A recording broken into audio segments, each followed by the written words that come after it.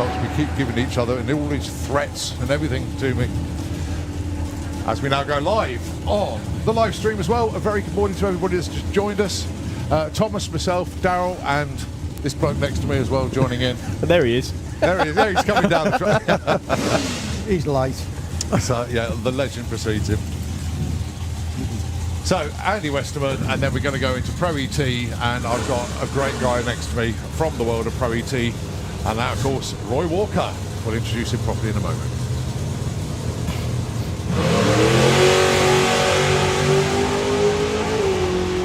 Low 8s, possibly even high 7. There we go. 806, 166, as we now get ready for the fun fight of Pro ET. 47/48 cars going for a 32 car field. First question, Roy, you're here, you're watching Pro ET, it's the class you raced in. You missed that twitch when the tree drops, and I suppose you're going to start feeling it more and more as we go along, aren't you? I'm normally asleep all the carrot. Well, I know that, yeah, I know. But, it's... Yeah, it's quite strange sitting up here, not being down there. But as we all have to have time off and re-evaluate, and then I will be back. Yeah. We never keep a good man down, is what we always say.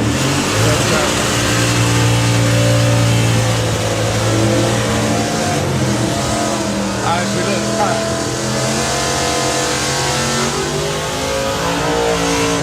Always have to get a big burnout there from Harley J. So Chris Orthodoxy breaks out. Thomas Bublitz breaks out. Tells you air's good this morning. Yeah, what do you reckon? Pardon? Good air. First two cars down, break out straight away. Yeah. But mind you don't know anything about racing, do you? So. No, nothing. It's, I just aim it and hope for the best. Yeah. All right, next up, Laura Bainton, and the Capri is going better than ever. PB this weekend so far, 10.05, Dals 10.10 here, alongside Harley J, 9.11 with a DKM pickup. So you've obviously, since you've decided, we're going to take time out, you're getting the car back on the street, yeah? Yeah. That's going to be a bit lively, isn't it? I mean, it's always been a street car, but... Yeah, we'll get it back on the street. Obviously my wife will drive a little bit, probably garden centre and whatever she normally does with the thing.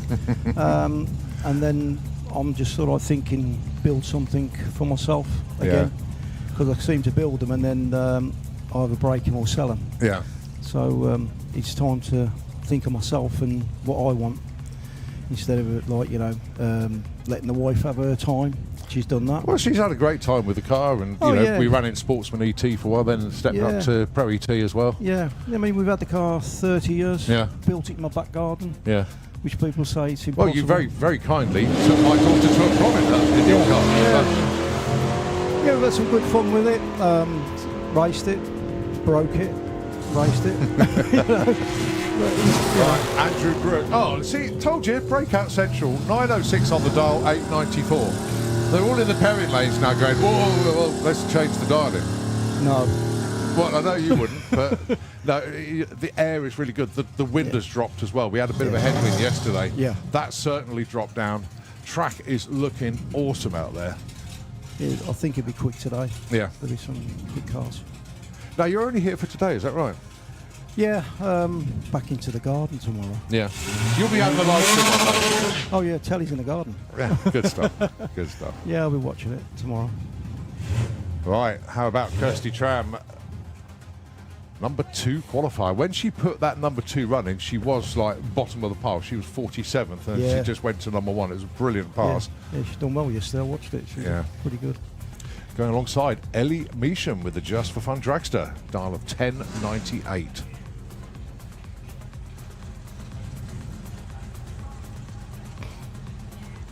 Just a harness or helmet adjustment for Kirsty. That's all sorted. So Kirsty dialing 11.94 this morning. Wouldn't surprise me. Breaked out here, goes 91, possibly even 90. 93. So we're both thinking breakout, yeah? Yeah. All right.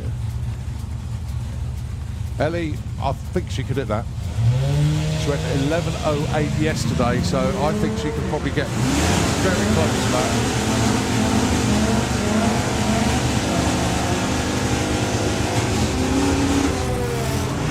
Breakout 94. Well, it was 22. She went 92. I was closer than you. See, the conditions are perfect for going quick. Yeah. All right, Carl Goldsmith, currently number 10, 11.55 on the dot. Now then, he's rounded down from 61. Kiwi has gone 9.80. Let's see what these two have got for us.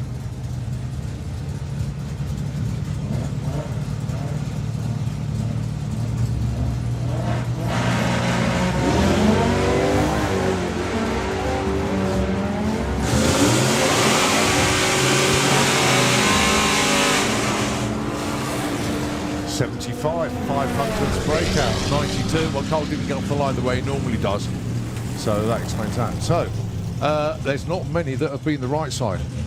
It's going all the way through. Simon Innes normally dials 1068. He's gone 64. You know what I'm like up here. I'll call it what I say. He hasn't gone far enough. No. 62. The only reason we're saying this is we're seeing what's happening out there. But I'm not a racer. Roy guesses. Oh yeah, I'll guess. So let's see. Put your finger in there and see where the wind's going, and that's about it. You know, but it's like I say, if you're not having fun, you shouldn't be doing it. Yeah. Especially this weekend, it's just pure celebration, isn't it? So Francisco dialing 11.16, Simon Innes 10.64. Having said that, Simon's got so much data to run from. Oh, he's hit it, 64, nicely done. Simon Innes moves up to number 3. 11.10 breakout, unfortunately, for Francisca. But Simon Innes obviously going through all of his data, looking at his run log, seeing what the temperature's been and what the track's been and the winds. You know, you put all the numbers in, it gives you an idea what you're going to run. Now, unfortunately, Darren Huxley hasn't got any data to go from because this is the first time they've run this car. If you remember Spud, that's his old car, so they're running the car this weekend. It is up for sale, and quite a poignant weekend for the team. Drive Super Pro into the pairing lanes, please. Super Pro ET to the pairing lanes. Well, so Darren Huxley going alongside Alan Medley. Well, the wife's not here, so I can spend money. You know. I think so. She might be tuned into the live stream, and I'll get a message from her in a minute. No.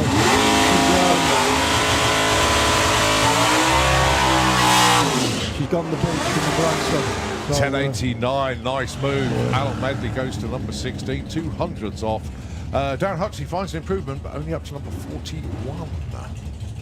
Yeah, Michelle will be at the beach with Alfie having ice cream, so I'm safe. Yeah. But you brought Alex up with you? Yeah, she don't mind. Yeah, she'll let me spend what I like. She's just smiling there thinking, what are we saying? Right, Tom Kay, Jordan Cowley. John Kay, number 25 qualifier at the moment. Jordan, number 19.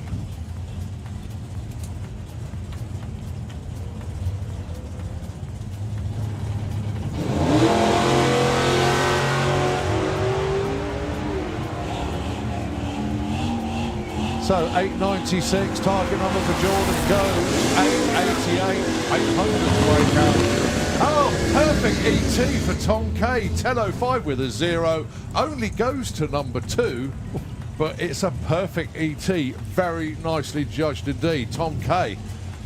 The only thing I will say about that, he's pretty safe in the qualified order because it's going to be a proper bun fight. Anyway, let's have a look and see where the bump spot is now. It was 048 coming into the session. It's 37 now. Whoa. So you've got to be 037 off dial to get in the show now. It's tight. It's tight. It's very tight. Who was on the bump? Billy Everett? No, Sarah Unsworth. No, Sarah's in 48. Yeah. Obviously, that car's not here. So. Yeah, but who's the bump? Oh, who is the bump? Sorry, my apologies. Yeah, Billy. Yeah. Well, this is Ruben Dawson and Simon Swarbrick. 75 on the 73 and an 83 on the 69. No movement for Simon, but the bumps just changed again. Reuben gets into the show. That's bumped Billy out. So John Bean on the bump now, and he's only 034. What's the highest bump we've had? 32? Yeah. No, record bump 026. 026, okay. We're a little bit way off that. Yeah, but we still got 3 more in this one and 2 more to go. This is only Q4. Right, the Tash Roadster for Dave Fulton looking for 9.90 and 10.08 the dialing for Adrian Portelli. You ever fancy to go in a Roadster, Roy? Have you ever fancied to go in a Roadster? No, not really. No. For a roof. I don't think Oh, 990 with a 9. Dave Fulton goes to number 8. Bumps Adrian Portelli back to number 29. Yeah, my luck's door cars. Yeah. You know what I mean? It's sort of like on the back of mine. He says it's not steel, it's not real. For a reason. That's still there, is it? Yeah, it's still there. Yeah, that's been there since I built it. So, and it is an all steel car, my car. So, Right, Wayne Saunders and Bob Molden, your next pair. 10.05 plays 9.58. Don't forget, this is qualifying for Pro ET. They're not racing, they're qualifying. Yeah, you qualify by how close you can get to the number that you've got on the board. Bob's number 958 breaks out at 952 and an 1164 off power for Wayne Saunders. You see what's happened now? Werder's got into the lanes and the cars are not braking out as much. So, yeah.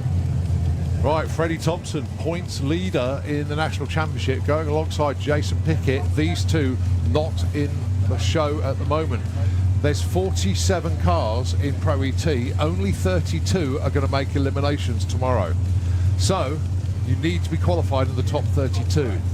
And we talk about bump spot. You've got to be 033 or under to your darling. And your points leader at the minute, that's him there in the fuel tech lane, is not in. He's looking for a 976.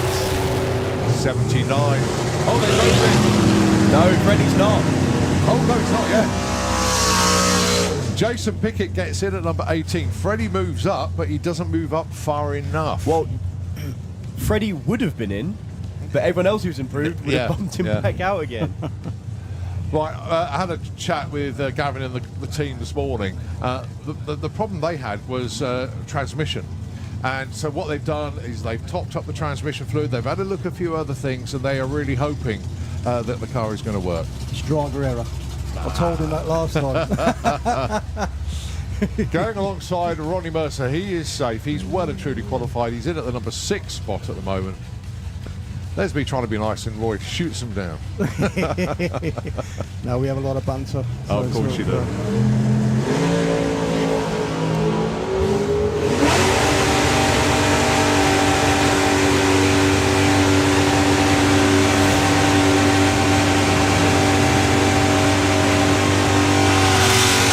Breakout for Ronnie, 400's too quick, and 11.36 not quite the number that Gavin was looking for. Well, Rob Cresswell, he's 28th. I wouldn't have said he's safe there, to be honest with you. Let's have a look. He's only 028 off dial-in, and he's 28th. Bump now is Laura Bainton, and she's 033. And we've still got some, well, they're all great racers down there now. It's going to be really, really tough. Look at the people that aren't in the show. I was just looking at that. Billy Everett, Stevie Gates, Don Scott, Dave Rudd, Colin Morris, Dave Cherritt, Darren Huxley, he's run, Neil Watkins, Ian King, Stu Doyle. Top of this.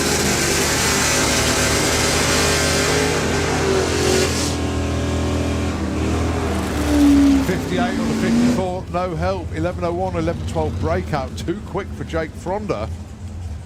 Ooh. And with still 2 more qualifying sessions to come. I think we can see a record bump on this one.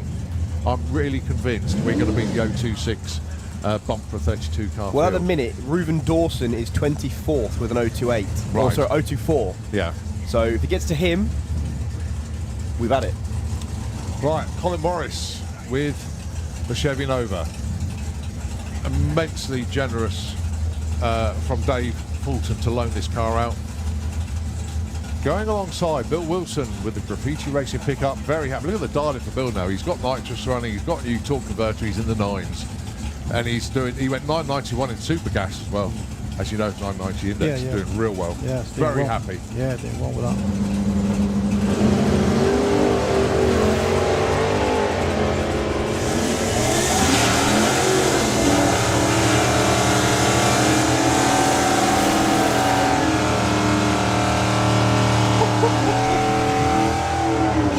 And there we go, double breakout. 981 for Bill Wilson.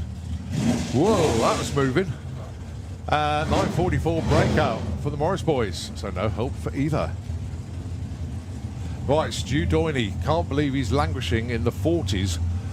He should be in, like, well, I think the top 10 have got to be on dial now. Well, top 8 are. Down to 18 is 0.19 off dialing. It's crazy. 0.019. Yeah. Yeah. Right, Stu Doyney, Stevie Gates, neither are qualified at the moment.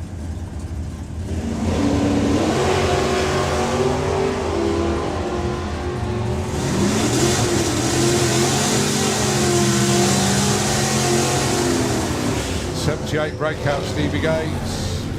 99 off pace for Stu Doyney, no help for either. Right, Mr. Qualifying, Dave Rudd, he's not in, but Amy Watkins, she's #1.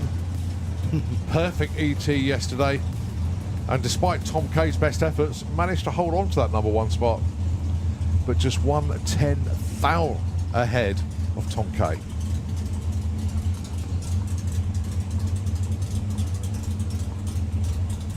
So Mr. Qualifying at the minute is not in, number 38.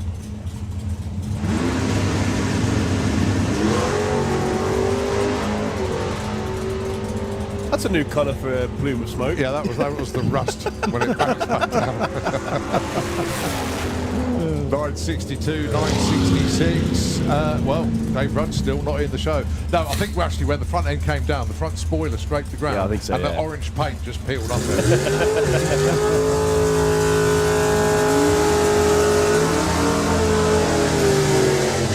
Sorry, Amy, it wasn't rust. It definitely wasn't rust. Oh, she's got to throttle me for that one. Yeah, don't blame her either. It's normally me you get, but no, you got to pick on somebody else. No, I'm not there. Oh dear, Mark Huxley, Tom Watkins. Say what I see. Yeah, It's a good job we're all friends at the end of the it's day. good, but it's not right. Right, Mark Huxley, 975. Oh, he's number 27. And one place ahead is Tom Watkins with Doris the Charger. He's number 26, dials 903. Now, we know they can run the numbers. It's, can they run the numbers now?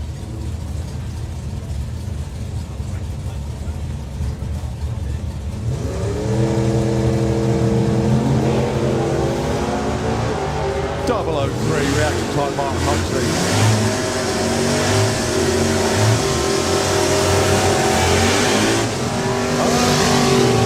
No help, double breakout. Tom goes 901 on 903. Mark Huxley 969. Well, he wanted to be in the 97s. Okay, these two are not qualified. Don Scott was championship runner-up last year. And if he doesn't qualify, that is a major, major dent into his points chase. He's getting older. He's an old fossil, isn't he? Yeah, yeah. Yeah. What do you mean he's getting old? He's ancient. He is old. Yeah, he's ancient. Yeah. He's older than that car. Yeah. Oh, dear. We do love him, though. We really do. Yeah, he's a great man. Great. Very bright, very, yeah, you're right. He's great. John Bean, 891 dial in. Ooh. It wouldn't surprise me to see all the 8s here from John, but let's see. Don Scott, John Bean.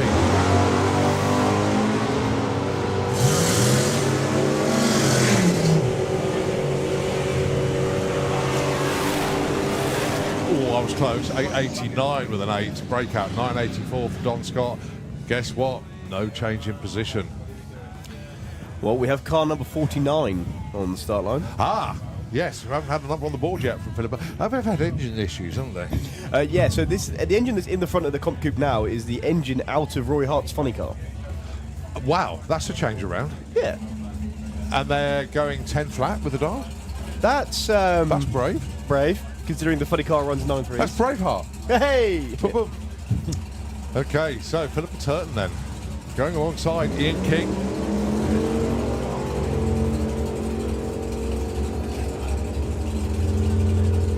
Do you know what? That 10's not far off. 10.33. Yeah.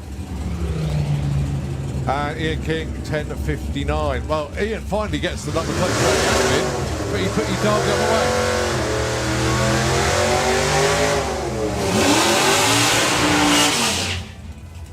So we are now on 49. Tell you what, Roy, if you went into the pits, you could probably scrape enough money together from all the other racers and get an entry, and it would take it to 50, and there'd be a 64-car ladder. Car's ready. No problem. And I know what I've dialed in, and I'll be straight in. I think we need to get that sorted. Yeah. Yeah, we won't commentate you on the live stream, so if Shell Watts is in later on, she won't know. Yeah. Don't worry. Right, Bjorn and Jess, what have these two got? They're both safe. That's the most important thing. Bjorn on a 945 dial-in, Jess on an 896. Well, there's going to be a solo. Oh, it's going to be a solo. Oh.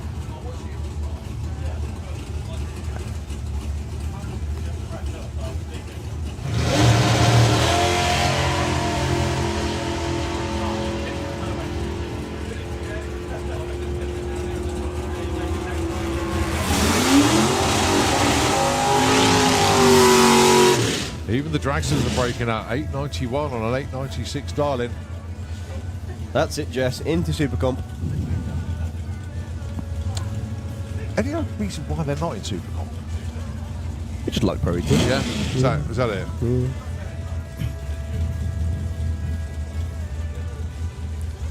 I really want Darryl to join us, actually.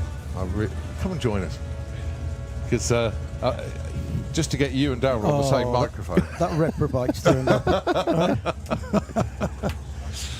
You don't like me. Yeah, that's right. Yeah, it's a live show. I think we'd better be careful. Yeah. There's children around. Well, there goes Dave Sherritt in number 40 at the minute, looking for a 968. Goes 59. What? Wow. You did weigh him yesterday. Yeah. He has lost a few pounds. Yeah. But goodness me, nearly a 10th under there. All right, FIA Top Methanol, you've got your 60-minute warning. There we go. All right, Neil Watkins. Neil's not qualified at the moment. He should be, but he's not. 11:38 dial-in.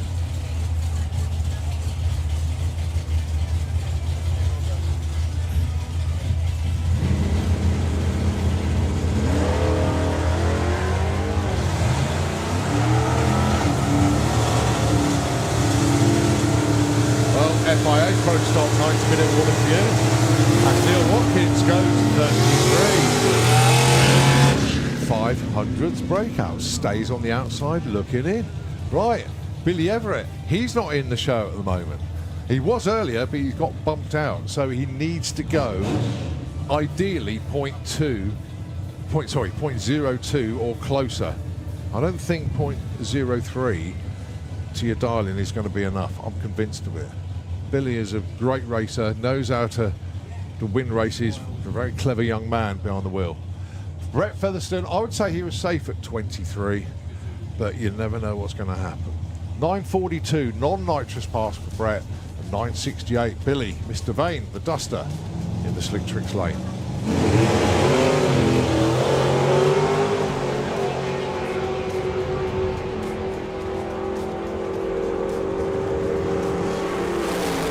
.43 from Brett Featherstone. 42 dog goes up to number 12, Billy. 72 on a 68. He's 400ths off, and he doesn't get into the show. Wow. And that is a wrap for Pro ET as Junior Dragster comes underneath the tap. Roy, Thanks, mate. All right, I'm mate. Yeah. absolutely chuffed that you've managed to finally come and join me for a session Pro ET in the tower. Yeah, great. Thanks, mate. No, All really, right. really great Yeah, to see you okay, as yeah. well. Send my love to Shell, Yeah, well, and I'll come and see you soon, mate. yeah, and I'll still watch. And I want to say thanks to everybody who's looked after us over the years, and all the start line crew. And just everybody be safe and enjoy yourself.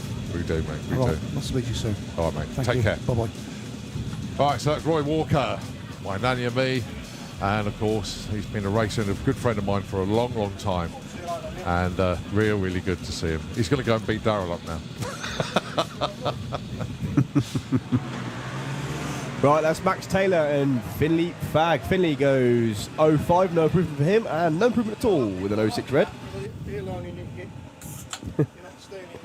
Lost his hat. So qualifying for the Junior Dragsters is done on reaction time, so the only thing that matters to the drivers is that first couple of inches from where you break the beams. At the minute, your number one qualifier is Frankie Kent with a 008. That'll change. Maybe not the person, but the number will definitely change. This is Ted Sullivan and Teddy Howe.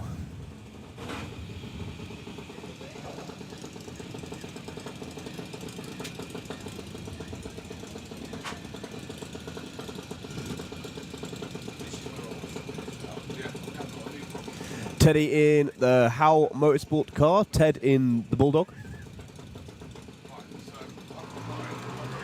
Teddy goes 006, he goes straight to number one. I told you it'd change.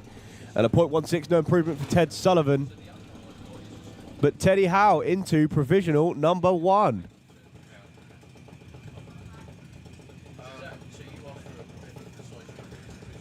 Up next, Sydney English and Ella Rose Smallworth. This is Ella's first year of racing, as is Sydney's.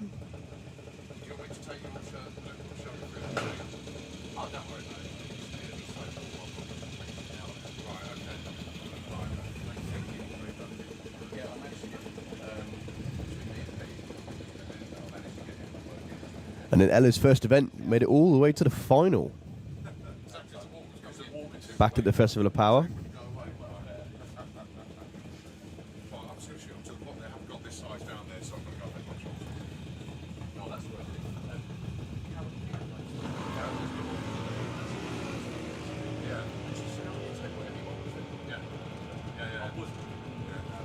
Well, Ella goes 0.2 and a 0.16, no improvement for Sydney.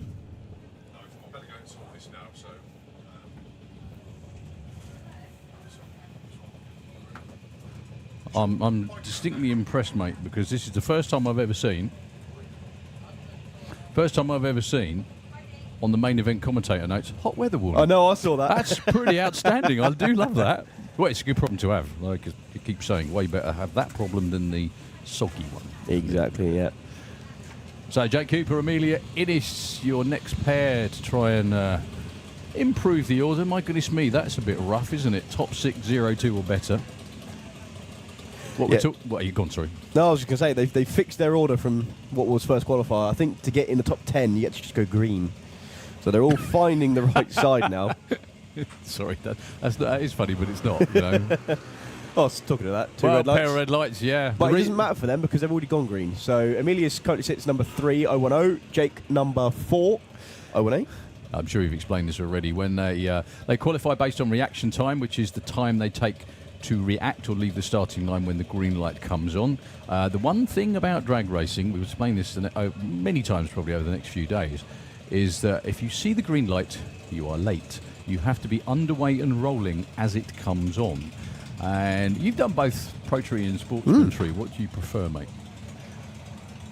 Is one easier than the other? Yes. Okay. Pro Tree's easier because it's a flash go. Yeah. But it is actually reaction times. So everyone calls it reaction time, especially in this, we call it the reaction time. It's not. Because you're not reacting to the green light. No, not at all. No, so it's timing. So as long as you get that timing down... So it's the timing time?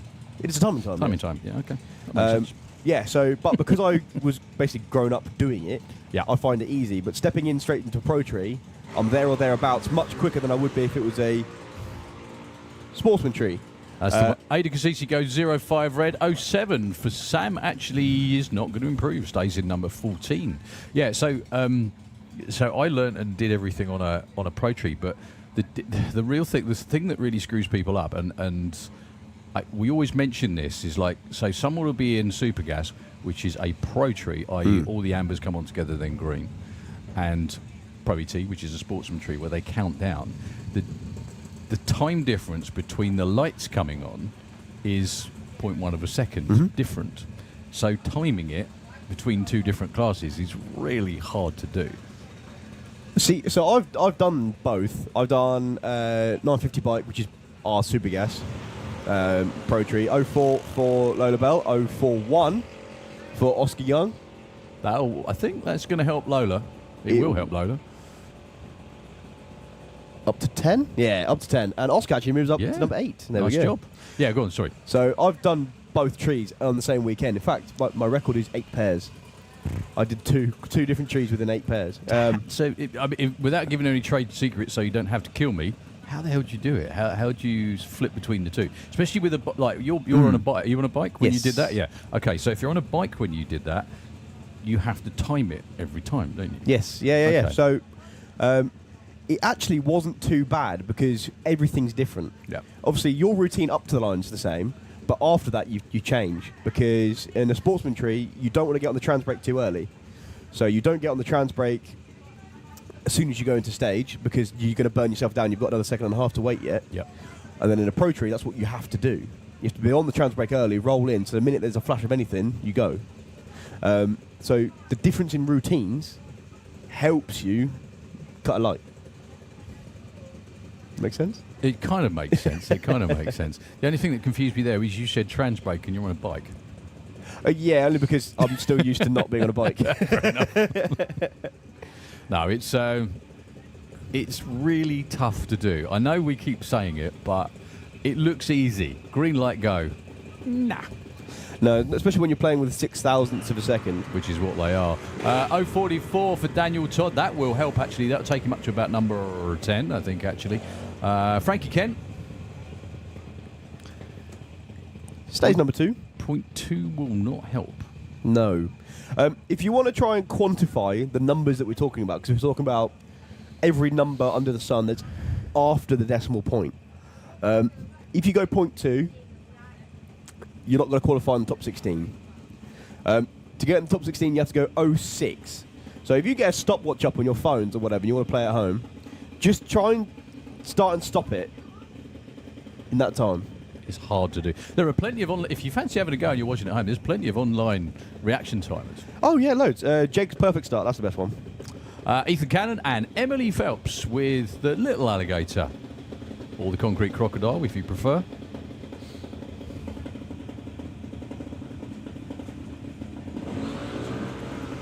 Nicely done, Thomas. Oh. I've got him playing now. That was 0-3 and a 006 red for Ethan. And I went 0-2. Just saying. Neve Deavy and Chloe Crondwell. Neve currently sat number 22, one of the drivers who has not gone green yet. As we call our 90-minute warning for FIA Top Fuel Dragster. 90-minute warning for FIA Top Fuel Dragster. Colin Miller, please put your heart back in where it belongs, in your chest, and take it out of your mouth. You know, the funny thing is everyone says you'll be fine, and plenty of people said that to me when I did it, and I went, yeah, okay, go on then, you have a go. And the thing that I found really weird, I mean, Colin won't have this problem. The problem I had was I was used to being a photographer standing on the other side of the barrier, and all of a sudden I was in the middle, and everyone was looking at me, and I was going, this is not overly comfortable. Don't enjoy this. But Colin's used to all that, and he's a very, very experienced racer. The funniest thing for me when I first stepped out of Junior Dragster, I drove Mike Couch's slingshot as Neve goes 0-1. Nice improvement. Going to put her up to number 5. And Chloe Cromwell goes red, stays 18. Actually going to drop down to 19. Was when they gave me the signal to do the burnout, because I'd never done one of those before. And I got the signal, and I'm like, yeah, okay, right, the car does burnout now. And I thought, oh no, I'm in control of it. I need to do the burnout. It's my job to do that. Kai Cooper, Jensen Kidney.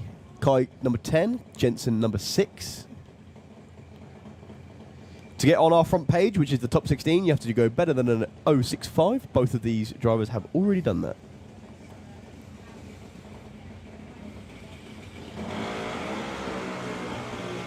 Nice 0.5, but no improvement for Kai. He's going to stay number 10, and a 0.15 red for Jensen. No improvement for him either.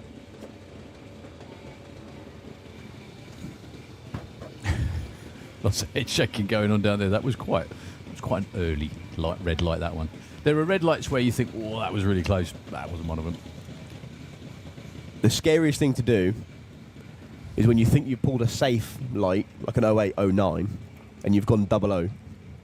Because then you're like, oh, that was closer than I was expecting it to be. With junior dragsters, so one racer who shall remain nameless, years and years ago when he was learning in inverted commas to drive, his crew chief said to him, as long as you're just be consistent, you don't have to be quick, just do the same thing again and again. When I see you're doing the same thing again and again, I'll change the air gap I'll do something to the car. Yeah, make it react quicker.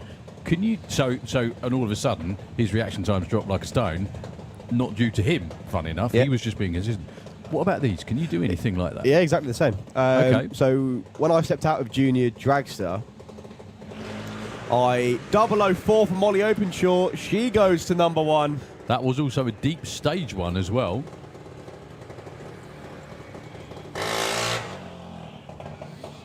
I'll have to give that to you because I'll be down there by then. Awesome. Yeah, so I started crewing for Harley. Yep.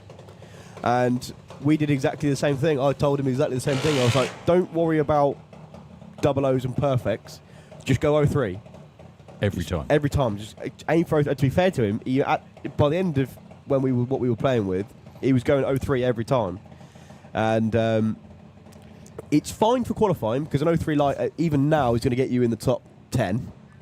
But when you get to eliminations and you're still going 03, that's when you become really scary. Because if you can go 03, 03, 03. Puts pressure on whoever might be in the other lane. Exactly. Yeah, so we never played with anything to make him react any quicker whilst him still doing the same thing. But there is stuff you can do, mainly the launch RPM. So if you up the launch RPM a little bit, they'll react quicker. Drop it down, they'll react slower. Red light, unfortunately for Emmy, that was a 0.18 red light as well. The other thing that that really, I'm not going to say blew my mind, but really, it shouldn't be a shock. But I was sat home on a practice tree learning because I'd never raced anything, so I needed to learn how to leave. And I get to the point on practice trees where I'd go, I don't know, I'd go 0 all the time. Like at the time, a 4.0 was like 4.00 was a perfect light. Yep. And I go for like 4.10, 4.09, 4.06, whatever, almost every single time. And then I'd be sitting in the living room and I'd turn the light off. And I'd red light every single time. Yeah, yeah. And it's because your eyes react quicker because it's dark. You can see the bulb that much better. Definitely that. Goodness me, Mr. Blackett's got an orange umbrella. Superb. Go check out Blackett Photography. I can't read it, mate. That's a bit far away. Sorry. Okay. Right, 2-seater just coming back round, so a good time to do a little bit of housekeeping. Hot weather warning. Make sure you drink plenty. Reminder for water points around the site. Can we just say water? Water. Drink water. Drink plenty of water during the day. Well, whatever you like, obviously. Free country. But, yeah. Just... Yeah, and all the merchandise outlets, there is one over behind the banking, just the other side of the live action arena. There's one down here by the food court, and one directly opposite you all if you're sat on the bank about half track. They all have sun cream, water, drinks, everything available. Oh, well done, mate. You pinched that, didn't you? Sorry. You get... Colin is... Colin's electronically tagged. He's electronically tagged so we don't lose him. That. I was in such a rush. Swapped it over and we didn't take the tag off it. Sort it out later. All these people can find me now. Everyone can find you, mate, including the local old Bill. Oh, well, never mind. So, run number 2 for the 2-seater today. Has Paul sent you the list? Sorry, I know you've only just got back, but yeah, FIA Pro Mod in about 60 minutes. So, I think it's about 11 o'clock, isn't it? Something like that. We kick off with our pro session. Let me just borrow the run order very, very quickly. Yeah, we kick off with Jet Car at 11 o'clock. We're just about to run the Super Pro. Yeah, Jet Car at 11 o'clock. Then Comp Eliminator, Methanol, Pro Mod. I'm not calling everybody, so don't get excited. Colin, go. Yeah, Neil Bedwell from Oxford, 40th birthday present, this one. Seeing breakfast twice in one day is always a great present. Bargain. Absolute bargain. Oh, nice 802, 166 miles an hour.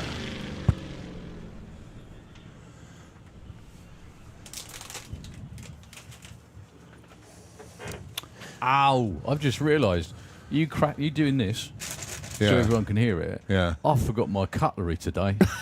Thank You're going to goodness be for that. Well, there is a place over there I can go and pinch some from, so I know. don't get too excited.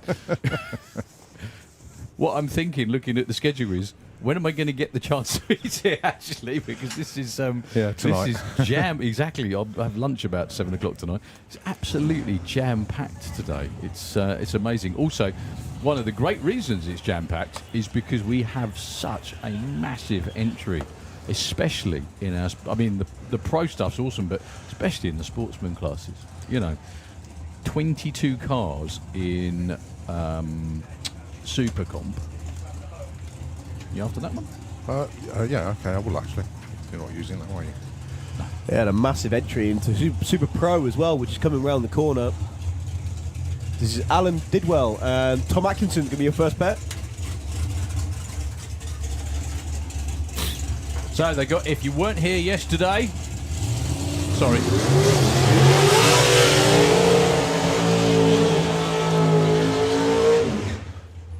So what you're looking at here, if you haven't been before, this is your first time with us, is what we call bracket racing. So if you look towards the finish line, you see the numbers on the boards.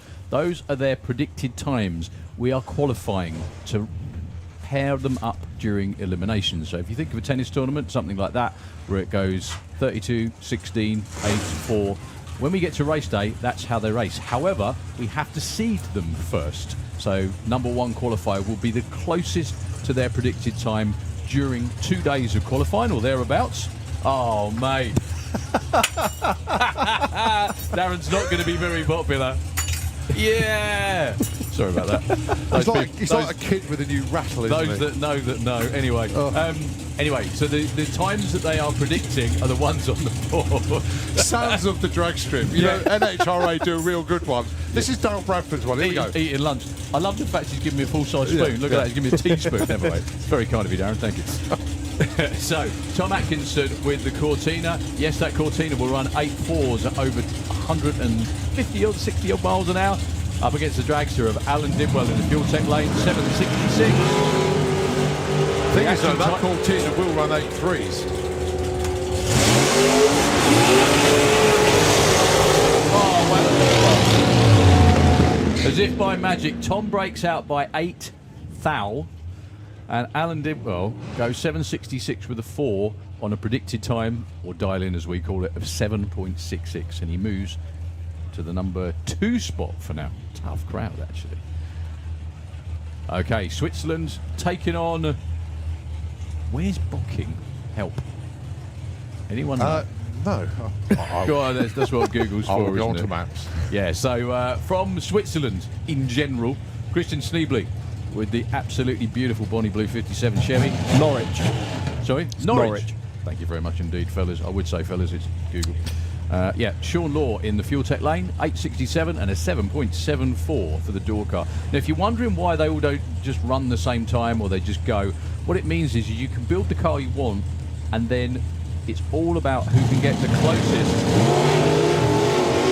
to what they think the car is going to run. No, my Google lied to me. It's Braintree. Yeah, I was going to say, don't get a cab with Thomas. Whatever you do, you give miles out. That's another one. 8 thou too quick for Christian. Sean moves up to 22 with an 870 on a 67. 20, 300s off. No, Bocking is Oh, look at that. Old versus new. Literally, actually, one of our newest competitors and youngest competitors in Super Pro. That is Jacqueline Bartlett in the Kestrel lane with the Slick Tricks car. Taking on Rob Brown from just up the road in Tamworth with a front engine car, the way it used to be. Our Super Pro 2026 sponsors, we already had the Q1 off the trailer award. So the sponsors are Pete Knee Memorial, AJS Bodywork, A-Leak Roofing, best name for a roofing company ever, Orders Automotive, Bath Bloke, Didwell Racing, Dolly's Gift Box, Figures for Figures, Flexi Waste Environmental Services, Garage Thomas Hass, he's here this weekend, Giles and Hartley Racing, they're here this weekend, Giles Services Limited, you get where this is going, Good Vibrations Motorsport, Harry's Coachworks and Pit Equipment, How's the Race Cars, they're here this weekend, Hillcrest Performance, Holly Waters Dental, I think Pete's competing this weekend, Hydric Hose, and I'm going to pause it there while I remember how to say that one. I know, it's all right, we can do it. All right, Jacqueline is number 17. She's good at the moment. Not entirely safe at 28th. 7.18, 8.39. Oh, Rob getting very close to centre line. Jacqueline up to number 2, though. Very nicely done. Rob up to number 5. They both hit their number.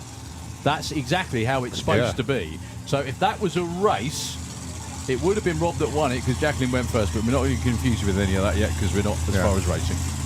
So that's bumped. Oh no, that's bumped anybody else. Put somebody else. So Matt Southcott is on the bump. Jack Williams, number 21. Bailey Ashton, number 20. Brian Payton, 29. Not in the show at the moment. AC Bell, Jack Brewster, Ashley Bell, Paul Marston, Fabien Dubois, Harry Campanard, Andy Thetford, Josh Duncan. There we go. Supergas into the pairing lanes, please. Supergas. Let's have you into the lane. I was having a mare yesterday trying to get it back to the front lane.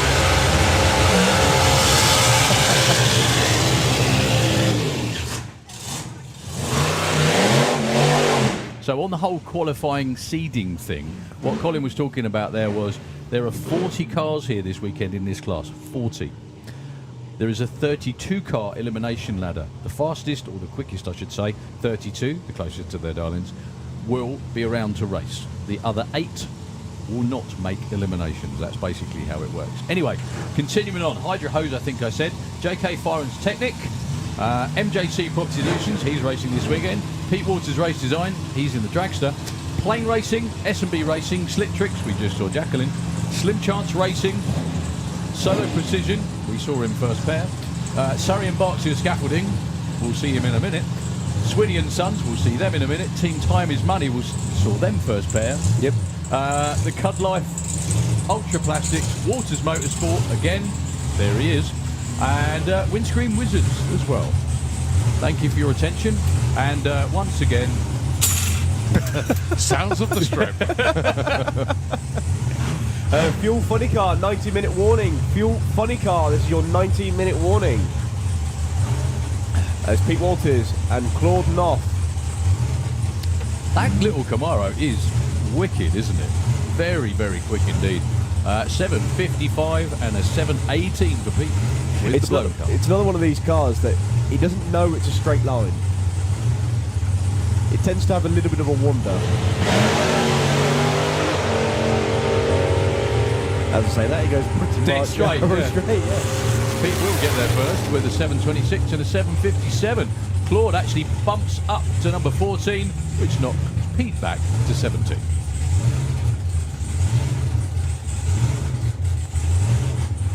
Am I right in thinking they've got another qualifier today and then one more tomorrow morning and then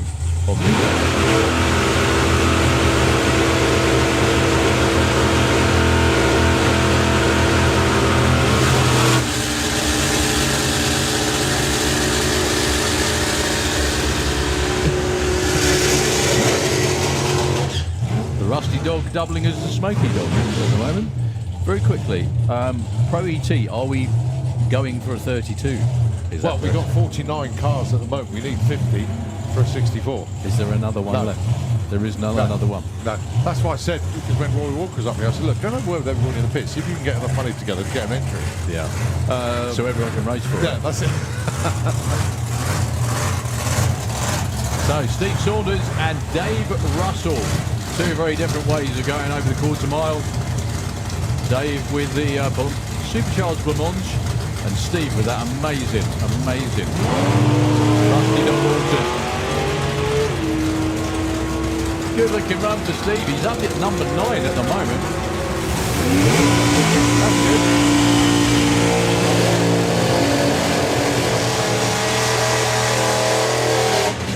.844 with a 9 for Steve Saunders.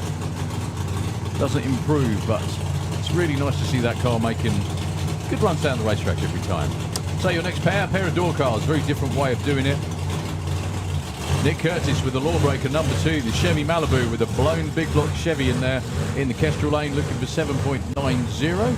Taking on one of the class sponsors, Thomas Haas with the Valiant. I always say this every time he runs, but seriously, life goals. Live in Switzerland, tick. Run a Mopar garage, tick. Run a super fast door car, tick. You're there. I think that's pretty much it, really. I think the only way it could get any better was stick a blower on it or run it in Pro Mod. I was going to say, yeah, blow. That would be it, yeah. Blowers solve everything. Well, that's what Nick Curtis did with the Lawbreaker. Yeah, and expense, obviously.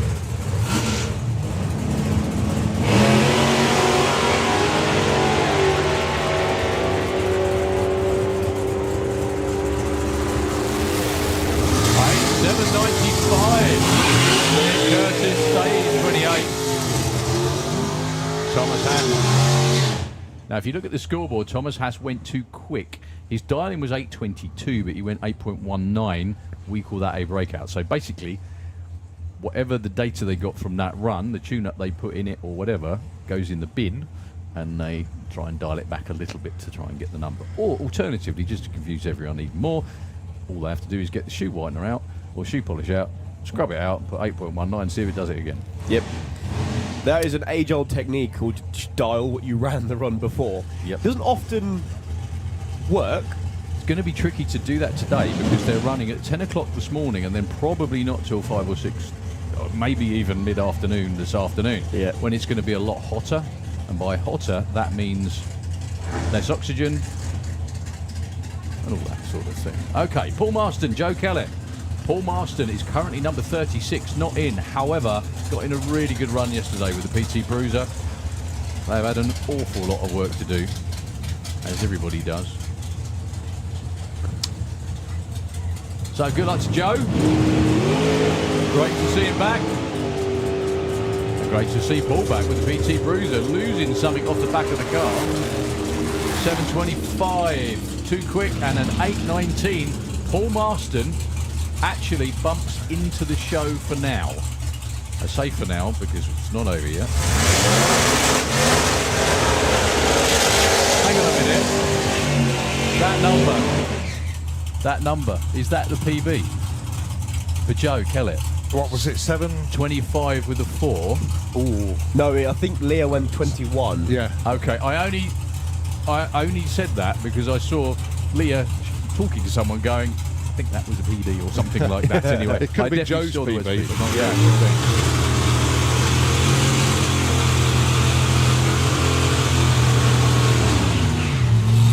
Okay, Harry Kempenar with the Wild Indian, the Pontiac in the Kestrel lane. 7.51. He was here at Door Slammers last weekend without the wheelie bars on, which is brave. Yep. It went every time. Running in Pro Street, I think he was. This car's street legal with twin parachutes on the back. Like you do. And a Pro Charger. Up against Ashley Bell. So good to see this Dodge back. 850. He's not in. Actually, both of these are on the outside. I think it takes, at the moment, a 0.9 or better to be qualified for the 32. It does, yeah. To be safe, you need at least an 0.3 or better off your dial, right?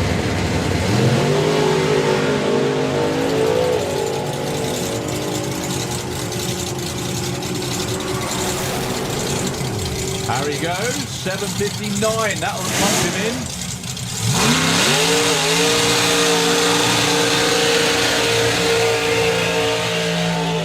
And Paul Marston back out.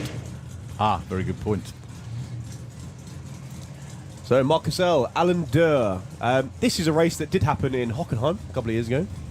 Excellent. Which is... Was that the final? Or not? No, it was...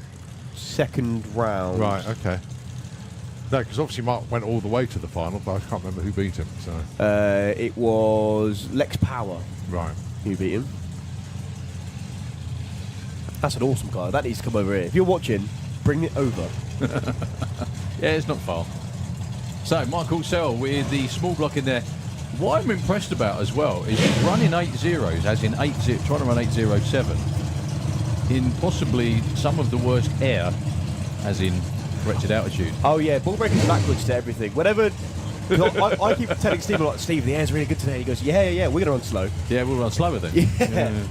What we're talking about, the hotter it is, there's not enough as much oxygen in the air. I've never seen all the windmills, apart from one, not moving. So the two Tamworth slingshots are currently in at number 4 and 5. Both 005 on.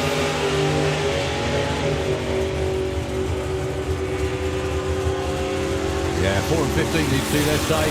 804! That's a new personal best for Marcus. Breakout for Lane Dewar. It's great to hear impartial commentary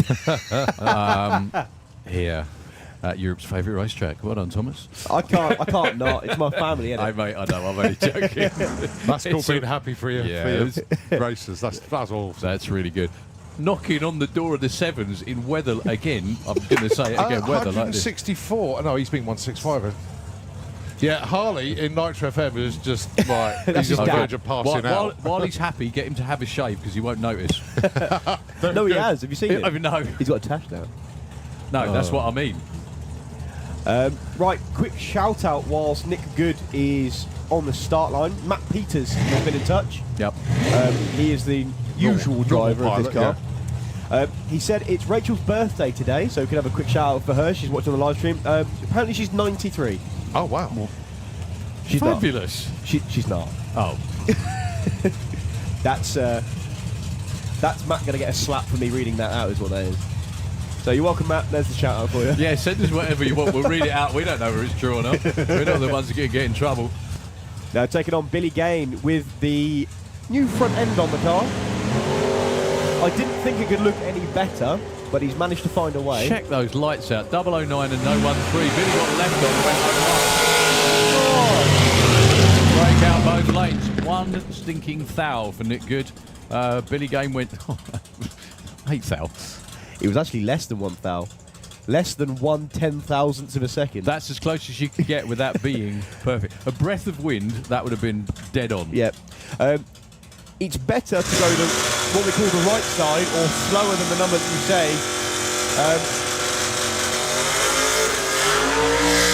say. It really is a cutthroat motorsport. So Nick then dialed 757, ran 756.99.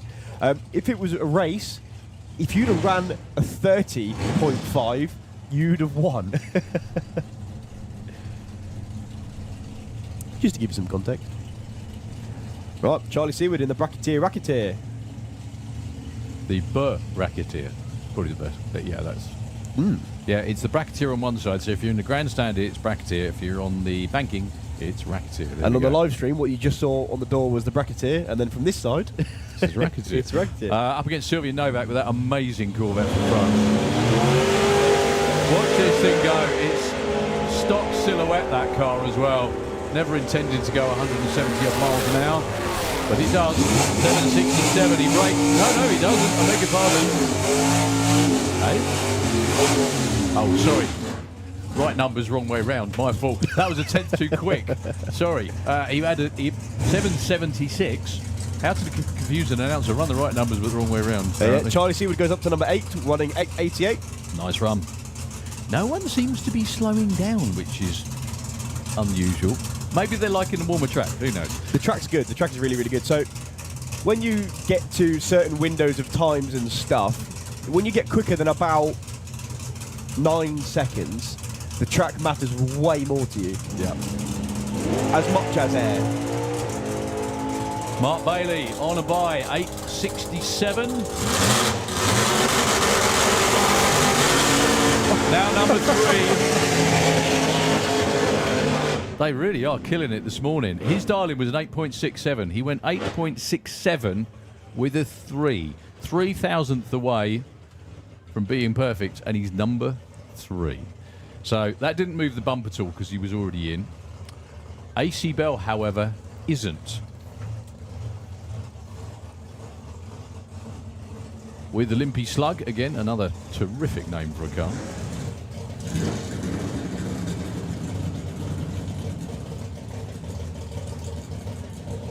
I think his crew lady is definitely on a different weather pattern. She's got a jacket on. Not entirely sure it's jacket weather. It's good for not getting sunburn, not if you're a bit hot. So AC is currently number 35. It takes 09 off your dial or better to get in, to be safe.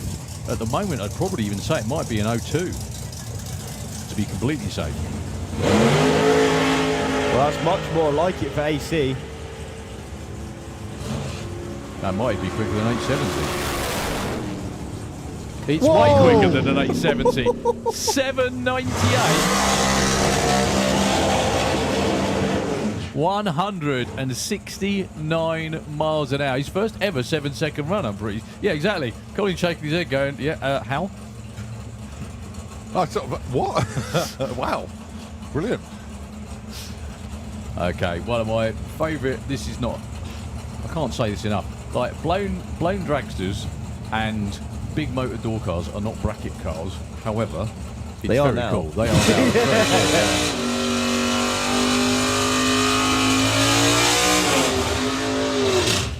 Great to see Dave Crowhurst as well, from down in Cranbrook, back with the Camaro with a 792 dial-in. Yeah. Nigel Payne's engine from the Corvette. That will be why then. Yeah, because me and Colin did the exact same thing. Like, what? Eh? Well, it normally runs like 10s, occasional 9s, maybe-ish. Are these for sharing, or are you just... Yeah. No. Sure. Hang on, open your mouth. Use them like frisbees. Patrick Dubois with a 687 dial-in. Dave Crowhurst with a 792. Just to give you a hint on what's quick on a drag strip, if you can run 12s, 11s, you're flying. In a street car. Yeah, you're flying. A really quick street car will run, 12 seconds. These are way quicker than that, and faster, of course.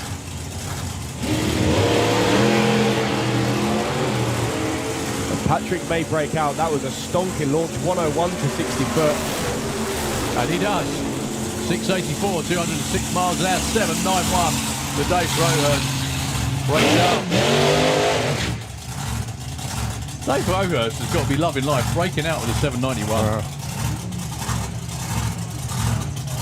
Well, 2 low cars here.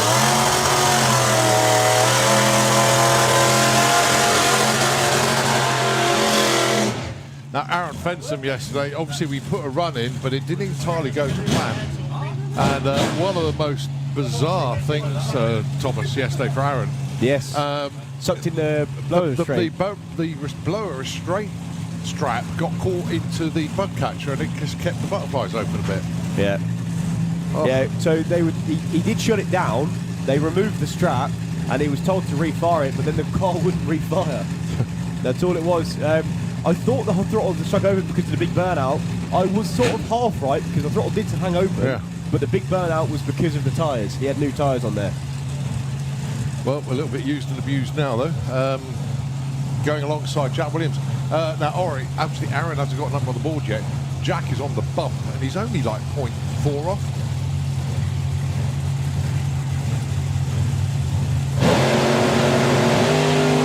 Jack creeps through, so this won't be an improvement for him. Yeah, 1.86 to 60 foot. He's not going to break out. Well, Aaron goes 33 on a 22, goes into number 35. Jack stays on the bump. Yeah.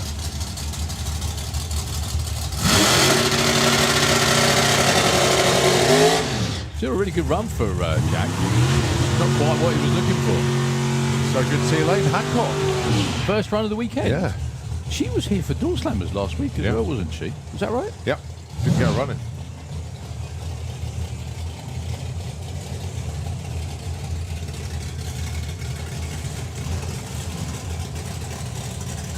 So this is her first run. Is this the first run of the season? Maybe as well, actually. I think she's entered other events. Maybe. Could well be. Now, de-icer today is a bit optimistic, isn't it, really? I know that... I guess it needs it, because methanol's a cold-burning fuel, and that's why, like a very cold-burning fuel. And the reason they spray that stuff on the top of the bug catcher, or bird catcher as it is, or injector, is so that it doesn't freeze. Taking on Brian Pateman. Very good morning to Julie, if you're looking in. Julie, you're still my hero for doing the London Marathon. That's amazing. Any human that can do that is amazing. But Julie, well done. So Brian's current number 29. He's in the Fuel Tech lane. 8:51, 8.20 for a lane.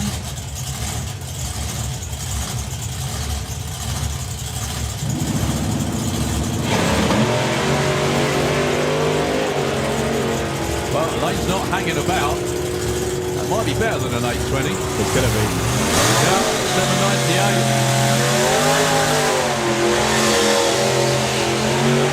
7:98. Brian Pateman, though, all the way up to the heavyweight, number 9. Well, needless to say, breakout for a lane. However, I don't think they're going to really give a monkeys about that, frankly. So, let's have a look where we are and the bump at the moment. Oh, we've now had 42 cars that have run. Yeah, that was Aaron and Elaine that has taken up to 42. Okay, so front page, which is 1 to 20, 0.28 off. Let's see. No. Here we go. Aha. Bump is Jack Williams at 09 off. And then not in the show at the moment, Paul Marston, Matt Southcote, Aaron we just seen run AC Bell. Jack Brewster is down there. So to be safe, I would say 0.3 or better. Yeah. Possibly you could squeak it with an 0.4. The last three are in trouble. Right. So Jack Brewster with the Just Mustard, 7.02. Yeah. That's what that car will run, though. It will go into the sixes. Well, Scott, they were number crunching. They think the run that they lifted earlier, the door slams, would have been a 6.9. nice. Never been in the sixes before, Jack. Car known for wandering around a little bit, but this is the weather and the track. They get it done. Just a little bit too much of a wiggle to drag it off the wall, unfortunately. 7.34 for Scott. Stays, guess what? 14.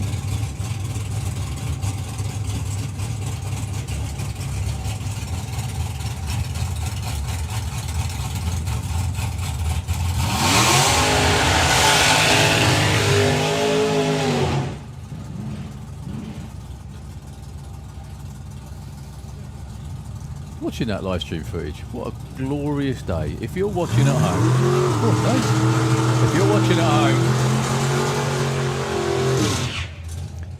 get yourself here, seriously. It's going to be proper banner weekend for European and UK drag racing, of course.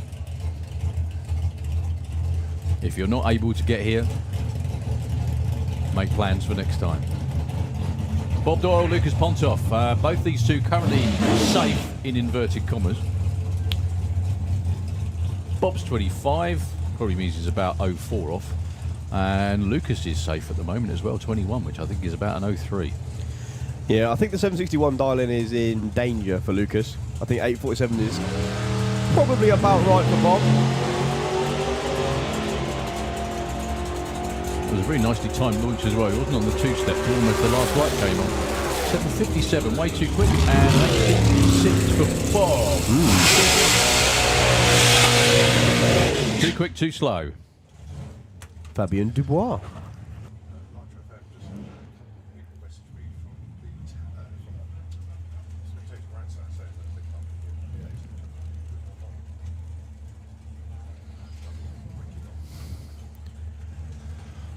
So this is a 6-second dragster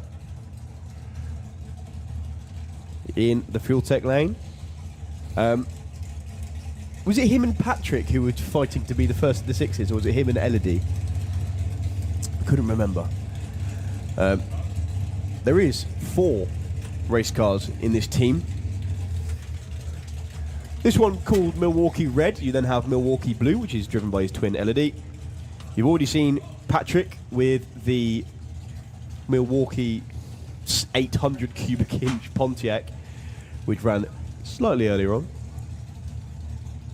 And you've got Clement with the Slingshot running in Super Comp. That'll be coming up shortly.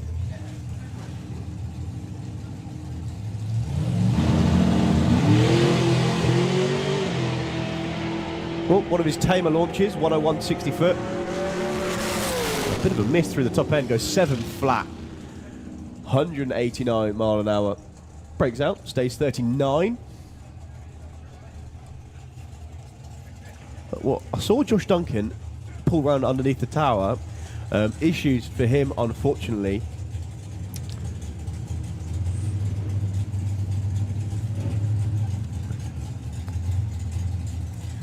Yeah, he's had a good chat with Josh last night. Actually, he had an issue, believe it or not, with the nitrous pressure gauge. It was 200 psi out, Okay. so it wasn't giving the right boost. So basically, the nitrous wasn't firing until into the run when he wanted it off the line. And they got some other issues going on as well, which I won't go into. But they're working away at it. They do have the nicest golf buggy I've ever seen in my life. Oh right? yeah, it's awesome. Especially when you see it at night. Yes, With it is the all lighting purple. system and the sound system. It's typical Josh. So, Callum Switchat, Bailey Ashdown. Bailey looking for a 793. That's a strong dial-in for that car, considering they only dipped into the sevens with it for the first time. But it's achievable, and that's the thing. Oh, it's very achievable, yeah.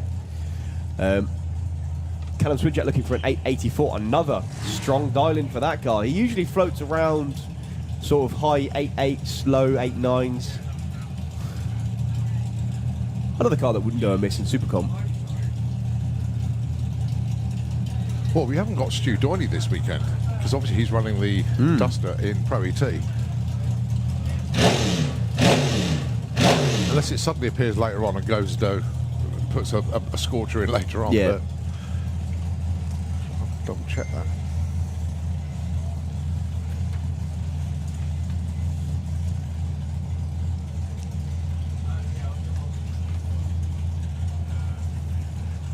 So Bailey currently number 13, not safe. Callum Switchat number 24 is safe. For now. Well, no, Stu Doyney is booked in to Super Gas, but not.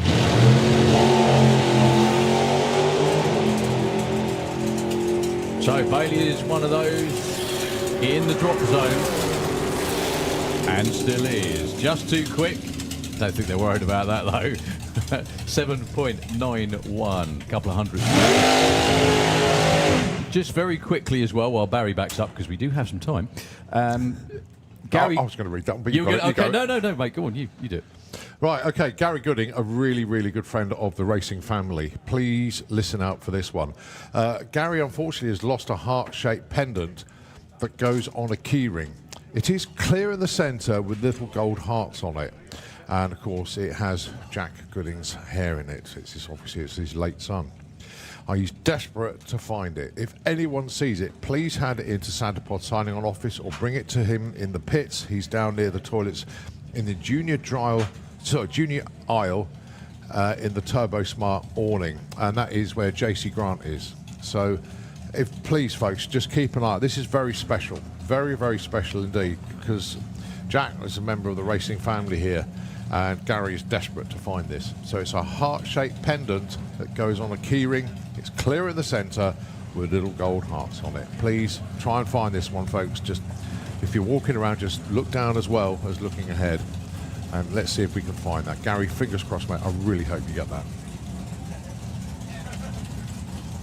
Barry Giles with the Giles and Hartley Racing Dragster 748 on the dial-in. Has already been 749 this weekend.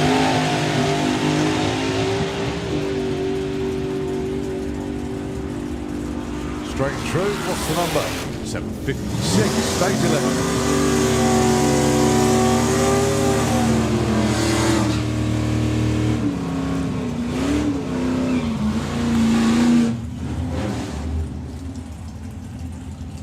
And we're on with Super Gas. and joined by class sponsor, well, the UK arm, I should say. And you're standing right in front of the air conditioning unit, so you get the breeze through as well. We are joined, not by Tony Morris, he's out in America, but we're joined by Dave Gibbons. Dave, good morning, mate, how are you? Very good morning, I'm very well. How about yourself? Yeah, excellent. Beautiful weather, great racetrack, and a killer field out there, let's be honest. It's a good weekend. I've really been enjoying myself so far. Good. And you've got number 2 qualifier there with Bill Wilson, his first time getting into the 9s, and you've got Bob Bolden, bit of an old hand at this, both on 992 at the moment.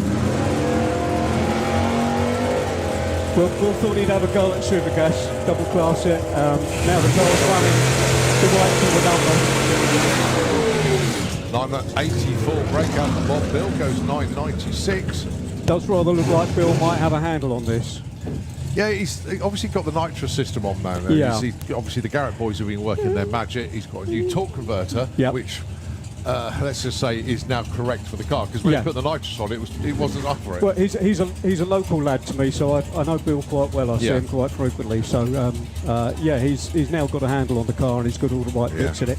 He hasn't got a throttle stop, so he's kind of working hard in Supergas to make it run the numbers, but it does. A very good morning to Tina. I did bump into her last night. Well, carefully. Tina's fine, and so sorry that you took a little tumble yesterday, but all our love and always.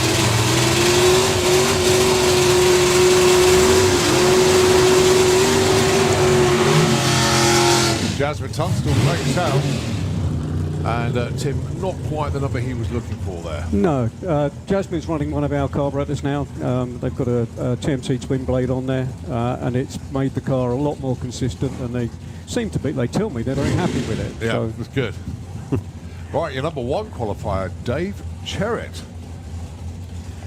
Going alongside Dave Fulton, one of the kindest gents here, who's loaned his other car out to the Morris boys, and that's brilliant. Yeah, that is brilliant. Of course, Dave Fulton has got another race car out in America that Tony Morris looks after. Yeah, and, well, they share it, don't they? Yeah, and they share it over it. So every now and then, Dave flies out to America and plays race cars with Tony. So he's a staunch supporter. The first time he ran the car was at Bradenton. It was at 650 class, went 651. Yeah, off the trailer, brilliant. That's where Tony is today.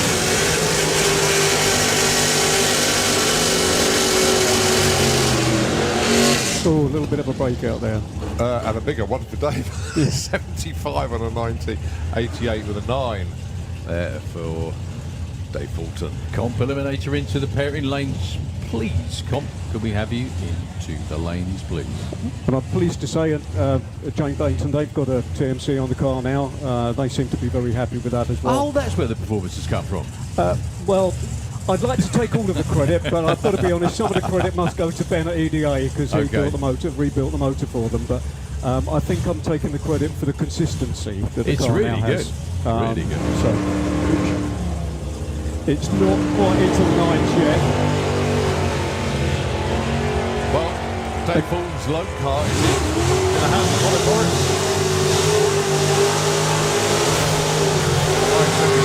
And it's breakout too quick. What was that about consistency? Go on. Well, say that again. It's Laura's first weekend with trans brake. She's not used the trans, so I think it's probably only the 4th run she's done using the trans brake. So she's still trying to get used to that. Hey, new competitors in the class is always good. It's great, isn't it?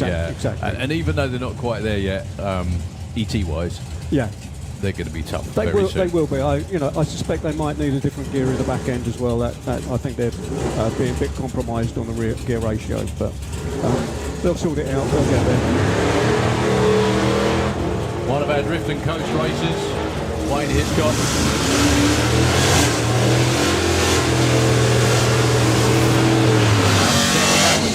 Both go too quick. 970. I remember when Supergas was born in the UK, and there was only 3 or 4 cars that could even run low 10s, wasn't there? Yeah, and they were now struggling to make a number, but it's a nice competitive class these days. Has been, hasn't it? It's a very pretty car down there. The Vauxhall Vector, I like that car. So that's Comrade Stanley.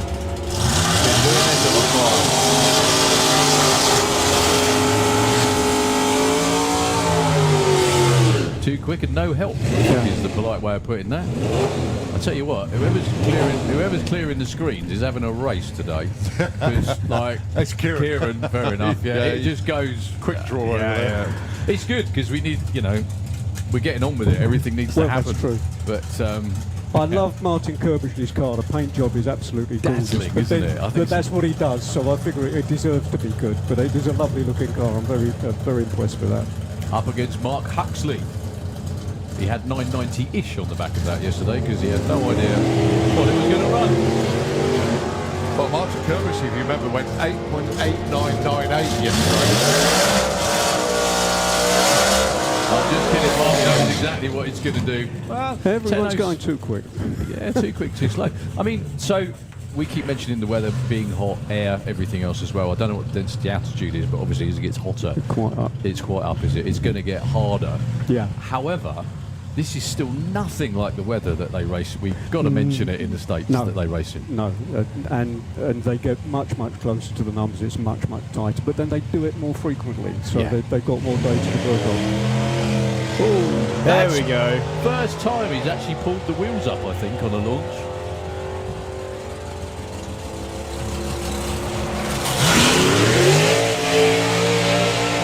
Yeah, because that was one thing that Tony said when he came over a couple of years ago, was it was weird to see Supergas qualifying. Yeah, because they don't. They just line up and do a couple of time trials, and then you end up racing whoever you're next to in the lanes until you get down to the 16. Yeah, and then which they is really start strange. But yeah, it is. But well, to us anyway. Yeah, it's the way they do it. But anyway, it's good to see you guys. I'm afraid I'm not here tomorrow. I'm going home this afternoon. My talents are needed elsewhere. So. Oh, really? So you got nothing to do then? But do you know what, Darryl? I was thinking I haven't had the Mickey taken out of me enough today, so I'll come up here. Okay. Yeah, and Sorry, you've been overloaded. That was incredibly cruel, even for me. Sorry, mate. I couldn't just walked into that one. It's good to see you guys. Yeah, it's Take lovely to care. see you. Have a good Thanks, weekend. mate. Cheers. He won't be back again, I don't think, after that. Right, two-seater dragster.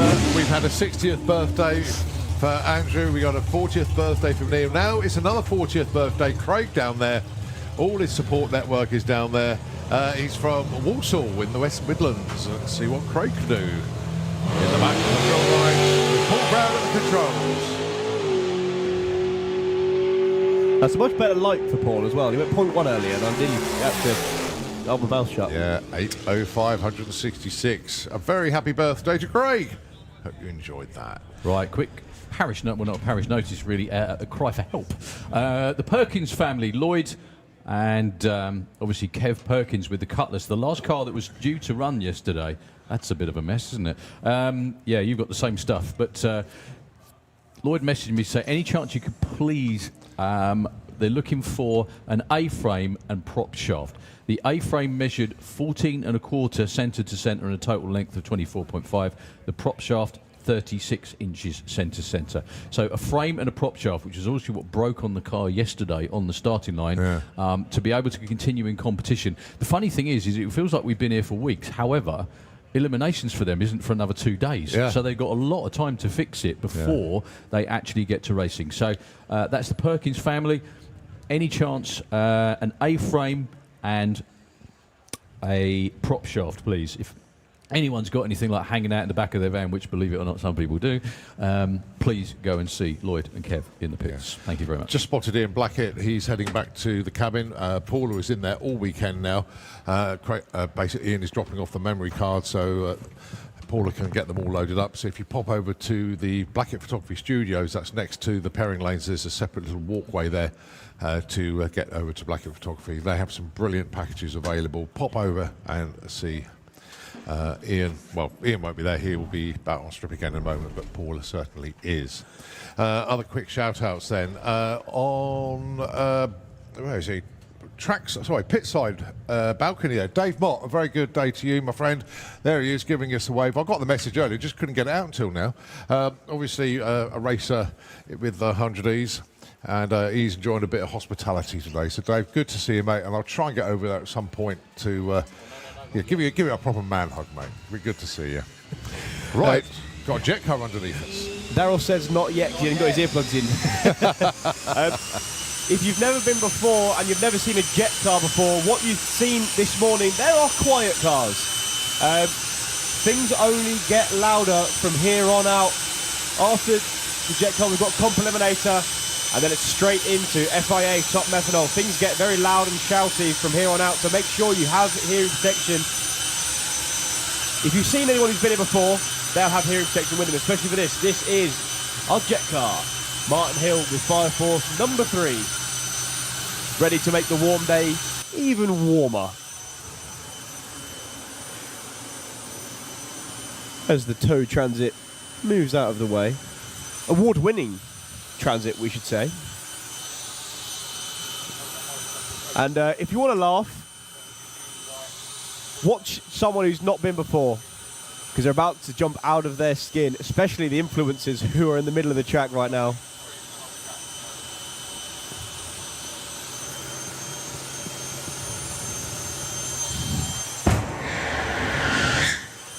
Did they jump?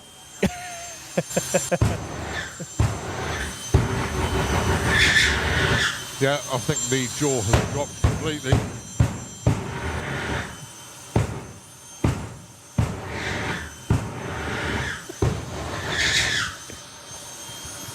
So, power comes from the jet out of a Sikorsky Sky helicopter that the man from Yorkshire who sat just to the left-hand side of it has strapped an afterburner to.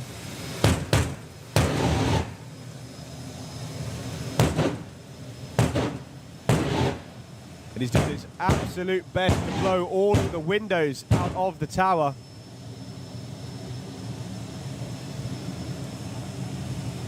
Unfortunately, where I'm sat, I can see right down the afterburner. So here we go, Martin Hill, Fire Force number 3 for the first time here this weekend. Main event, our 60th anniversary.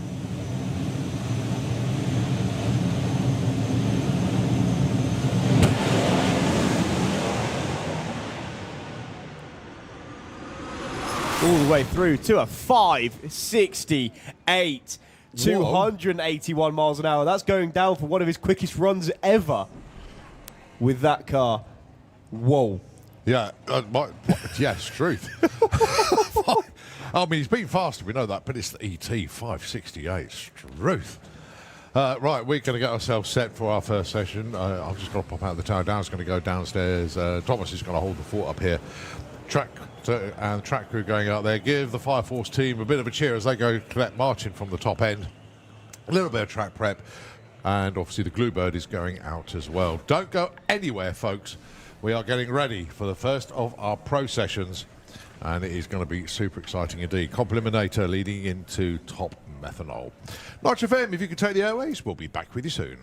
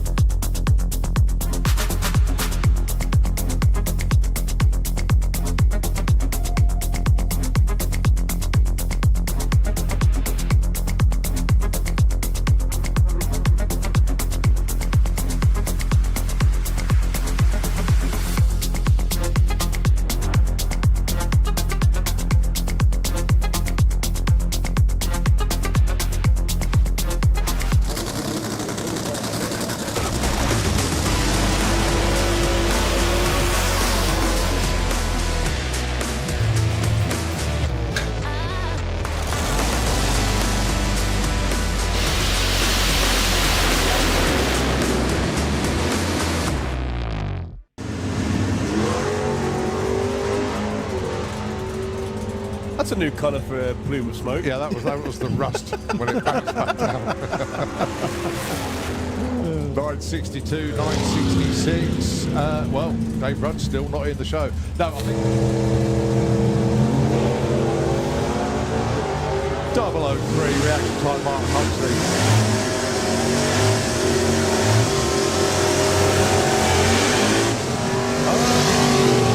No help, double breakout. Tom goes 901 on 903. Mark Johnby.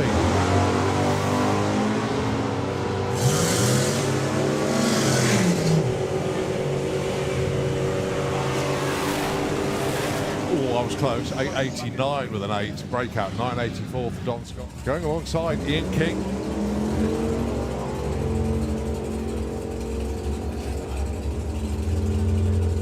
So you know what? That 10's not far off. 10.33. And Ian King, 10.59. Well, Ian finally gets the...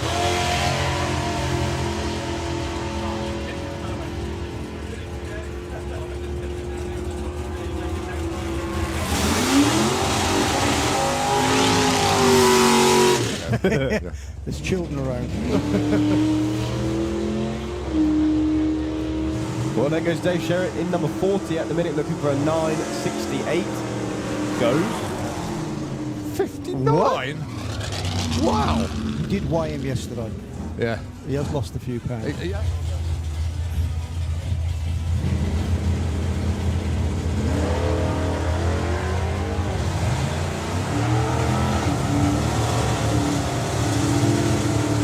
Well, FIA Pro Stop 90-minute warning for you. And Neil Watkins goes 33. 500s breakout.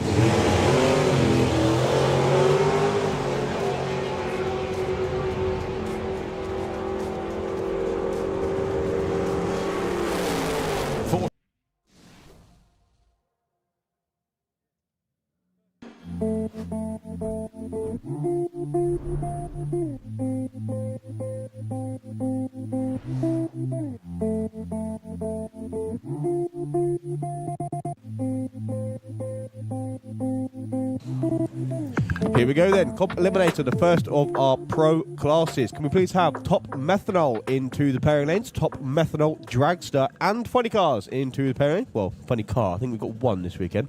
Sandro Bellio holding down the fort. We start with Comp Eliminator.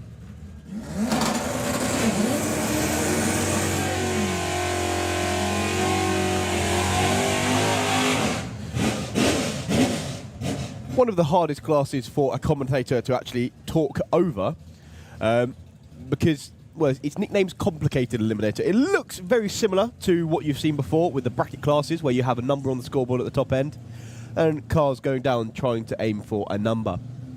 But it works slightly differently. So, based on your engine size and if or not you have a power adder, like turbos or nitros, and then the weight of the vehicle, you get given a benchmark. That's what you can see on the scoreboards up there. So for Emma Goddard with the front-wheel drive Integra, it is 9.50.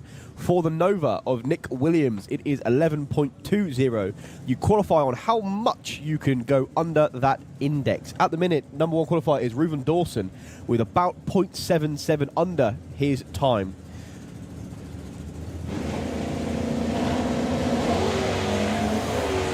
Oh my.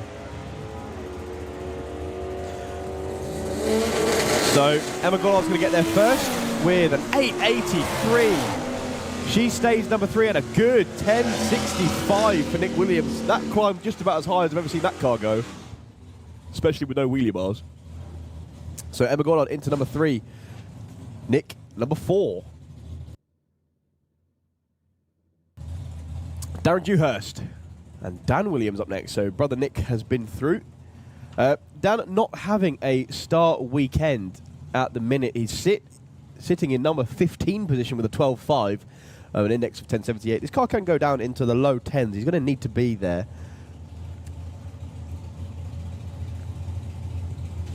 to run the number. Running on the index B stock automatic, which is one of our nostalgia or stock super stock indexes.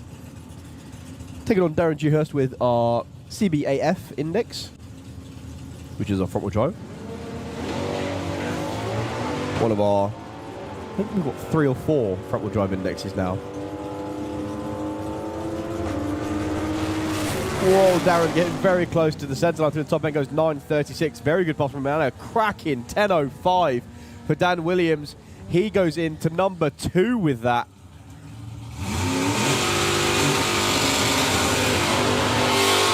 So about as big of a jump as you can make in Comp Eliminator, moving from 15 to 2. Chris Todd and Rob Smallworth. Rob Smallworth running the Supermod index of 799. We call them indexes because they're not set by the drivers. As soon as the driver sets it, it's called a dial-in. If it's set by anyone else, it's called an index. At the minute, Rob Smallworth's best of the weekend is a 7:58. If our previous rounds are anything to go by, the weather's quite good today.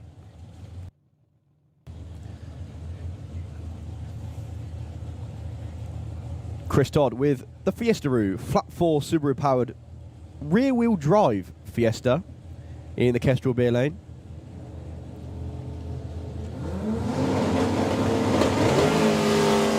He is woefully outgunned, but here just to support the class and spend some time going down with one of the best tracks in Europe, if not the best. 7:57 for Rob Smallworth. He stays number 7. A good 8:80 for Chris Todd. Kev Jenkins and Reuven Dawson up next. Reuven with the Honey Wasp Camaro in the Fuel Tech lane. Index of 8.7. He's been 7.9. He's running the Factory Stock Showdown B index. If anybody watches any of the big NHO races, you'll see the Factory Stock Showdown class occasionally pop in and out. This is essentially one of those cars. It's got a Ray Barton engine in the front of it, making lots and lots of horsepower indeed. Kev Jenkins with the Escort. He's got Vauxhall power in that thing. 2 litre... Go on, Colin. No, hence the name Fraudster. Exactly. Yeah, C20 LET, red top Vauxhall in the Fraudster. That's one of the best launches I've seen that thing make in a while. 112, 60 foot, and a 119 for Reuven Dawson. 783. He extends the number 1 qualifier, and a 773 for Kev Jenkins moves him only to number 9.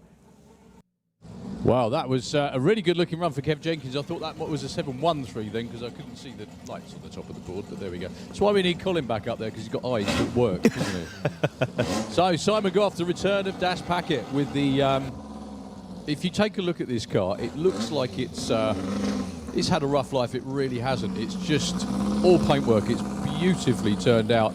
He's in the Fuel Tech lane, 11.80. Again, this is one really good thing about Comp Eliminator in the UK. It really shakes up the different types of cars in the class. He's looking to run, like everybody, as far under the index as possible. Well, he's not going to do it on that pass as the... Trying to get it off the line, I think. It's a combination of clutch and everything else as well.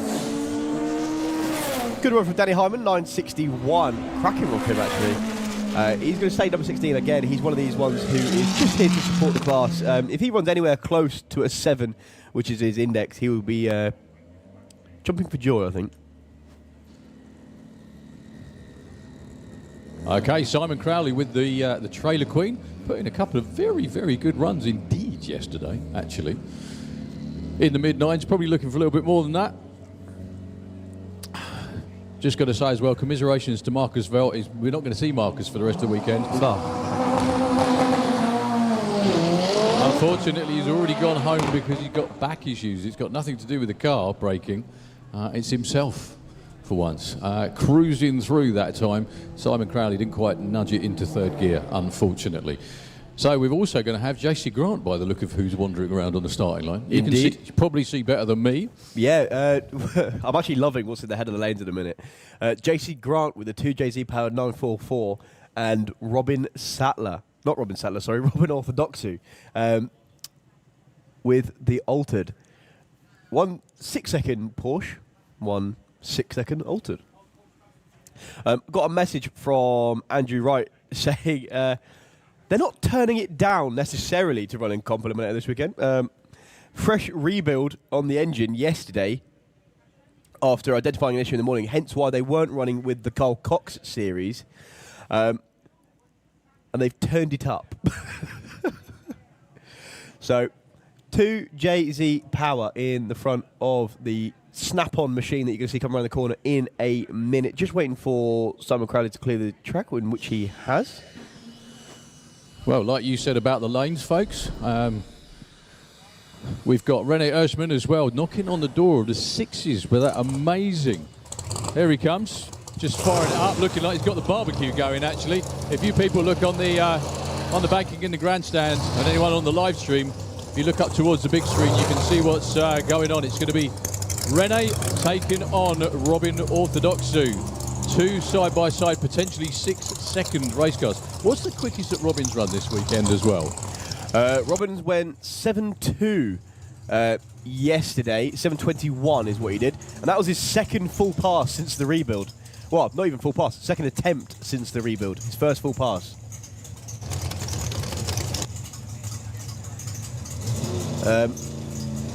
If this running gear was in a full-bodied car, we'd call it a pro stock.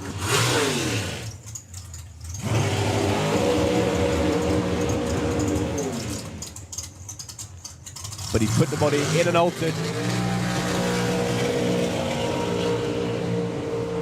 I'd love to know what Rene's personal best with the shoebox is with the car you've just seen there in the Kestrel beer lane. Because I don't think I've ever seen it go close to the 7.0s before.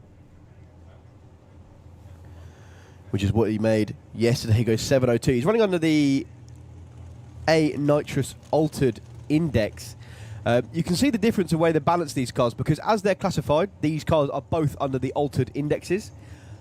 Altered basically just means never seen a production line, but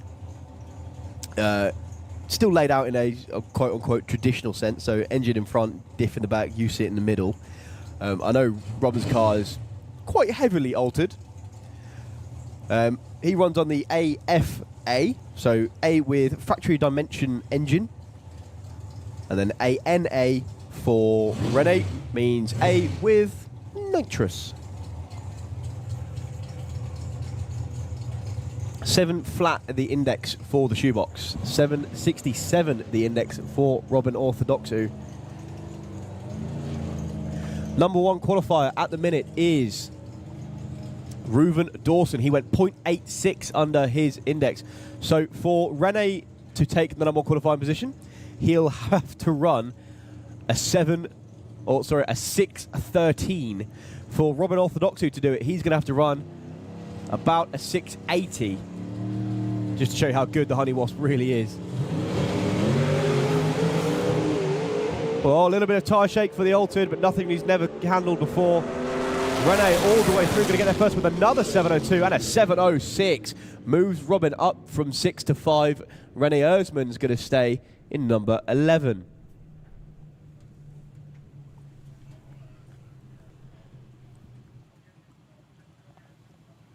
As we look round the back of the tower to see JC Grant. So number 1 qualifier at the minute in Comp Eliminator is Reuven Dawson. Then it's going to be Dan Williams, Emma Goddard, Robin Orthodoxou, Nick Williams, Rob Smallworth, Amira Shad, Kev Jenkins and Darren Dewhurst to round out the top 10.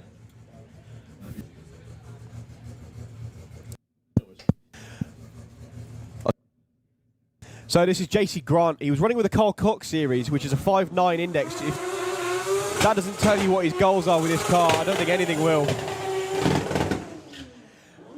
He's been running consistent 6.6, 6.7 passes over the course of door slammers. The car, when it first came out, was a little bit on the Larry side, but it's never looked more composed going down the track than it did for the latter half of the door slammers. He came runner-up in the 6-cylinder class. And I've got to give a massive, massive congratulations for the crew, because this thing is essentially a pro mod. That's what it is. It's the only thing that changes that is the engine. They were turning this thing around in a space of about 20 minutes. Unbelievable. I can't help but feel like the goals for this car is to go take it over to America and go run in their Pro Sport Compact Series and World Cup finals. Everything in this car is set to run deep into the 5-second zone. Full carbon body on there. If you get a chance to have a look under the bonnet, you can see the gold design on the side of the car. The engine bay is exactly the same with gold spattered all over it.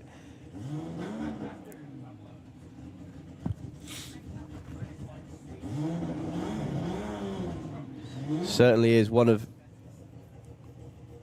the most gorgeous cars to be built in the UK.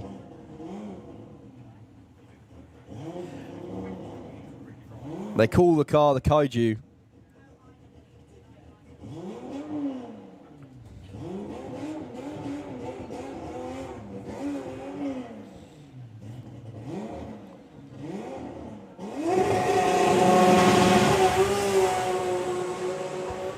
Well, I've got no timing on my screens at the minute, so I can't tell you the short numbers, but what I can tell you is that was a 667, 217 miles an hour, 111 to 60 foot, 441 to the 8th mile. Right, no texting, everybody. Come here. So, how much fun is it playing with the 2JZ in that car? It's different. Very different, yeah. So, like, how much different to a Pro Mod engine or something like that? I know there's obviously a big difference, but you explain. Well, it doesn't make boost like a blown Pro Mod car, so it's if you don't get the motor up there, because it's such a small capacity, it just doesn't make any boost. So we have to keep the motor up without locking the clutch up and pulling it down. It's a very different approach. Well, last weekend at the Door Slammers was really, it's such a shame the final didn't go like, not we wanted it to anyway, but it's still great to see him out there and getting even quicker.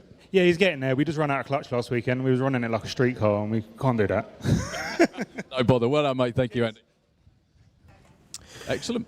Absolutely. I can see we have top methanol around the back of the tower, but I can also see the drivers aren't in yet. That is... It's because everything, I'm not going to say it out loud, but you know what's happening. That's why that's happening. So yep. I'm definitely not going to say it out loud. We might take a wander. You guys on the big screen, you can see on the big screen round there. So you can see what's coming. I'll just take you through it as well.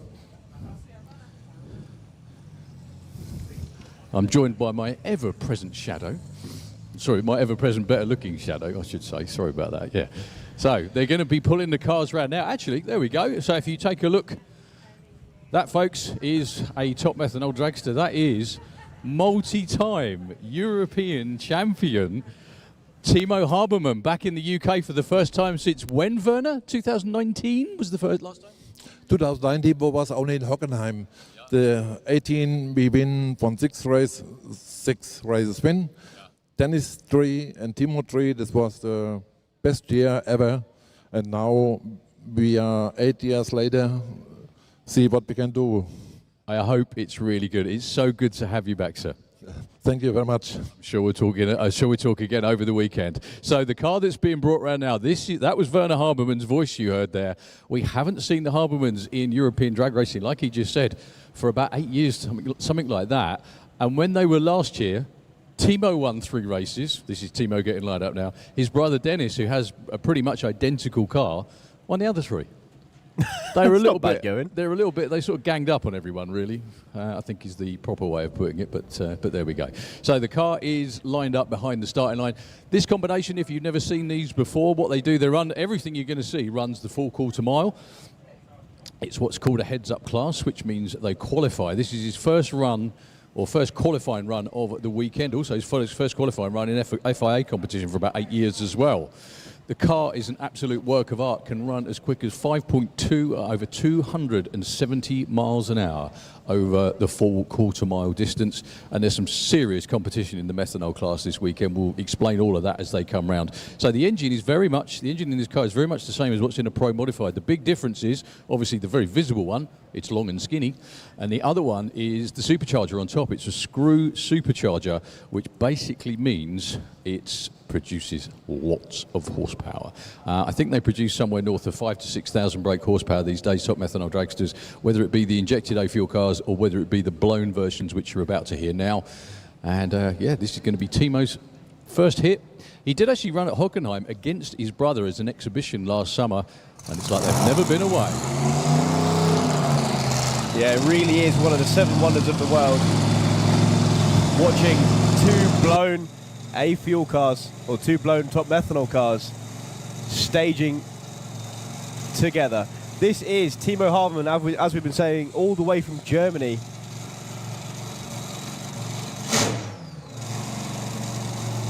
Now, the sensible thing to do, considering this is going to be their first passes of the year, would be a quick checkout pass. Yeah, maybe take it to 3:30, maybe even half track, get back, check everything's okay, and come back and hit it harder this afternoon.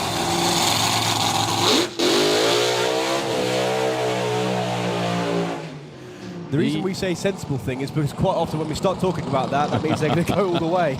Well, this is officially the sound of summer. Absolutely. Yeah, we're hanging out in the shade today because it's just one of those days, isn't it? But it's absolutely beautiful.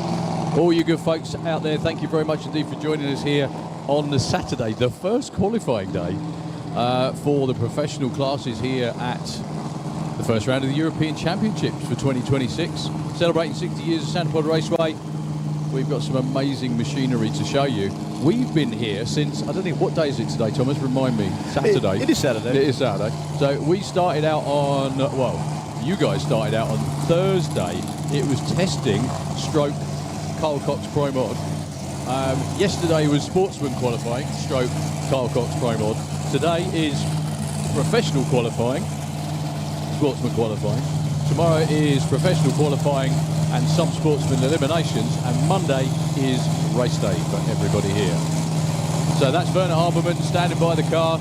It's so good to see Timo back here. They've been at this a long time. Yeah, indeed. So, screw-blown Hemi hanging just behind the head of Timo Habermann. Behind that, you've got a clutch and a Lenco transmission.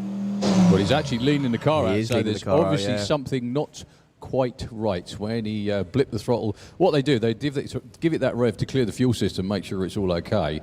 And yeah, he's just actually clicked the car off. Sorry. What's unique about that car too is that almost every single other car in the class runs a Brad Anderson or similar type engine, or a Noonan engine with a very similar looking heads on them as well.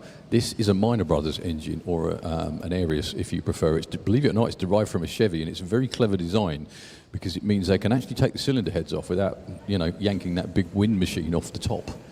Ah, so that's very similar to the Proline stuff. Exactly. That's exactly how it's designed. And also, I do think these guys are the quickest on the planet with that particular combination, because everyone in the States kind of gave up on it a lot of years ago. They didn't. And as a result of that, they've been as quick. Believe it or not, Timo's been 5:20 with this car. Okay, we have another car from Germany around the back of the tower right now. I'm not sure who he was due to be lined up against, but it's not going to be Timo because they've got to take the car back to the pits to sort out whatever issue that was. This is Silvio Strauch with the Engine Ghost car. Silvio had one of, if you're sitting at home, you can probably Google it. He had the most immense tyre shake we possibly ever seen a couple of years ago at the European finals. It snapped everything pretty much behind him, if you like. It snapped the car, it did the wheelie bar, it broke the wing stands, and it was just easier to buy a new car, which is what he did. So the chassis under there is a very, very recent US chassis. Yeah, and he's living up to form with this new chassis as well. There's a video on the Santa Pod socials of this car doing a tyre shake wheelie and then spin, so proper Fast and Furious style. Yeah. And that's with this chassis. Very, very similar combination to what you've just seen with Timo Habermann. Screw-blown Hemi followed by a clutch, so the staging is all very similar. We've got 3 different combinations here this weekend. Screw-blown Hemi in the dragster, the same thing in a funny car, and then the Fuel Dragsters coming up later.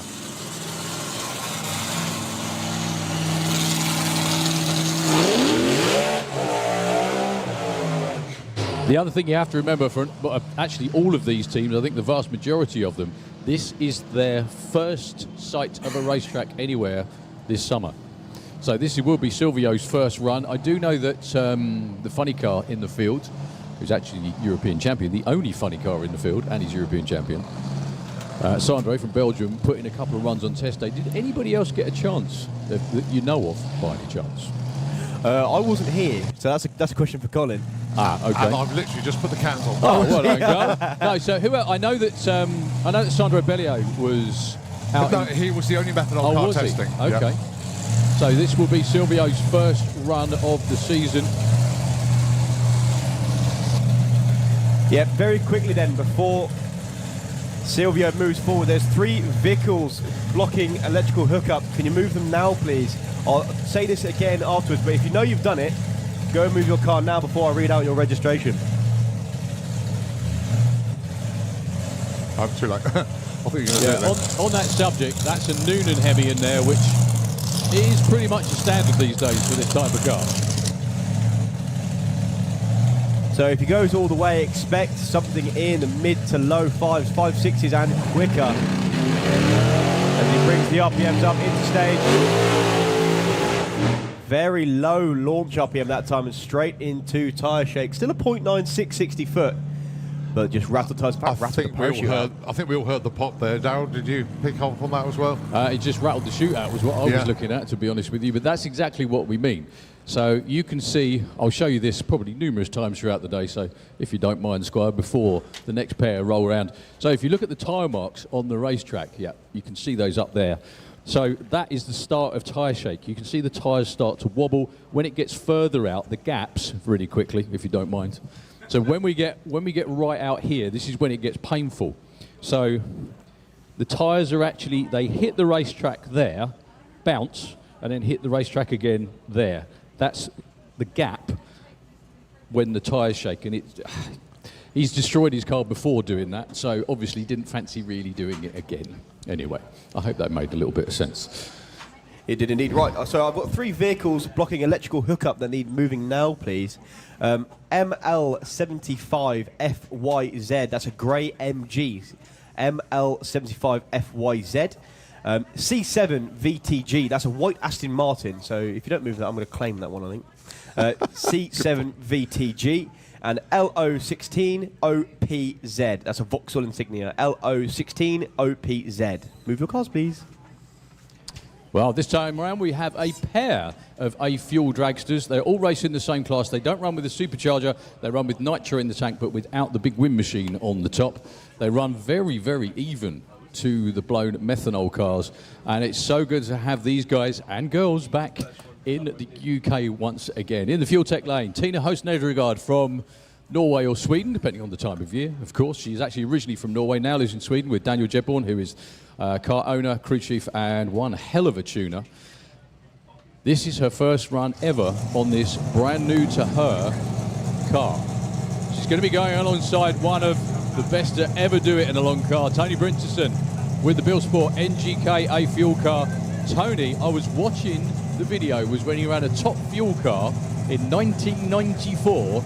He went 5:22. They're still trying to beat that time with the A fuel car now. That's cool. He did have a big gap between in his racing career, like 25 odd years, I think, something like that. He was also one of the fun, a canopy car in Europe. Yeah, that was way back in his methanol days. Years before, 20 years before you were born? Really? It was actually, yeah.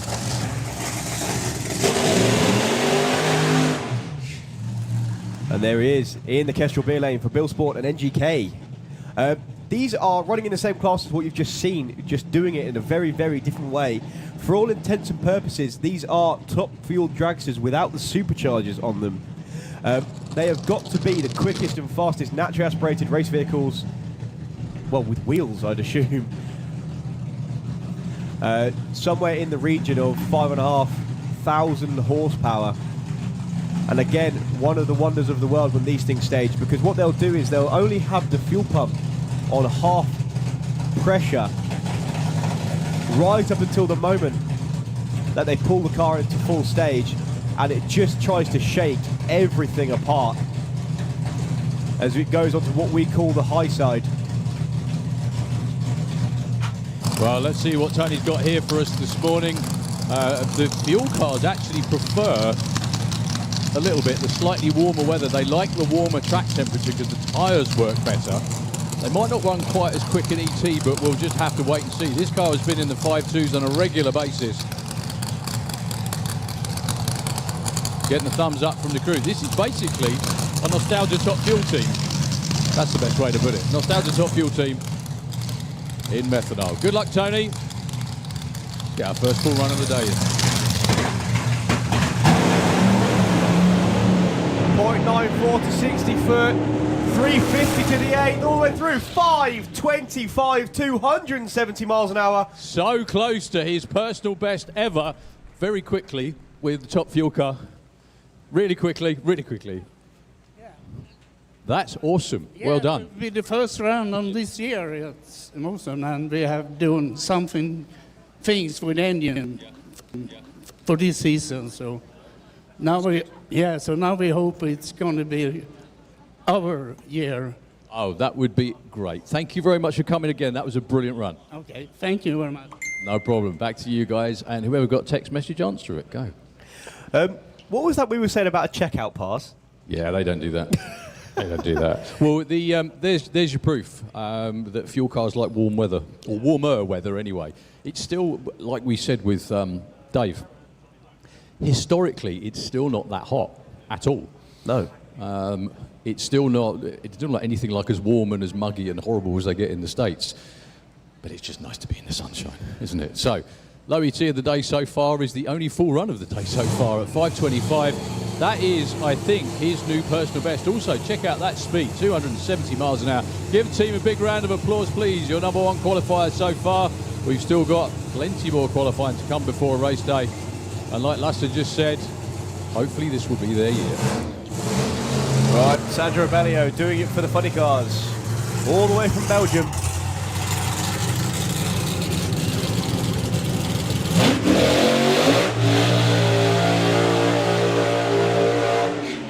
So yeah, this class is a mixture of dragsters and funny cars. Got about as many combinations in it as Pro Mod, to be honest. More. But this is the only funny car here racing this weekend against all those. The only pesky funny car against the dragsters. And guess what? He is the guy that's defending European champion.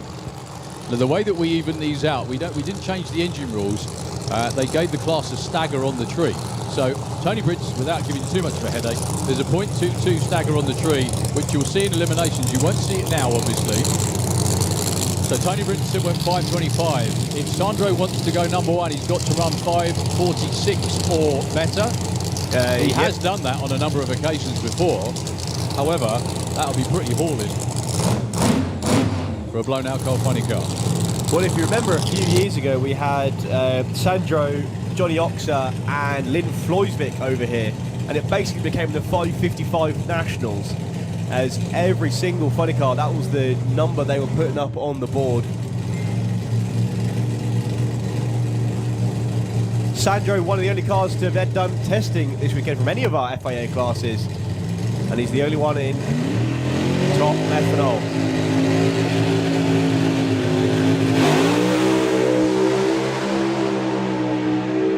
Well, he's going all the way through, clicks the chute slightly early, still goes 561 at only 210 miles an hour. The reason I say only, he was doing 209 at the 8th. What was the ET at the 8th? Just out of blind curiosity. 366. That's pretty awesome. Really quickly, so all these dragsters, and you've got the number one. Yeah, that's where it belongs. That's where it's supposed to be, yeah? Okay. Stupid question. Sorry. Well done, Danny. Good to see you back. Problem. Thank you very much. Just love it, don't you? Top Door Slammer, 30-minute warning to you guys in the pits. 30-minute warning for Top Door Slammer. Boy, oh boy, what a show. Up next is FIA Pro Modified. Some of these guys, this is their 5th day of racing? It is, yes. 3 days. Well, hang on a minute. Let's get this right. Door Slammers. It's 3. Carl Cox days. 2. 5. So this will be their sixth day. Yeah. Woo. And 2 to come. That's awesome. Dick Costa joins us in the tower once again. Good morning, everyone. Owen Forrest down there. How you doing, buddy? Good to see you. Doing lots of coverage down there for all the socials as well. So he's really got a good spot down there. He's looking good now, but by the end of the day, he's going to be peppered with black tyre rubber. You've already got that, have you? Yeah, thought so.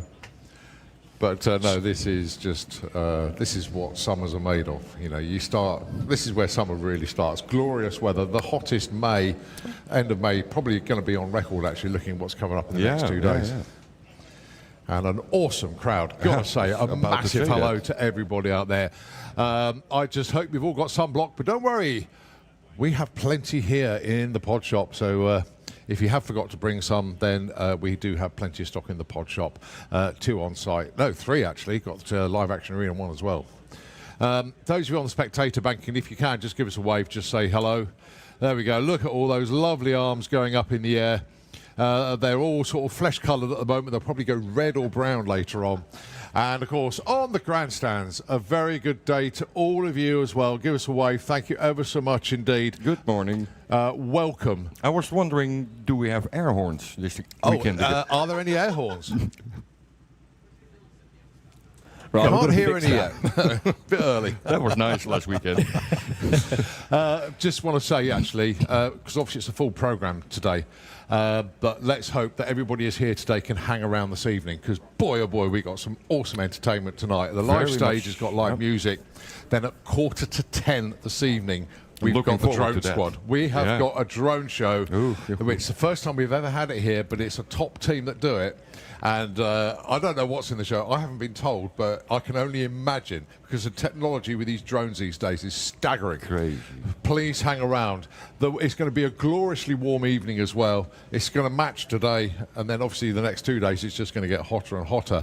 But we are really celebrating our 60th anniversary in style this weekend. We've got a marching band tomorrow, so it's just the best. It can't get any better than this. This is it. Really excited about all this. Yeah, the drone shows there are amazing. We've seen one at Hockenheim, the Nitro Olympics a few years back. Yeah, it was amazing. Yeah. Right, someone's just asked, will the drone show be on the live stream? I don't know, but it will obviously be filmed, and I think most of the people here with a phone will be filming it and probably going live on their feeds. But Sam, I will check on that, and I will get back to you. We've even got cameras on the live stream at the top end looking at the Fuel Dragster. But here we go then, FIA Pro Modified. If they don't know a combination that works on this track yet, they never will. Yeah. Well, not after the last few days. Well, all the days they run here the last week, it was all outlaw. Yes. So you can do whatever you like. Yeah, but don't forget the Carl Cox, they were trying to slow him down for the 590. Then he had to slow it down. Yeah, but you can still run traction control. Yeah, right, good point. You can't now. Peter Wacker, Rufus Toy with the baby nitrous car. Say baby, she's got a small engine for the combination. Taking on Stian Rosanes.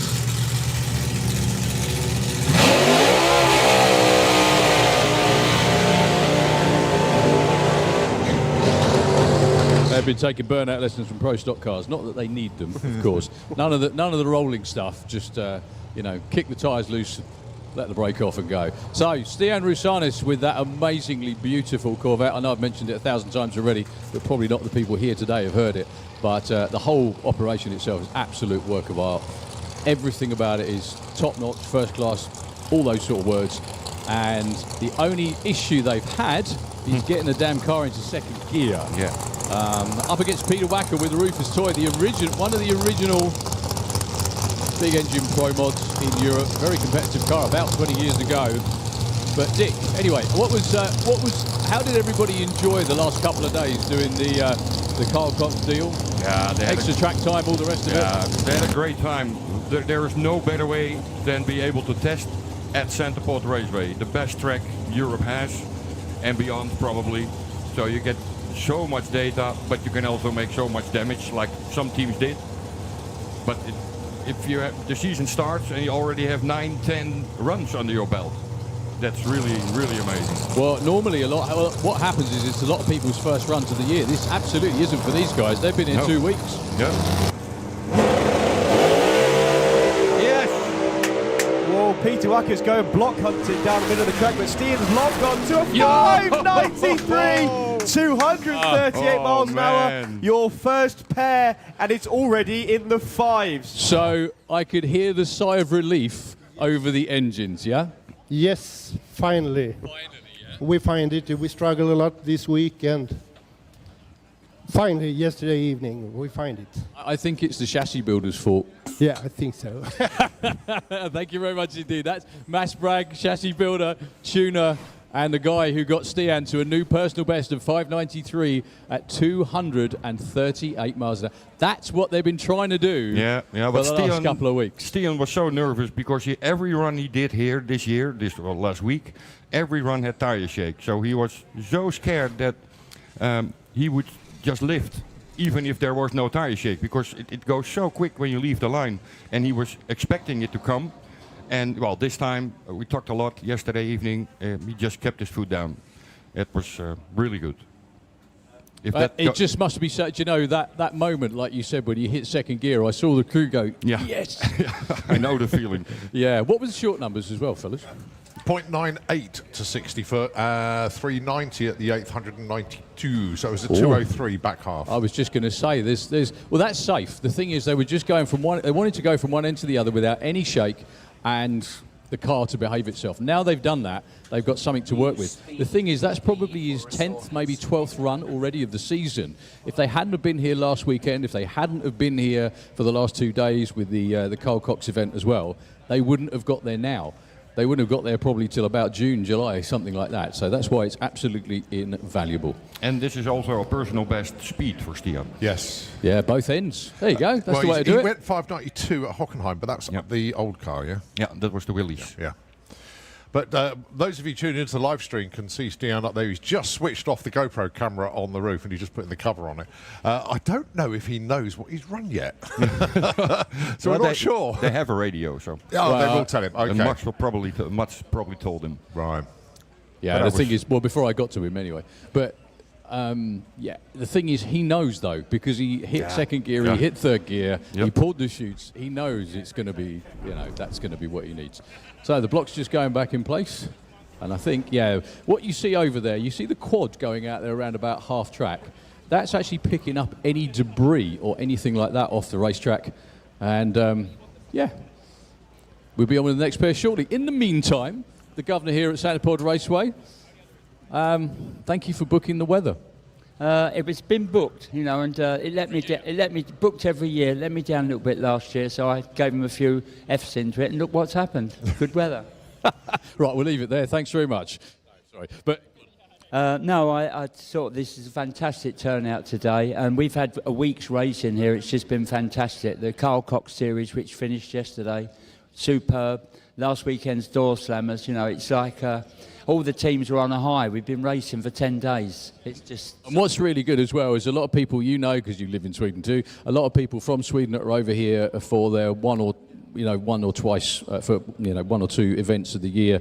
To have them come over to run so well last weekend, that sort of thing is what it's all about. That's all about. And we got team. I think we've got 9 teams from France, Greece, Bulgaria, Estonia. It's all over Europe. It's pretty European this weekend. To say the least, isn't it? And the whole thing with the championship, there were 20 cars entered in Pro Modified as well this weekend. Really, really healthy. I've got to say in the sportsman classes too. I keep mentioning it though, like 23 cars in Super Gas. You've got over 50 odd in Pro ET and many of the other classes. It's doing well. I think the people don't realise how much the sportsman classes have stepped up. It's just amazing. And if I look at Street Eliminator, of course I'm biased because I've got one of those. There's 21 cars. It's just incredible. So the guys that don't run low sevens have got no chance of winning in a street legal car at 200 mile an hour. It's crazy. Yep. The sportsman's been really entertaining this week. Really good. And improvements around the site as well. Obviously looks as good as ever, but especially these. I do like these. Yeah, the merchandise is saying we're all walking around marketing it. But it's the 60th anniversary. It always helps. It's a big year. I mean, Christ, I remember when it opened. It's a great range, and I think people who are real fans, they go, oh, I'm going to buy the merch. So we try and make it really good. Our 50th anniversary went pretty much the same, but I'm only really here for the speed, mate. The merchandise is great. I want to see cars go fast, and this is my favourite class now, of course. Shouldn't say that with the wife still in the pits. Yeah. I think the Top Fuel, you know, it's although we haven't got many cars, if you all remember, the finals was so exciting. You know, and it should be the same this season, so we'll see what happens. And with Fuel Funny Car as well, 5 UK Fuel Funny Cars is that's a pretty good turnout. It's pretty good, and if we can get it to 6, that'll be even better. It would be awesome. Well, from everybody watching, all us race fans with microphones, that's what we are. Thank you, because without all of this, what else are we going to do in the summer? Well, I guess for me, I say at every single event, you know, there's thousands and thousands of people here. I've just got to say a big thank you to all your fans. People come up to me all over the weekend saying it's brilliant. Well, I've got to say, we couldn't do it without all of you out there. So give yourself an applause, because you're all really brilliant.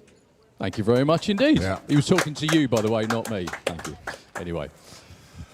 Thank you for showing up. We tried to give you the best show we possibly can. Yeah, what I was just explaining was what the quad is doing out there. So when the blocks get skittled like that, that run gets disqualified because you went over, like if you hit the wall or you go over the boundary in the middle, which is the 2 white lines down the centre line. If you go over those lines, the run gets disqualified. If you do it in eliminations, you're out, full stop, end of story. But what happens when the blocks get punctured at that sort of speed, even though they're only foam, it does shatter bits on them. And that, on the back of that quad, is what's called the FOD mat. It's not the fog mat, it's the FOD mat. And it stands for foreign objects and debris. And it's a thing that the American Air Force developed to clear stuff off of airport runways. So it's kind of perfect for drag racing too, if we need it. Just goes around, picks everything up, clears it all out of the way. We're back on with racing. First time here at Santa Pod ever in FIA competition, coming around in the Fuel Tech lane. I'm only guessing that because his crew bloke standing there. He's going to be Lasse Schulholm with the amazing looking Camaro. Has it ever looked better? No. Hopefully by the end of the weekend we're going to be saying... Definitely not. Hopefully by the end of the weekend we're going to be saying, has it ever looked quicker? But you never know. Up against John de Le Mans.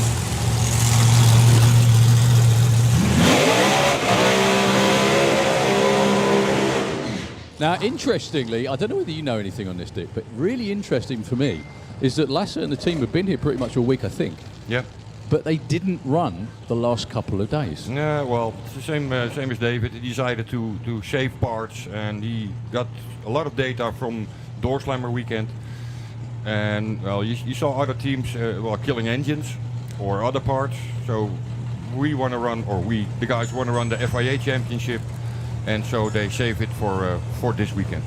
That makes sense. The other thing as well, what has become apparent over the years is that the track really does change from last week to this week, doesn't it? So a lot of cars that get down the track really quickly, no problem at all, are, for the Door Slammers, struggle this weekend because the track is different. And you think, well, it looks exactly the same. How can it be that much different? Very easily, because it's prepared differently, because we have a lot more big tyre race cars on the track. Exactly, yeah. And that's what does it. Yeah, street tyres and or real slicks are way different to prepare. So last weekend running nothing but 5s all the time. Really, really deadly consistent, but as Daryl and Dick have been saying, the track is different this weekend.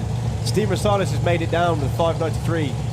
He is the man with the target on his back. Jean de Le Mans has been down finally into the low 6s with the new to him Sorcerer nitrous machine in the Kestrel lane. Well, Lux just shut up. Yeah, his crew man said go forward, but the car just stopped. Okay, going to be on nitrous car on his own.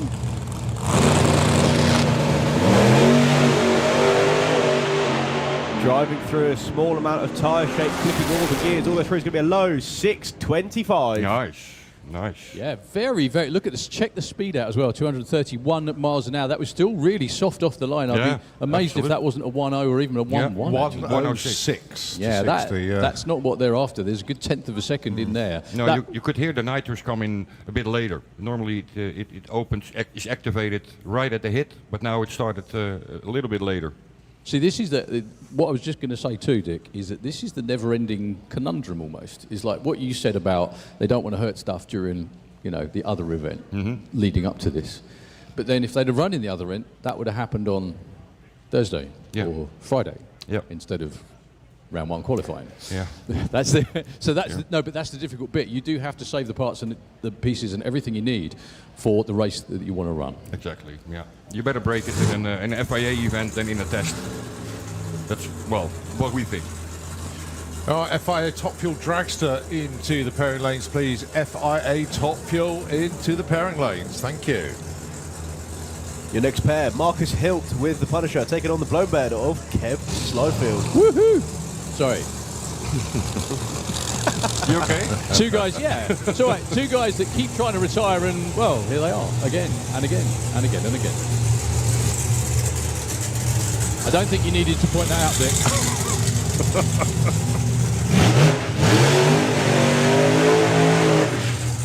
Yeah, he's on spot it as well now, actually.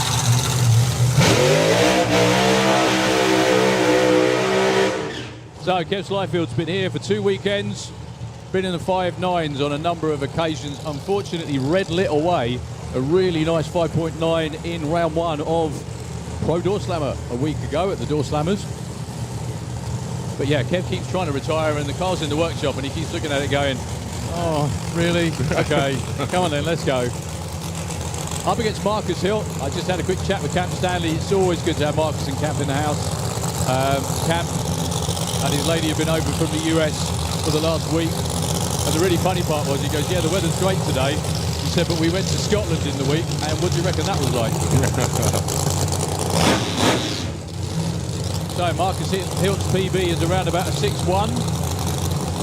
Kev's is about 5.93.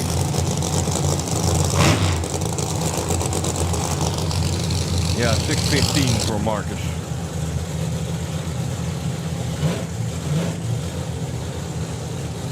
So Kev's got one more target he wants to hit. It was originally 240. That was what was stopping him from retiring. Well, he's done that, which means the goalpost has obviously changed to the number just below a 5.9. Marcus Hill, a good A to B pass during the Door Slammers, but destroyed an engine. So another one of those would be nice, just without the destruction at the end of it. UK and Switzerland, FIA Pro Mod.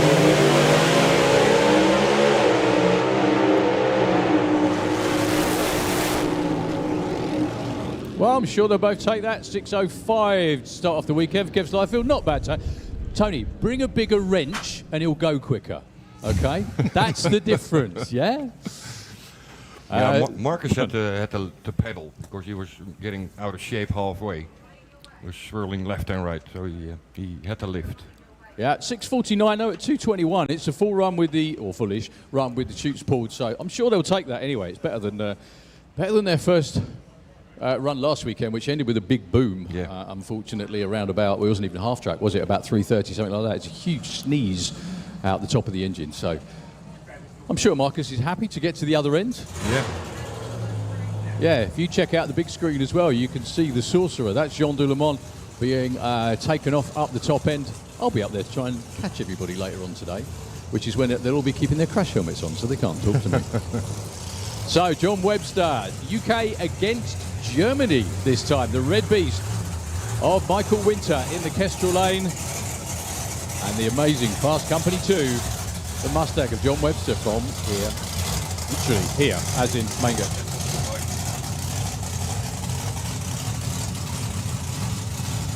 Right, lost a 30-minute warning. Going out into the bits, but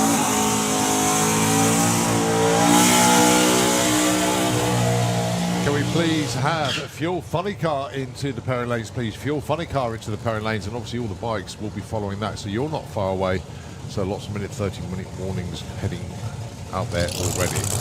So this car that Michael Winter is driving, the Winter name has been around in drag racing in Europe and particularly in Germany, obviously for many, many years, running in Supercharged Outlaws and many other classes. Michael to take the helm with this beautifully turned out Chevy. The car has been around in European drag racing for a number of years. It looked pretty good before. It looks unbelievable now. Yeah.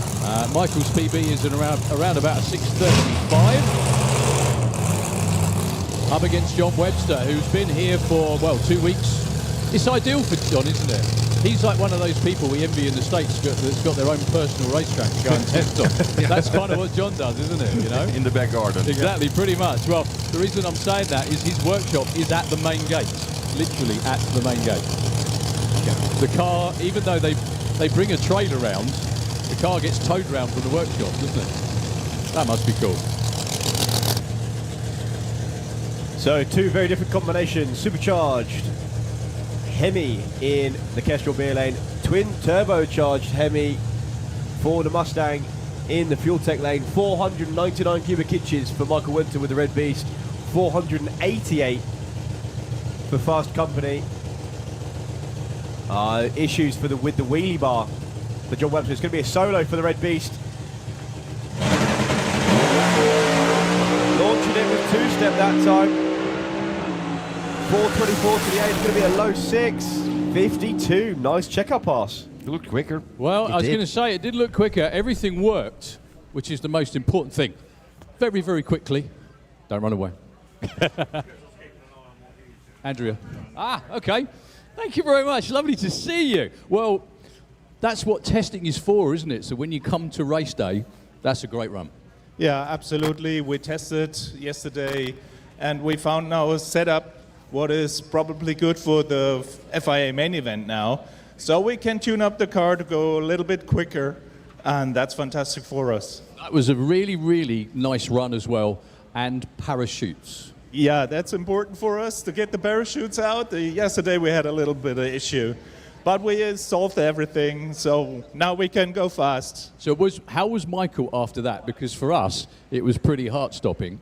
If you don't know, you obviously weren't here yesterday, what happened was Michael went through the finish line in the Red Beast car you just saw there in the Kestrel lane, and the chutes didn't come out at all. And he kept going further and further down the shutdown area. They just came out, or they just blossomed as he went round the corner. So how was Michael after that? Yeah, he's a cool guy, I'll tell you. He was hard on the brakes, and he had everything under control. So he wasn't that nervous. It was just a 7-second run, not that fast, so he had everything under control. Yeah, very good. He definitely did very well. Anyway, it's great to see you guys here again, and good luck for the rest of the weekend. Thank you, guys, and thank you, all the visitors, to come here, and we're the German team. You are indeed. There we go. That's Renault Close, everybody. Helping out his good friend Michael Winter this weekend. Thank you, Renault. Yeah, it wasn't a PB on ET, but that was his new fastest run ever, actually, 214.11. Found another 3 mile an hour what he ran before. Okay, your next pair rolled around underneath the tower. The really good thing about that was, though, it was interstage on the two-step, which are all things he hasn't been able to do for the last 2 days. Well, this is going to be a fun one. Andy Robinson. Actually, they're both Andy Robinson cars. Kim Christensen and Andy. Kim is not able to move. He keeps flicking the throttle to try and gauge some drive. I think he already has the third gear. Ooh. And it's being a clutch car, the clutch won't like it.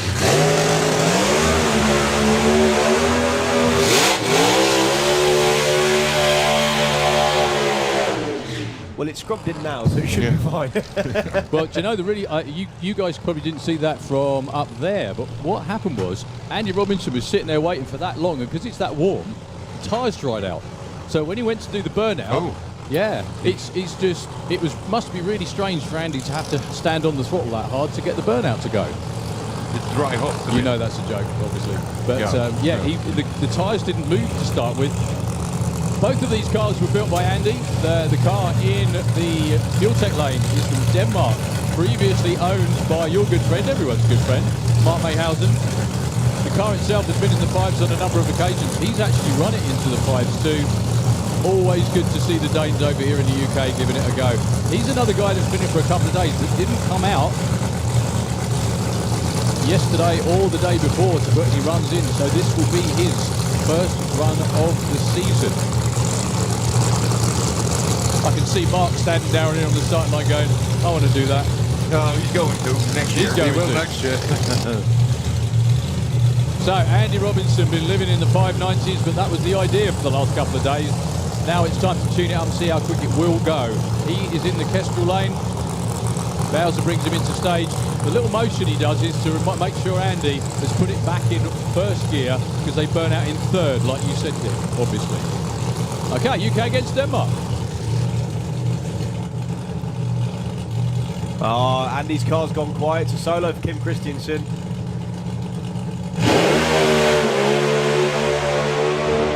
Blowing through the clutch all the way through. You can actually see the clutch dust out the back of the car. He's not going to be popular with his clutch guy.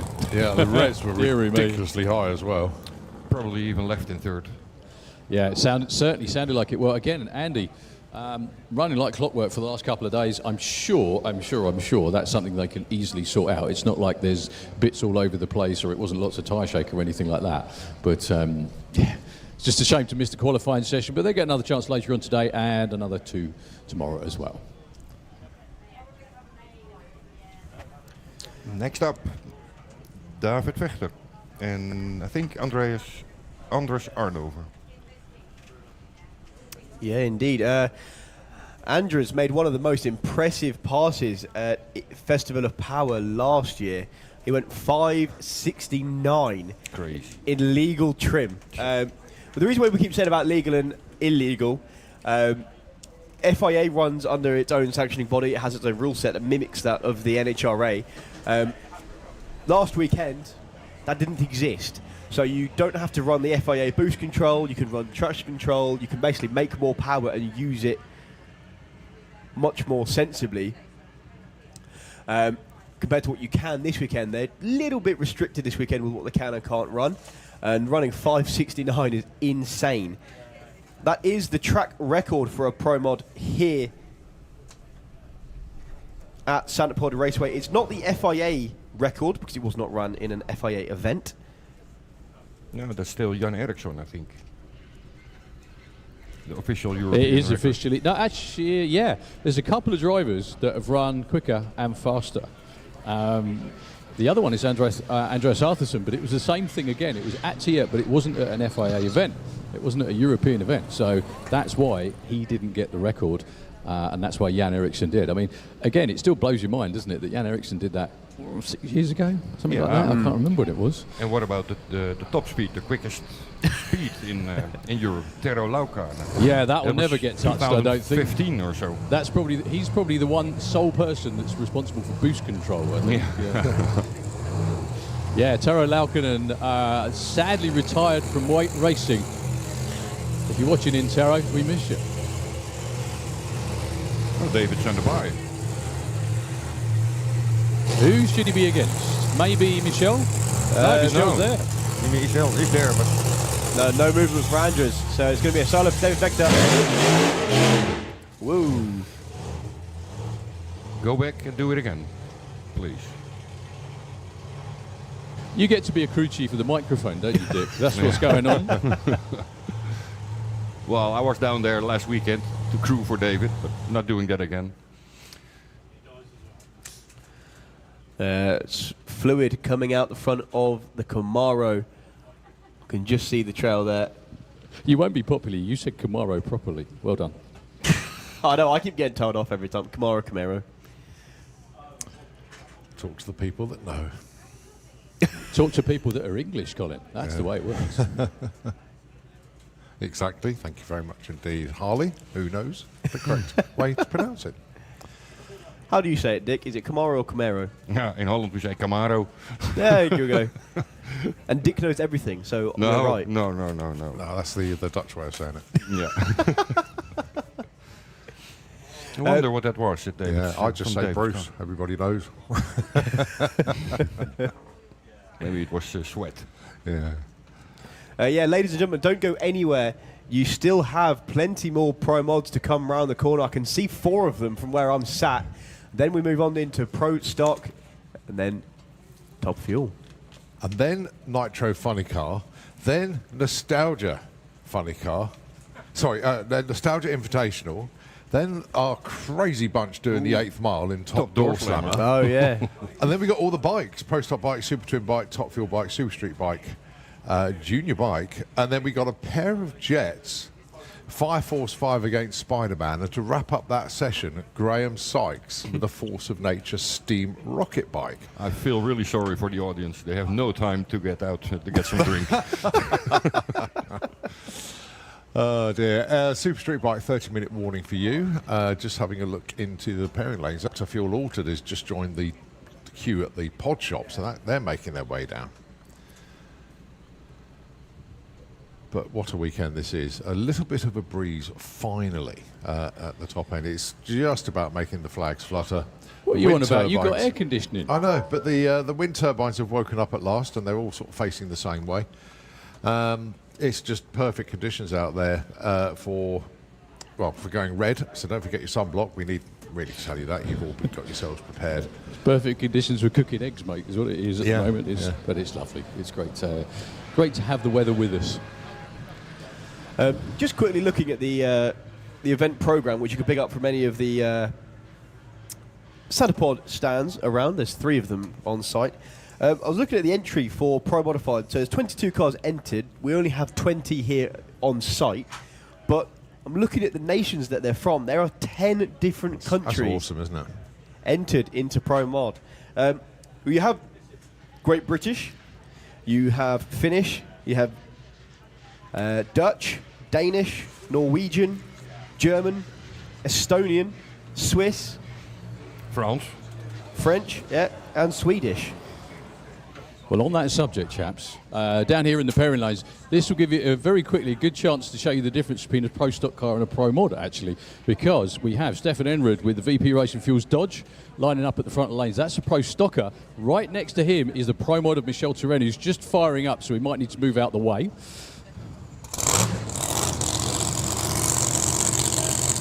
So Pro Modified has power adder, or has a power adder. In this case for Michel Turenne, it's a supercharger, but Pro Stockers are normally aspirated.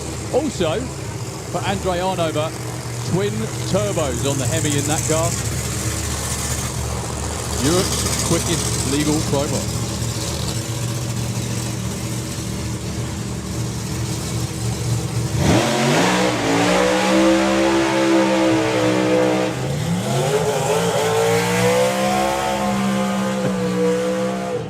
I think it might be a diesel Pro Mod as well, with the amount of smoke that's coming out of the exhaust of Andrew Zano's car. Right, anybody who is anyone in Pro Modified Racing is watching Michel Turenne with bated breath. He's been low 3/7 to the 8th mile. He's not been able to put together the second 8th mile on the back half of the track yet, but everyone who's watching is watching this car.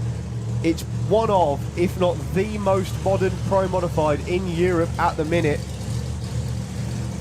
We're waiting to see if Andres Arnover's 560 can be touched. And the most sophisticated blower car. Of course, this car, Michel's car, runs with all EFI. So no mechanical injection anymore, only electronic fuel injection. Is he still running the Dutch heads? No, not this year. No, he changed to different head. Yeah. But he has a lot of issues. He keeps eating the pistons.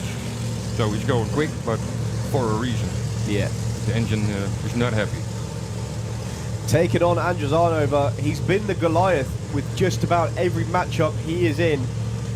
He's not been able to put together a championship yet because he keeps getting beaten by that pesky Finnish who's coming round after this.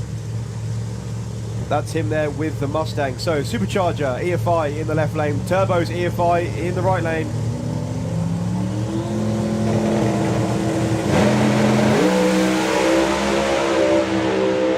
Well, big move for Andrews going block hunting. Oh, the rear axle is crooked.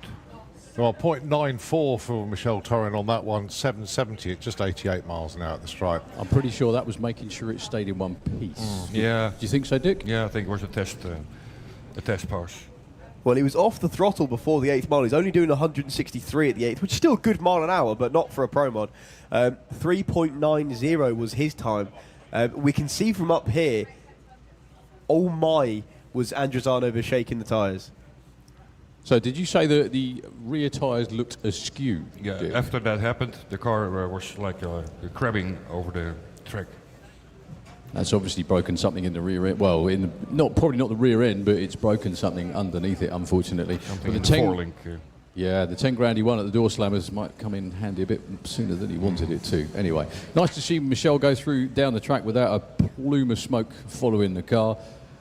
They'll take the data from that. What was the other short numbers as well? 106 for Andre, 277 to 330 and 453 at the 8th. But so he was off the gas by then. What was Michel's 330? 330 was 253. Wow, in the slow. 94, 60 foot. Yeah. Sorry. Even the 94, 60 foot is... Yeah. He did a 92 last weekend, I think, or yesterday. But the thing is, that's still, if that went all the way through, that would still be tremendous numbers. It'd still be very, very, that's still a 570 if it goes all the way through. But they've got to make it, that's the issue, they've got to make it live all the way to the finish line. Right, we got Mark Hartfeld in the lanes going alongside Jiri Rantanemi. Now, obviously, Andre Arnova took the money at Door Slammers last weekend. Jiri took the money for the Carl Cox series. He ended up top of the pile in that. And I had a message from the team. I don't know if you lot have got this one yet. But basically what Jiri's team has said to us is keep an eye on the car in the shutdown area. We have a colourful surprise. What they've got, I don't know. If they bought new parachutes or what, I don't know. But the team have said keep watching the car in the shutdown area. So I hope it's not confetti. No, certainly not. Certainly not. Or cow chips. That's been done. Not here, I might add. It's very good. Mark Hartfeld came and joined us for a little bit of colour commentary yesterday, basically because they were getting, was it a crank brought over? They had various engine parts that they had to get back together. They damaged the crank at door slammers, so they brought it home and polished it, and then they had to put it back in. But they only arrived Thursday morning. Well, 581 PB for them at the door slammers, so well done to them. But they will be in. I'd imagine. I don't know. Would they have changed the setup on the car for that? No. They would have stuck it in the same. The FIA Euros. Yeah. So far, chaps, please correct me if I'm wrong, because I usually am. Stian is number one. He is. He's the only one in the fives at the moment. I was just going to say the only one to get down the track is the guy that hasn't gone down the track for 2 weeks. But hey, doesn't matter. Got to do it when it counts. Yeah, 9 cars have put numbers on the board so far, so that's where we are. We've got obviously more cars to come. Yeah, there's a number missing from this qualifying session as well, actually. We've got the Pro Stockers in the lanes. If you look up there at the big screen, they'll be coming round. I don't know whether are they after Pro Modified? Yes, and then it'll be Top Fuel. Okay. Yeah, so if you're not in a viewing position listening to all the really fast shouty cars, then now's a good time, obviously. So now Andre's car has cleared the top end. We have one last pair. These two had some great races and some fun incidents last year, didn't they, Dick? Sorry. That's okay. Say that again. No, they had some really good races and some really fun incidents, if you want to call it that, last year, didn't they? Who did? The main one, Jiri and Mark. Oh, yeah. Yeah, the main one being the final round in Germany. Yeah, that was good, yeah. Yeah, they had a lot of fun. But it wasn't really the plan for Mark to run the whole championship. But after main event, that was really good. And then, well, they decided to go to Tierp. Well, and then there was also they won there, I think. So they had to finish the season. But they were really close all the time. And they have, everybody is friends in Pro Mod. It's like a real big family. So they help each other, and even the numbers 1 and 2 make a lot of fun when they can. But not on the track. Oh, no. They want to beat each other. You see the coyote in the front of Mark's car.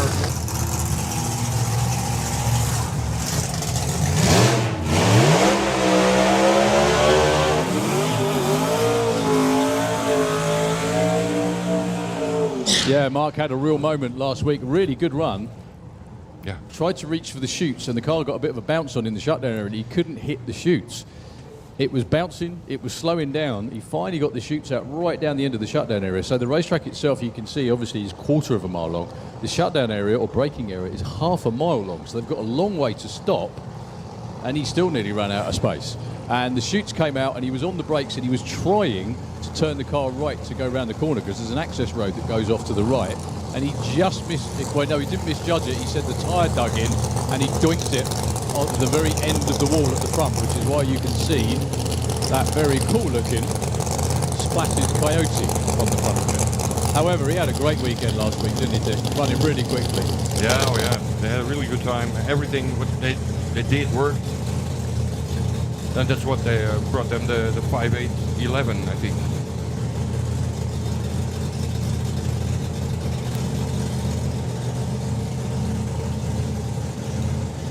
So another supercharged versus turbocharged matchup. 526 cubic inches of Hemi under the Voodoo Plymouth Superbird. 520 Proline power for the Finnish missile himself, Jari Ranchniemi. He won the European Championship for the last 2 years. He won Carl Cox's event. Can he be number one qualifier here? Well, they're going to be side by side at the finish line. Pick and choose and check the boards. 581 for Mark Hartwell. Even quicker for Mark Hartwell. 581 very quickly, very quickly. Wow. Number one qualifier, a great 581. That must feel really nice, especially against the turbo car in the other lane. Oh yeah, that's for sure. Yeah. Of course, we're trying to aim for these numbers. It's always good if you have a start like this. Yeah, definitely. Well, you got the number one spot, and you're one of only 2 cars in the 580s as well at the moment, though. Yeah, well, of course we're gonna try to step it up, but we'll see how it goes. It's always good to get one under the belt, Jerry. Thank you very much indeed, my friend. And yeah, what a way to finish out Pro Mod. That's what it's supposed to look like. Yeah. In fact, that's what it's looked like for the last 2 weeks, to be honest with you. Check the replay on the screen as well. Mark Hartwell. Yeah, look at the colourful chutes. Oh, that's what sweet. the difference there's was. Finnish shoots. colours. Yeah. Yeah, Finnish shoots, but with the Dutch celebrating. That's got to hurt. Just kidding, of course. Right. Well, I'll see you guys later on. You will, thank you. Worryingly, only 11 cars in the session, though. Oh, Well, yeah, about David, three or four got shut off on the line, Yeah. at least. So I think we probably had 16 come down for the session. Yeah. Just not all of them. Later on, okay. FIA Pro Stock, Dick, pleasure as always, thank you. See you. This is usually when we say it's an all-Swedish affair, but it's not. We've got Henry Reel with us, with Mercedes.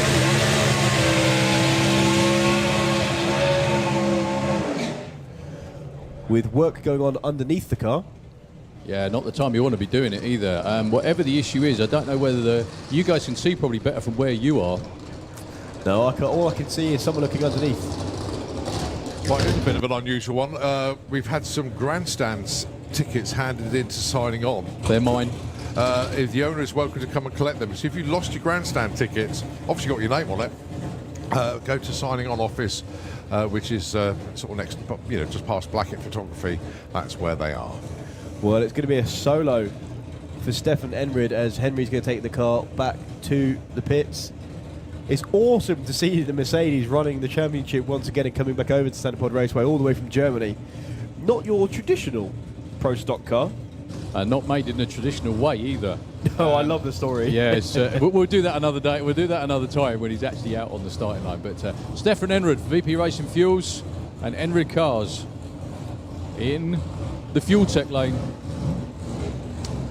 Stefan been heavily involved in Pro Stock for a number of years now. It's definitely, well, I was going to say it's definitely a Scandinavian thing or a Nordic thing, other than that pesky Mercedes. So, Yep. first run of the season, I think, for Stefan. No testing for him at all.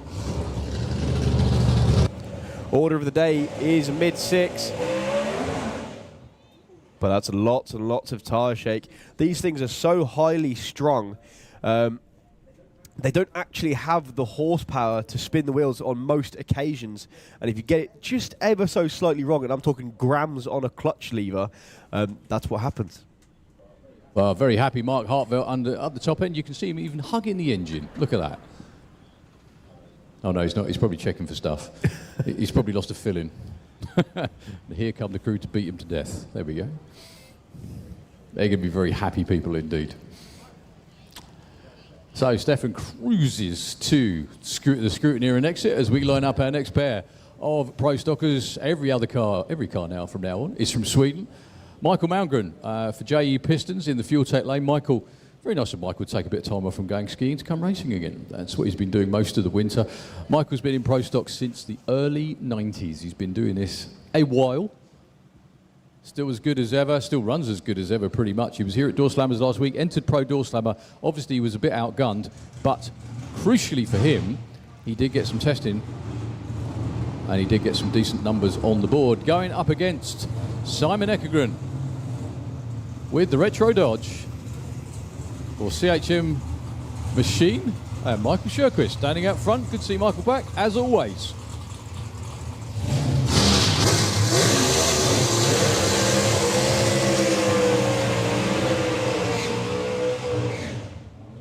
Michael's stated goal since forever I've known him has been to get that pesky Dodge, that black and white Dodge in the Kestrel Lake, into the 6.5s. I don't know whether they've really got the weather for it today. It's not going to stop him trying though. For all of these drivers, all of these cars except one, which is Michael with the black Pontiac, this is their first runs of the season. They have not been near a racetrack till this week.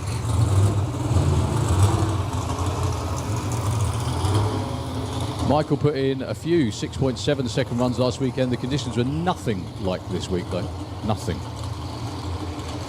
No, this is definitely tyre shaking conditions for these cars. Very, very hot, sticky rubber and hot air, which means the engines aren't going to be making as much power as they possibly can. It's not that bad. It's quite, with the breeze, it's pleasant. It's really just very nice at the moment. Everyone's sitting there getting sunburned and probably won't agree, but it really is. It's nice.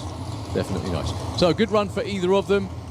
I'm sure they both take a 6.6 something. An exceptional run would be a 6.5. They're all very heavily regulated. That's why the cars look so similar apart from the paint jobs. One's Dodge, one's Pontiac. They run 500 cubic inch, which is nearly 8 litres of V8 engine under the hood with carburetors, racing gasoline, stock size tyres, just about everything. All the changes or improvements they make are down to tuning.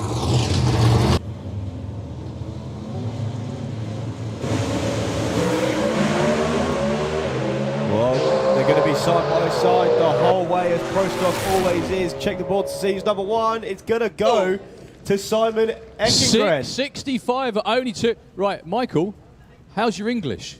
Quickly. This is the very beautiful Michael Sjöquist, everybody. You can see yourself on the big... Look up there, look. That's you. That was you. Anyway, that, for the first run of the season, that's really good. Yeah, and it started when we was testing. 0.99 first round I went out. But 665, you run but only 202 miles as well. I see that, so I don't know. Well, you have a little adjusting, so... It's a great start. Well done, my friend. Thank you. Great to see him, as always. Okay, the last pair. That was a shock. I thought Michael was going to take that one, but no. Simon, 665.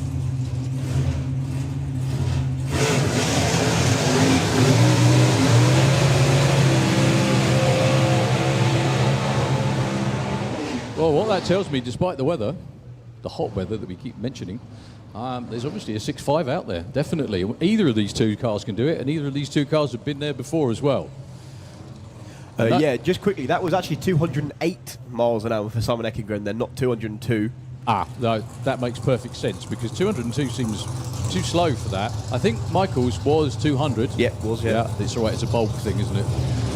So, these two went at it last year, every single round. It came down to a final round shootout for the championship, which Robin Narem won on a hole shot. And Jimmy Allnard, as long as he's been doing this, I think he's 14-time European champion. He's so successful at doing this just because they're all that damn good. In the final round, he flickered the bulb when he was going into stage, and he, just for that itsy-bitsy split second, cost him his concentration. And as a result, for him, He was a bit later than he'd like to be on the tree, and that was all Robin needed to win the event and win the title on a hole shot.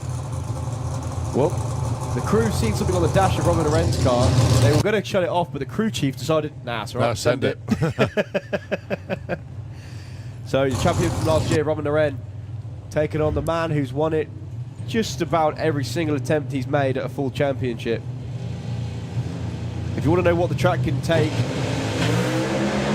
these boys are going to show you. I was on the verge of rattling the tires for Robin. 6:57, your new #1 qualifier, Jimmy Orland, at 209 miles an hour. 6:61, great first runs of the season for both of them. For Robin Loren, 6:61.207. That was not a bad session of pro stock all round. I think only 2 did make it down, so that was a lot more like it. Right, ladies and gentlemen, we're about ready to go with FIA Top Fuel qualifying session #1. The young man in the seat, and I say that confidently, from Scotland. Give him a massive cheer, please, everybody. Mr. Colin Miller in a Top Fuel car. Come on.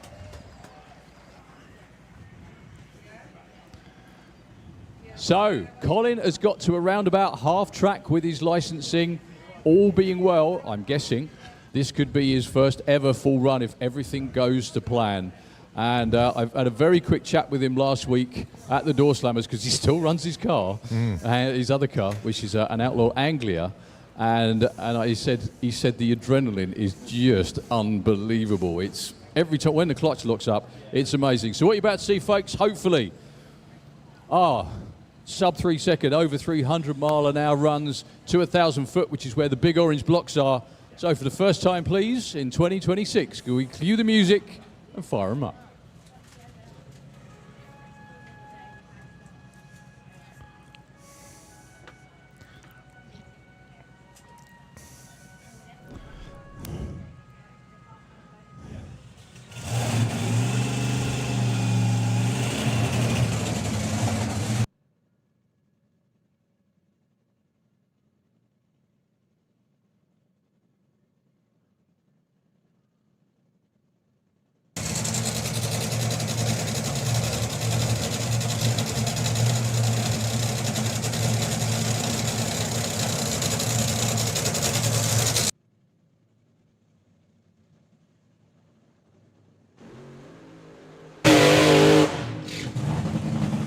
Well, Metallica there mimicking everyone's heart rates, but no one more so than Colin Miller, sat in the hot seat. That's the hardest part, is keeping everything under control, because you're thinking, your body's going, what the hell are you doing to me?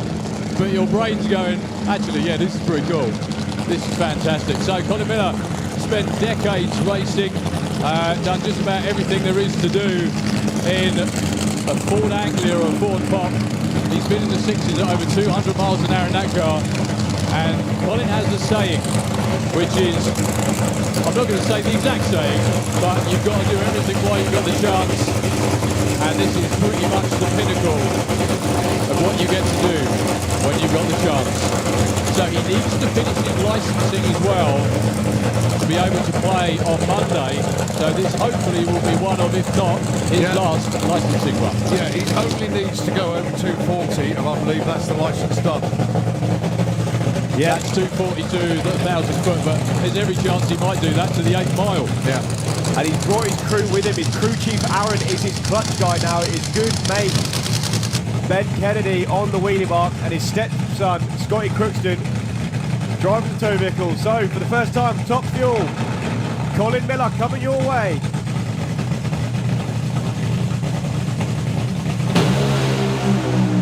And he's lit the candles, but spins the tyres at 330 foot, 889 60 foot, and that was all she wrote.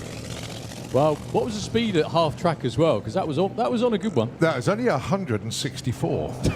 He probably might have done 240 at some point, but not quite there. Well, he just needs to get to the finish line, which is pretty much it. So, well done, Colin. The launch is still phenomenal in one of these things. The only way to possibly describe it They do 0 to 100 miles an hour. Now you've seen one, if you've never seen one before, just to go through it. So down here on the starting line, you can see where the beams are. Where that VP sign is just over there past the Christmas tree, that's 60 foot. By the time they get there, they are doing over 100 miles an hour, and they do accelerate to 100 miles an hour in twice their own length. Quite honestly, they couldn't accelerate any quicker if they jumped out of a plane or off a cliff. And it certainly feels like you do when you do it as well. Give the team a massive round of applause, please. Look at that. Aaron's finally famous. Finally famous. Come on in. Well, the car's already cleared the track at the top end, so we're pretty much ready to go with the other pair. And the other pair are, well, Colin's outnumbered this weekend. We've got ladies. Ladies populated Top Fuel, as they have done for a long time. We don't need any of that diversity stuff in drag racing because we have plenty of female competitors. In the Kestrel beer lane for Monster Energy from Switzerland, her first pass of the year. Hers is little girl taking the championship a couple of years ago. Everybody please, India Urbacher.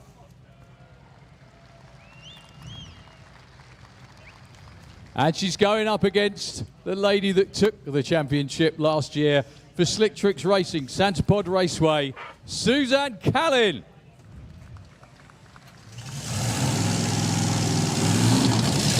Side-by-side fuel cars, over 1,000 foot. A good run for these is anything that starts with a 3 at anything over 300 miles an hour. We've got to taste a bit of what Colin did. Here come the next two. I just get goosebumps every time I hear a fuel car fire up. We talk about wonders of the world, these are definitely one of them.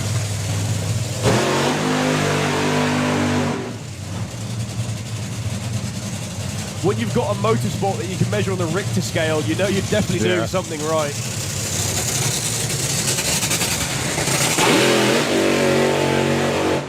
Officially, summer has begun. It's normally when a funny car doesn't burn out, but you know, here we are.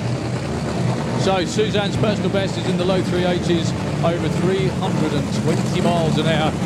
The European record is in the 3.7s, about 321, I think. In both of these two have been in the low 380s on many occasions. Yeah, these two have been sparring partners for the last few years. Both of them have taken a championship. But last year it was Suzanne who stood on top of the podium. As we finally get a full dose of nitromethane here. If you have a look at everyone on the pit side VIP, they are getting caked in it.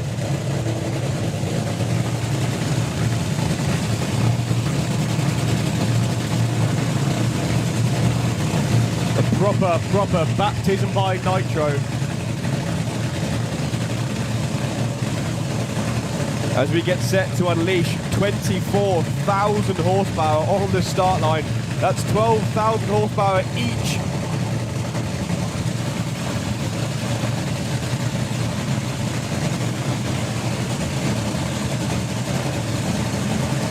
So for Sweden and Santa Pod Raceway, Suzanne Callin. For Switzerland and Monster Energy, it's India.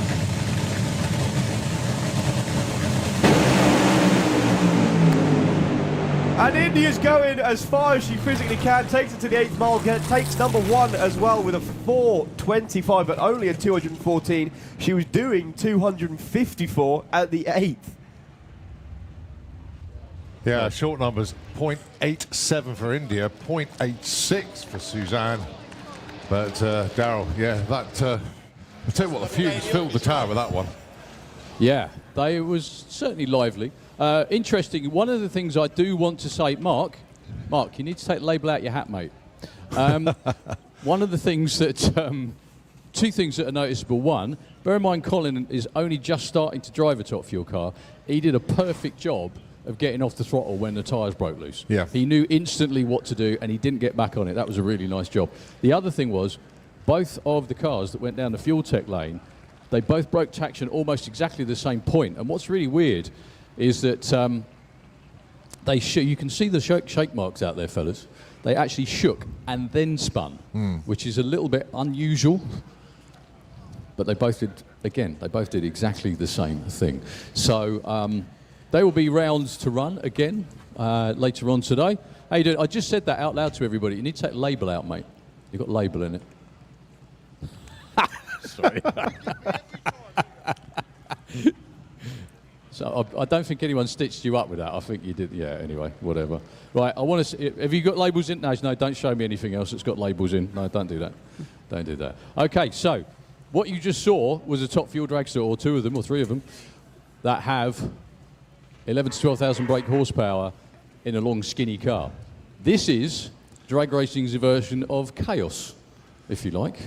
So the same engine, but in a short wheelbase, flip top. I was going to say fiberglass body. It's not. It's carbon fiber.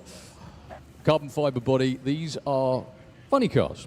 Now, the reason they're called funny cars is because when they first started evolving, you got it, they looked funny. This is Kevin Chapman. Apart from the drivers, I don't think the drivers have yet evolved far enough, have they, Steve? No, he can't hear me. That's probably perfect. Anyway. So the whole team down there waiting to go. Kevin Chapman is here trying to qualify for a 4-car field on race day for Fuel Funny Car. Have we got a bit of clean-up to do? Sorry, I can't quite see from up here. No, at the top end we've got, we've got 2 top fuel dragsters that need to be cleared from the top end, so that's where we are at the moment. The teams are on it and the quads are out there ready to hook them up. Okay, well, while we've got a quiet moment, I just said funny cars and top fuel cars have evolved. I don't think the drivers have they? What? See, look, the drivers haven't evolved to listening. There we go. Steve Ashdown down the line. Everybody give a round of applause for Mr. Steve Ashdown, please. Thank you. Nice to see. It's all right. You knew it was going to happen, didn't you? Everyone that hangs around here, it happens, doesn't it? So, you're not, first of all, very quickly, you're not in the car this weekend, unfortunately. I know it's not for want of trying, is it?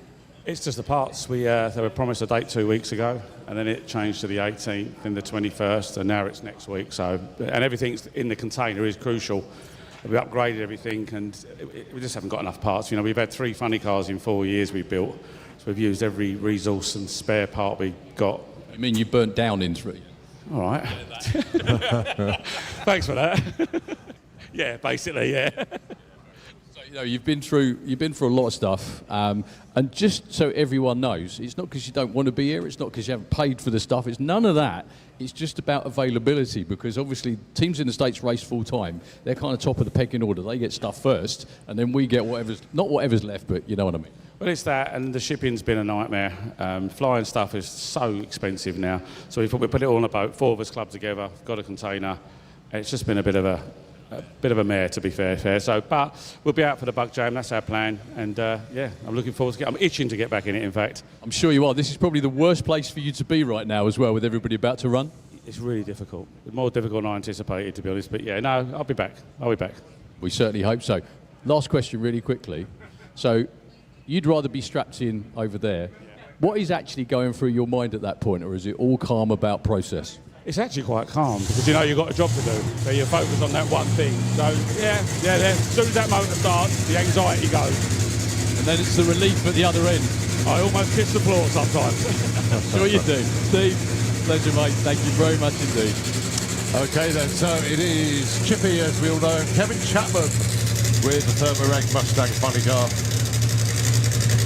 He's the first one that will be coming around the corner. He'll be running on a solo pass here. And then, of course, we've still got 4 more to come.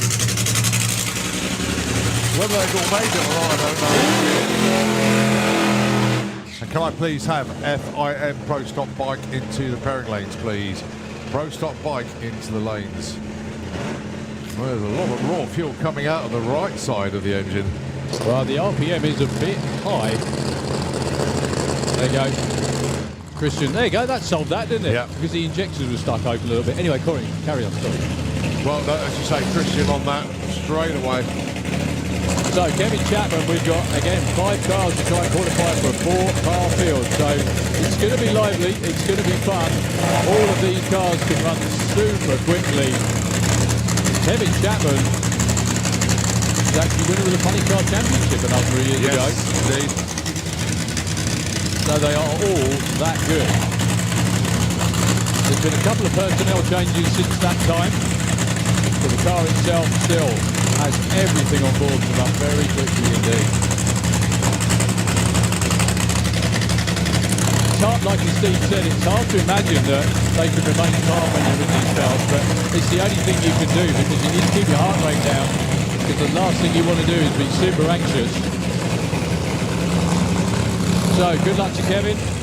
Has he run this year, Colin? Has he run any testing? Yes, he has, yeah. Yes, he has, yeah. But as I say, basically where he's going at the moment is he's just managed to get launches. Now he needs to get some full passes in. They're desperate for it. They really want it. This could be payback for all their efforts there. Kevin Chapman goes into stage, hit the loud pedal. And it just pulled to the right instantly as he hit the throttle.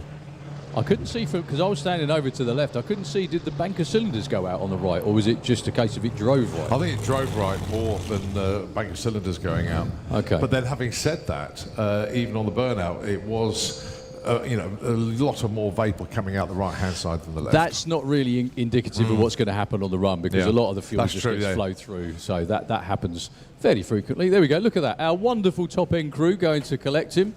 That's India and the team having a chat down at the top end. That was a really good-looking run for India. It just needed to stay together for that little bit further on. But they'll be back later on today for some more runs. Okay, we have a side-by-side pair this time. We're just going to get Kevin's car off of the... Is that scrutineering or first? I think that's scrutineering, actually, isn't it? No, that's first. Yeah, it's first, I beg your pardon. First turn-off is what we're talking about. If you look on the big screen, you can see all the way down the shutdown area, through the field, to the windmill in the distance as well. Well, the good news is that they can actually push the car. Sometimes if it all locks up, then the crew have got to go down there and basically release it so that the rear is not locked and they can get it round the corner. But it looks like they can push it, so good news at the top end. There's India Urbacher looking rather happy with life as her car gets brought back to be turned also, around. Just looking to the right of as India's car was being towed there, how busy the top-end camping field was as well. The place is absolutely rammed this weekend. I clocked that as well. So normally you can tell how busy it is by how far down into the field everybody goes, and it's nearly full already, and it's still Saturday morning. I think it's Saturday morning. My stomach says it's lunchtime, but I think it's Saturday morning. Yeah. There goes the Thermareg team in the back of the pickup truck there. All the best for your second run later on this afternoon. The work continues. Literally, I think they've probably been the busiest team throughout the winter season. Just getting everything. They will be in the workshop all the time. And this weekend, let's just hope it's the payback that they really need. So how's this for cool? The most experienced driver in European funny car racing making a return to the seat of the showtime. John Spuffard in the Fuel Tech lane against the newest driver on the block, Dale Leach, with a big from the east for Mark Hawkins. Everybody on that team.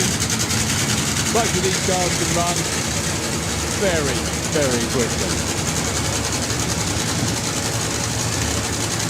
Yeah, Dale Leach, as he said, living the dream, racing his idol in John Spuffard.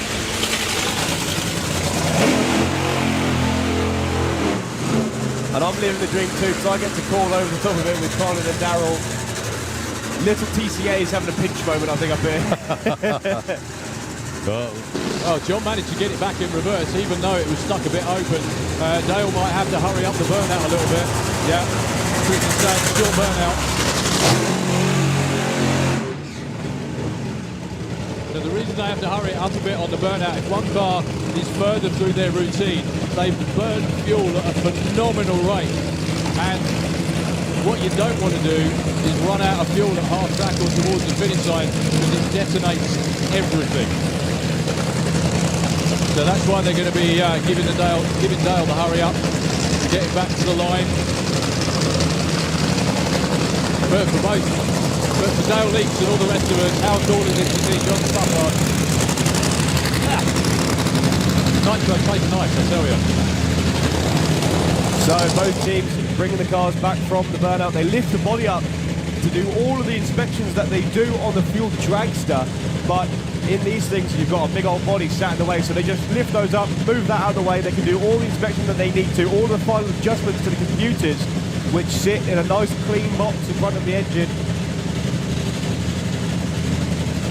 As the Beast from the East team are given the hurry up to get moving. John Spuffard and that team are already... I think the throttle stop's too long. The throttle stop is still on. That's there right. we go. Oof. That was close.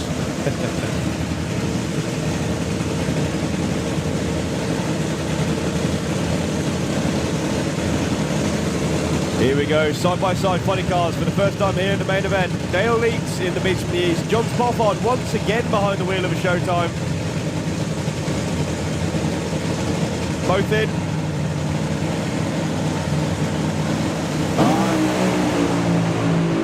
Issues for the start button there.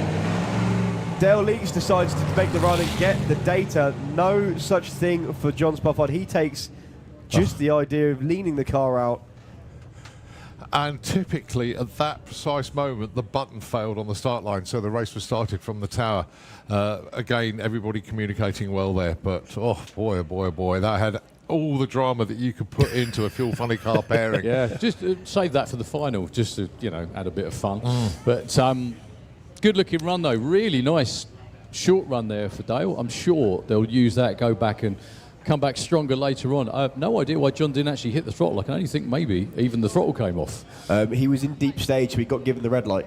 Oh. So instead of nailing it, he just clicked it off. Okay. Well, John stranded out there just before the traditional finish line, if you will, but the car will be moved off, and we have two more funny cars. I don't know whether they're both here, actually, for this They're not. We haven't got Kevin Kent, and we don't have... obviously Jason Phelps for this session. So we've got the Nitro Bug down there and also got Lee Bates with the Raptor. And I'm going to shout this one out now because it, you know, if the Nitro Bug does a great run and Lee Bates comes around the corner, had a message from Emma Lowes. Now then, we do know that Stuart Lowes is always on the teams down there. We need to get this one out whilst there's no engine running. Before the Raptor team Lee Bates goes down, can we please wish Alexia Lowes, which is Stuart Lowes' granddaughter, a happy 16th birthday. So we did promise that we'd get that one out. So many happy returns down there. So the Nitro Bug is ready to put in its first pass. We've got three teams that really looking forward to seeing how they get on with the Nostalgia Invitational. In fact, you can see John Spofford's car on the live stream, and obviously if you look towards the top end from the banking, you will see the Showtime funny car just being hooked up to the quad and going up the racetrack and will be pulled through the scrutineering exit very shortly indeed. Once that's cleared the track, then it will be, of course, the Nitro Bug of Andy Raw. To follow this, we have our top door slammers.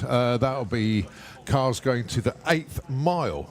We've got 6 cars from Sweden running in that invitational class this weekend. They were here for the door slammers and they stepped up and went to the quarter mile at the Carl Cox Series, but they are back to 8th mile for the exhibition stroke invitational class this weekend. And then it's time to turn our attention to two wheels with our FIM Europe classes, which is Pro Stock Bike, Super Twin Bike, Top Fuel Bike, Super Street Bike and Junior Bike. Following that, it will be Jets. It'll be Fire Force number 5, with Martin Hill taking on the Spider-Man jet of Julian Webb. And then to wrap up our pro session, Graham Sykes with the Steam Rocket Bike, the second quickest bike in the world. Only Eric Taboul has been quicker down the quarter mile. And Graham is developing this incredible machine and could see some new record numbers from him today. So that's what's to come. Sportsman qualifying to come as well. And of course, another complete pro session. A little bit more sportsman qualifying after that. Aiming to finish, well, I don't know, 7:15, 8 o'clock. But one thing that we will guarantee you is brilliant entertainment all the way through, and especially into the evening as well, as we've got a brilliant drone show lined up at 9:45 tonight. So those of you that are on site, please hang around, and I'm sure you are going to enjoy that as well. We've also got Live Action Arena running today. We missed the first one, actually. We were so busy up here enjoying all the stuff that's going on.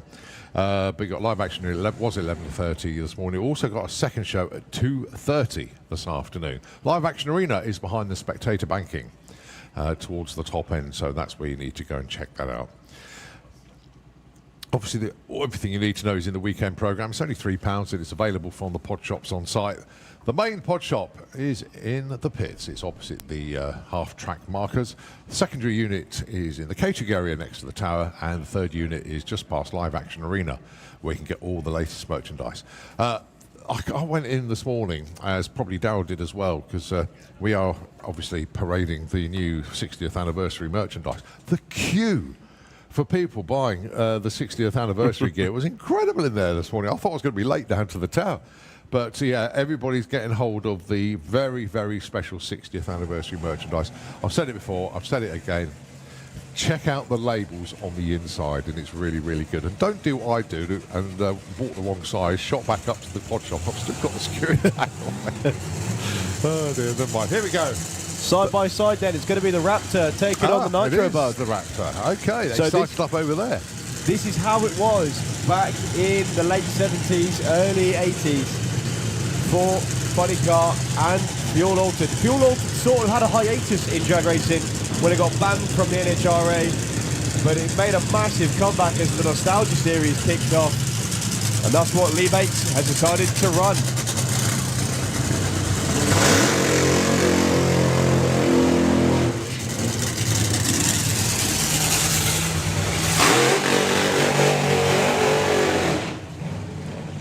And I tell you what, even back in the day, I don't think there ever was a nitro-powered VW Beetle, but there it is.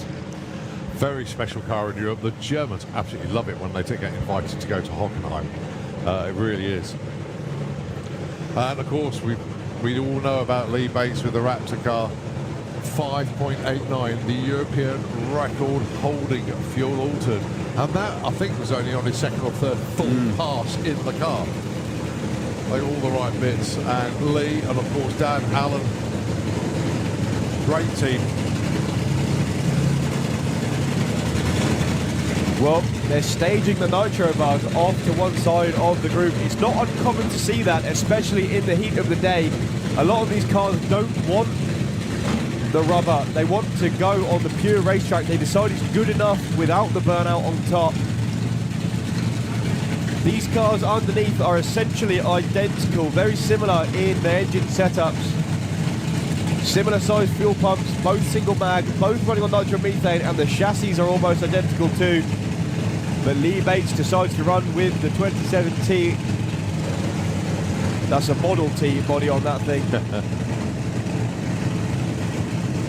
And Andy Raw doing it just as unconventionally with the Volkswagen Beetle. Order of the day is low sixes for these things, and I'm talking really low, 6.160s. If we see a 5, it'll be spectacular. Well, it's not going to be from the Nitro Bug, and it's not going to be from the Raptor either. He did an awesome one flat 60 foot, but started to shake the tyres. And that was all she wrote. Yeah, one flat to 60 compared to 2 flat to 60 for Andy Raw. The car just limped off the line, basically. As the tractor just goes out, does a little bit of sledding. So, top door slammers up next. Yeah, don't go anywhere at all. We have more big, hairy door cars coming your way. Then we have all the FIM bikes, including Top Fuel Bike 2, Super Twin. It's just going to be so much fun. That was a proper nitro bath down it. That was lovely. The thing is, with the Fuel Altered, not only are the headers higher up, they point sideways, so you can't get away from it. But I nearly did, anyway. So the tractor out there doing its thing. All the cars that you've seen now, or slightly earlier, will be back again later on this afternoon. For your viewing pleasure, we're going to run all the way till 7, probably even 8 o'clock tonight. Yeah, I think you're right. It's going to be a packed old day, to put it mildly. Also, with the bikes coming up, the bikes, you do not want to miss those. Some seriously world-leading performers in every single class of FIM bike. Look at all those little dinosaurs going up there in the pickup truck to go and collect Lee Bates with a Raptor. What is it about setting a record of people in a pickup? It's just the thing to do. Andy Raw's team, obviously the Nitro Bug team, going to collect Andy from the top end as well. No Venom in that session, unfortunately, so hopefully we'll get to see Tony later on today. Yep, top door slammers are filling the lanes. 90-minute warning once again for FIA Top Methanol. That's your 90-minute warning. I'm loving the crazy frog at the front of the lanes. Nicholas Sodergren. Screw-blown Hemi. Yeah, in a car that has the wheelbase of a junior dragster, pretty much. I think you'll find it's actually a lot shorter than junior dragster. It could well be. There we go. Down in the lanes, I'm standing right in the middle if you're looking at the screen or watching at home. So we've got the amazing 57 Chevy, the guy that actually won last weekend. He won Top Door Slammer at the Door Slammers last week. Also, Roger Nilsson. Oh wow, working lights as well. Amazing. So Roger Nilsson from Sweden. That is actually a street car. He's going to be going all around the streets of Yorkshire in a couple of weeks' time. Was second in Street Week in Sweden last year. So the car is just amazing. Very, very quickly.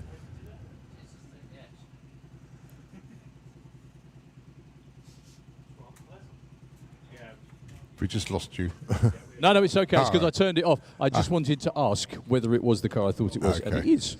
It used to be a Pro Mod car. We've also got Len Lindau. We've got the amazing Anders Ed over the other side. We've got the Crazy Frog, and we've got Frederick Lind with the White Stripe Racing. Jonas Gustafsson's machine getting ready to fire up. They are just about to hit the starters. And can we have Top Fuel Bike into pairing lanes, please? Top Fuel Bike, let's have you into the lanes. Yep, they're all starting to collect right now, actually. Yeah. So we have the Crazy Frog versus the White Stripe. Yes, folks, this is a drag race, believe it or not. All those people standing there at the fence looking on. You can see it on the live stream. You can see it on the big screens. They are just behind the fence, right next to these cars as they spin them over and fire them up. I think equally a star of the show is the Crazy Frog's tow car. Yeah. If you can call it a car.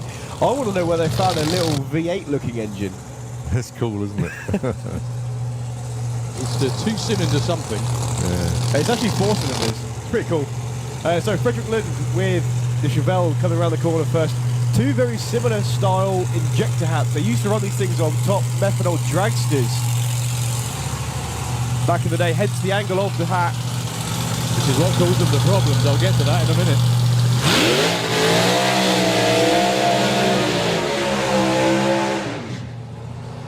Yeah, so we just look at that BMW and the noise does not match the car.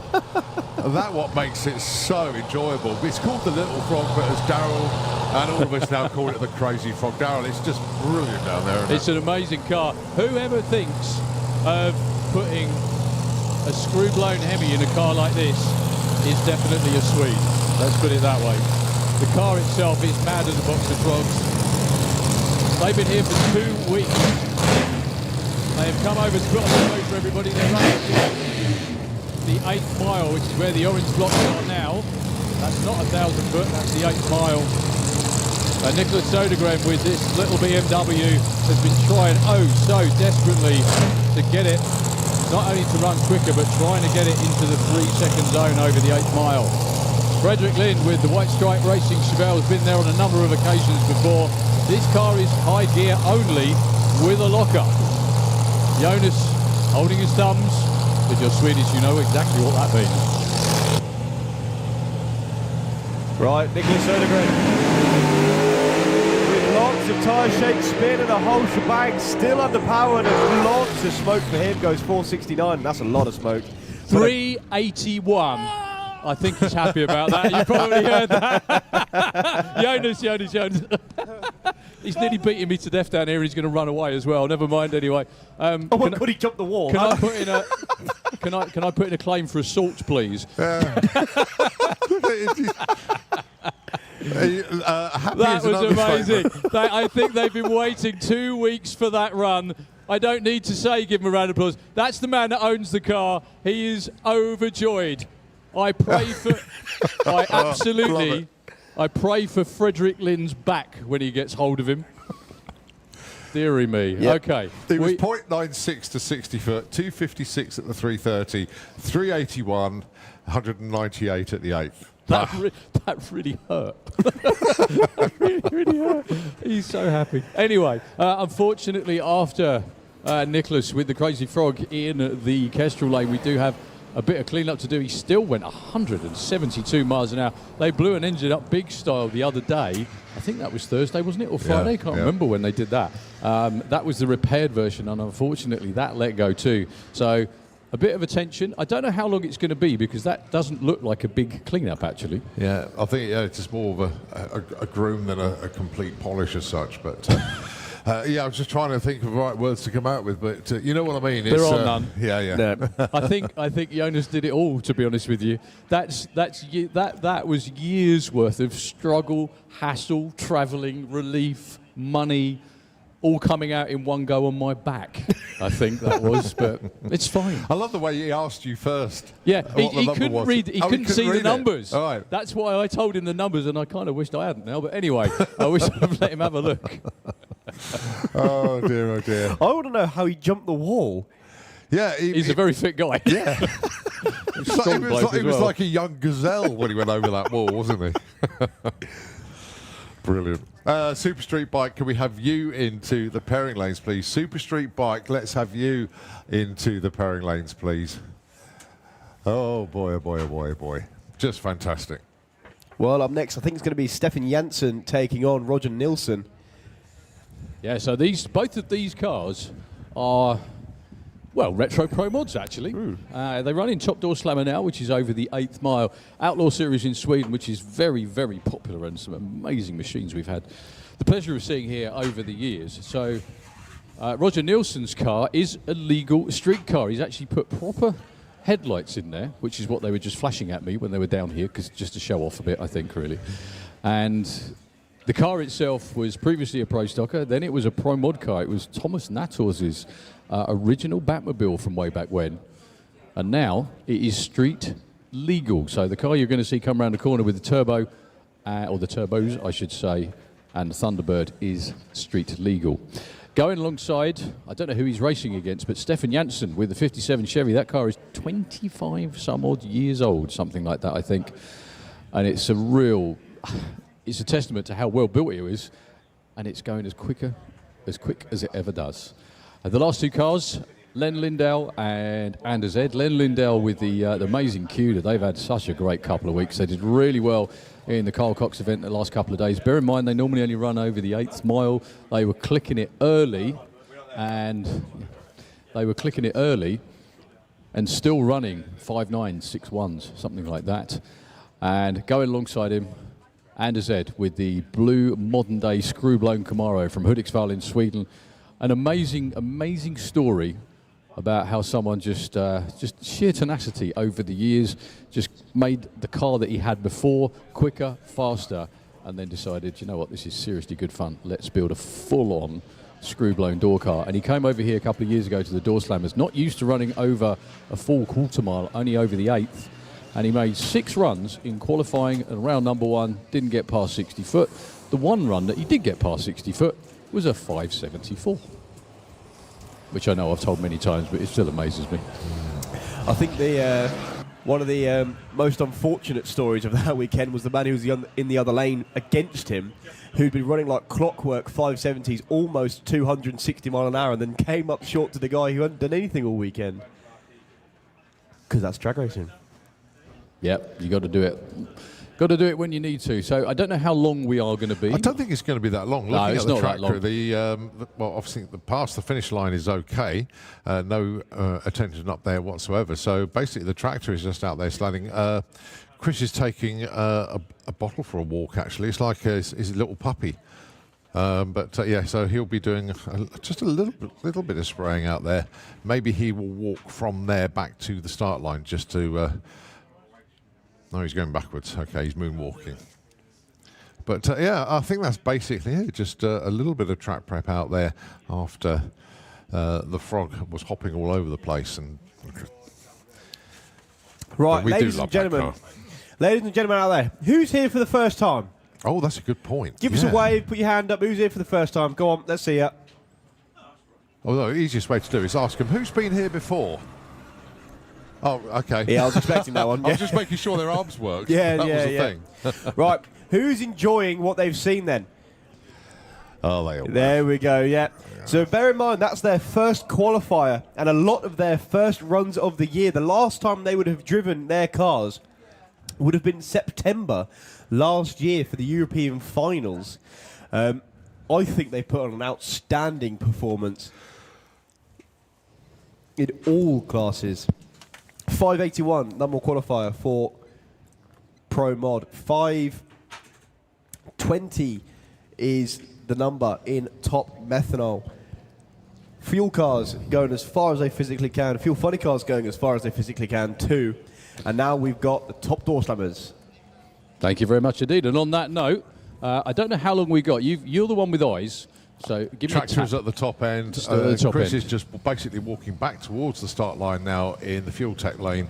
And I think his job is basically done out there. We're not far away. Well, no, they're just. I was going to have a quick chat with Roger Nielsen actually, but they're getting the car ready to run, so I'm not going to get in the way. However, Len Lindell's crew look really, really relaxed, so I might burn pest to them. Nice to see you. So you guys have been here before, but I bet the last 2 weekends have been the most fun. Yes, definitely. Like before, we blew the engine 4 times, and now it seems to be working rather well. Yeah, don't say that too many times, just in case. Yeah, fingers crossed. But you ran really well. I mean, your first run of the season, 376. Yep. Yeah, exactly. It was amazing going off the trailer, going 376. It went. It was a personal best and everything on both speed and ET. So it felt amazing.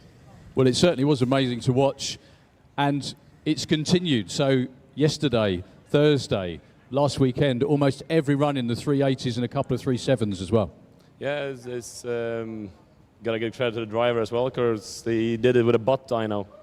He had no indication of when to let off on the Carl Cox event, and he never broke it out. So I'd say that's rather good. You found a new class, yeah, definitely. So what are you shooting for today? Do you think the weather's there to go quicker than 376, maybe? We never speculate on time. We never speculate on the ET we're going to run. We'll tell you you're going to run a 3.6, and that'll have to do. Thank you. No problem at all. That's Len Lindell's team. Thank you very much indeed. Just come and take a quick look as the tractor goes round. Mind the wheelie bars. The screw blown Hemi, that's the man sitting in the seat in probably an 8-layer fire suit at the moment. This is the screw supercharger poking out the hood. And this CUDA is a work of art. The car itself has been into the 5s on the quarter mile, but like his crew chief said, unfortunately, they blew it up 4 times in a row a few years ago when they were here. They're back this weekend running over the 8th mile. Hopefully, got it absolutely nailed this time round. How far away are we, Tom? Tractor, if it's coming back on station now, but it's heading towards us, we've still got 2 track crew out just past the 8th mile markers, so that's basically it. But there's no other vehicles on the track, so it's purely the tractor sledding. That's all we got going on at the moment. No problem. It's all right. I'll see what else I can nab, because everybody is about ready to go. I was going to try and get a word with Roger Nielsen, but he was busy. Really quick, one man who is always very, very camera friendly. Oh no, he's not. Put your helmet back on. Sorry, Martin Bishop. So good to see Mark back again. Look at this, shiny. I've never seen you've got sparkly paintwork before, because I've never seen it in the sun. Yeah, I've got a sparkly suit to match as well at home. Yeah. I was going to say, you do look like the world's fastest gecko, as we said before. So in Pro Stock Bike, good to see numbers coming back up again in Pro Stock Bike. Absolutely, it's an expensive class to enter, to buy new equipment and stuff. But yeah, there's 7 bikes here potentially today and growing, so that's great to see. It really is, because obviously you lived through the heyday when there was like loads of them, and it was the Finns, the Swedes, everybody else as well. So it's nice to see the numbers getting back there. Also, the Germans, French, everybody. Yeah, it's really international now. It's fabulous. Everyone's friendly. It's a great class. Well, we're friendly until we get on the track, obviously. But yeah, it's a fabulous class, and the sound of these bikes is like nothing else. You've always stuck in Pro Stock Bike. You've been there for a while now. Have you never had any sort of inkling to move to another class, or has it just always been about these? No, I love the sound. I love the sound. It's the purest thing. I love working on the engines, and it's about being pure. You can't just chuck another bucket of nitro in or to whack the boost up. You've got to physically look at your data and find another 2, 3, 4 horsepower. I love the way we use the phrase Martin Bishop and pure in the same sentence. That's really cool. Yeah, they don't necessarily go together. Well, doing it out there for the UK this weekend, it must be really nice as well to be sitting in the staging lanes, not have to look at the sky and just, Well, I've got a secret thing with that. As you can see, I've got ice packs stuffed inside my leather. Are you going to keep them on? No, they'll come out just before I go. No problem at all. Martin, best of luck from everyone else in the UK, and thanks for your time as always. Thank you, and thanks for the crowd for turning up. Thank you. It's going to be fun. Thank you very much, Lee. Go away you go, chap. Sorry. Okay, I think we're pretty much there, actually. Dave's reappeared on the start line. They're just about to put... In actual fact, yeah, the thumbs up have just been given. So we are good to fire up our next engines. And you can see over there the squirt bottle going into the Bel Air intake there. Sorry, the Bel Air, the air intake on the Bel Air Chevy. I'll get that right in a minute. You know what I meant. That one that's just fired up, they're firing it up now, is what you're saying. That's Stefan Janssen down there with the 57 Chevrolet Bel Air. Off-board starter. A more traditional door slammer, or more traditional European door slammer, shall we say. Roots style supercharger like you see in Pro Modified. Going alongside the street car. Yeah, one of the less traditional ways of going. Door slammer racing. Yeah, see if you can guess which one was the street legal car we're talking about. Yeah, it's hard to tell, really, isn't it?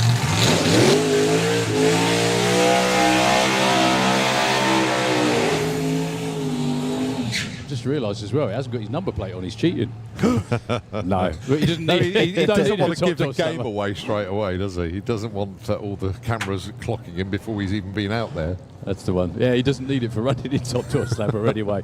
So, Roger Nilsson in the Kestrel lane, the car that, again, these are two Nostalgia Pro Modifieds. If you go way back in your memory banks to the 90s and the noughties, both of these cars were real serious competitors back in the day. And in the Kestrel lane, that car was a Pro Mod in the 90s, and the 57 Chevy was a real killer in Europe for a number of years, starting in about 2001, 2002, there or thereabouts. Actually, 2002, I think, first time that car came here, in the hands of the Lindau brothers. Living on with Stefan Janssen at the wheel. Both of them have been through various changes over the years to make them quicker, sometimes slower as well. They've been dropped down to slower classes. But the current owners have thought, do you know what? They need turbos and blowers. Here we go, 8th mile. Qualifying for race day on Monday. Yep, 381 is the number to beat. Lots of tyre shake and a pedal for Stefan Janssen, but no second gear for him. A good 446 for Roger Nilsson. That's the street car in the Kestrel beer lane. And yeah, that was snaking its way down the track, shall we say, for Stefan Just Janssen. to equate that number as well, for anyone that's not familiar with 8 mile racing, that would be normally good for about a 680, there or thereabouts. Yeah, that's about right. Yeah, that's kind of what he ran the last couple of days anyway. But when they run in street weekend, they've got to run over the quarter and over the 8th mile. When they do street week in Sweden, it's touring everywhere and run into the 8th mile on no prep tracks as well, which is always good fun. 105 60 foot for the street car, 102 for the blown Bel Air. And there's only a tenth between them at the 330 actually. 283 for the Chevy, 293 the other side. But then the 10th switched over, so it was a 446 to a 456. Well, Anders Ed and Len Lindell down there, your final pair. We've also got the two-seater dragster, and then it'll be our attention focusing on the bikes. Yeah, but everyone is willing, Anders Ed, to make a full A to B pass just to see what it can do, especially on this racetrack. Well, I say everyone. I don't think Len Lindell is, and nor is Frederick Lund. Well, Frederick Lind's currently number one with a 381. I gather from the reaction that was personal best. And I think a lot of that was relief as well, because it's the first time the car's gone down the racetrack really strong from one end to the other. He did have one or two good runs in the Carl Cox series, but it's the 8 mile numbers they focus on. Okay, here we go. Two of Sweden's best, both with screw-blown Hemis on board from Stockholm, from Hudiksvall. It's Len and Anders.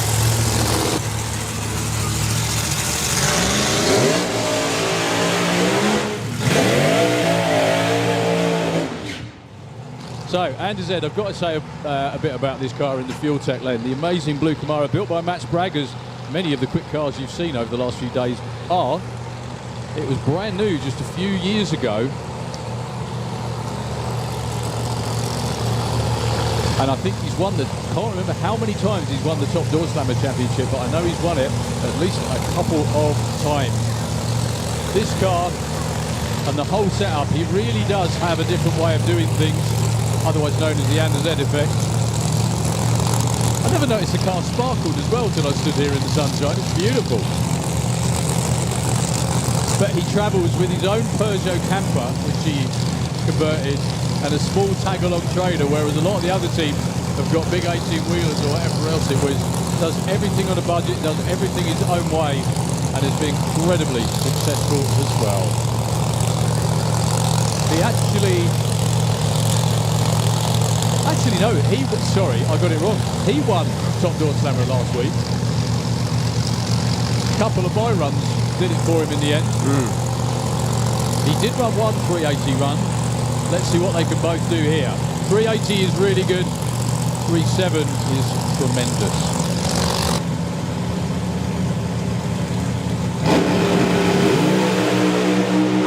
Lots of tyre check again for Anders Ed. No issues at all. Check the boards. 383 is not good enough for number one, but it is good enough for number two. Check the speed as well. 197 in the 8th mile. Yeah, 0.99 for Len, 0.97 for Anders Ed off the line. Both of them with 0 lights as well, but they treat that as a race. I know it's qualifying, but they treat that as a race. I always like bragging rights when they get back. So, FIM Europe Pro Stock Bike coming your way. Again, don't go anywhere at all. We've got Nitro, we've got Super Twins, we've got these normally aspirated bikes. Just having a chat with Martin Bishop. It always amazes me how people keep the enthusiasm for the same class year after year after year. Martin's been doing this as long as anyone. Exactly, and look at the first pair. Good to see Martin Newbury back with the Cycle Works team. After their hiatus from the class, they have 2 bikes that are legal to run in Pro Stock Bike. Never mind, first pair's actually below us. I thought they were going to be pushing around. Yeah, they snuck under the car behind you. Go on, who we got? Daryl, can you see? Not from behind you. Oh, I see.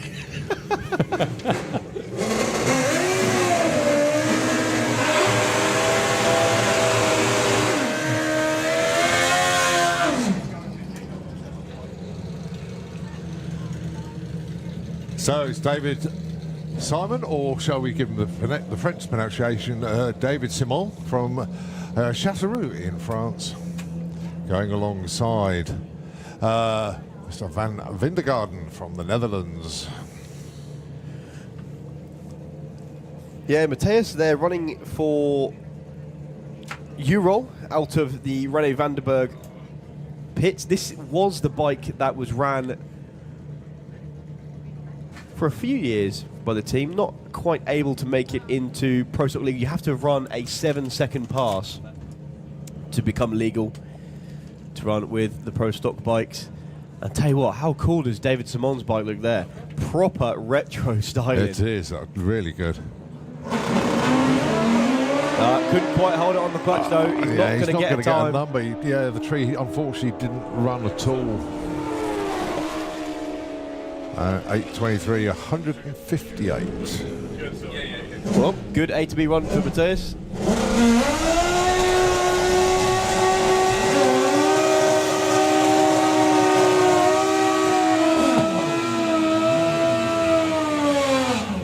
Right, that's Martin Newbury. Yeah, you can't miss him. Going alongside Jérôme Rougemont. Also from France. I bet it's nice for him to have a 2-bike team here this weekend. They are pitted together, him and David.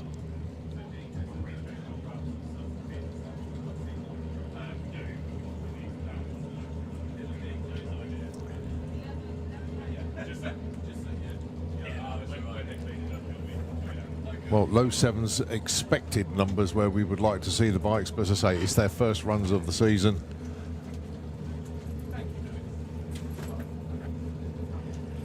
And I don't really think they wanted their first one of the season this heat, but here we go. Well, Jerome's bunny hopping his way down the track. Martin, like he never left, goes 7:19. Wow. Sets the benchmark for everyone who's to follow. He's back. That was exceptionally good for his first pass back on the bike.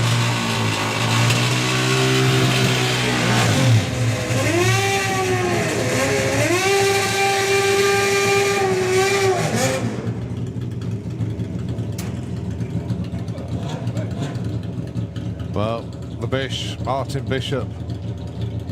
And there's no other bike that makes a noise like Jorg Lymont's. And of course the Buell in the Fuel Tech lane. There's a few different rule sets that you can run to depending on the manufacturer of what you're riding. Suzuki is the bike of choice for most of these riders, but Jorg takes the Buell. Thunderous V-twin spinning off the line, but the horsepower rolls in through the top end. He's going to go 7:31 to take the number 2 spot and a 7:61 for Martin Bishop. Well, that is already Pro Stock bike done. We now move on to the Super Twins, and I'll tell you what, I'm seeing new bikes, I'm seeing new colour schemes, I'm seeing everything new today. I can see the bike I've been waiting for as well round the back. Oh, yeah. Lots and lots of upgrades. We'll get onto that when he comes back round in a minute. Up first is a new bike to me. I've not seen this one before, but it just looks gorgeous. A lovely, lovely tan and blue design on this machine. The Super Twins are one of the fan favourite classes here. Well, we've only got 5 bikes entered this weekend, but my goodness me, what a set we've got.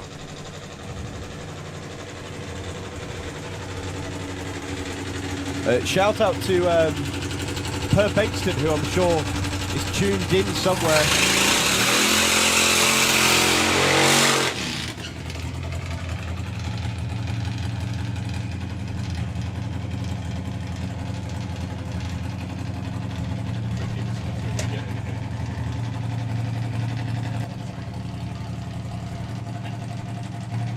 So Anders Jensen. I was going to say exactly the words, you beat me to it. All the way from Denmark, there we go. Yeah, it's a totally home-built bike, this. Those exhausts look precarious, but I'm sure he's happy to ride it.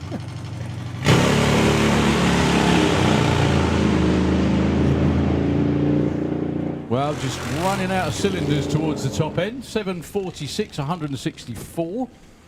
Not a bad start to the weekend, though. Good run to tune from. They look like that's a bit so-so, but that's not the end of the world.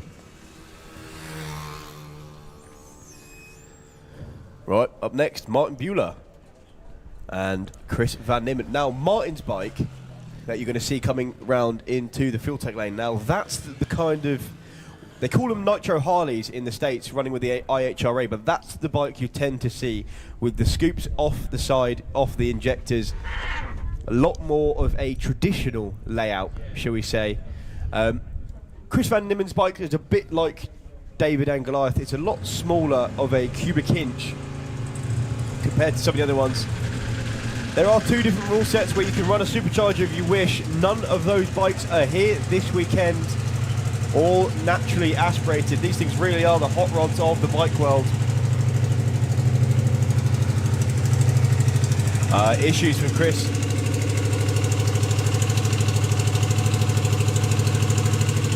So Martin, from Switzerland, by himself. Yeah, so Martin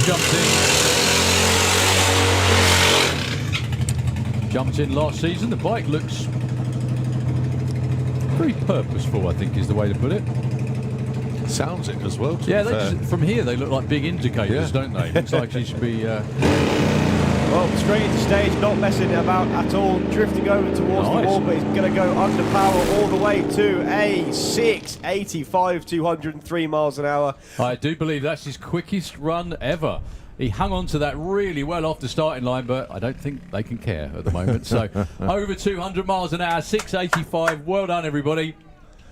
You can hear the cheers from up here. Now, the bike I've been waiting for personally, Marcus Christensen with a completely new design, and you can see the massive hole in the top of the bodywork. Both exhausts run through that, and I think I know what it's doing because you can see the flat belly that's underneath the bike. Do you remember the Jade Warrior? We do. Yes. Very well. Do you remember how it used to make downforce? How do you remember any of this? You weren't born. You weren't. That's a very good point. Come on, actually. Thomas. Sorry? you weren't. I mean, I saw the Jade Warrior. I did too. In my very early days of coming here. You weren't even thought about that. No. No, I just like looking at things on the internet.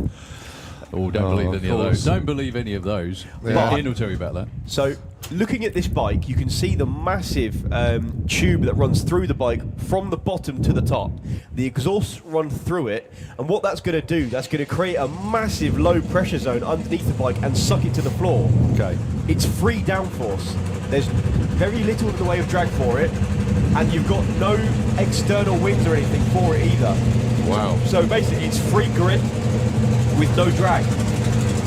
If it works. If it works. Well, no.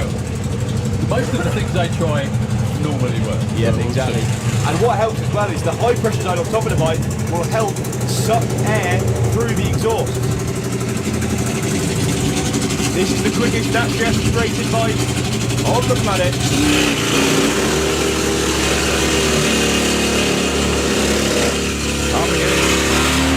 Up against Roman Sixter in the other lane. If you get the chance, you're sat in front of your computer and you've got your phone or anything like that, check out Speedy's Racing. Speedy is his dad, and check out the journey they had to get here, because they have a 1972 Mercedes camper, which is, in the politest possible terms, knackered. It is utterly shot to bits. You can tell where the racing budget goes, let's put it that way. Driving down the motorway or the Autobahn in Germany with a hole in the floor, with the engine making a huge noise in the camper, and with headphones on because it's so loud, and they still made it. Whether they make it home is another matter. Right, let's see if all the changes work for Marcus. Well, it's extremely lazy off the hit. That's a bit of... Well, that's on fire is what that is. A 693 at 207 miles an hour. Chalk that one up to experience, maybe. I want to know what came off on fire, because whatever it is, it's gone now. It was something within that cavity that you were talking about, I do believe. So, and obviously got hot, extremely so. Yeah, and melted itself to the track. Yeah, I think there may have been a wrap. That would make sense, actually. Well, we'll see how it works out. Marcus, very, very off pace for him. That was almost like a high gear launch for that bike. But it was Roman Sixter off and running much, much quicker. As they don't pick that up, he's been on fire. Unless you've got fireproof hat. No, he's a brave man. Well, it's Bob. Picks it up. It's Bob. It is Bob. Oh, it is Bob. It's just the legend. Fair enough. As we welcome into the tower, the one and only Mr. Ian King. Very good afternoon, sir. Thank you. No problem. How's life on four wheels? Good. Yeah, very enjoyable. It's for those of us that followed your racing career, it does seem kind of a, what's the word I'm looking for? Sideways move, considering what you've done before. How come? Well, I mean, the thing is, I didn't want to go to a different bike class. I stepped down because I would always feel like I wanted to go back to the fastest and quickest class. So by going to a car class, it meant I went to the fastest car class I'd ever been in, because it's the only one I'd ever been in. So yeah, at the moment I can't compare it to anything else. So it's great. Bracket racing, hard work. Oh yeah. It's just I mean, it's. I think unless you've done it, if you've always run heads up, which I have, and then you enter into this new world of black magic and voodoo and and how can I put it, hiding things and not showing your numbers, and me not knowing what the numbers would be anyway. And Are you coming round this corner and the dial-in's a surprise? Yeah, yeah, that's a good one. Well, it's like a lottery for us. I've just realised something. I've got something in common with Ian King. Yeah. Steady. We've both raced cars and bikes, and between us, we've got several championships in Top Fuel Bike. Cool. Between you. Well, I never said split 50-50, but definitely at all. I like. Okay, so by definition, Ian, anyone in the crowd shares a Top Fuel Championship with Ian. How nice is that? There you go. But no, it's a great class. But it really is as you guys know, because you've seen it so often and been involved in it. It's just a different mindset. Everything. It's a different sport, really. Is it fun? Oh yeah, it's good fun, definitely. It's nice to learn new stuff, Well, because you've got a lot of other bikes like road bikes, like historic race bikes and stuff like that. So you kind of, for want of a better phrase, you kind of get your kicks doing all that stuff. Yeah. And you still enjoy dual car bracket racing as well, yeah? Yeah. I mean, one of the things, of course, is, it's an excuse to be at Santipod and places like that. So, I love being here. I like the people, got lots of friends, and, what an amazing place. So I'd miss it if I wasn't here, for sure. Keeps you off the internet as well. Just kidding. Sure about that. Just thinking, it's got to be like racing an armchair. It is, yeah. It's as I said, it doesn't feel that quick, even though I know it is really for a car. No, it's just a complete different thing. I mean, I prefer riding Top Fuel bikes, of course, but I'd like to again, but I almost certainly won't, because it's a lot of work and effort to build another one after all the rest of the last one. Yeah. So the last nitro bike you've ridden, was that the Hogslayer? Oh yeah, actually it was. Yeah, that was the last one I rode. Yeah, I never thought about that. Yeah, I rode that at Dragstalgia. Yeah, Thomas, that's a bit of a top trump. Yeah, Did you notice that? Yeah, that is a bit. That's like a bit. I've got too much knowledge type thing. It's my job. So I'm only joking, mate. No, it's fine. It's fine. It's true. It's dead true though. Yeah, that was the last nitro bike. It was. And the Top Fuel bike class these days, I don't want to say as ever, but isn't it great? It's as strong as ever at the moment. Yeah, and we've got bikes that could be here that aren't here for various reasons. So there's at least 2-3 Top Fuel bikes around that would like to have been here but aren't in the position to race at the moment. One that was requiring some repairs that weren't quite finished in time, and but it's great. And the same in Europe as well. I mean, there's a number of new bikes out and about, or should I say reincarnations of old bikes, with some good guys, good teams. Sierpa and people like that, those sort of teams, they're doing a great job. So it'd be great to see them all together at some time. It would be nice if they all ridden the same place at once. Yeah. And if they all did congregate in the same place, we would, hands down, have the most Top Fuel bikes anywhere on the planet, wouldn't we? Yeah. Definitely that. And it's great to see the uplift in funny bikes. Yes. Running with Top Fuel bikes, and one of them is below the tower at the minute, Luke Ferrugia. Yeah. All eyes in Europe have been on him and what he's been doing at the first half of this season. He's been down into the low 4s in the 8th mile already. When you're in your first season on a brand new bike and you're being compared to Stu Crane, you're doing something right. He did awesome back at the Festival of Power, but then in the elimination rounds, we got cut short to the 8th mile due to very dangerous winds at the top end. So he wasn't able to run it all the way through to the quarter mile. Speculation has happened that they reckon he's down into the low 6s already. He ran 6:48 in testing on Thursday. So... But they reckon he was quicker than that at Easter. Yeah, there's every chance he probably was, actually. But then the weather was different. Yes. One thing Ian always mentions is we don't normally get hot, sticky weather in the UK. Well, today we sort of do. Yeah, it's not the best conditions for the best performances, but it's, in terms of overall enjoyment and getting the race safety, run, it's great. Yeah, exactly. So there's no real breeze out there at all, so he won't have to fight the bike. Have you seen the onboard of when he rode it at Easter? It was a bit lively, to say the least. Okay, Luke Ferrugia from the beautiful island of Malta.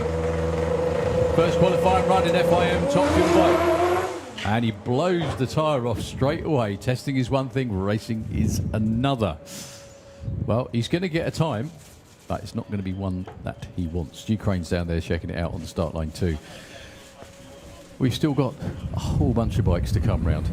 Did you happen to hear, I don't know whether you heard this, at the finals last year, we had Roll up here. Yep.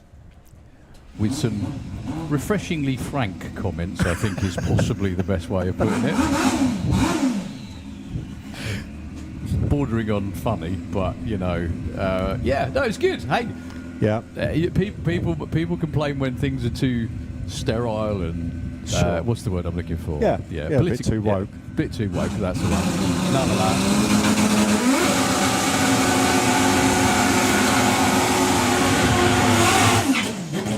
So, Thomas Pettersson, someone that's been coming over here for years doing this. I really, really hope Thomas gets a good 6-second run on the board at some point during qualifying. Now would be good. He's such a nice guy. He was one of the first people to enter and first to come back after COVID to kick everything off again because he really missed coming. And I mean, you've done the trip over there many times. Have you ever have you driven all that way before? 'Cause it's a hell of a trip. No, actually, I haven't. I've always my crew have. I thought so. Yeah. Oh, we'll ask them then, shall we? Yeah. Oh, my crew drove to Malta, and we've done lots of Finland, everywhere. Sorry, they've done lots of driving. You've done lots of. Sorry. I was always too busy. Working out how to get there and all that sort of thing. Yeah, I know. So good luck to Thomas Pettersson. He always seems to be snake bit when he comes to the UK. Nothing ever seems to quite go right in qualifying. Keep him crossed. This is the time. Turbocharged 1400cc.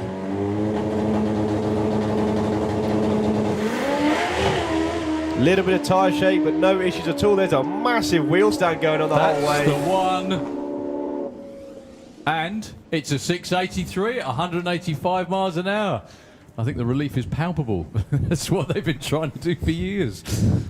It's amazing what a cloudless, windless day will do, isn't it? Because then there's no hiding place. There's no, the bike drifted that way. There's no, the track was too cold or anything like that. It's go out and do it.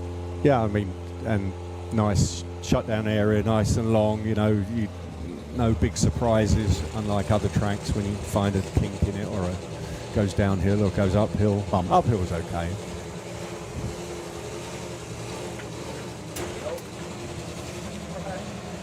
Right, our first taste of nitromethane with 4 cylinders in Top Fuel bike. We've had 2 funny bikes, and this used to belong to a man to my right. This would be King's on bike. Now ridden by Neil Midgley. He's been down into the 5s on it before. Low 6s is sort of where it's been sitting at the minute. Yeah, notably the camera guy is one of the most experienced members of the crew, and he will rarely take his hand out of his pocket. What do you think? Exactly. He won't, will he? No, I don't think so. Never first to the bar, anything like that. That's exactly what I was getting at, yeah. That's Marius van der Zijden, who was obviously with you when you ran this machine as well. Just tell us a bit about, very quickly, Mark Smith over there with another warp speed machine, been down into the 6.4s, incredibly quick. So Neil has had a couple of moments over the last few seasons. Yeah. Absolute credit to him for getting back on again every single time, just not giving up really. The last one, which was at the end of last year, was not the worst, but it wasn't the prettiest either, was it? No, I mean, he didn't do as much damage that time as the time before, but still, more damage to himself, if you like, and his thinking. Well, he's snaking his way down the track, clicks at the 8th mile like I thought he would. Here comes Mark Smith under power the whole way, going to go 670 to take the number 1 spot at the minute. That will drop, that can sit in the 5s. We've not seen Rickard yet, and we've not seen Stu Crane yet either. Good 724, half past 402 he was at the 8th for Neil Midgley. Yeah, only 161 miles an hour, so he's probably already off it by then. Yeah, he was off it, yeah. So that was your bike? Yes. You've ridden it a number of times? Yeah. Just tell us, every mortal, what it's like to ride it. If you can put it into words. I mean, does it try and pull your arms off? That's the first thing. Yeah, it does. I mean, that's why it's nice to have that sort of hump at the back of the seat to stop you being pushed back, because you would just come off it. Yeah, I mean, it takes quite a lot to hold on to them, and that's the main thing, particularly when they start moving around at the top end. You have to really jerk them into place, because if not, you'll just go straight into the wall. You're accelerating so fast, very hard to account for it. The front wheel should be in the air, so you can't steer it. So you really have to You're not manhandle selling it. No, well, no, it's just how it was. But it's no, as they said, it's like is it firing the gun and riding the bullet? It's sort of a great sensation. One of the great misconceptions is it goes where it wants to, because you can. Yeah. Well, it doesn't. It goes where you make it. I think the thing is you have to be able to manoeuvre the bike, have a bit of mobility and probably a bit of upper body strength to be able to pull the bike and push on the foot peg at the same time to try and deviate the course it's on. If not, it will just go where it wants to go. Because that's another discussion we've had many times before, and I had with Roll last year, that you see some riders who are all over the place trying to keep the bike straight, whereas others, like you, Roll, look like you're doing nothing, which is always the way to do it, really. There's no real motion. No, I mean, some people actually enjoy the, I think I mentioned before, the theatrical side of riding them. But to be honest, you're at a point where you know when something's starting to go offline and you correct it, but then it's only a minor correction. Yeah. A move, a slight push on the bar, on the foot peg, sorry, or pull on the bar. Whereas if you let it go too far, then it's a big movement, and that's when the sort of the moving about becomes apparent. And you get in trouble. Yeah. Or can potentially get well, in trouble. Yeah, it's sometimes too late by then. But. So from the Netherlands, René van der Berg in the Kestrel Lane up against Glenn Borg from Malta.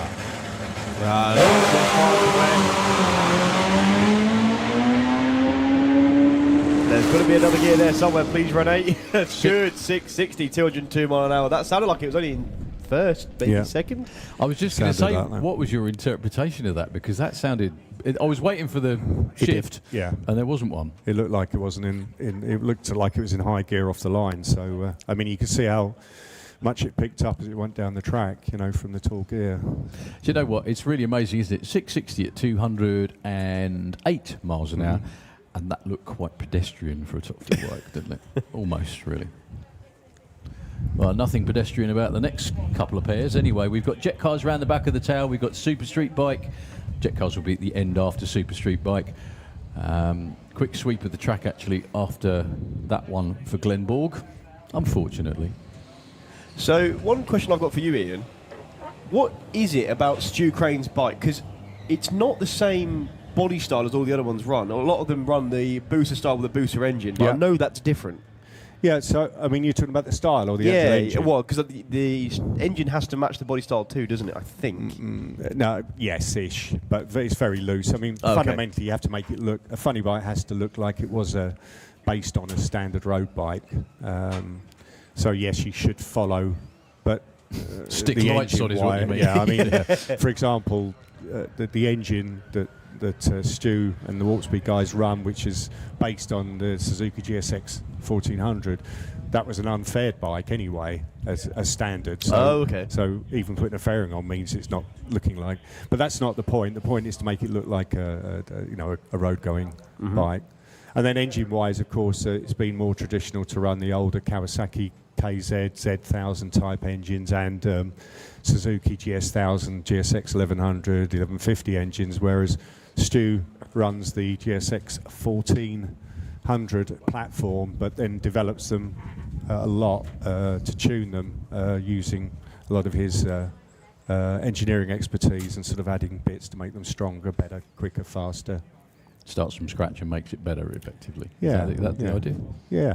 I mean, they're good engines because those engines are plain bearing. I think John McLean was probably one of the first people that saw the potential in that engine. The problem with that engine has been for America. That model wasn't sold in the US. It was sold only in Europe or parts of Europe, some parts of Asia, and the UK. A lot of the Americans wanted that engine, but it wasn't available to them because there was no bikes to break and take the engines out of in the US. But Stu's managed to secure a nice supply of those engines using his parts and supply them to the Americans that would like to run them. And doing very well at it indeed. So the man you're talking about, Stu Crane down there in the Kestrel Lane with a funny bike. Europe's quickest funny bike, funny enough, against the man that used to hold that title for many years, thorn in your side for a long while, Ricard Gustafsson. When you see Ricard in the 5.6s, does that not ever make you think, I'd actually really like to race him again? I would, but the great thing is he never beat me, so no. Don't give him another chance. He actually, in fact, he was more upset when I decided to sell the bike. Oh, because he didn't have a chance to beat you? No, he said, you bastard. I wanted to beat you. There you go. really fun. Rickard's one of those characters that is... can we have Street Eliminator into the lanes, please? Top Speed Automotive Street Eliminator, please, for your next Q session. Yeah, Rickard's one of those guys that when you try and talk to him at any point, he is very shy, very retiring. Yeah. He's a totally different bloke at the top end. Oh, yeah. Yeah, Absolutely. Yeah. He's quite reserved. He was... they had good fun coming over here because their fuel distribution broke on their coach. So they had to manually take a fuel line with fuel cans inside the cab and have the fuel being sucked out of the fuel cans into the coach engine all the way here. He's not the only Swede. Six jerry cans. You know? He's not the only Swede that's had fun getting here this weekend, I tell you. Absolutely. Okay, so Stu Crane, probably baseline A to B runs. That might go out the window. Rickard's is the second quickest. Whoa, pedaling a nitro bike. That's what warm weather does, unfortunately. Just a little bit too much off the starting line. Well, 9.39 and 10.59 were not kind of where we thought that might go. No. He'd set the bike up exactly as it was for the finals last year, which is the best way to do it, even though weather's changed a lot and the tracks are different, because you need to start somewhere. Now he knows where to go next, you know. Which he will do later on today, Of course, I'm sure. 100%. An absolute pleasure, No mate. problem, thank you. We have Super Street Bike under the tower, and Costas is waiting in the wings. Colin. Yeah. Well, I was chatting to... I'll let Costas get his headset on and welcome officially to the tower. So there we go. Costas pressed the red button. There we go. You are now live. Hello, Colin. Hello, how are you? I'm very good. So the reason that Costas is up here is I put a call out on social media for some help with something totally unrelated to drag racing, and everybody said, yeah, Costas is your man, Costas is your man. And went out and chat with him, and then we realised that he wasn't racing. Well, he knew that, I didn't. I said...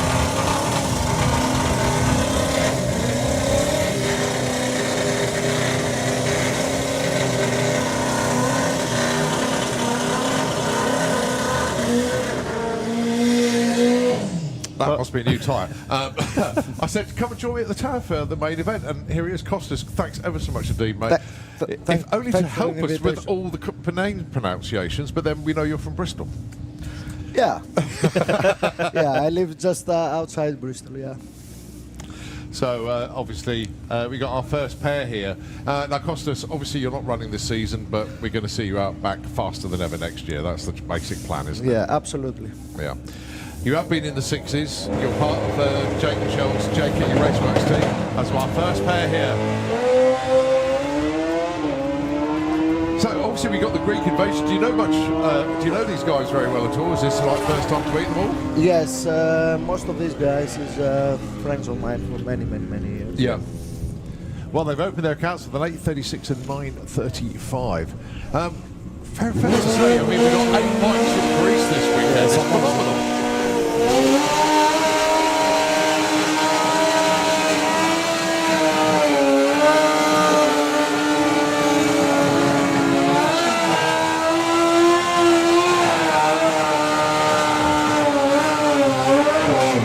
Right, I had a brilliant message from Ricky Thomas. Basically, he's telling us about Carl making his debut in Super Street Bike, having spent the last few years competing in 950 and 850 bike, where he was champion in both.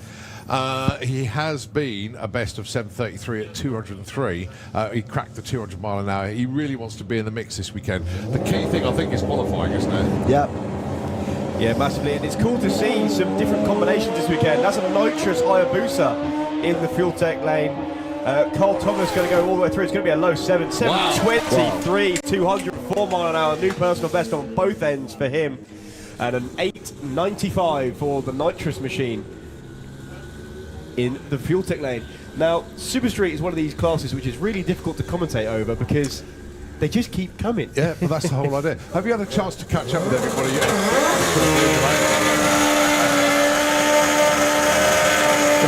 Oh, yeah.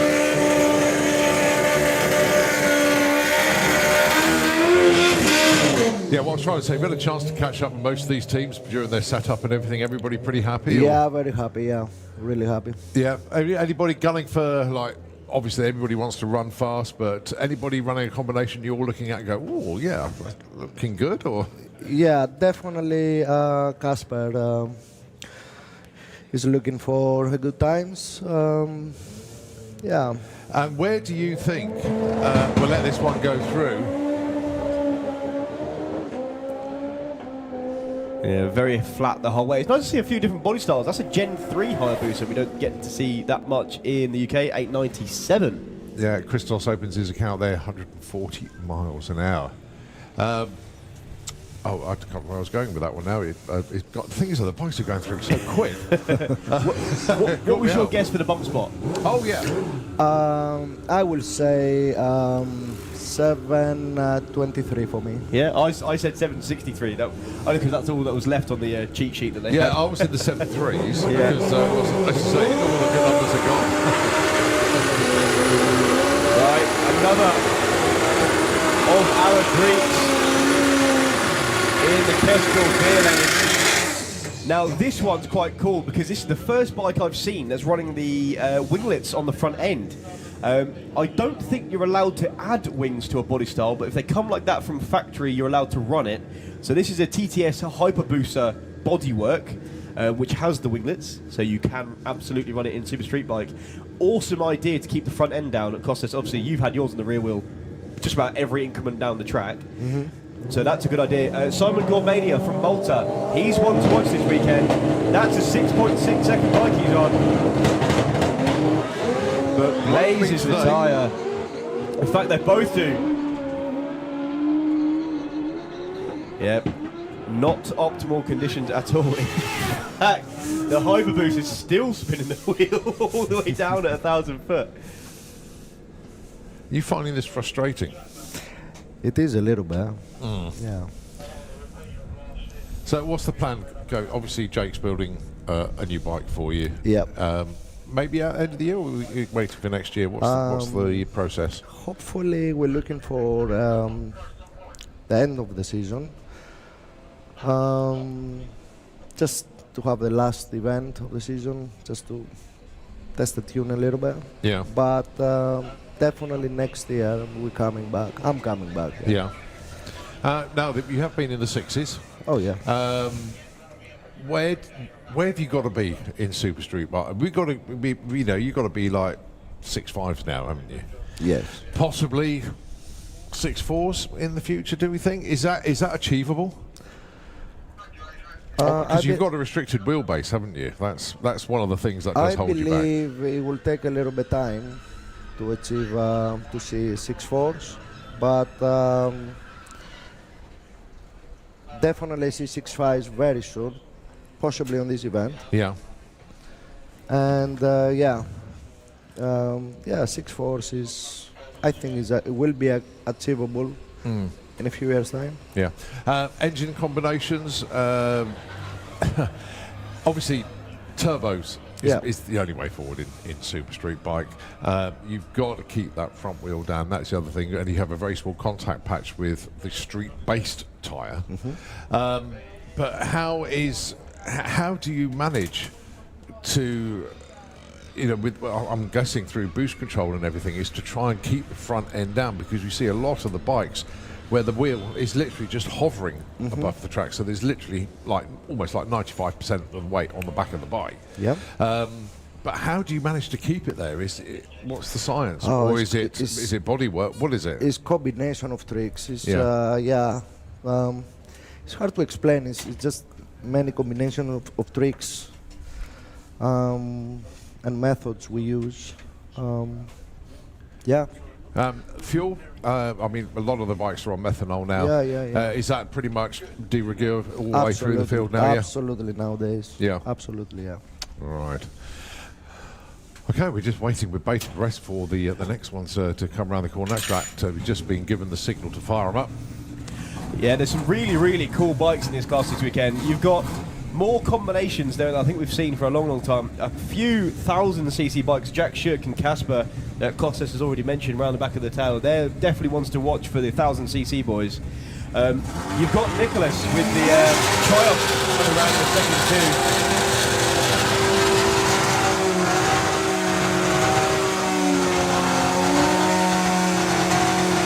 got Elini with the Hayabusa in the Kestrel beer lane, taking on Yanis Marzalis. Now, is this the bike that he ran 680s, I believe? Yeah, last year. So he can definitely get down the track if need be. This is pretty much the worst conditions you could ever think of to try and run a super street bike in. The track's really, really hot and what we call greasy. It's good for a big tyre combination, but these are street tyre machines. You actually have to run a street tyre in the class. But as soon as you see two bikes make it to 60 foot under power, everybody else is going to stand and watch it. Bits flying off of Yanis's bike goes 7.19 and 209 mile an hour and a 7.16 to take number one for Elini. I believe this is Elini's first time here. Yeah, well, 7.33 in testing has just gone into the 7.1, so actually taking advantage of all that early data.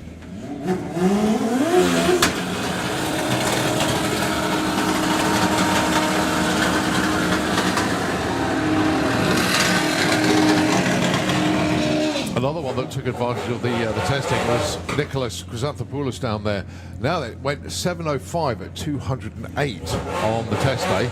Nothing to do yesterday, but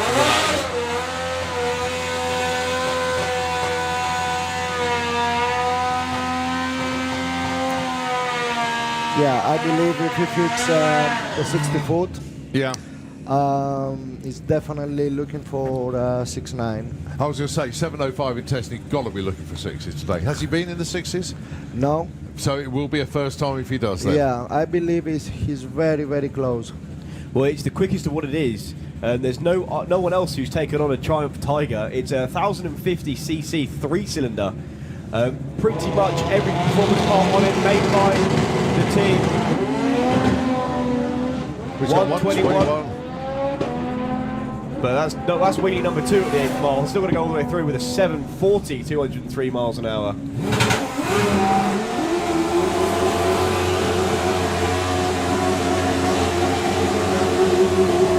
Now you can really see the difference in thinking because the first couple of pairs just blew the tyres straight off, and then now you're seeing them start to get down the track. Now you're seeing them start to wheelie, which means they've obviously made some adjustments to the bike to try and get the weight over the back end. Now, Daniel, got to give his numbers out. In testing, I mean, we know he's insanely quick. In testing, he went 6.62 at 220. Yeah. I calculated 660. Yeah. But yeah, I asked him. 117 to 60 foot. Oh, wow. All the way through to 180 at the 8th at the stripe. 657! 221 miles an hour. That's the first ever 6.5 second run in FIM competition. Jake Michel wanted to be there first, and he still can run it, but he's running at the back of the field. Daniel Lenz takes the first half of a new European record. Outstanding.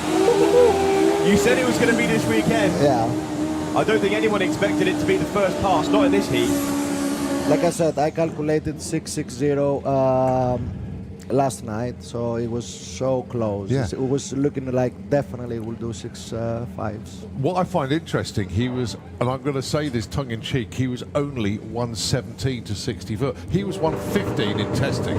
Yeah, but he's 2.93 on 330, which is making a big difference. All right, Clemens Walliant and Margot Schmidt. Oh, good-looking pairing here. Margot, is she in the 732 and 784? Margot knocking on the door, 200 mile an hour there. In fact, I think that 657 is quicker than when he went 6.5 a few years ago. So that's his best run ever. Next up, Jack Shook, Rudy Zorzi. Rudy all the way from Italy. Jack Shook from not quite that far away in Huntingdon. Jack has been down into the low 690s. I don't think he's tipped into the 680s yet. Running under the JKE banner. Rudy Zorzi running with Simon Gordon Mania as his teammate. So many Super Street bikes in the team now, because obviously you've got some that are outside of Super Street bike, but you've got a few in there, haven't we? Yeah. Now, Big wheelie, and that was a hard landing as well for Jack Shook there. Rudy Zorzi, no issues at all, going to go all the way through with a 722, 204 miles an hour. That was a heavy landing for the Gixxer of Jack Shook. The issue with the 1000cc bikes, because they haven't got the capacity, they haven't got as much torque, as much horsepower as all the other bikes, so they've got to hit the track really, really hard to make up all of the ground that they're going to lose at the top end. And on days like this, it's sort of fighting against them a little bit. Morgan's learned. And he has.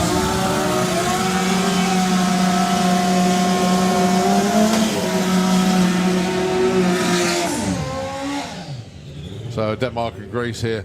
Morgan's put in loads of test passes, but not all of them went to plan. He went back to the pits a few times.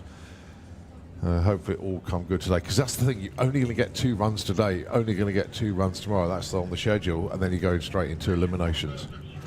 So this is Casper in the Fuel Tech lane. They are revving these bikes to up to about 14,000 RPM as they shift gears going down the track. Not so much for the boosters. They're probably 11,000, 12,000 RPM where they're shifting. Well, 692 in testing for Casper.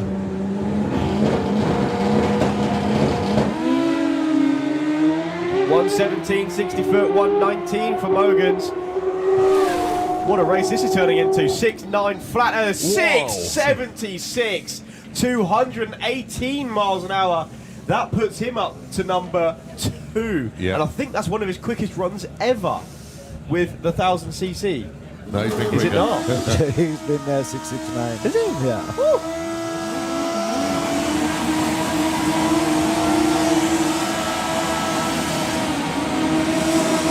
Right, Al Morrison Jr., Jake Michelle, sparring partners over the last few seasons in FIME competition. They've traded the European Championship back and forward between them.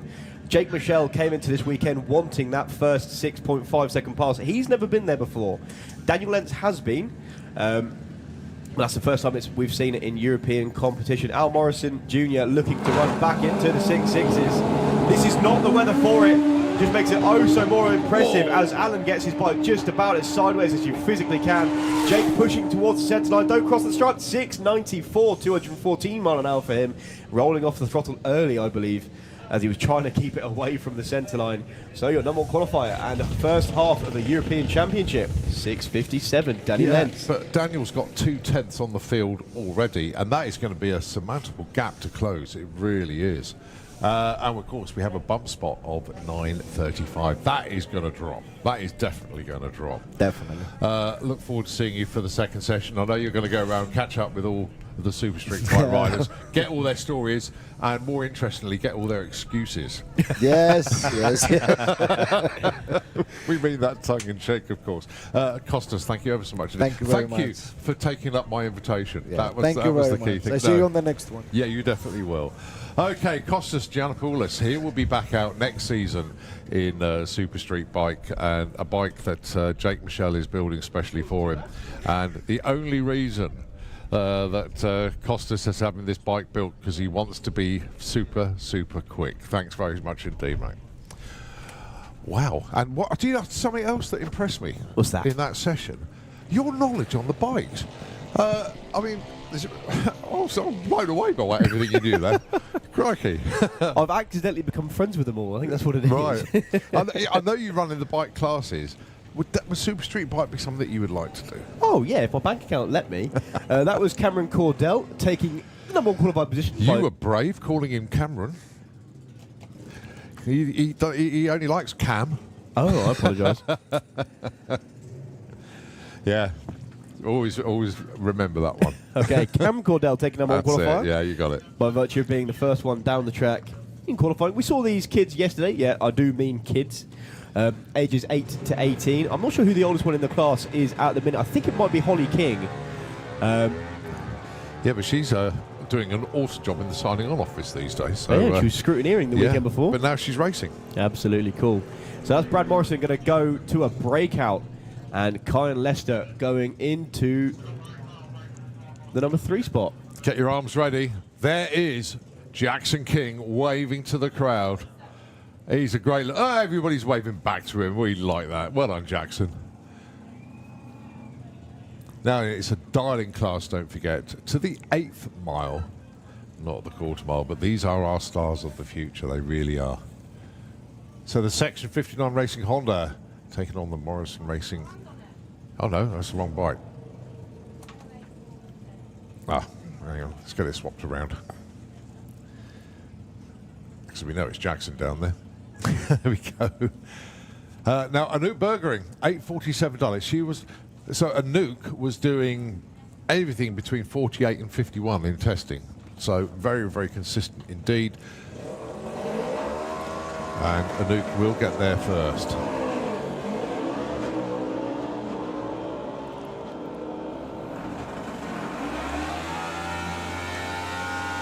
$44. Wow, breakout. Wasn't expecting that. Jackson, 13.15. Oh, breakout as well by 0.15 of a second. All right, next up. Rolling up to Liza, it's Harry Isaacs. He's looking to see who's going to join him. It's Leah Morrison. Well, yep. Harry's keen. He's there, but is there a slight issue down there for Leah? So regulations in the class basically just means that you have to run a wheelie bar. Just a safety feature. None of the bikes really ever use it, except for Harry. He uses his one. As his bike is what they call a standard frame bike. It's not a custom-built chassis, so he bolted a wheelie bar into the back of it, and he actually gets good use of it. It goes 962 breakout.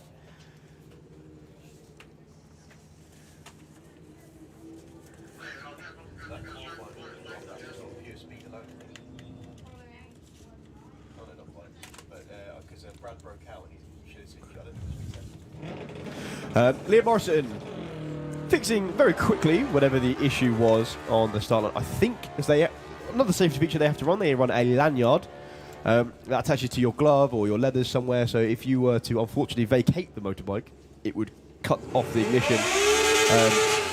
Sometimes the connections are all a bit finicky, so if that's not working as it absolutely should, it will just click the bike off in a second. It's a good safety feature to have, very annoying when you don't want it to work. Well, the reason Leah's gone to number 1, she went 8.05 and 8 flat. She's the only one that hasn't broken out. I see, okay. Holly King is, in fact, your eldest in the class.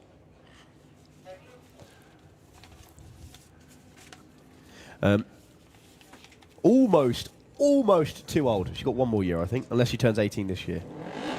Taking on Alia Lester, your European champion from last year. Can we have Comp Eliminator? This is your 30-minute warning. Comp Eliminator, your 30-minute warning. 8.50 on an 8.50 for Holly King. She goes to number 1, 004 off her dial-in, and 9.20, the wrong side for Alia Lester. Breaks out, goes that little bit too quick. That was very nicely done indeed there for Holly. She'd been working so hard in the signing on office. And now she gets to play, and she hits a number straight away. That's literally, yeah, straight away. Right, okay, the two-seater dragster. Paul Brown at the controls. And she'll give you the passenger. It's really funny hearing them, because, as Darryl pointed on earlier, and if you've been listening all day, one with Andy Robinson where the water dried off the tyres. So usually when they roll through, the tyres get nice and wet, so you roll onto the drag racing surface, which becomes extremely slippery when there's got water on it. So you can start your burnout. Obviously, as soon as you do that, all the water goes away, and you can do a nice long smoky burnout. Now, is this Shannon Kent, I believe, in the back of the two-seater? This is the 4th time the two-seater has been out today, so it should be Shannon Kent. Part of the Dale Leaks team. Cool. And also British Superbike team and track sponsor Blue Motion. So really good connection here.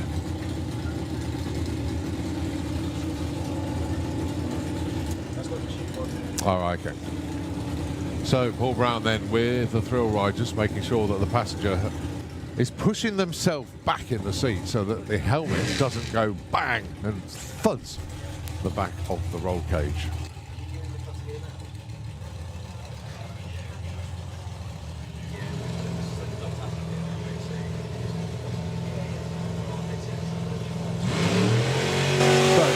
round,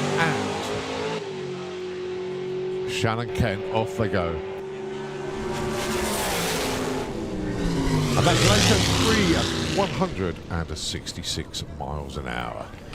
Okay. Jet cars. We love it.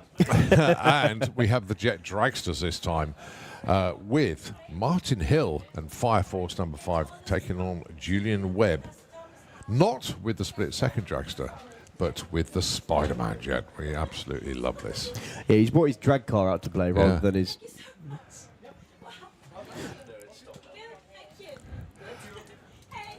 There's Thomas and Natalie Haas have just come up to collect their money that they got a while ago, so well done. Perfect ET in Super Pro. I will stop by and see you later on. Oh, it's always lovely to see them making the trip from Switzerland. Anyway, back to our jet cars then. Those of you tuned into the live stream are looking at the Spider-Man jet car. And actually, that is Europe's newest jet car. It's a recent addition to the jet car stable. And, of course, it is the second jet car that belongs to Julian Webb. There is, of course, some licensing procedures you have to go through to get a jet dragster, one of which is being from Yorkshire. Unfortunately, anyone else from anywhere else in the country is not allowed one. Martin Hill, Yorkshire. Lee Dennick with a little Rain of Fire, Yorkshire. Julian Webb, Yorkshire. Graham Sykes, Yorkshire. Roger Gorey, Yorkshire. Yorkshire. There must be something in the water up there. Well, I think, was it Graham Sykes who was having an interview about this, saying about why does mad stuff keep coming from Yorkshire? And it's because he basically says, we're industrial, we can't afford to outsource everything, we just make it all ourselves. I like that. I like that. Okay, so ladies and gentlemen, on the spectator banking, of course, on the grandstands as well, we are getting towards the end of our first pro session. And boy, oh boy, have we got something very special to follow this. You do not want to go away after these jets have run, because you could see a world record. But first, we have Martin Hill with Fire Force number 5, and of course Julian with the Spider-Man jet.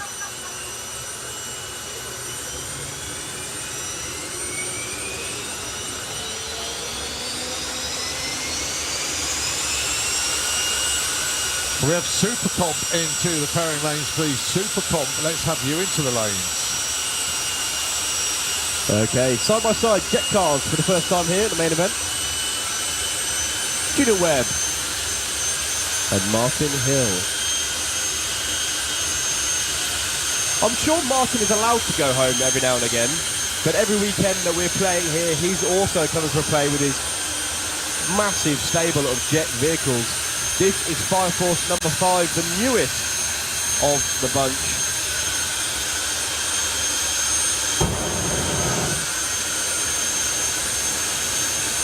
I say newest, it's still been around for, I think, about 10 years now.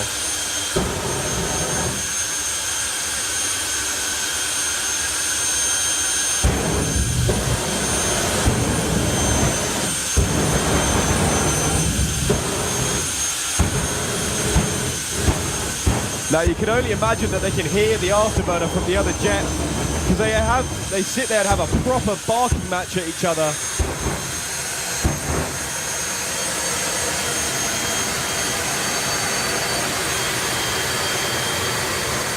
And they pull forward and raise the RPMs. As they do that, the afterburner only gets harsher and louder.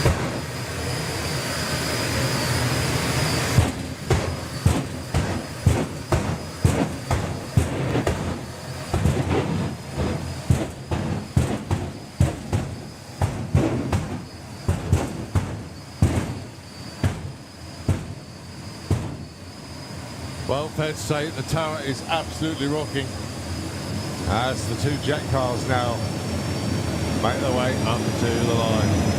The Spider-Man jet in the Kestrel lane. Fire Force 5 in the fuel tank lane. Side by side to 1,000 foot here at the main event. Well, Martin Hill will think the whole shot of the century. Goes 07 in his jet car. Yeah. 457, 252. Plays 503 at 235. But as you said there, Thomas, 07. off the line with a jack car. That's awesome. We love that a lot. Yeah, 1 flat to 60 foot. So considering if you look at these things as the most basic principle, they're a bit like a hairdryer on roller skates. The wheels don't drive anything, and for that force to come out the back, it throws the car forwards, and they still did 1 flat 60 foot. Whew. Oh, unbelievable. Right, I'm looking over into the Perry lanes, and I'm sure he'll be coming around the corner very shortly indeed. Of course, it is Graham Sykes with the Force of Nature Steam Rocket Bike.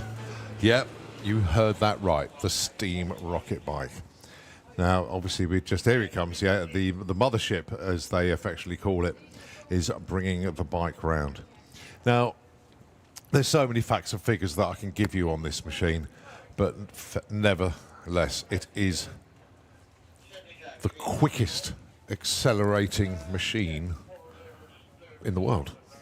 Yeah. It's just absolutely bonkers. There's only one thing that it's even comparable to, and it doesn't exist anymore. Yeah, yeah. Sammy Miller's Vanishing Point. Now, the minute I say that name, that is held in such high regard anywhere on the planet. Yeah. And to be fair, Sammy Miller is a hero of Graham's. Yes. Really, really is. Well, I was speaking to Graham about the origins of trying to build something out of steam, and the idea was, because he had the Psycho, which was a V8 powered trike thing, and he wanted to go Top Fuel racing, but he lives so close to an RAF base, he can't get nitromethane. So what he decided to do was build the most ridiculous thing you possibly can using something you can get readily available, water. I think we better give some people some numbers here as Graham is getting ready to take the bike off the mothership. Believe it or not, that started life as a hospital bed. Nothing left of it now, as everything has been changed, but the design concept was off a hospital bed. But that's where the bike is kept, because that's where they heat the water. Now, if I tell you that they heat the water, well, put it this way, water boils at 100 degrees. Graham takes it up to 250 degrees. That is absolutely insane. The pressure of that water then is 580 psi, or if you prefer, 40 bar. Incredible. As Graham is one for numbers, let's give you some of the crazy facts with this thing. The water expands. When he releases, it goes at 1,620 to 1 expansion rate. The water exits the nozzles at Mach 1.1. So you actually hear a miniature sonic boom. It's unbelievable. The bike pulls 6G in acceleration. And so basically, he is hitting 120 miles an hour from a standing start in 1 second. Yes, 0 to 120 in 1 second. Now, for this year, Graham has got a bigger pressure vessel. Previously, he only had 1.9 seconds of thrust. Now, he's got 3 seconds worth. Why is that so important? Well, he can go further on the amount of steam that he's built up. And more importantly for him, the numbers are just going to keep getting better and better and better. Ladies and gentlemen, he is now walking forward. I want you to give a massive Santa Pod reception and welcome to the one and only Mr. Graham Sykes.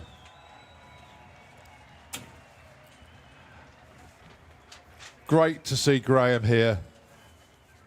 He's already been out testing this bike this year. He had a schedule and he's pretty much stuck to it.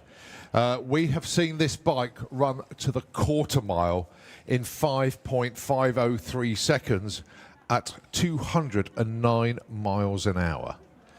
Now, bearing in mind, he is out of steam just after 3 seconds. He's coasting for the other 2.5 seconds.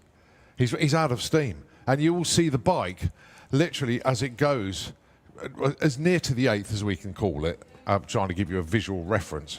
The steam will stop coming out and he will be rolling to the top. end of the racetrack. His 60-foot numbers, top fuel cars today, a bit quickest was 0.86. Graham can get there in 0.72 of a second. Now, what we need you to do, Santa Pod, we give him the traditional countdown 5 to 1. Graham, once he's in position, will give us a nod of the head and we will count him in. And then when we hit 0, Graham is going to let it go.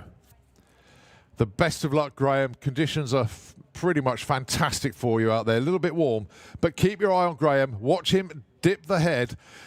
He will give us the nod when he's ready, and we'll count him in. Please join me when we do the countdown. Here we go then. 5, 4, 3, 2, 1, go! He's out of steam. He's now coasting to a 5:45. Another record, 195.45. But wow, 5:45 new record numbers for Graham Sykes. Only 195 miles an hour. He has been faster. He got there too quick to build up any speed. His 60-foot time, 0.83, and at the 8th mile, he was 3.23 at 212 miles an hour. Basically, it is jaw-dropping performance. Huge congratulations to the team. We just got to clear the water up. That's it. Nothing else, but Graham Sykes, phenomenal once again. Unbelievable. 5:45, a new PB, a new record for Graham Sykes. Now then, Thomas has got a very special guest down there. This could be an interesting interview. Yeah. Especially if you're a dragon. Thomas. Hello, hello. Can you hear me? Yeah. Awesome. Right, ladies and gentlemen, I've got myself a really special guest down here on the start line. Can we have a Santa Pod welcome for Nitro the Dragon? This is Nitro. This is our mascot here at Santa Pod Raceway. He's been around for a long, long time. He's been missing in action for a little while, actually. It's nice to have him back here. Jamie, where's he been? So, basically, the Nitro has obviously got very famous back at about 10 years ago, and frankly, the fame got to him a little bit. So he's disappeared. He's fallen off the scene. He's had a bit of a Lindsay Lohan moment and just disappeared. And so, but we managed to reach out. We managed to find Nitro, and we said, it's the 60th year. You have to get back, and you have to be here because your fans are waiting. So we've got him back. He didn't quite fit the T-shirt, so we couldn't get him back for Festival of Power. So this, we've been spending a bit of time doing CrossFit, getting him fit. He's been doing star jumps and all the rest of it, and now he's looking leaner, meaner, and better than ever. But most importantly, he's here for all the fans. That's really nice to hear. Obviously, he's been missing in action for such a long time. We've missed him here. You've seen his name all over the place. He's even got his own play set in the pod shops and stuff. Just quickly, that's Graham Sykes' team going to pick him up. Give them a round of applause. New world record for them as they go back to the pits. But it's oh so good to see him. But he does look a little bit, he looks a bit better. Yeah, I think he's leaner than ever. I mean, his hips still don't lie, but he's looking trim up top. Absolutely. Mate, has he been on any jabs, do you reckon? Do you reckon he's been on Zempic? Is that what it is? Oh, I think it could have been. There has been a bit of a rumour, but, you know, people that are on that tend not to talk about it, so he hasn't said it to me. No, exactly. Well, he's looking as good as ever. He's down there now, just past 60 foot. So, ladies and gentlemen, give him a wave, give him a round of applause for being out here. That's a monumental effort for him to get himself back into shape, fix himself up from the last time we've seen him. It's been about 10 years since we've seen Nitro. I was a little bit younger back when I last saw Nitro. Awesome to see him back here. Are we excited to see Nitro, ladies and gentlemen? That man there is so excited to see Nitro. I'm excited to see Nitro. He's coming back here, right? Colin, are you up there still? I am indeed. It's so good to see him back. It really is. And as I say, he's had a makeover, he's had a workout, and he's looking good. He's looking good. He's looking true. I think it was a bit mean of Jamie to make him fit into his T-shirt rather than buy him a T-shirt that fits. Yeah, yeah. While I'm down here with the microphone as well, did you see the influencers stood on the start line? Yeah, oh, is that Owen down there? It is, that is Owen down there. We've got Owen and Grace down here as well. We've got some of the motor addicts down here. I think there's a fine line between brave and stupid, if it's about here and here. Stood behind a rocket bike that you know is going to kick water at you. Was that your best decision? Well, basically, I haven't ever witnessed the rocket bike from this position, and I'm sure the guys in the crowd will probably look at it and go, wow, that's really fast. But when you're standing behind it, I closed my eyes when he throttled it, and by the time I'd opened them again, he'd already made the pass. So it was absolutely phenomenal. There's some really interesting facts. I don't know. Do you mind if I talk for a second? So basically, I learned about this guy who's riding this bike. It uses 120 litres of water in 3 seconds. And if you think of a 20-litre drum that you see in the pits and whatnot, it's 5 of those essentially. Yeah, 5 of those, even 6 in 3 seconds. It's phenomenal. And the lateral acceleration is something like 6.8 Gs. Now that is more than a fighter pilot experiences when they're accelerating. The numbers are just incredible. A Formula 1 car does 0 to 60, I think, in 2.4 seconds, wasn't it, Nick? And this bike accelerates to 60 in 0.4 seconds. So the bike you just witnessed is 2 seconds faster to 60 miles an hour than a Formula 1 car, which is the numbers are just phenomenal. It's amazing. Yeah, it's just mental indeed. So we're on with Street Eliminator now. Colin and Darryl up there in the tower. The first pairing we're going to have is Bill McDermott with the 3,000 horsepower Bentley taking on Damien Halliwell with his students crewing for him. That's the Biscayne in the Kestrel beer lane. These are street legal cars. A couple of them will be coming back for Street Weekend in a couple of weeks' time.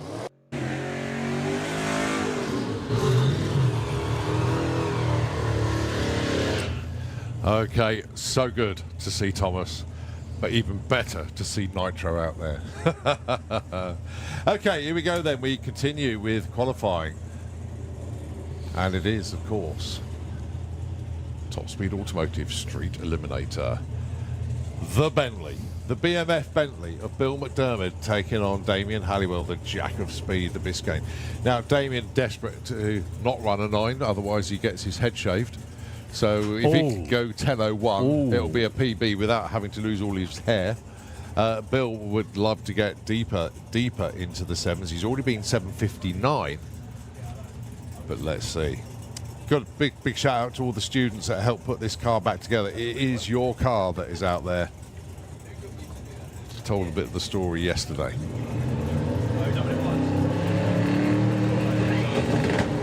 Well, Bill's just blown the tyres off and going into a burnout mode. No traction at all. Damien goes 10.35, 130 miles an hour. Finds another 200s from yesterday.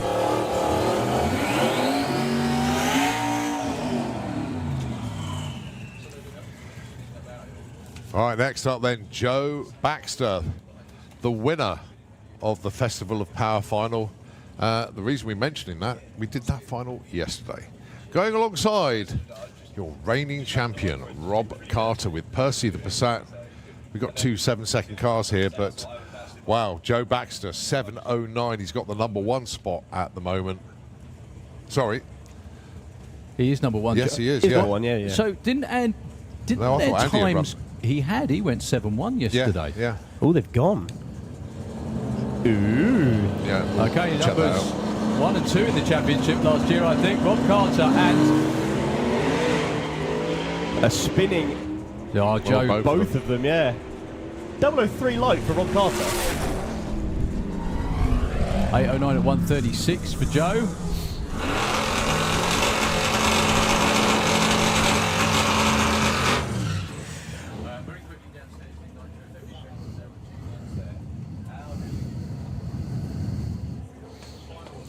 Up next, Andy Bond taking on Michael D'Souza.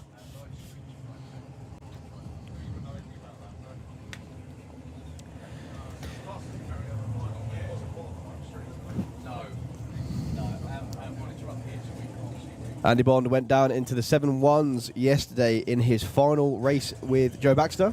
The final carried over from Festival of Power, that is. Michael D'Souza running as good as ever, running into the mid-9s now. I'm not sure what's been going on, but the best we have for Andy Bond at the minute is only a 9.8. Yeah, I'm on it. I'm on it. Don't worry. He did go 9.1. He did, Sorry, yeah. 7.1 something. Michael D'Souza with a 9.87 at 133. Yeah, this is literally the worst conditions you can probably be in for a radial car, especially a street tire radial car, because everybody watches radial racing in the States. These are different. So they are in a pro drag radial tire.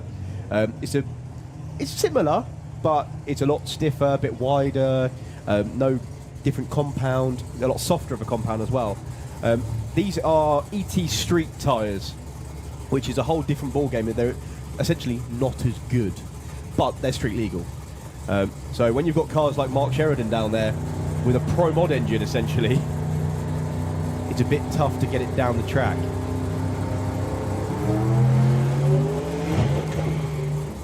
Well, spun just before 3:30, pedalled it and kept going. Will he run 200? 190 miles an hour. 12:70 at 1:22 for Hazel Carter. Good effort. Very good effort indeed. I think Mark must be the only person around in probably most classes that ran 200 mile an hour before he ever ran a 7. Very good point. Up next is Nick Hale. Nick Hale runs the old style block treads. Or an 8. Or a 9. 8, yeah. Or a 9. Oh, no, it might have been a 9. So I think he did run a 9 at 200. I think he did that, didn't he? So, yeah, Nick Hale and the car we are all waiting to spring to life. Yeah, Jason Weir with the Fox Body Mustang, the Grudge down here in the Fuel Tech lane. Now, he blows the tyres off in much better conditions than this, let's face it. So, we'll see what tune he's got in it for this afternoon. Yeah, you've got to turn it down as much as you physically can, but there's only so much of turning down you can do.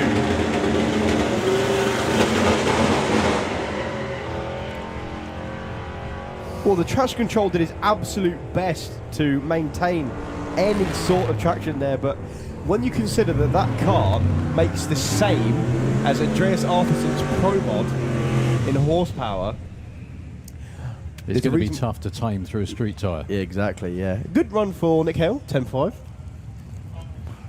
Al McSweeney and Tony Higgs.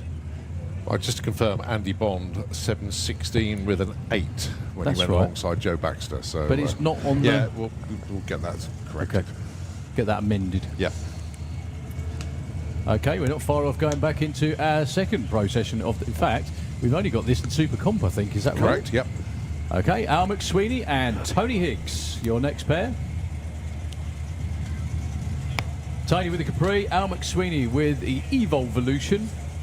I think anyone's going to struggle today to improve on their Q times from yesterday. It was not this. It was warm yesterday. It was not this hot. But that's okay. I can only imagine how exciting Monday's going to be. Yeah. How like hot it's pedal going to be, you fests. mean? Yeah.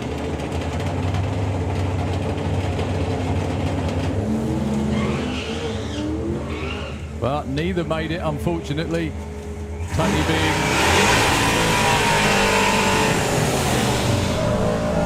Tony being Tony still legs it through to 794, 182.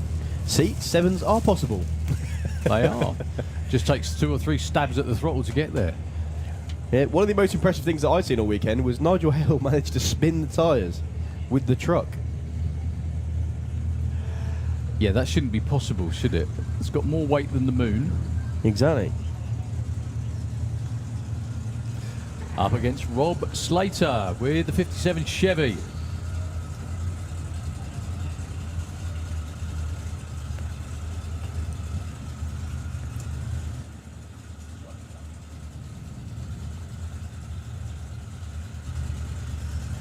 Yeah, Rob currently in the number 6 spot with a 784.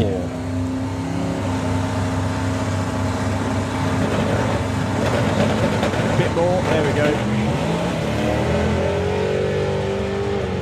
Blazing the tyres for Code Red.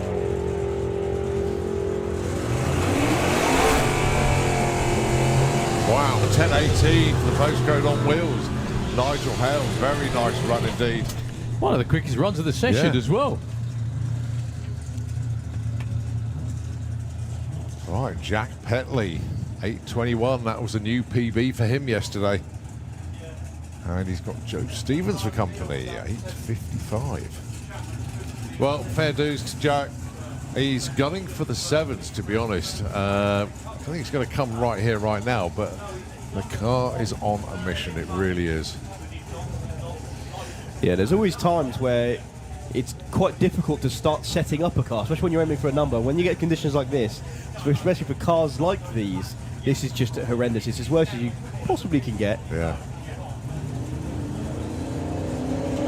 However, with the street tyre, it's possible to get it right. Like that, and like that. But he's not going to get a time. He went before the Oh, tree. no. What a shame. Well, best run of the weekend for Joe with an 8:44. Stays put at number 9, though.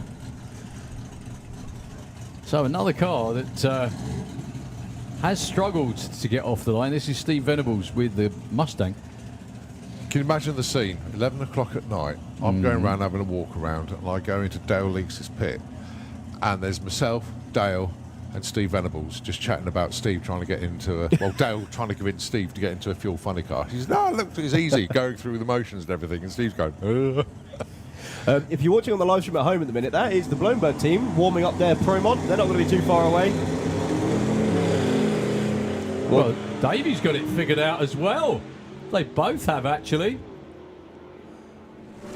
Davey goes 8:10, 176. Steve goes 8:65 at 182. There you go. One of my favourite pieces of information about the Scottish bird, the 5x for David Murdoch, is his personal best is something like a 7.3, 7.4. That was with £3 of boost. With the other car. With that one, sorry, with yeah, that one. with that one, yeah. This is Jill Medley coming for a play. Jill Medley was, for a small moment, one half of, I think it was just about the quickest side-by-side run in Europe. Granted, she'd left before the tree had ran, and then Andy Bond ran the 6. But she was there.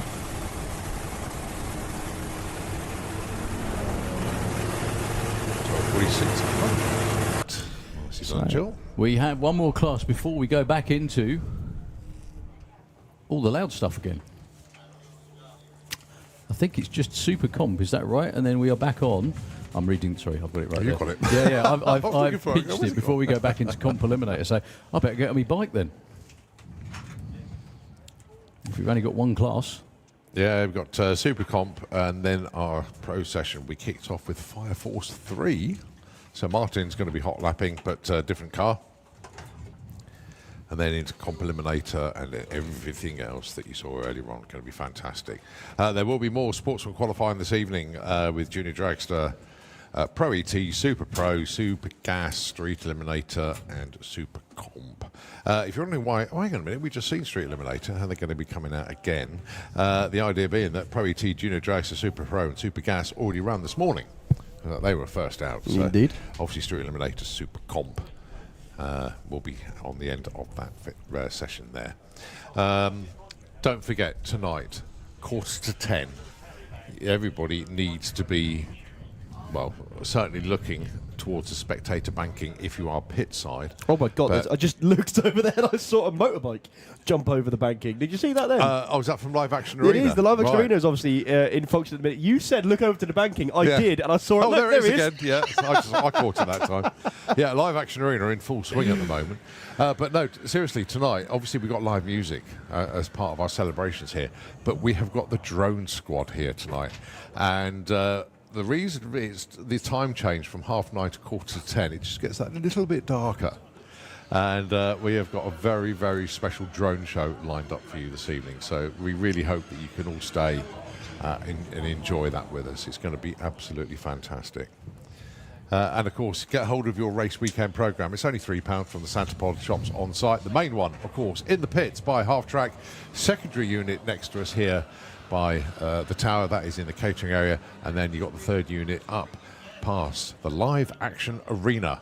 And that will give you everything that's going on site, tells you all the information, beautiful colour production, once again from the Santa Pod team. And they really are super informative, but not only that, very collectible. And you sort of keep them over the years like I have, and it just gives you a great reference guide. And also, just having a look, not quite the centre pages, but pages 16 and 17, great photographs from over the years. Oh, that's really cool, that is. Of various things that have happened here. And it's just so cool. It is just so cool. So get a hold of that. and it will give you all the information that you need. Now, what I'm looking for, actually, off-track entertainment, here we go. You've got the fun fair, which is going to be running till late each night. And let's get to the right page. Mind you, there's so much information about all the races in it. Everybody's got their name check. Obviously, got the entry list at the back of the program, but all the information about all of the teams that are here as well. There is just so much in there. Absolutely brilliant. So, Live Action Arena, the bikes that you're seeing at the moment are the Broke FMX team. You've also got Podzilla, Swamp Thing. You've got Terry Grant Stunts over there as well. So that's what's happening at the moment. Right, now the live stage, here we go. At 9 o'clock this evening, you've got the Antarctic Monkeys. Okay, that's the group that's on tonight. Longest running and leading Arctic Monkeys tribute band, been formed in 2001, so that's 25 years ago. So they are on stage at 9 o'clock. And then, obviously, we've got our drone show coming up at 9:45. Going to be brilliant. No, sorry, Antarctic Monkeys on Friday. I've got the wrong night. Oh, dear, sorry. Yeah, I've just seen that. I just spotted that.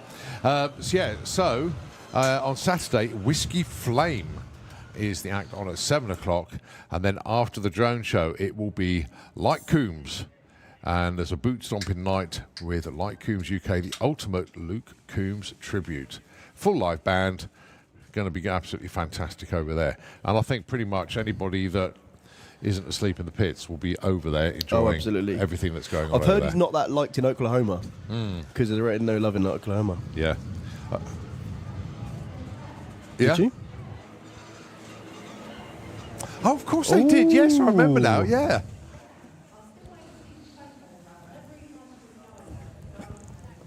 Yeah. Yeah. Your truck is now more famous than a lot of the cars here. How about that? Infamous. Infamous. Yeah, he's coming back out to play at Dragster, though, so that'll be good to get it back out of the garage. I'm not this year. I'm gutted. We got building work starting at home with dog sitting for my daughter, and a couple of other reasons as well, which I can't go into over air. But he's decided that I'm more fun, so he's going to come hang out with me at Silverstone. Yeah, that's it. Oh yeah, going to Gaston Track actually. Yeah, we're there for the Saturday. So there we go. Right, Fuel Funny Car, Nostalgia Funny Car, 6-minute warning for you.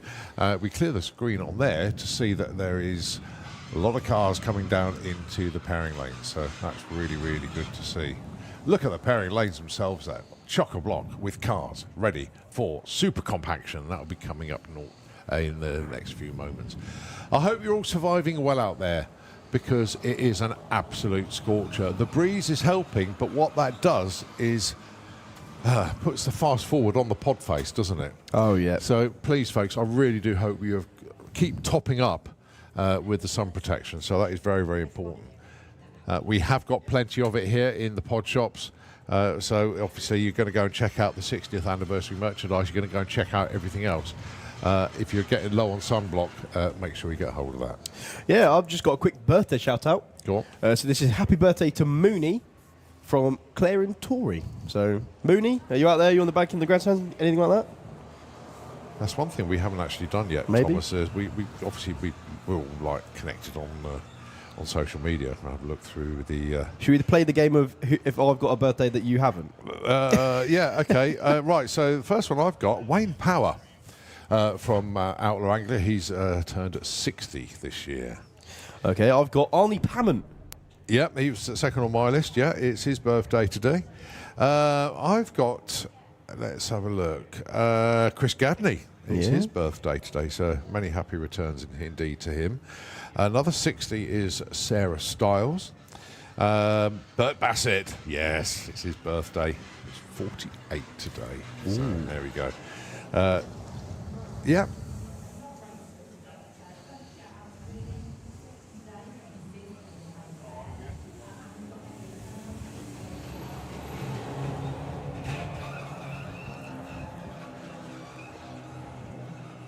Oh, there we go. That works out well.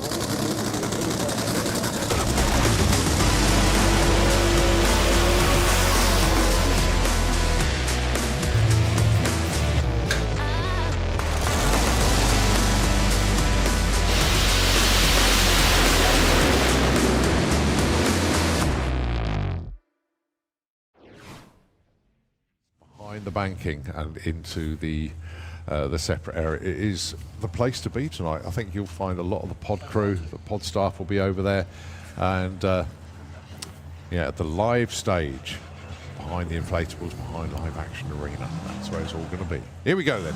Supercomp qualifying session number 4 coming up. They're fired up and they're coming round the corner. First pair is going to be Andy Clifford and Sky Collier. This is Sky's first full season running in Supercomp. Family full of bikers. Family full of championship winning bikers as well, yeah. Jerry and Scott. Sky's never really taken two wheels, always been in 4. Yeah, junior dragster, so the junior drag bike, and obviously now with the dragster here.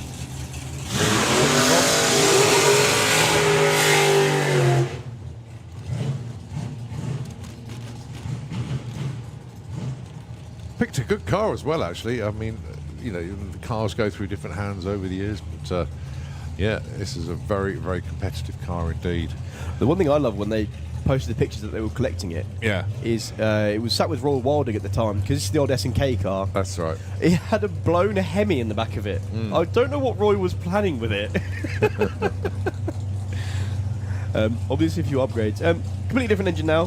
They bought it as a roller, EDA, stickers all over the thing. That's where brother Scott works. I think he built all of the engine stuff for it. Taking on Andy Clifford. Three generations of racers in that family. James has a play every now and again, but he cuts his teeth hanging underneath Top Fuel Dragsters, is what he's doing for the minute, crewing for Colin Miller this weekend. That's Dad Andy, and then grandfather Terry, known for his rat catcher resurrection. Aim in a game 8.90, that's what you see on the scoreboard. Andy Clifford is long gone. He has lifted.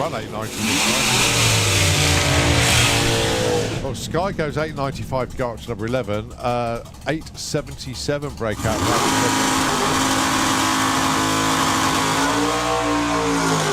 But he did try and run the number. Look, he was only 116 miles an hour at the top end. Yeah, good 8.95 from Sky. That puts her in number 11. This is Clement Dubois from France, taking on Jeff Cowley, coming for a play in Supercomp. Jeff's been around for a number of years. Races Nova for a long, long time.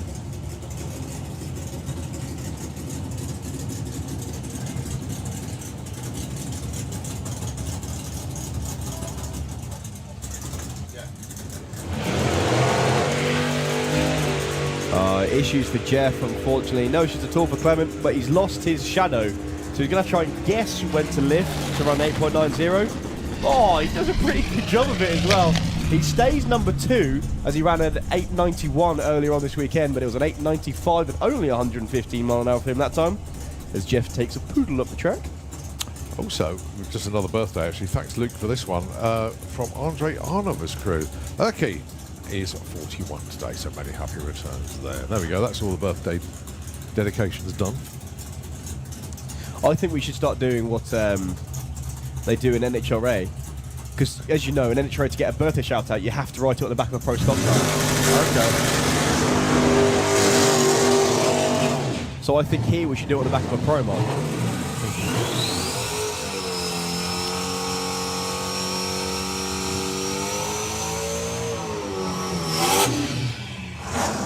So the Honda Prelude from Germany. Till's having a great time with this car. Currently a number 10 qualifier on an 8.93. Nathan Holtz, fair to say this car is working very well indeed. 8.91.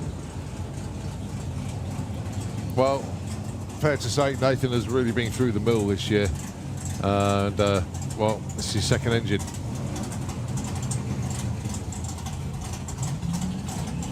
Yeah. But it all seems to be working all right.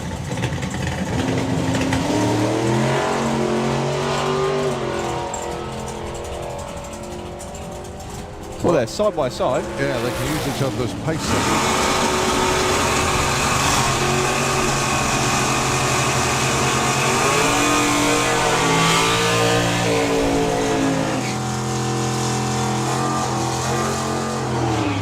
1 measly hundredth of a second breakout for Till, 8.89 with a 0.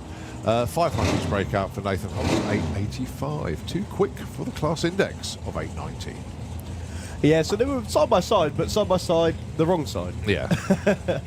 Stevie Gates, Charlie Seward, two people who have made the jump from Pro ET to racing Super Comp. Stevie has stayed running in Pro ET as well. Charlie Seward's made the jump up to Super Pro.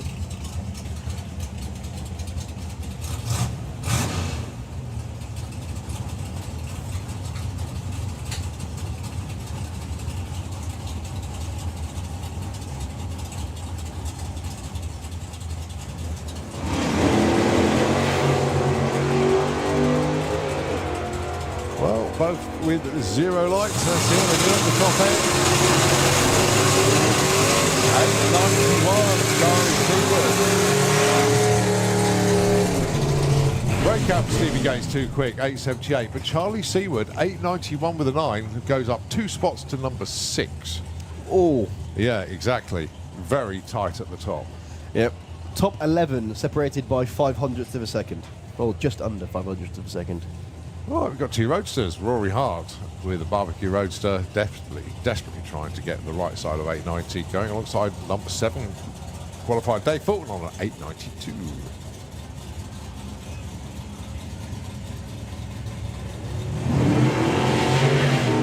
Look at the size difference between the two as well. Yeah. Rory's car is massively wider than the brogy of Dave Fulton. Well, Rory gets on the right side, goes up to number 12, 896. A breakout for Dave Fulton, too quick with all the 8s. Andy Flower with the Cougar and John Bean with the Shotgun Mustang. And it's a 90-minute warning to our FIM Pro Stock bikes, Super Twin bikes and Top Fuel bikes. It's great to see Andy Flower's Hellcat Cougar racing in competition, because this car's been around for a long time and it's always ran sort of 8.9s thereabouts, but it was always in our nostalgia events and things like Nostalgia Run What You Brung or the Custom Car Invitational at Dragstalgia. It's great to see it out here running in full competition. It's John Bean in the other lane with a shotgun. Now, there was clear reaction time advantage for one of them. And they went through the stripe at just about the same time. In fact, 400s between them. It's good. 8.95 with a 7 for John Bean. That puts him in at... Oh, no, no improvement. Okay. Yeah, it stays the same.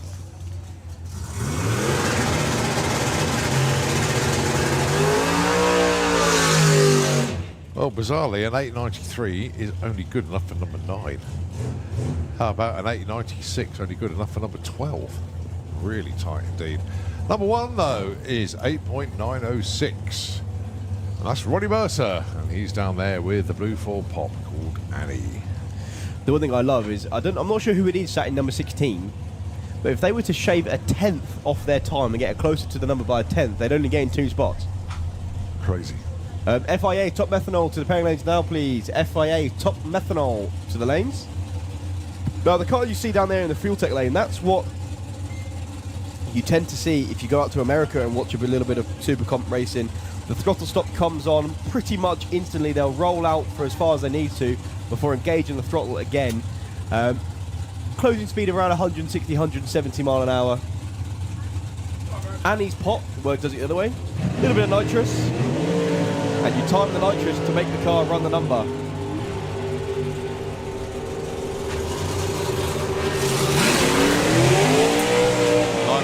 Oh, 8.90 with a 5. Leah Kellett. Guess what? Number 1. Very well done indeed, Leah. She was languishing at number 9. She's now up to number 1. And that was the last car of that session. How about that? Look at the speeds. You can see why they start to use throttle stops now. So, Ronnie Mercer, 145 miles an hour. He probably does 146, 147 when he's running 8.9. 175 for Leah Kellett.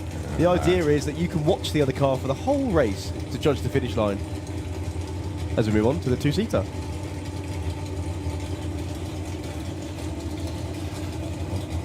Well, Paul Brown's Brown car. and the team has been very, very busy today. Yeah, I was going to say, yeah. Ben Morrell from Banbury, 50th birthday present for the young man in the back of the car. Now, whether they've got any more passengers scheduled for today, but that's the 5 that I've had listed. All of them being 8-0. Oh, 0005 red. Almost a perfect light. 804 165 there for Paul Brown with the thrill ride. And of course, passenger in the back, Ben Morrell. I hope there was a lot of fun and enjoyment had there. Right, we get ourselves ready for our next pro session. We're going to kick things off with Martin Hill with Fire Force number 3, just getting into position beneath us there. I'll tell you what, that must be a tough turnaround. He's only just ran with Fire Force 5.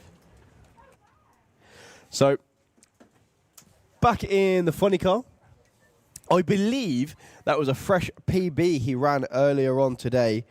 5:68. He ran a PB recently. I'm just looking at the Fire Force Jets social media to see if it actually was. Oh no, 5:62 is the personal best for this funny car. This was the world's quickest. 5:61 actually. He improved that on the second one I just looked at. This was the quickest jet funny car in the world.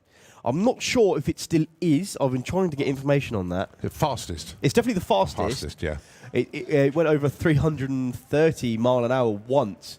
I was actually speaking to Martin about that because that was a good few years ago now. Yeah. Incredible. All it was there was a pocket of really, really high density air at the top end, and it was like hitting the nitrous in a Pro Mod. Yeah. You just hit this density or high dense piece of air, and the thing just took off. Yeah, it was incredible. Absolutely incredible. You know, the numbers came up, 330 plus. It's like, whoa, where did that come from? It came from the air. It's unbelievable. So there we go. Those of you tuned into the live stream, you've got a great view, actually, of the side of the car. You can also see the Santa Pod gantry. You can see one of our lane sponsors, Fuel Tech. And I've got to give a mention to Kestrel Beer as well, actually, because they've just renewed their lane sponsorship deal again. So massive, massive thanks to Kestrel Beer. And the big 60 logo, our 60th anniversary logo, proudly displayed on the tower there. There we go.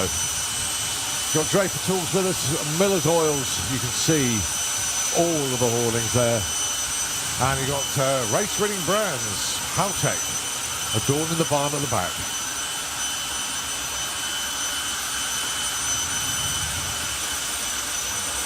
There we go. You can see that from trackside camera, which is mounted just at the end of backside VIP. So the tower is going to rock as Martin Hill will now start his Flame and Afterburner show, part 1. The easier bit to contend with.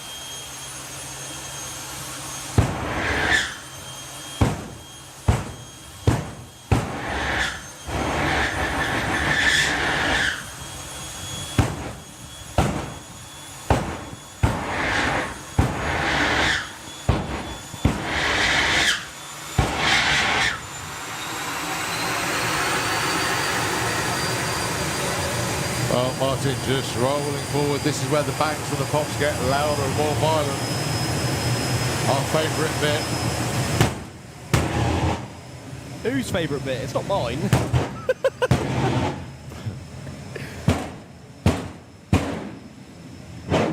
I was being sarcastic. You know, there's something that's creating power when it has the ability to blow plugs out of the wall. Yeah, we went 569 earlier. What has he got for us this afternoon? Here we go then. Best of 561.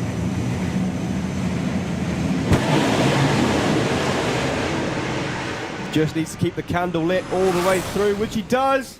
575, 276 miles an hour. There he goes. I'll never get bored of that. I enjoy it so much. So Martin Hill there with Fire Force. What a run there, 575. Well, we get our breath back as we now get ready for Comp Eliminator as we go into our second full session of our pro classes. Kicking things off with Comp Eliminator, and then we'll be into Top Methanol, Pro Mod, Pro Stock, Top Fuel, Nitro Funny Car, Nostalgia Invitational, Top Door Slammer, and then it will be our bike classes. What an afternoon. Daryl's made his way to the top end. He'll be doing top end interviews. We'll be keeping an eye on the live screen because we can't see him from here. He's 3/4 of a mile away. Thankfully. Right, can we have Pro Modified into the pairing lanes, please? FIA Pro Modified into the pairing lanes, please. Well, it's currently 26 degrees outside. In the shade. In the shade. Yeah, in the sun, it's a lot warmer than that. Yeah, we're reaching our high point for the day. Where are we at? Currently 3 o'clock. High is going to be at 10 to 4. So definitely reaching the hottest part of the day. Umbrellas is a good idea. If you want to get yourself a drink of water, make absolutely sure. Right, I've had a message come in, and it is from Daryl at the top end. He goes, "Hello, mate. Up the top end and no one is here." So I think that's a call out for Julian. So Daryl, we'll make sure somebody comes and join you. Don't worry about it. Yep, so find yourself some shade. Don't do it absolutely at the minute. The density altitude at the minute is 1600, which for the temperature is not bad. If you consider good is going to be 0, that's sea level. Anything in the minuses was what we like to call mineshaft weather. And 600 foot is not bad. You think for this time of day, actually, yeah, you're right. Actually, that's what I mean, yeah. Sunblock is still available at all of the Sanderport outlets. Make sure you definitely put some of that on. As much as we do joke about Podface. Yeah, it can. The medical centre can deal with it, but it's not what they're really here for. No. They want to be looking after everything else, but. Yeah, just make sure you are protected at all times. Quick shout out to all of the Comp Eliminator teams running today. That's from Dave Swift. Oh, he keeps messaging whenever they run, yeah. Yeah, who's tuning in, watching from home. It's a shame we haven't seen the AMX out recently. It is, yeah. And also Matt and Rach, they'll be at home trying to put an engine back together for the Honda Civic. They'll always be tuned in. So here we go. Amir Rashad with the Civic running one of our front-wheel drive indexes. His index is 916. Your challenge is to run as far under the index you are given. The more you can go underneath your index, the better you're going to qualify. And at the minute, Amir is qualified in number 8. This is an 8-second car, well over 160 miles an hour.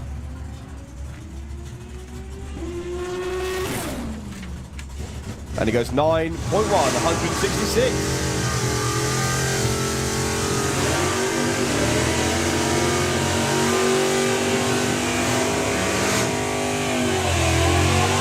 And this is Nick and Dan Williams. You missed it earlier on, Colin. Look at Dan's qualifying position. Oh, he's up to number 3. He got it. 10.05. Yeah, they went back to the old transmission, the old faithful. Yeah, that's what they've done. They tried the new transmission there, it wasn't working. Laurie, Dan and the team swapped it back out, put the other one in, and yeah, jobs are good in 10.05. Going alongside Nick Williams, actually 10.65 for Nick now. They both pull big wheelies. If you've got a chance to get your cameras ready, now would be a good time. You should have seen Nick's one earlier. It probably nearly had the bumper on the floor. Yeah.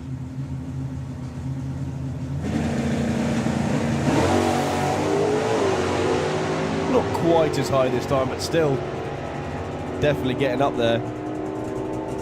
So B stock automatic, D stock automatic, 10.41, 10.99.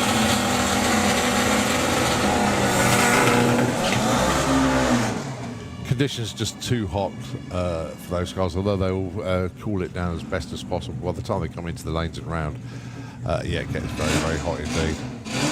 Das Packet of Simon Goff, the Beetle, going alongside the fraudster of Kev Jenkins.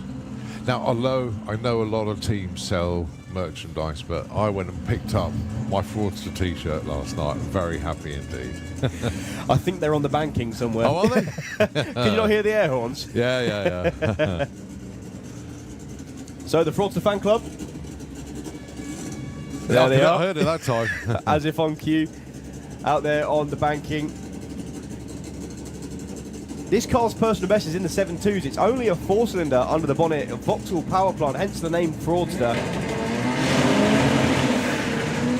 And they've really got to hike the boost up to get the wheel speed they need.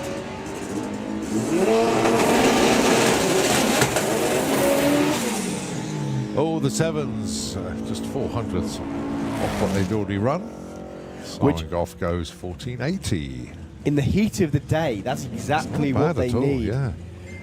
Because the issue with those sort of cars are, the minute you don't get the wheel speed up, it drags the engine down and then you lose your power window and you're not going to go anywhere. You really, really do bog. First run for Ahmed Jamshed.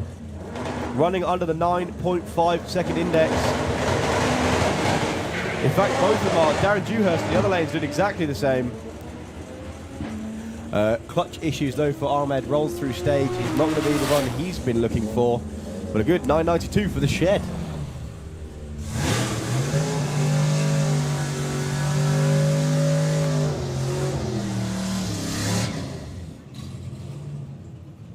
All right, Reuven Dawson, your #1 qualifier with the Honey Wasp. Index of 870, went 783. So he's not far off 900ths, or 9/10ths off. Sorry. Get it right, Cole. Come on. 9/10ths off an under index. Going alongside Danny Hyman with the Golf 4-wheel drive. Yeah, sort of fighting a losing battle is Danny. His index is 789. It's based on the engine size and the chassis style of your car.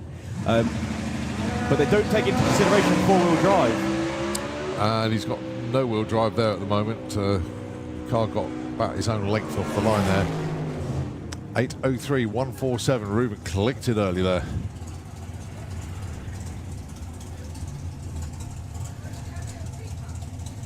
Right, the next pair is going to be Robin Orthodoxou and Chris Todd. I completely missed this earlier. Thank you to Darren for keeping me updated with all that's going on in the Chaos Bros pit. Their goal was to go 0.960 foot. Okay. They did that on the last pass. Wow.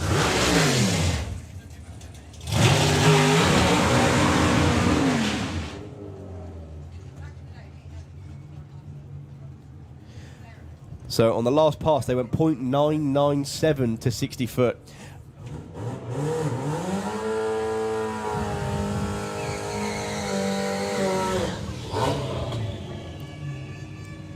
So Chris Todd down there with Fiesta-roo. It's a Ford Fiesta. When it came out the factory, it had probably a 1.3 or 1.6 4-cylinder engine up front, and it was front-wheel drive. I should know. I used to have one of these. And now the engine is in the back, but it's out of a Subaru. It's a 2-litre flat 4 with turbocharger. Hence the wheelie bars, hence the parachute, and it goes into the 8s and north of 160 miles an hour. Chris Todd has been 8.4s this weekend. I'd love to know where this car sits on a list of the quickest Subaru-powered machines. Because an 8.4 is getting it. Yeah. Especially in something that short, where all the weight's in the back as well. Robin Orthodoxou, aim of the game, run a 6. He's already done the short numbers. He's done the 0.9 to 60 foot.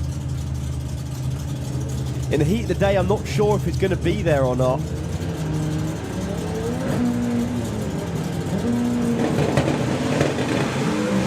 Lots of tyre shake, but it keeps it WFO. 109 to 60 foot that time. It's not going to be a 6, but it is going to be a 722 and a good 882.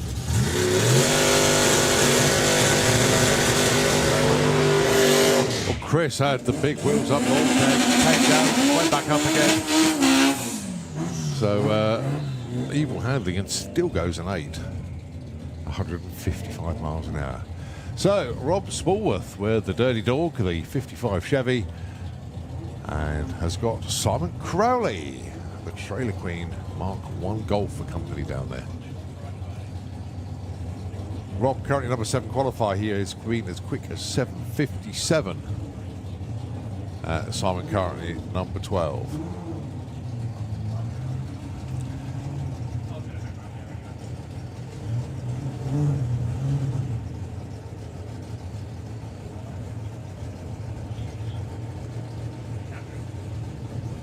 The quiet before the storm. Both in pre-stage, both into stage. Tree drops, off they go.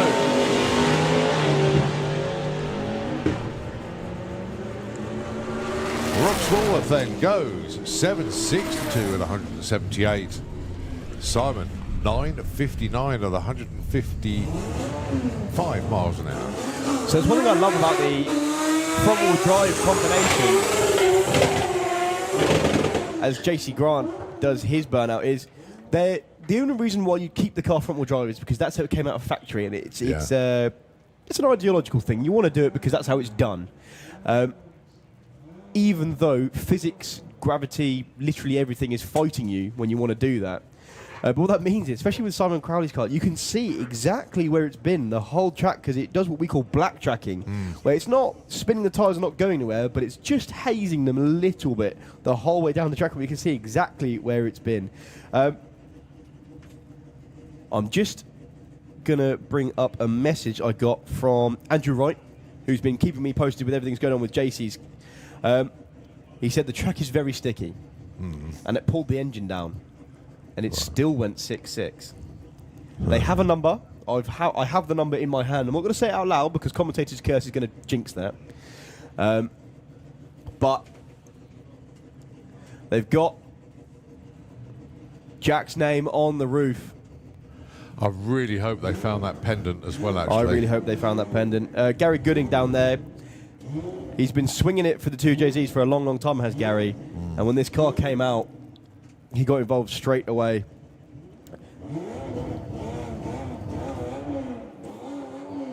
But here we go. Number on the board. Will it match the number I've got in my hand? Blazes the tyres. They told me they were going to turn it up, and they did exactly that. I tell you what, spinning the tyres in a car like that is not easily done. But well done to the team. Bring it back. Andrew, just a little bit less than that. Whatever that was, just a little bit less. Because it did move. It went about 3-4 feet. Then span. Things that it's so experimental what they've done. The amount of pure engineering and all the best of everything in it. And it is just jaw-dropping what JC and the team have achieved with that car. It really, really is. Right, let's have a look then.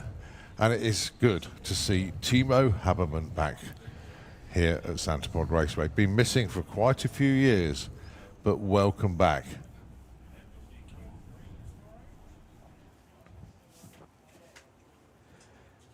Is that Louis Martin on the golf buggy for Tina Nedregard? It looks like him. I don't know if it is. So Darryl is at the top end. Not sure if he can hear us yet. Well, we'll soon find out when we get the camera coverage from the top end. So doing it for the Germans once again in top methanol competition. He's got Arias heads on that thing, a very, very experimental combination. It was very popular back in the 70s and 80s. But they all sort of gave up with it. Timo and the Habermann team stuck with it and have been oh so successful with a combination.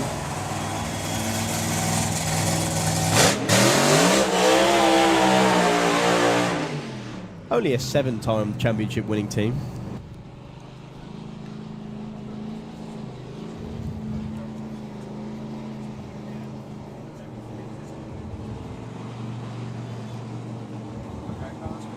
So, screw blown Hemi in the back of the dragster.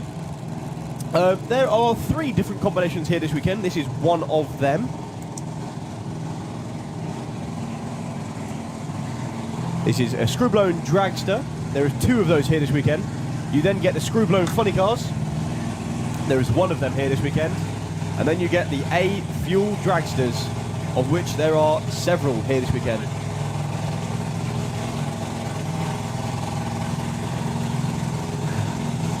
And this is just a sound to behold when these things go into stage. They bring the RPM up by foot and then creep it in using the clutch pedal. Yes, there's a clutch pedal in there. And they've got to keep their throttle foot oh so steady to hold the ideal RPM. There's no launch control or anything. It's all down to the driver. And that driver is Timo Habermann. First pass here at Santa Pod in a long old while. And it's like he's never left. Check the wheel stand from Timo Habermann. What's the scoreboard saying? 519! 280 miles an hour. They should never have left. That's a new personal best for the driver and the team. And I think the quickest we've ever had a screw blower here at Santa Pod Raceway. Check the replay and check the wheels up he had at 330 foot. I've got to calm myself down before I blow the microphone up. Oh, wow. Yeah, but it's everything else that came with it. An 02 light. It was a 0.90 60 foot. All the numbers were bang on for that run. Wow. And he's at the top end already. He's cleared the top end of the track.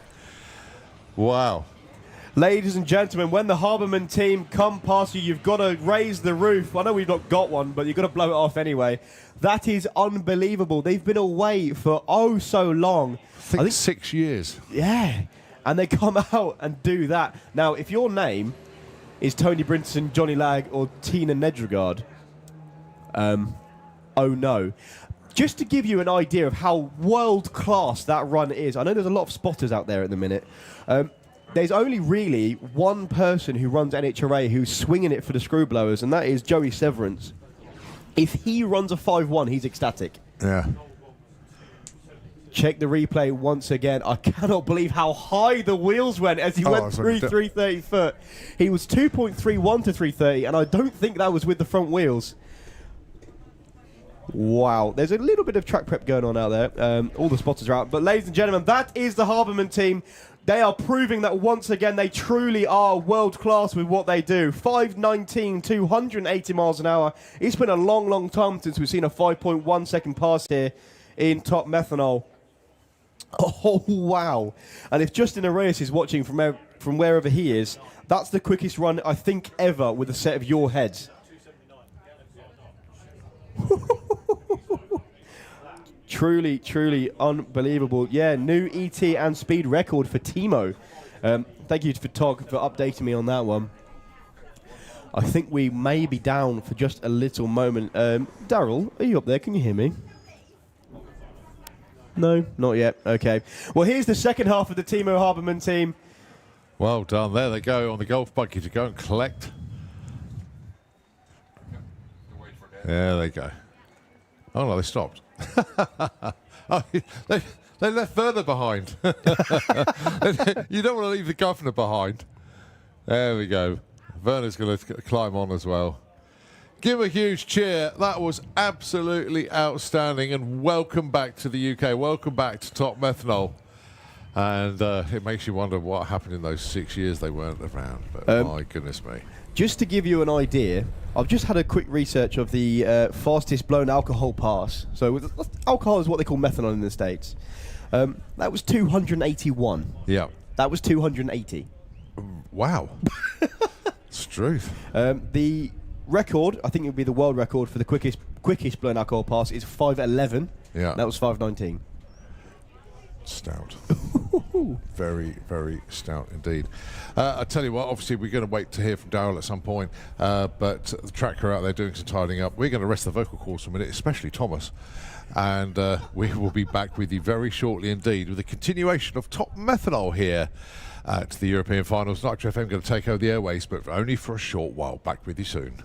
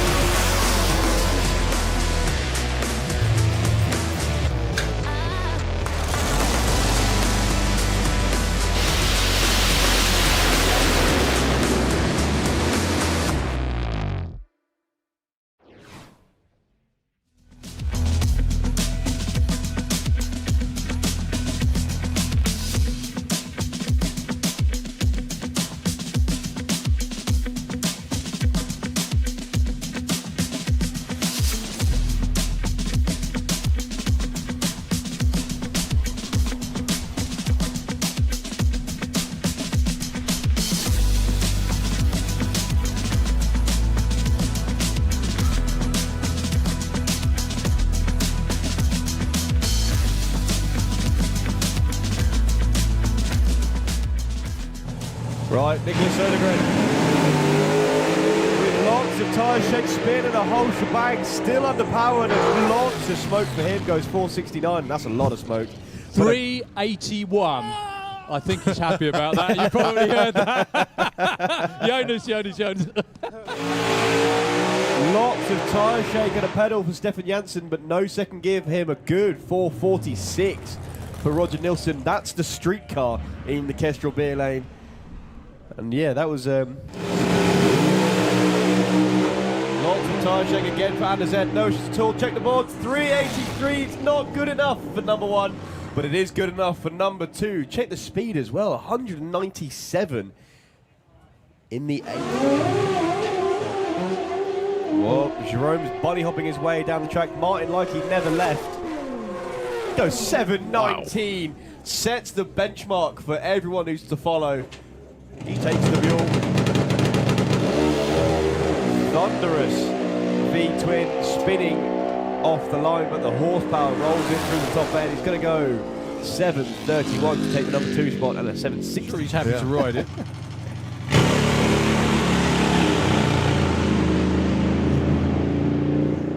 Well, just running out of cylinders towards the top end. 7:46, 164. Not a bad start to the weekend, though. Good run to tune from. Well, straight into stage, not messing about at all. Drifting over towards the wall, but he's going to go under power all the way to a 685, 203 miles an hour. I do believe that's his quickest run ever.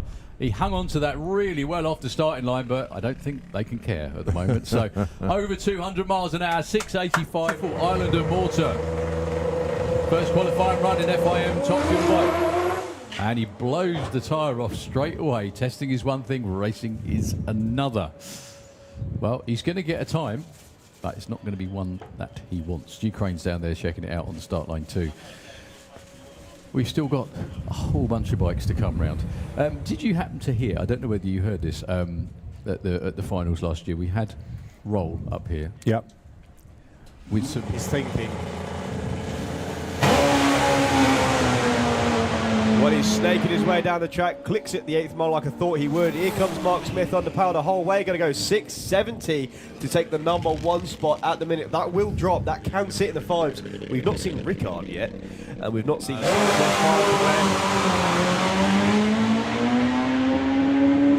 There's going to be another gear there somewhere, please, Renee. That's good, 660, 202 mile an hour. That sounded like it was only in first. Yeah. He's the second quickest. Whoa, pedaling a nitro bike. That's what warm weather does, unfortunately. Just a little bit too much off the starting line.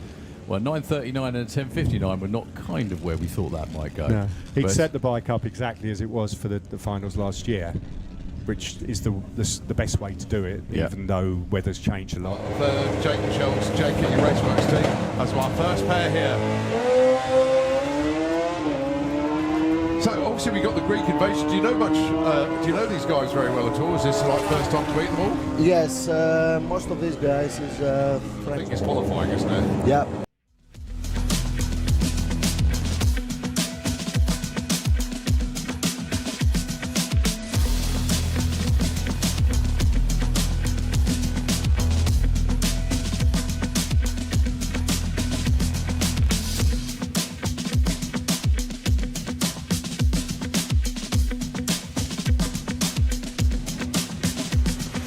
Okay, so the next pair of cars are lined up underneath us here, and it is the 2A Fuel cars.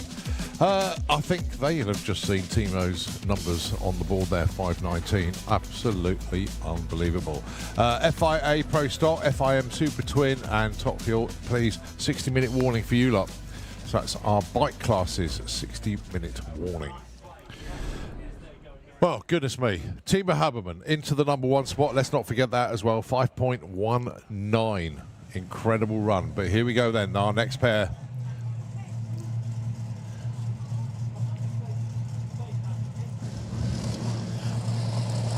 So this is going to be Isaac Lag taking on Tina Haas Nedragard. 2 of our A fuel machines. No superchargers on these, just a little bit of nitromethane. Oh, there he is. I wonder where you've gone. He's down there.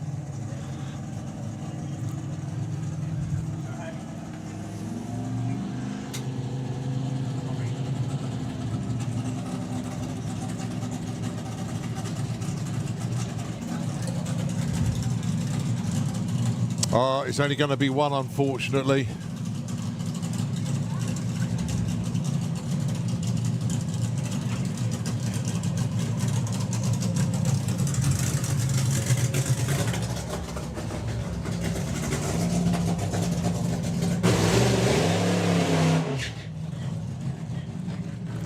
So, yeah, it's just going to be one car in what would have been a fantastic A-fuel pairing. Just trying to suss out what's actually happened to the other car, but they're actually pushing it back into the return road, so not going to get this run in this session whatsoever. What a great shame that is. And we got one car that won't go into reverse. So we'll try and rock it. And, well, they're going to push it back instead. That's the bonus of it not going too far on the burnout. It doesn't become a huge distance to push it back. And fortunately, bizarrely, if they did a huge long burnout like that, it has a fear of running out of fuel. Because even on tickover, you can empty the tank relatively quickly with these machines. So as we know, it is the fuel of gods, of course, nitromethane, but without the supercharger. But Tina Hoss-Nedregard hasn't got a number on the board yet. She will once this run goes through.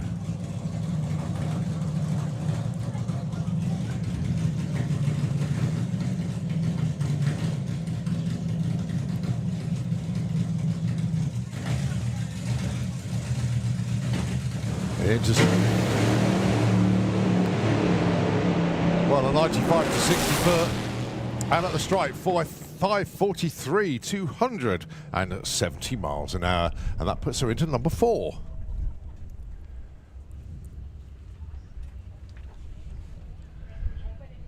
Well, it looks like we might get another opportunity to see one of the Lag family, but it will be Johnny Lag as he lines up alongside Silvio Strauss down there. And still in the lanes, we've still got Sandro Bellio to come around with the funny car, the sole funny car in Top Methanol. But we have a supercharged car and an injected nitro car for this pairing. So 2 totally different ways of going Top Methanol racing. I'm actually stood in a really, really cool spot here. I'm in Nitro FM, if you can hear me. You're in Nitro FM? Oh, I can see you now, yeah. Hello. So I'm stood directly behind Johnny Lag's car, which from here is noticeably longer than the screw blower machine of Silvio Strauch. There's a lot more torque involved with the A fuel cars. Obviously, running nitromethane with no supercharger on top, they have to squeeze as much performance out as they physically can, and a lot of that is done through the stretch of the chassis in the car itself. Screw blown machines. It's the reason why you saw Silvio's done that too. He has had those front wheels, but I can also see that his wheelie bar set a lot lower than it used to be. Well, Silvio, let's be honest, hasn't been known to pull some rather large wheelies with this car, to a point of it coming back down quite hard and bending things, and not really a good idea. Okay, signal's been given to fire them up. It will be the A-fuel car that will start first. Once it's winged over to nitro, then they'll give the thumbs up to Silvio's team, and then they will start. There we go, there's the signal, so that they can start their car up as well. But a little bit of a gentleman's agreement that you always start the A-fuel car up first, because they have a different starting procedure, and then the supercharged methanol burner will be able to fire up.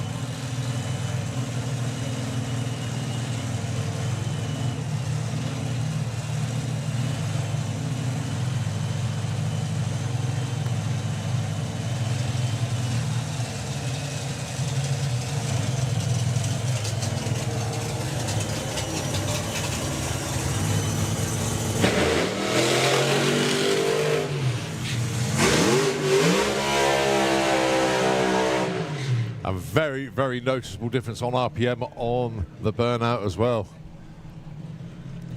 Obviously, you've got to get wheel speed. I'm going to ask Dick Costa on this because he will know the answer to this. Why do the supercharged cars do much bigger burnouts than the A fuel cars? I think it's torque related. Yeah? I think so, yeah. Yeah, these nitro injected cars is so much torque. So yeah, they don't need all the traction. Yeah. You can have too much traction as well. If you look on the rear tires of Johnny's car, yeah, it looks like they're, well, beaten up or so. You see that some top fuel dragsters as well, they have all blisters on it. Yeah. And they like to leave with, well, some less grip to get it on the track. Yeah. Almost looks like he's got treads on that. That's really bizarre from up here. Maybe they still have the winter tires on. Yeah, yeah. Well, it's definitely a slick tyre, we can guarantee you, but it's just the markings on it. It's very, very strange. So, FIA Pro Stock into the pairing lanes, please. FIA Pro Stock into the lanes. So, Johnny Lag. He is in the Fuel Tech lane. Silvio Strauch is in the Kestrel Beer lane. You've got the A-Fuel car, the supercharged car. Both into pre-stage.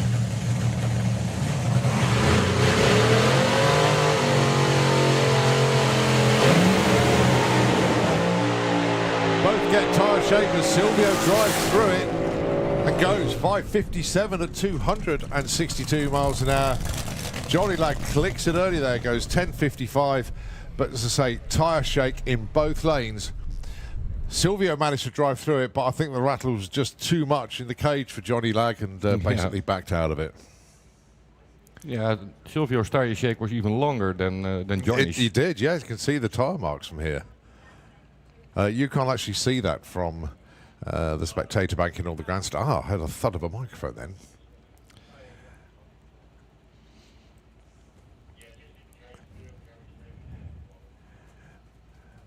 So FIM Top Fuel Bike, Super Street Bike, 6-minute warning for you.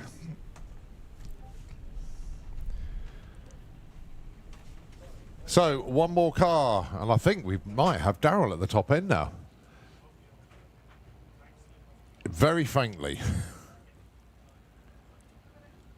That's good enough. Ah, no, you're loud and clear. Nope. You're very close. He did come through loud for a second, and then it died off again.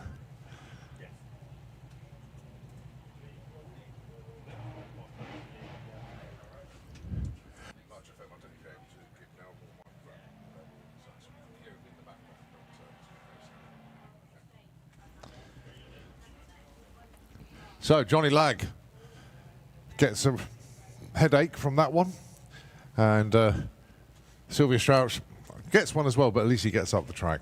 Lined up behind us, though, the last car in Top Methanol before we go FIA Pro Modified is, of course, Sandro Bellio with the sole funny car in Top Methanol. He was one that's doing some testing.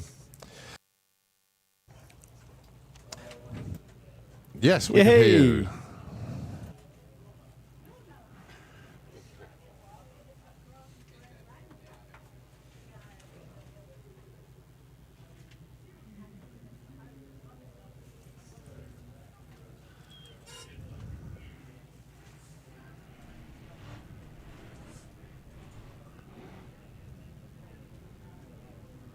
Okay.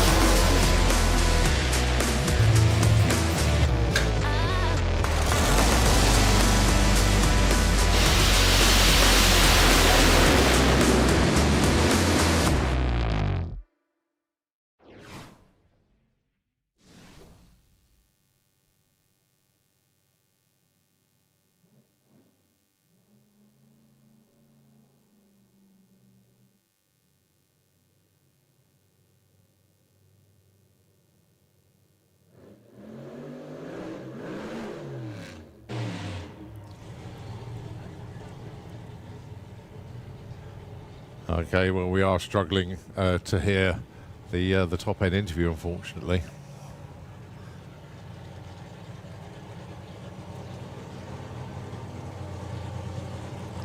Okay, so yep, we'll get more volume from the top end going forward. But here we go then. No real burnout there. But I'll tell you what, I think those tyres and I think the track is good enough to give him grip. Will it give him enough though, or we shall wait and see. But this is Sandro Bellio. He is down to number 3 in the qualified order at the moment. He's run a 5:61. But don't forget, he's only had 1 run so far. This is his 2nd, and he wraps up the top methanol session here. FIA Pro Modified coming up next. Yeah, the newly named funny car as well. They've started calling this thing the War Machine.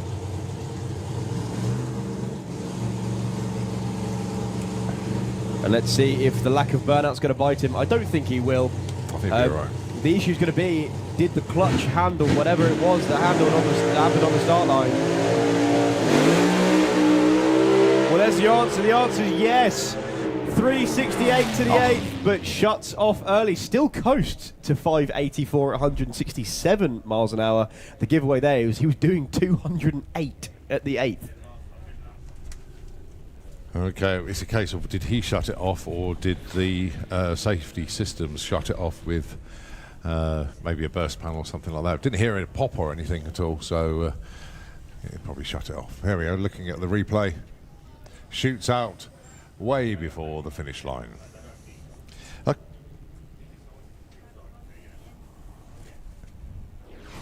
Faintly. Yes.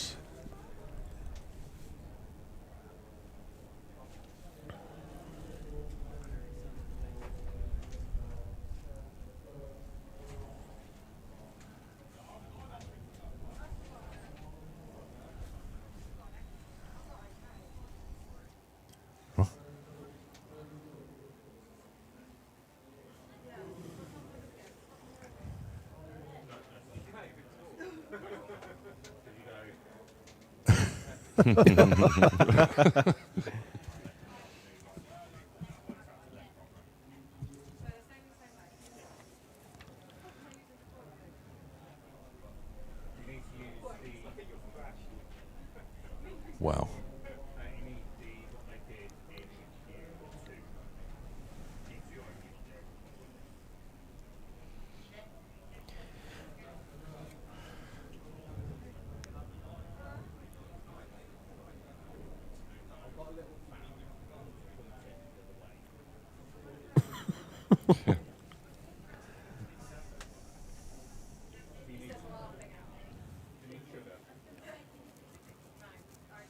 We could see that from here, yeah. They almost left further behind, actually. Yeah. They were so happy. They were going to go and collect T-Ref from the top end and forgot the governor. Here we go then. It is FIA Pro Modified. And just to prove how tough that first session was, look at who's at the front of the lanes. So you run the qualifying order based on who did the best in the previous round of qualifying. And when you've got Michel Turenne, Andres Arnova and Lars Sjöholm at the front of the lanes. And Andy and David. Yeah, they're all there. Well, only 11 cars put numbers on the board. That was the key to the first session.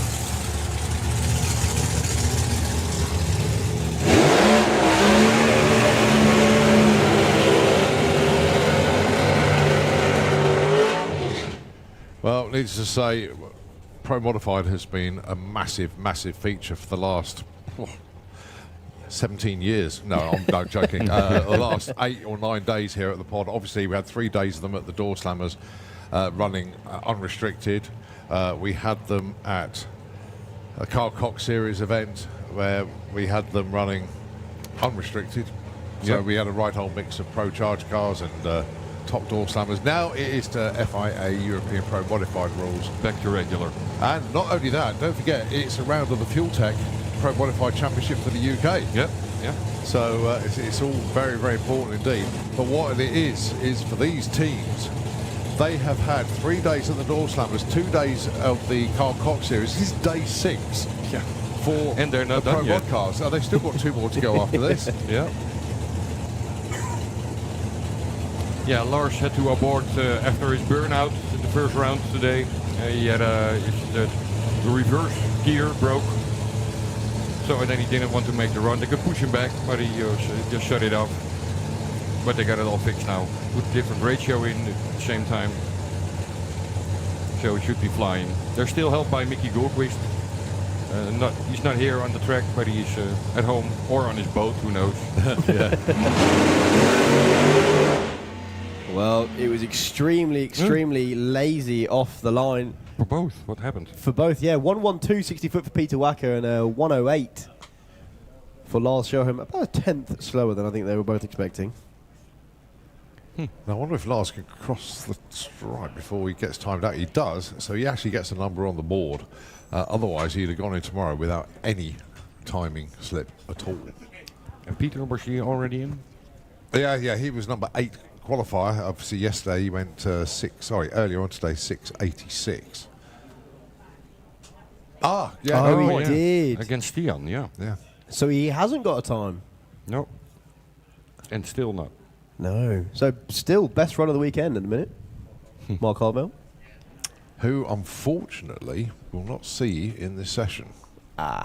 Dick Costa. Who? Mark Harteveld? No. Yeah. No. He had a great run, 581, and then he kicked 4 rods. Oof. Yeah. Spare engine? No, that was the engine they fixed over the week. Oh. So, yeah.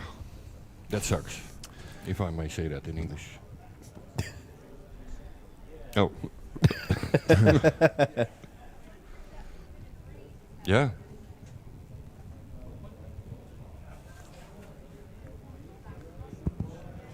Yeah, I was thinking there were new rods because they changed the crank, and then normally you put in new rods. So yeah, whatever, bolts or just the rods, wrong set of rods or over torqued. Say that again. Yeah, it can be anything. You cannot check it again because they don't look as new anymore. I think that's a very vogue way of saying stuff happens. Yeah. And it's just like, literally just one of those unfortunate things. But 4 at a time. Ooh. So that gives a lot of mess and a lot of work. So they have to change an engine again. So do they have a spare? Yeah. Yeah. Thank goodness for that. I did as well, actually, Darryl, to be fair. They'll be back out to play tomorrow. Thank goodness for that.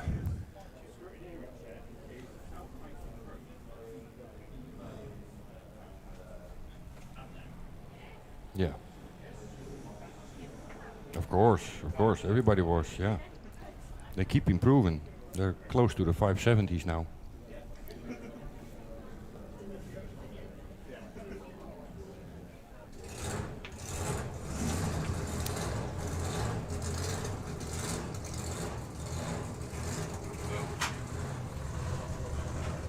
Oh, yeah. Also, Darryl, just to report back to you, your sound level is now spot on. Whatever's happening up there, you are now spot on. Yeah, he's spot on. Okay, your next pair, 2 of the best of British, Andy Robinson and John Webster. Yeah, Andy missed the first round. In the warm-up, they dropped the valve. So, yeah. So they also had some work.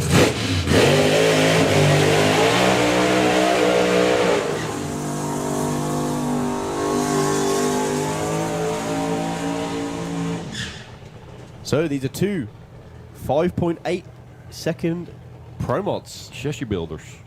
And 2 chassis builders, yeah, good point. And two UK car record holders. Andy Robinson is the quickest UK-based Pro Mod, 582. John Webster is the fastest UK Pro Mod at 250.98. Also tuned in to coverage and did say hi to everybody, especially all the Pro Mod teams. Mick Payne, as you know, he's tuned in today. So Mick, a very good afternoon to you. And if you want to fancy go Pro Mod racing, his Duster is up for grabs. And just spoke to JT, John Taberham. Yes. His whole operation is for sale. Yeah. Yeah, he's got bigger aspirations now. Oh, yeah. I know you can't get much bigger than Pro Mod, but there is bigger. Yeah. So if anyone fancies to join the club of Pro Mod, there are 3 cars for sale. Cat's car. Nick Davis's car for sale as well, yeah. Yeah. Wayne Nicholson's. There's a few. There's a few, yeah. There is a few. Why don't they all just retire like Captain Flyfield does? Exactly. He's got the right idea about it. Just. So the turbo car and the blower car, John Webster and Andy Robinson. Andy Robinson's got to go in. There he is.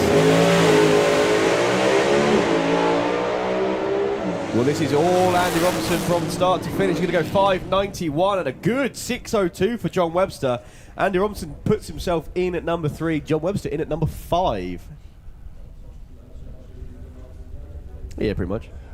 Yeah, that's a good point, actually. Speed, 245 dead.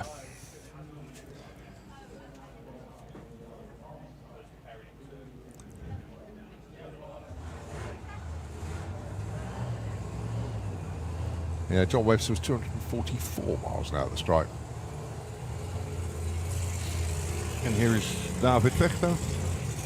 Up again. Bruno. Oh, Bruno. I must admit, I'm loving all the stuff that David Vector and the team are doing on social media. The constant updates from the team themselves, talking about different stuff, because they updated everyone about what happened on that previous round, didn't they, Dick? Yeah, a brake line broke in the burnout, so that was lucky it was in the burnout and not in the run. And I hope he starts the burnout a bit sooner now.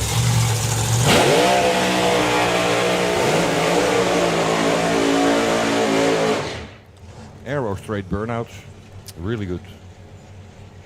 And, one thing I will just point out, actually, a lot of these teams, there's nothing to do with the racing, but a lot of these teams have all got new T-shirts for this season, Dave Vector included. Yep. Go and help them. Go and buy their team T-shirts. It all goes to help running these cars. Absolutely. And it costs a fortune to run these cars. Yeah. Show your support. And Dave Vector's got a new design out this year. Go and check his one out as well. Really, really cool. And so do the Pro Dutch guys. Mark Hartenveld, of course. Yeah. Bring loads of shirts and all other teams. Yeah, well, Mark Hartenveld has obviously got his new design as well. Yeah. Anders Arnover, Jere Rontanemi, they all have shirts. They all do. To try to earn some money back to invest in Go Fast parts. So Bruno Barber with the Gotham City Corvette, and Dave Vector, of course, with the Camaro. See, Bruno's got to be one of the scariest guys to go up against in FIA Pro Modified, because he's never necessarily the quickest. He's been in the 580s before, but he'll get down the track. No matter what the weather is, no matter what's going on or what's happened previously, he's going to make it down it. Even if it's not in qualifying, you wait for the first round of Elims, he'll be there. Well, neither of these two have got numbers on them.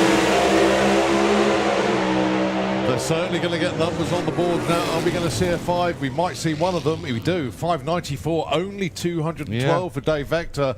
654, 146. Shoots out early for Bruno Barber. So David goes 5, Bruno 11th.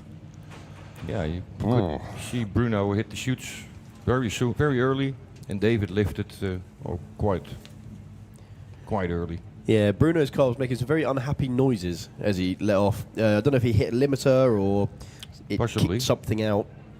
Yeah. It's funny how we can dissect a run just by sound from up here. And we started to become nerds. Yeah. Next up, Michel in the Pro Dutch team. They had an issue with the EM safety box. It just killed the engine without anything happening, no burst panel, no nothing. Just the EM box broke. So they got a new one now, and they have it running. Anders Arnover was a different story. He broke a link on the 4-link bar. Ooh. So his rear axle that's what was... it was. So that's why the axle was moving around. Yeah. Wow. Never a dull moment in Pro Modified.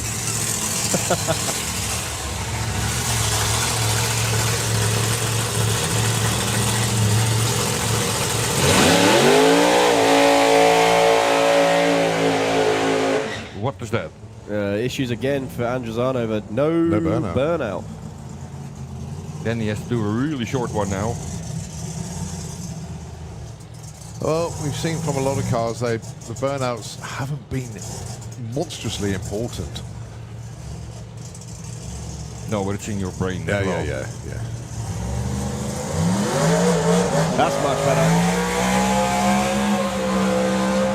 That's not very nice. Yeah, well, it was shorter, but he still went further than the other team really wanted him to go. So it will be a quick reverse to get back into position.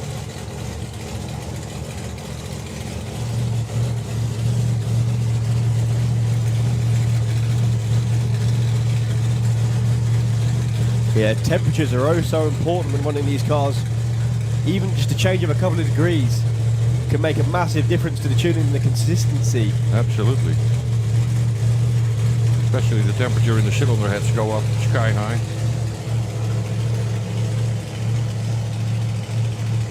Oh, that's good. Willy Bart already set there for Andre Arnova. So nice. No delay there. Well done.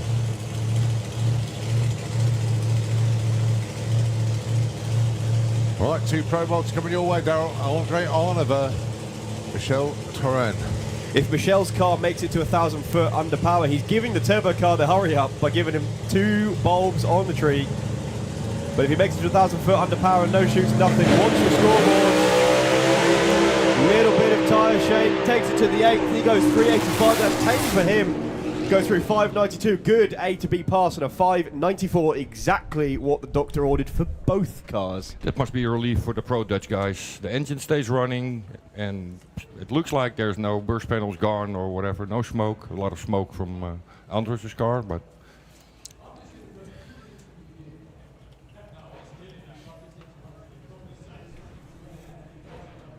Yeah.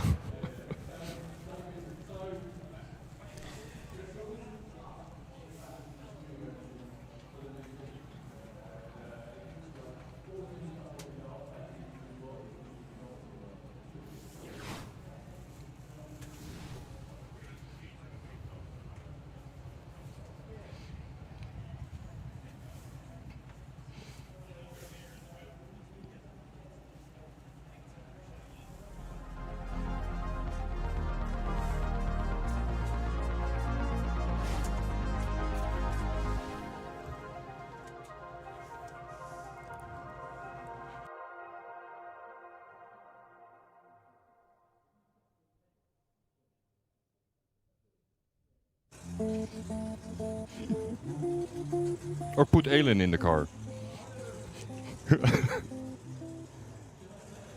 Yeah, you can.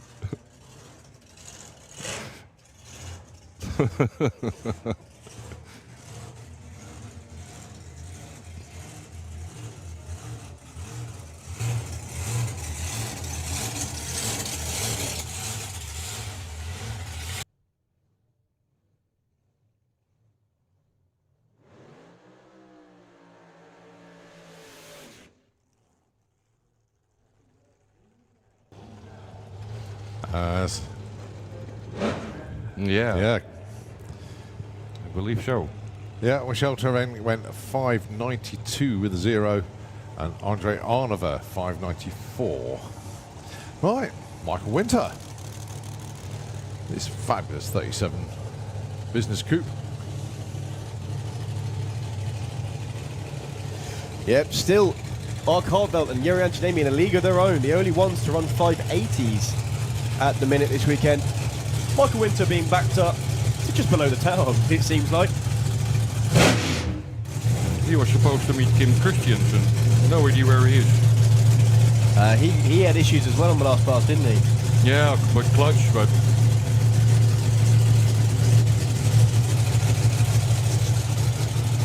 Well, we've now got 16 cars qualified in Pro Modified.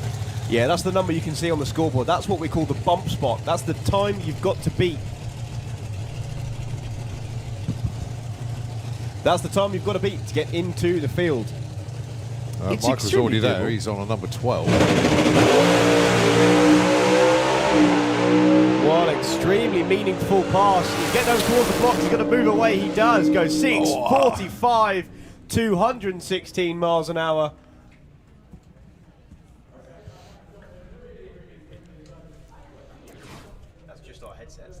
Yeah. So 6:45. Yeah, there we go. 6:45, 216. Our headsets keep dropping out.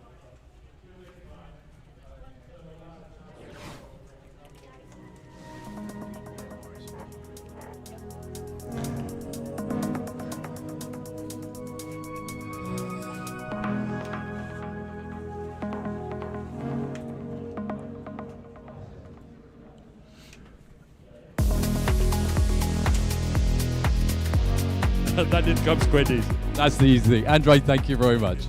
No problem. Back to you guys. Okay, thanks very much indeed. FIM Pro Stock Bike, Super Tube Bike, Top Fuel Bike, 30-minute warning. And Michael Winter just has both ends of his personal best. Yeah, nicely done. 6:45, 2:16. He was 6:48, 2:11, but then he did increase it to 2:14 this afternoon, and he's found even more. No wonder the crew were happy. Right, next pair, Marcus Hilt and Kev Slyfield.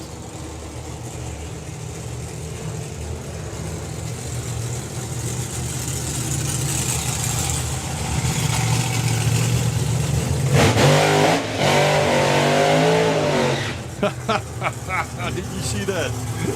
Kemp Stanley was on the track and his shoe was glued to the track, and then Michael Winter ran over it.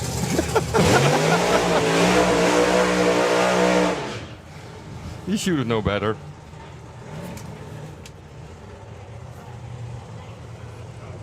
I think that may have been on purpose from Marcus. Then again, if I was driving a car and I see your shoe on the track, I am running over it. Yeah, of course. Yeah. So Kev Slyfield currently in the field with a 6:05. His car can run down into the low 590 bracket. 6.1 is the area for the PB for Marcus Hill.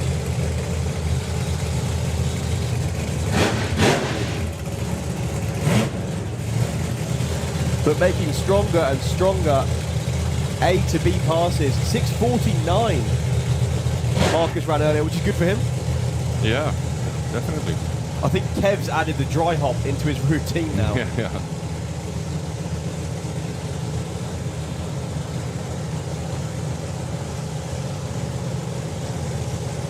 We can see lots and lots of rubber building up on the start line. You're right, actually, we can. Deep stage and tyre shake for Kev. No issues at all for Marcus Hilt. Could this be a PB? Close. That's nice. It's a good step.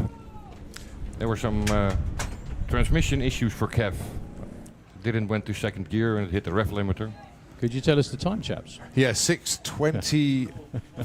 Sorry, 6:27 at 2:25. That's not bad. He Two runs. matched his PB on speed, but yeah, it's still good. Another man that's made two really nice runs today, Michael Winter.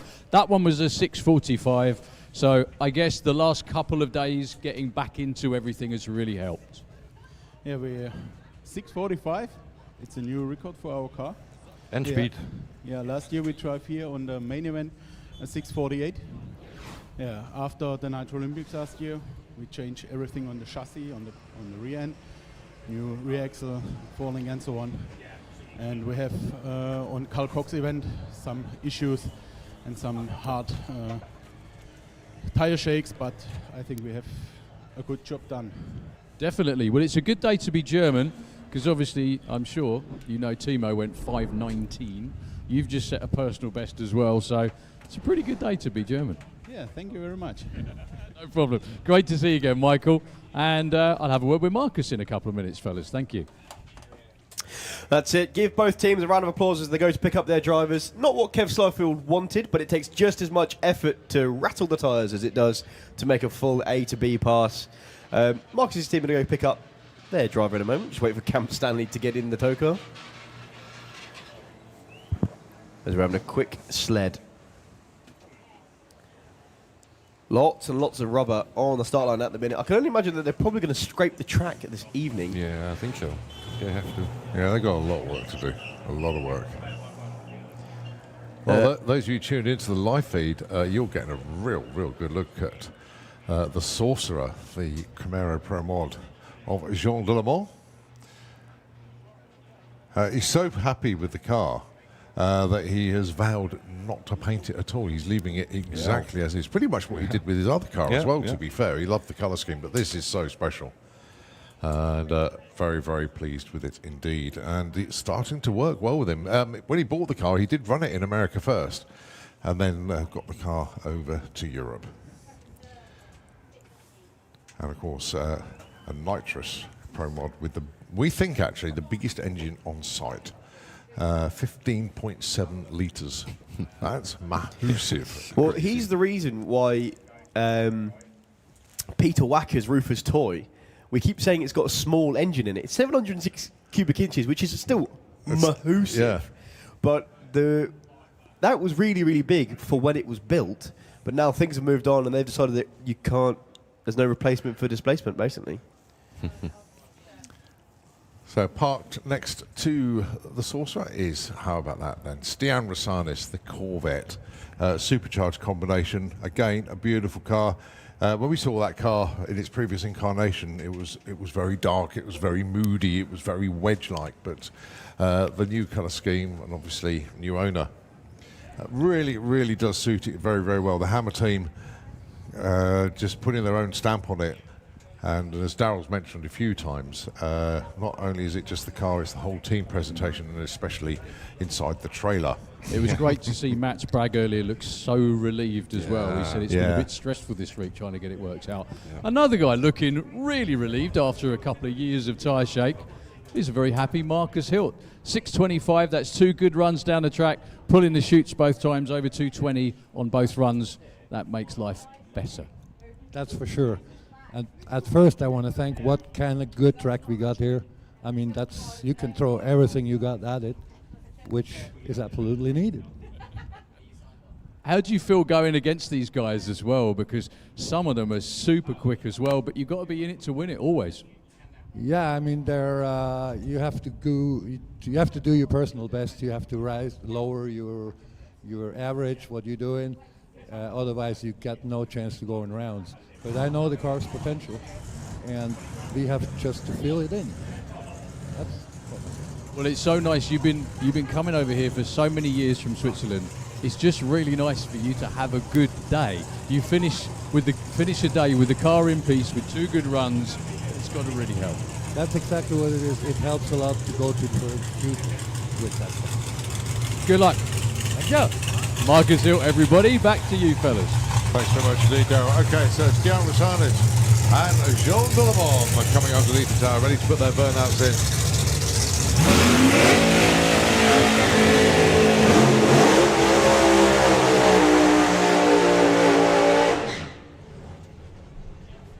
Notice the engine note difference as well, because you've got the supercharged engine of Stian there with the Corvette, and of course that big nitrous motor of Jean Delemont, the Sorcerer Camaro. That's one thing you could really hear when Jean made his solo pass earlier on today, is just how low revving that nitrous engine is. It barely ticks above the torque converter stall RPM before he's changing the next gear. The blower cars, they rev those up to ridiculous numbers. Dick, you'll know more than me on what numbers they rev those things to. 10,300 in the run.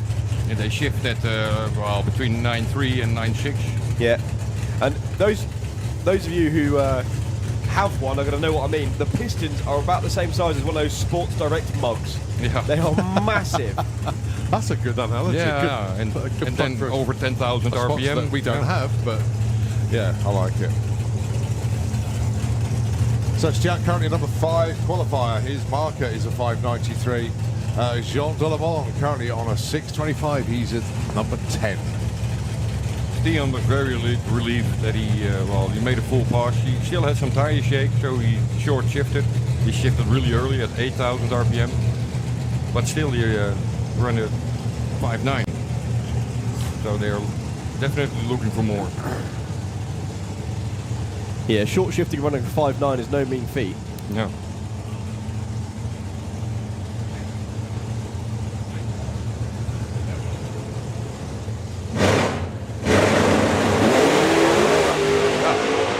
Jean de Lamont driving 2 tyre shakes. Steve Rosales couldn't that time. What's the scoreboard for John? 14. 6:14. It looked quicker than that. It was really hauling through the top end. It gained 40 miles an hour in the back half, doing 228 miles an hour. He's going to stay number 10, as he went a little bit quicker earlier on. Did he? No, he didn't. He improved, but not his position. Yeah, and Stiani's going to be taking the first exit, so he's not going to make it all the way down to the top end. So Darla's only got one car that's going to approach him down there. A big difference from Stian's run, the run before and now. Massive shake he had now.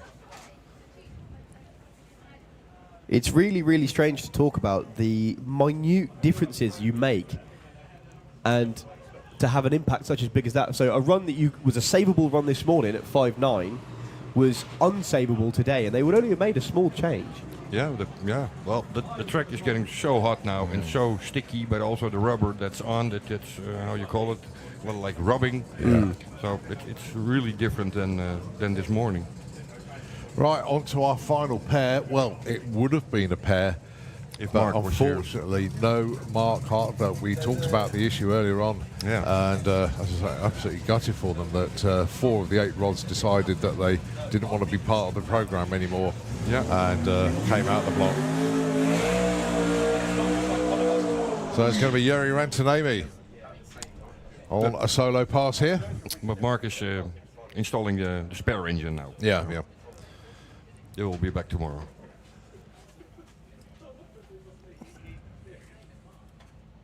Well, Jiri, fair to say he's having a pretty decent week. The only stumble he had, and it wasn't his fault, it's just he came up against Andrei Onova in round 1 of door slammers. Yeah. Everything else has gone to plan. Yep. He was low ET, and he took the Carl Cox Series. He's number 2 qualifier here. It's all going very, very well for him. So, yeah, okay, he missed out on the 10 large, or £10,000, I mean, at the door slammers, but he came away with the second prize of 4,000. He took 5,000 from the Carl Cox Series, plus a 500. So he's not doing it too bad this week. Well, he's almost made his travel money back. Ah, was that? Yeah. So I was speaking to Hecker in the pits, not in the pits, where's the bar? Yeah. Last night. Bar, that's quite a difference. Same thing, really. They're finished. They've got a bar in their pits. You just said the most rock and roll thing in motorsport. All the other forms of motorsport, they all hunker down and they're working on cars. And you go and talk to his team. Oh, he's in the bar. That's it. Yeah. Slap bang in the middle of a race Well, meeting. it takes them about £10,000 to come over for a weekend. So the fact that they get 3 races in one is awesome. That's proper value for money. They don't have to keep coming back and going away, keep coming back and going away. Yeah, well, it's the same with David does. David leaves the trailer here. Of course, we're coming back for the Summer Nationals That's and it, Belgium. It saves a lot of money on the Also traveling. appreciate the investment in the new parachutes as well. No tyre shake at all. Arrow straight from the finish missile. What's he got on the scoreboard? Same absolute numbers again. Difference 1/1000th of a second to what he did this morning. He went 5.85 with a 3, and then that was 5.85 with a 4. And proudly flying the And Finnish three, flag in the shutdown area. And 3 points for the championship. Oh, yes, of course, yes. Quickest of the round, yeah. And Mark had 3 points from the round before. So, until now, it's them again. Right, see you guys tomorrow. Yeah, thanks ever so much indeed, Dick Costa. Enjoy the evening. Don't forget lots of entertainment, which you haven't seen before. I know you've seen drones at Hockenheim, but enjoy our ones tonight. Okay, we continue. It is FIA.com.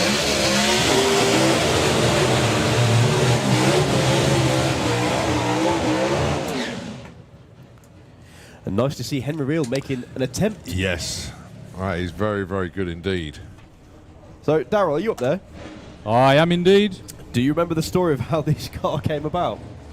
Oh, blimey, which one? Henry Reel, the Mercedes. Oh, yeah, absolutely fair. Go on, you tell it. I'm sure you can do it too, but it was, well, you tell bits of it. So they had a hire car.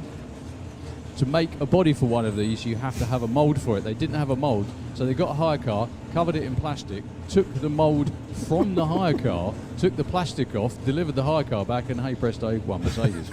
That's brilliant. I think it's awesome. That's basically a drag racer's solution to everything. Cheeky as whatever. I think there was another car. I think it was also a Mercedes where the mould came from a rental. I think was that Rico Antez's Mercedes. Oh wow, quite possibly. I think that was something similar. But yeah, the fact, could you imagine the hire company? What do you want for this car? Nothing really. I don't want any of the insurances. It's not going to move very far. Stefan Henry Rill then. Obviously, Stefan is your number 5 qualifier at the moment. That 29.93, he literally just managed to roll across the top end to get that number. And Henry Rill, this will be his first numbers on the board if he can go A to B. Oh, both shake like mad. Well, Henry tried to get back after it. You can see where he pedalled it, and the black track he left, where it was haze in the tyres. He lifts just before 330, it rolls through with a 1067 and a 1085 for Stefan. Unfortunately, Darren, I think you're going to be all alone. Well, saying that. That's okay. No, I'm not, because I have Jari Rantanjami up here at top end, picking up the world's coolest parachutes, yeah? The blue and white Finnish parachutes coming out. 585 again. Possibly looking for a little bit more, but I guess you'll take getting down the racetrack every time. Yeah, it's good that we can take it all the time to the racetrack at the top end, but I don't know what's the reason now. Is the air or what? I was hoping it was low 5A, but no, 585 again. Yeah, but you got the number 1 on the car for a reason, because you do this very well. Yeah, that's one. I'm going to keep it. You're going to try and keep it, yeah? Who's your main competition this year? Because obviously, over the seasons, it's kind of varied, isn't it? Everybody in the lineup. Everybody in the lineup. But of course, Estonian, all from Holland, Vector, Michel. Yeah, Mark again, like you saw last round. And last question, really quickly. Did you enjoy your trip to Stonehenge? Because I didn't see it looked really, really uncomfortable. You look like, well, what are we supposed to do with all this? Yeah, we like to be as tourists once. Yeah, it was nice. It was really nice. Back to racing. Good luck, mate. Jari Rantanjami, everybody. Back to you guys. Yeah, so the Norwegians try to invade Stonehenge. How about that?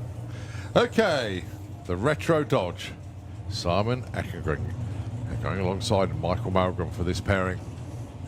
Number 3 and number 4 at the moment. Obviously, Simon, number 3, 665. Michael Malmgren, 668. That's where they are at the moment.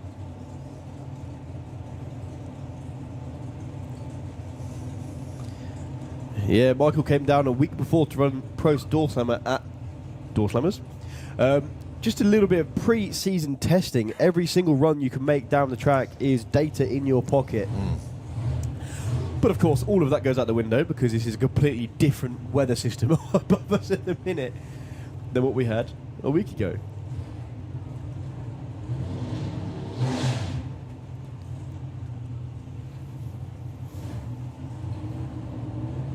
Oh, straight in for Simon.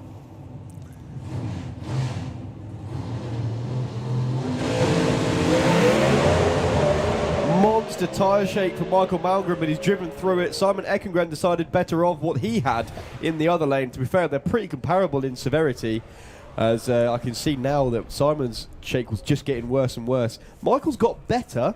He drove through it, still lifts early, goes 783. That is a very violent tyre shake. We've seen tyre shake marks before, but that actually looks like two professional welding lines, if you know what I mean. Yeah, I can see it, yeah. It's this where they beautifully overlap each other. I'm sorry to get a photograph of that, because that is very, very unusual. We still have, I was going to say, one more pair of Pro Stock, but we don't. We just have the one. No Robin Wren this time around. Let's see if we can get that crew guy just to move to the left or right so I can get a photograph. He stood slam bang in the middle of them. Oh, no, that's right. No, we're leaving there as a data reference. Oh, he's good. That's it. We got the picture. I'll post that. All right, here he comes, Jimmy Orland.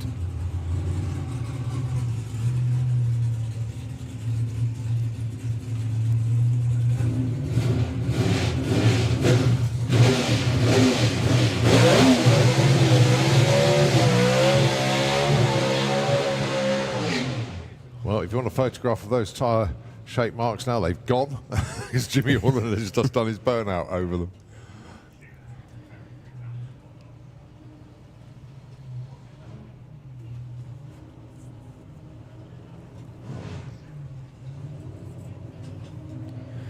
Yep, one of the best to ever sit behind the wheel of a pro stock car, and I mean anywhere in the world. It's not very often that you have the NHRA calling you to come and step in for one of their drivers, but Jimmy's done it. And won. Yeah, he won the 4 wide at Charlotte, didn't he, all those years ago, when he was sitting in for Greg Anderson, of all people. Yep, so when you're called in to sit in for, well, the best that the NHRA have got. So for Summit Racing, been backing Jimmy for a long, long time now.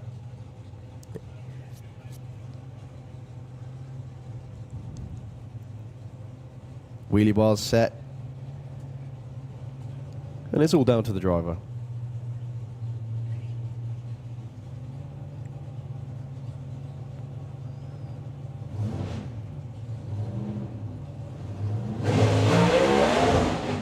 Oh, tyre shake again.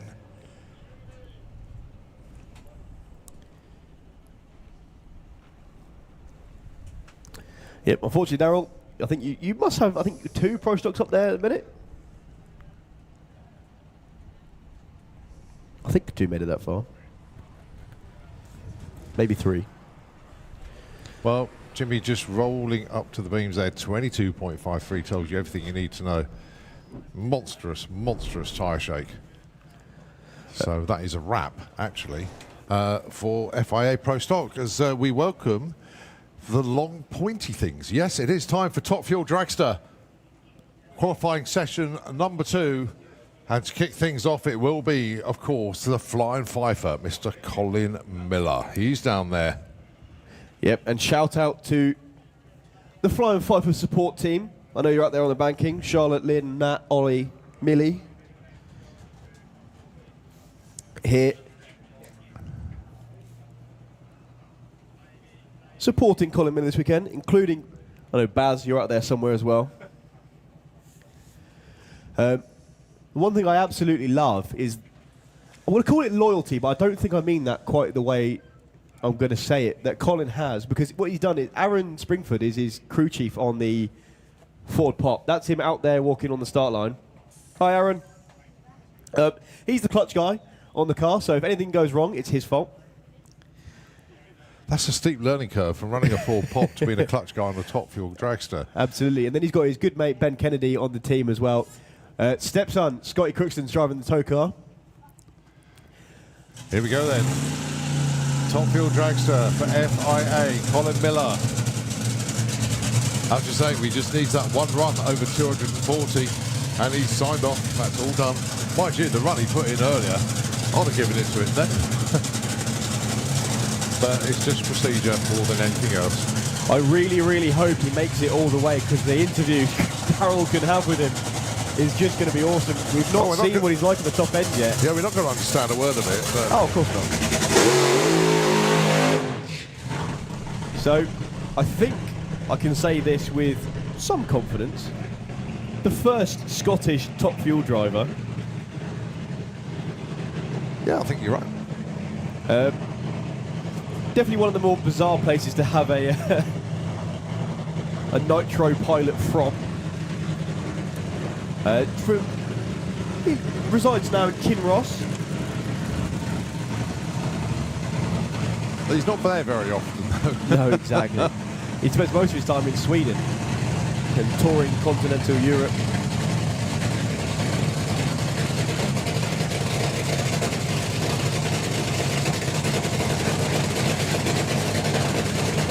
With a car that they've aptly named the Flying Fueler.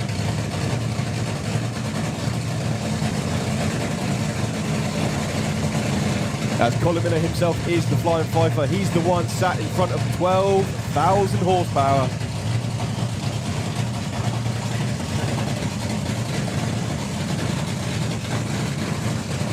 His personal best at the minute is in the high 4s. He's not managed to make a full pass yet, but he only started in April. This could be the one then. So here we go, onto the high side. I'd definitely shut the visor if I was you, Colin. Blazes the tyres instantly. Yeah, right at the hit that was. Oh, Aaron. We told you to make him go all the way. You've still got to tune it for the conditions that you feel is going to give it the best numbers. And unfortunately, yeah, Colin hit the throttle and boom, tyres went up straight away. And you can almost see the hourglass shape way behind the start line to realise that the thing was spinning straight away. Colin's not even got the momentum to reach the 1320 at the top end there. He's just rolling. He's almost got to the blocks and finishes just a little bit shy. Oh, he's just giving everybody at the top end a chance to get a photograph of the car.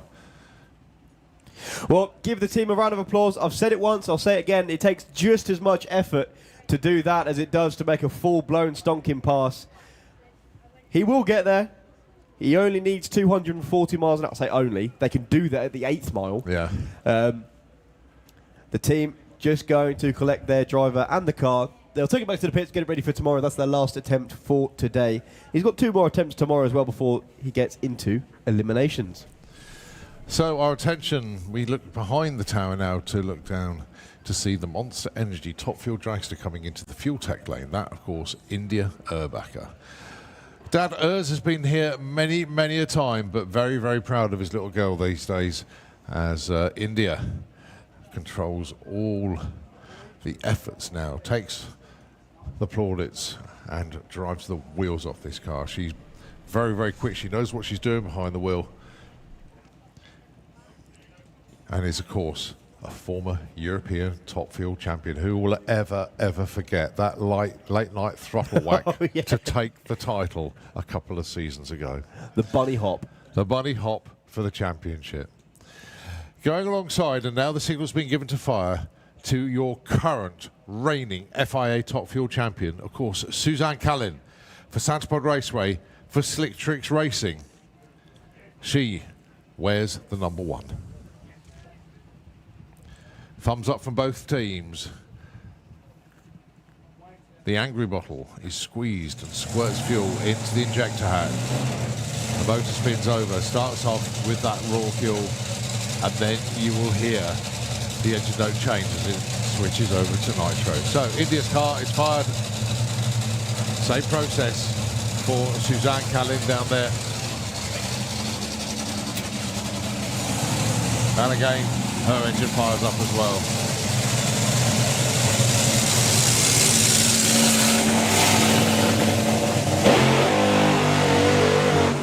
So we have top door slammer into the lanes, please. Top door slammer into the pairing lanes.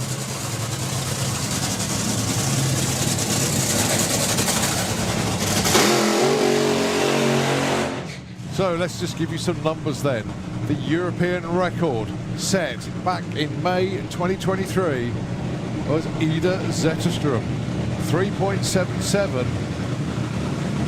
And the speed record currently is Duncan Michelin. Set in Tier in August 24, 321.4 miles an hour.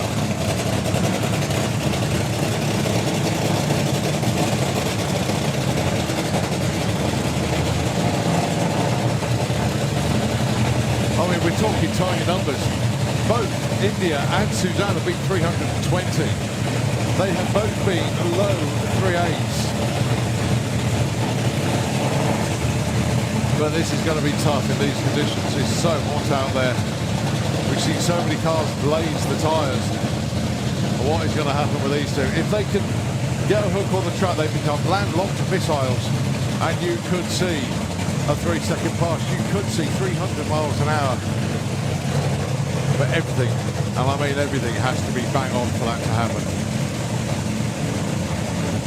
Here we go then. The car's going to roll forward. Your final pair in Top Fuel Dragster. Suzanne Kalin is in the Kestrel lane. India Urbacher is in the Fuel Tech lane. Both into pre-stage. Hold on tight, folks, because here we... This one is all... Oh, it was all Suzanne, but 0.85 to 60 foot. She was 350, but only 165 at the 8th. 503, 142. India Airbacker straight up in smoke, and even better hourglass figures on the start line there. Those tyres are completely expanded to their max, and we got a proper dose of nitro in the tower as well. But, oh, what a session. They've all got to figure it out still. That will be 2 opportunities tomorrow, and I tell you what, it's going to be just as hot, if not hotter, tomorrow. Well, it looks like both cars will be coming off the top end, actually. They're both in the shutdown area at the moment. So, well, qualifying positions then, a 425 at the moment remains the #1 spot. That is India Aerbacker's run earlier. 5:03 for Suzanne. And unbelievably, a coasting 5:07 for Colin Miller. But it's all still to be sorted out tomorrow. 2 more runs for the top fuel cars. In actual fact, we have 2 more complete pro sessions for all of our cars and bikes tomorrow. It's Fuel Funny Car up next here at the main event. Still got plenty to come at you. But to tell you what, let's just take a breather unless Daryl's got anybody at the top end, as we've still got 2 fuel cars to remove from the top end of the drag strip. Can't hear Daryl, so Nitro FM. Take over the airways, we'll be back with you soon.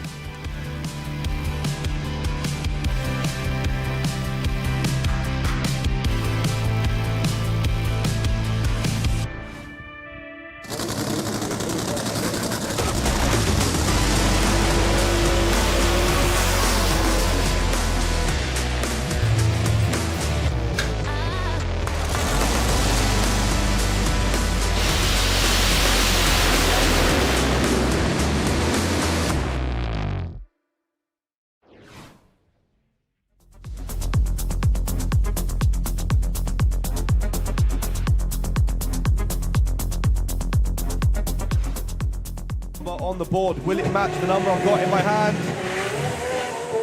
Blazes the tyres. They told me they were going to turn it up, and they did exactly that. I tell you what, spinning the tyres in a car like that is not easily done. But well done to the team. Bring it back. Andrew, just a little bit less than that. Whatever that was, just a little bit less.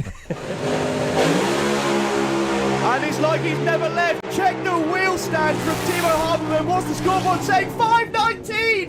280 miles an hour. They should. Interesting. Well, a 95 to 60 foot, and at the stripe, 4.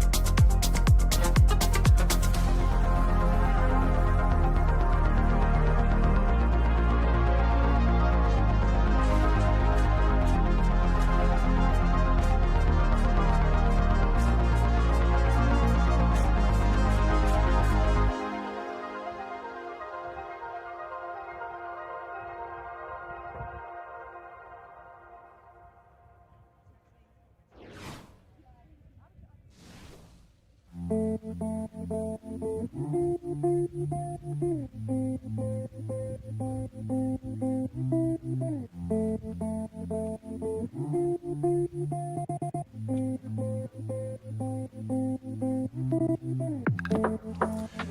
we go then, and it is Fuel Funny Car, and it's Kevin Kent. We didn't see him in the first session today, but really good that he's made it down for the second one. Well, hopefully he'll make it this far up. Fingers crossed. He might do. Oh, a little bit too much volume from that time, down. There's no such thing. Yeah, okay. That's good.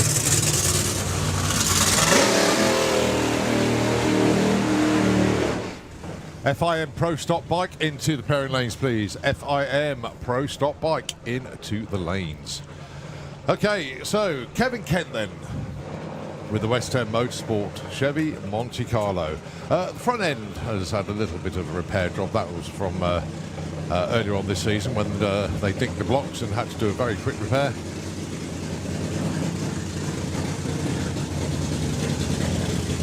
He is your points leader. He's on 253 points, coming into this event as the man to be.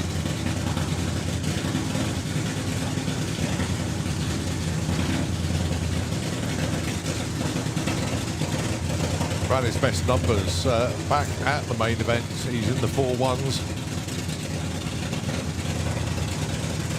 One of the most impressive things that this team have done was they came down here. I can't remember what event it was now, but they made a pass and they were given a rerun for whatever reason. And they were told, right, if you want your rerun, you're having it at 9:30 in the morning.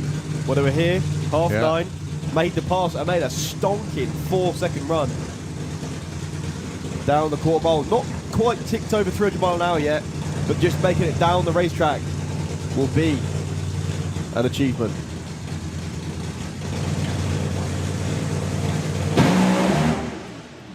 And that's gone nowhere. Well, straight up in smoke off the line. Kevin's going to coast just to get a number on the board, really, 14.18. It gets him qualified, but not what they wanted at all. It's become a very difficult combination to find for a lot of these teams now to try and unlock the performance that we know these cars have got. Yeah, the issue is, so you've got something that's called a tuning window, where because of the size of the tyres that you run and what they're designed to do, you need to spin them a little bit. If you don't spin them enough, you go into tyre shake. That's what we've been talking about all day. Spin them too much, that happens. Well, normally, yeah, you have to have a little bit of rotation so the tyre doesn't run over itself. That's kind of the way it works. Yeah. I hope you fellows can hear me. One of the things that's very noticeable up here, I always know when the bikes are about to run, because of all the Super Twins drop off their massive canisters of water to cool the clutches down when they come round at the top end. That's the first thing they do, hop off the bike, grab the canister and cool it down. So I do hope you can hear me okay now. Unfortunately, we can't hear you at all. Even better then. Whether you're out of range of wherever you were before. I'm standing closer than before, but okay. So let's have a look to see who's coming up next. Well, it is the Thermored car of Kevin Chapman. I think, was this one of Spuff's old cars? I think this was an old Showtime car, wasn't it? Indeed, yep. I think that's Luke underneath the front there.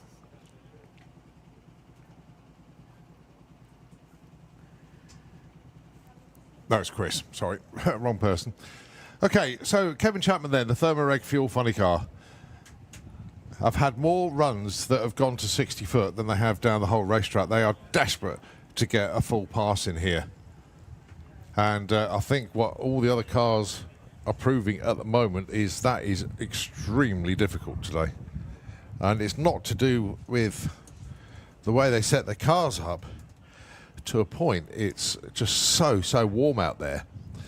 And the track conditions, as Thomas has said, it's a very small window of opportunity to find the right combination to get down this raceway. I mean, it's absolutely beautiful. The track prep and everything is absolutely spot on. But the to find the combination that works in this heat, because it's pretty rare we have this sort of heat, to be honest. One of the hottest May bank holidays on record, it really is. Yeah, it's quite interesting to see, really, because all of the lower horsepower stuff, aka Pro Stock, shook the tyres. They did. And all of the high horsepower stuff, aka Top Fuel, have all spun the tyres. So somewhere in the middle. Yeah, so be good. So then you run like Timo Habermann and knock it out of the ballpark with his personal best and the second quickest supercharged top methanol run ever in the world. Indeed. Just a quick thing. Could Darren Atkinson please come to Bankside VIP ASAP? So Darren Atkinson, please come to Bankside VIP ASAP. I can only imagine that they've got something for you. Right, so Kevin Chapman's team are just getting everything set for the run itself. The starter is attached, and there we go, the starter spins over. The bottle is removed. The body's lifted up, the prop is away, body comes down. Just lock it into place, and off we go. This is Kevin Chapman.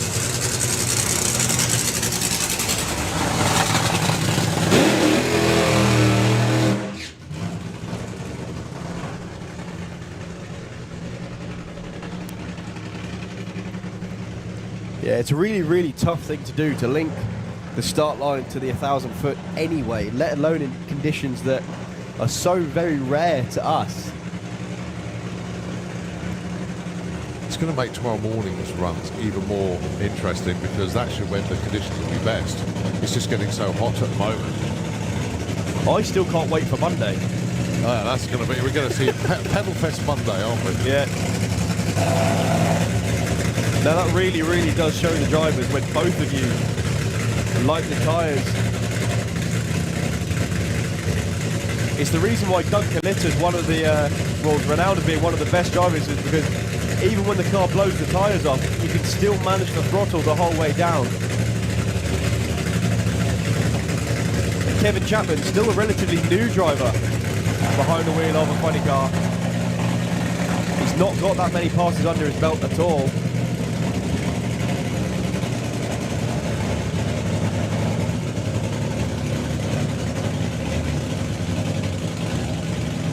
Well, everything crossed there, Kevin Chapman. Won't be surprised if it stands up on its tyres, but if it hooks and goes, hang on tight.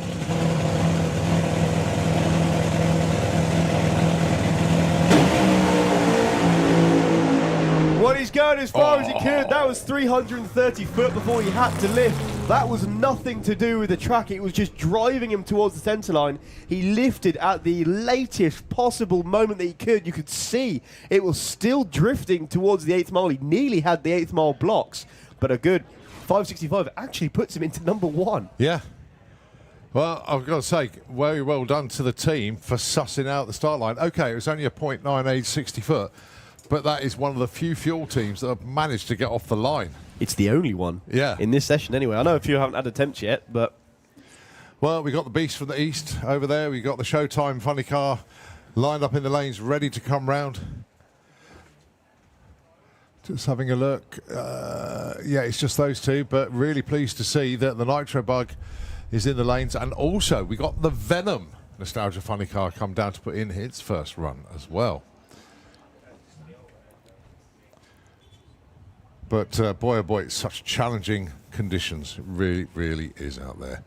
So, got two fuel funny cars still to come at you. The Showtime car, owned by Bob Jarrett, and of course driven by John Spofford. And how good is it to hear those two names together once again? And of course, the beast from the east, Dale Leakes, for Mark and Jackie Hawkins. And I'm sure that they're tuned in. All the very best to you both. Missing you at the racetrack at the moment. But all of our love to both of you over in Aldeburgh, in Suffolk of all places. Lovely part of the world. Unless they've moved. But yeah, I'll just put that little caveat on the end. But it was certainly a couple of years ago they lived over there. So I think the tractor coming back on station. Or maybe not.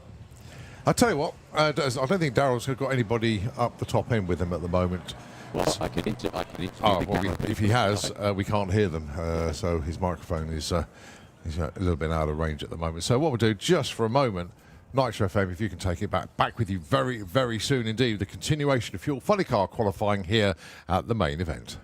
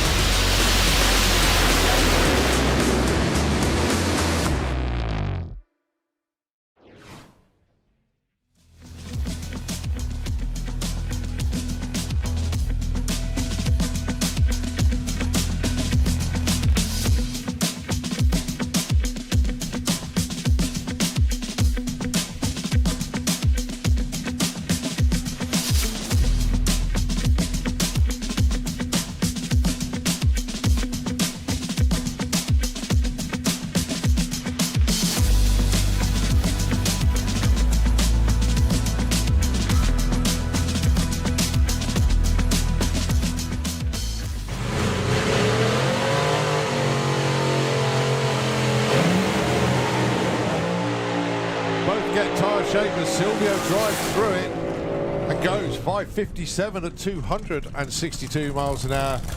Johnny Ladd clicks it early there, goes 10:55. But handle whatever it was that happened on the start line. Well, there's the answer. The answer is yes. 368 to the 8th, but shuts off early. Still coasts to 584 at 167 miles an hour. The giveaway there was he was doing 208. Well, it was extremely lazy off the line. For both, what happened? For both, yeah. 112 60 foot for Peter Wacker and a 108 for Lars Schohem. About a tenth slower than I think they were both expecting. John Webster and Andy Robinson. Andy Robinson's got to go in. There he is.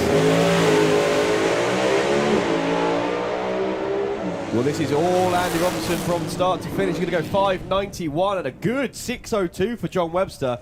Andy Robinson puts himself in at number 3. John Webster's on the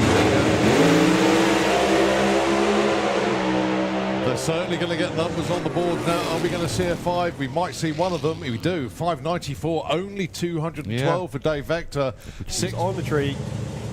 But if he makes it to 1,000 foot under power and no shoots, nothing. Watch your scoreboard. Little bit of tyre shape, takes it to the 8th. He goes 385. That's tame for him. Goes through 592. Good A to B pass and a 594.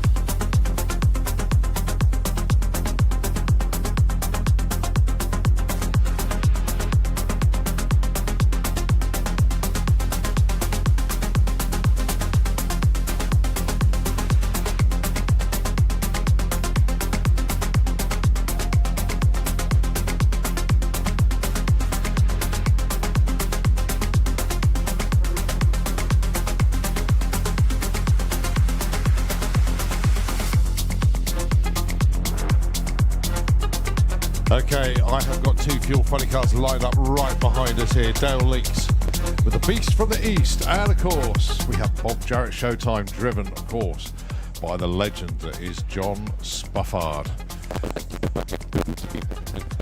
Okay, the signal's being given to fire them up.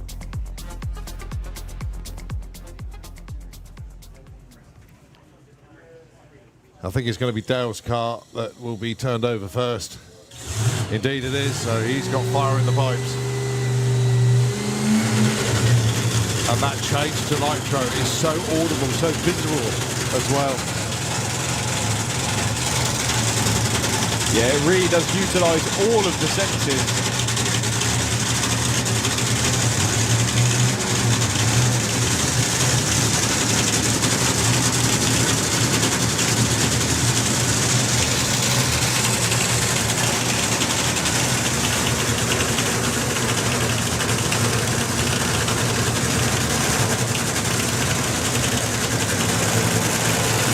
Dale rolls through the burnout box.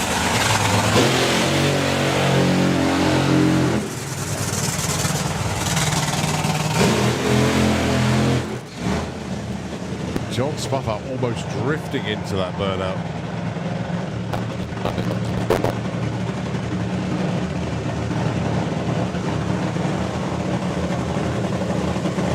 So we've seen one funny car go down the track. Can we see 2 more? Dale Leaks and John Spufford are practically match racing at this point. Not that I'm sure either of them mind. The car in the left-hand lane owned by Bob Jarrett. He's owned all of the showtimes we've had here in the UK. And Mark and Jackie Hawkins, the owners of the Beast from the East.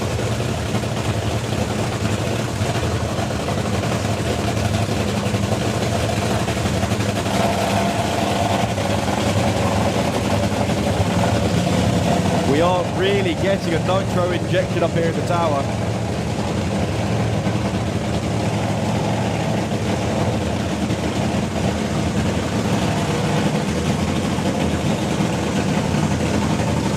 I think it's affected me more than it is Colin. I think so.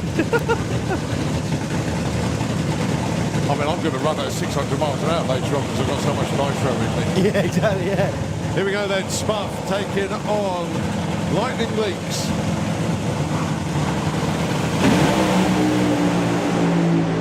Dale Leaks going all the way. He's got 1 hole out. He's going to go through with a 477. He actually dropped a cylinder about 200 foot out. He lifts just past the 8th mile. But he takes number 1. Yeah. Off Kevin Chapman. Yeah, 0.93 60 foot. Sorry, I've got so much nitro, I'm going to sneeze in a minute. And I hope I don't explode because nitro is not a very good thing to have. My goodness me. Where are we? Yeah, 0.93 60 foot at the 8th, 357 at 205. But as I say, he was... well, he was not exactly flat out there. 184 at the stripe. 477 was the final number there. Spuff rolled to an 11.06 at 78, but 109 60 foot and straight into shake. Well, the Beast from the East team with that enormous pickup truck. Finally, somebody has bought a pickup truck that can get more than 10 people in the back of it. Well done to Dale. And, of course, the whole team there. But they've got their work cut out when they get back to the pits. Shane and the gang going to be working very, very hard indeed. Yeah, we're getting some good clips from the top end. Whilst we were waiting there for the 2 funny cars to pull around the back, we were seeing the team preparing Kevin Chapman's car to be towed back to the pits. Yeah. It's such a shame that we're not getting full microphone from Darryl at the top end. It really is a shame because he's up there and he's chatting to people and we're just hoping that we can hear him at some point. Yeah, he's trying to talk to us now. We can hear him talk, but it's just crackle. That's all we're getting. We almost like lead code breakers. But yeah, it's such a shame. Ah, right. Okay, that's a good one. That there's a few reasons for what's happening at the top end, and Let's just say it could be weather related because it's just so hot. The equipment could be overheating. But anyway, he's 3/4 of a mile away. It's just very, very difficult indeed. Well, we've still currently got 2 funny cars sat in the shutdown area before we get to move on to, I think it's our nostalgia exhibition. Yeah, and we've got a funny car over there as well. It is a nostalgia version, but it is the Venom machine of Tony Betts. We've actually got 2. Nitrobug's made it back down as well. Good, good. Well, I can see Lee Bates' Raptor Altered is there.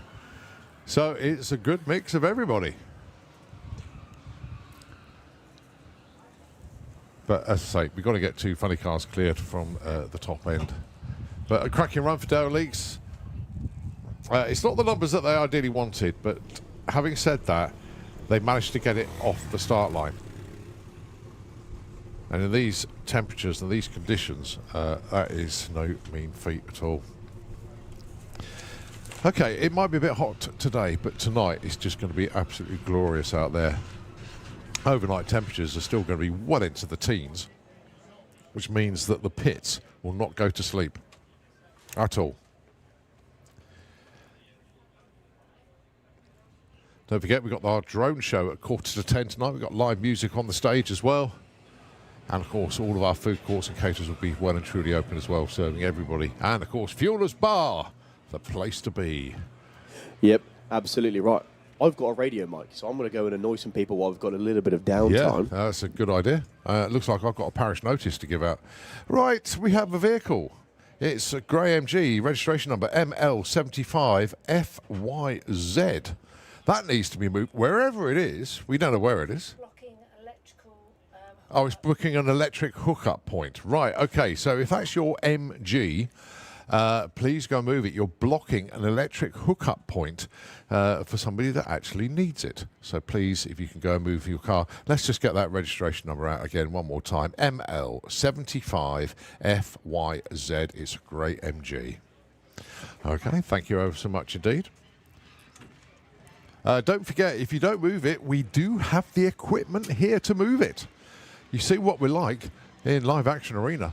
Those of you that, to change the subject instantly, those of you that tune into the live stream have got fabulous pictures. If you look on the big screen as well, you can see John Spoffard climbing out of the funny car at the top end.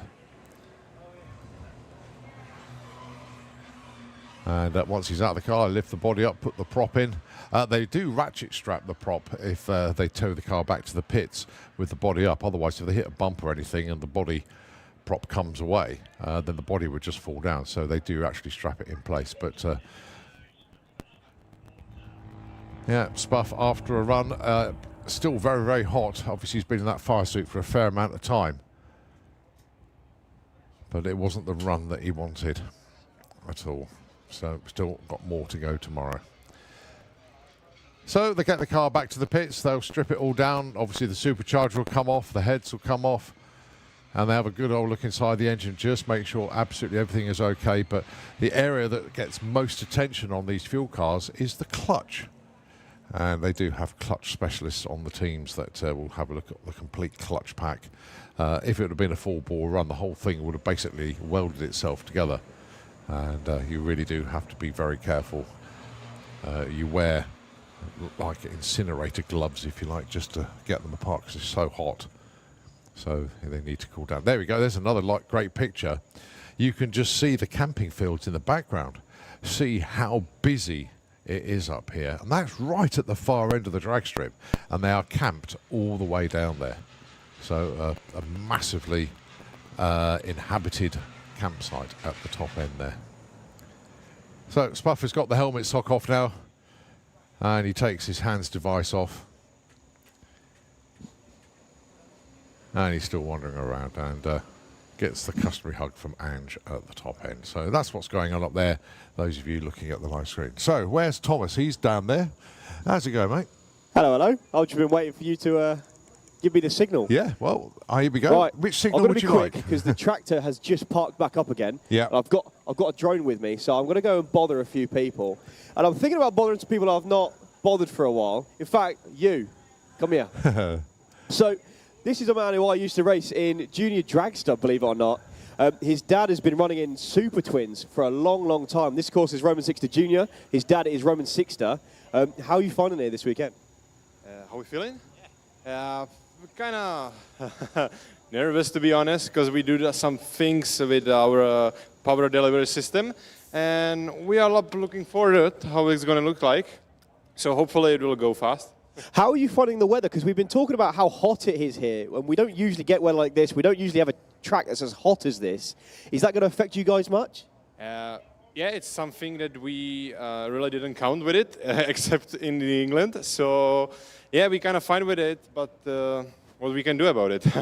Yeah, exactly. And I know we've had a little bit of a hold up here. So when you guys make your run, obviously your clutches are getting really, really hot. I'm talking about the Super Twins here, and Darrell's been saying that you deliver a load of water to the top end. What's that for?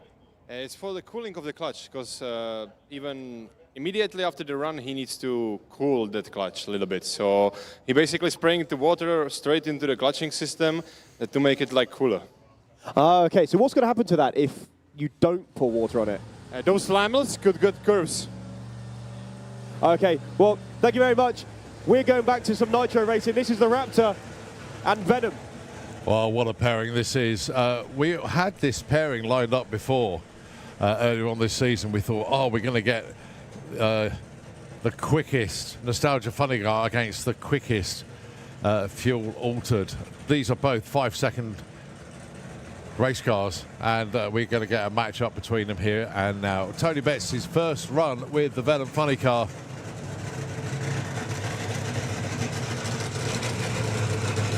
Oh, no, maybe not getting the Raptor this time round. Oh, what a shame. That will happen. It will happen. We will get them side by side at some point.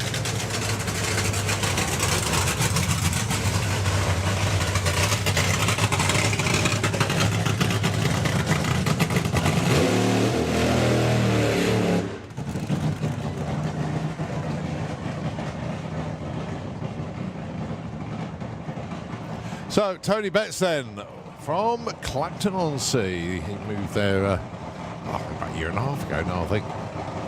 But has always been based over in Essex. The Venom Funny Car. Beautiful machine. As I say, runs some very, very stout numbers indeed, being in the 5.8s. Very quickly, could Dylan, Harry and Blake please make your way to Bankside VIP? This is quite urgently, please. So Dylan, Harry and Blake, please come to Bankside VIP.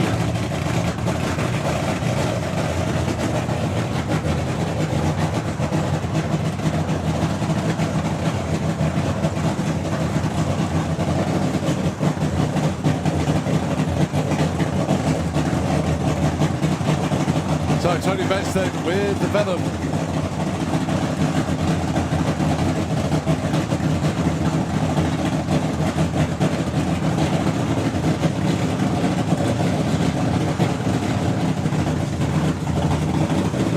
Uncle John just doing the final adjustments to the fuel settings.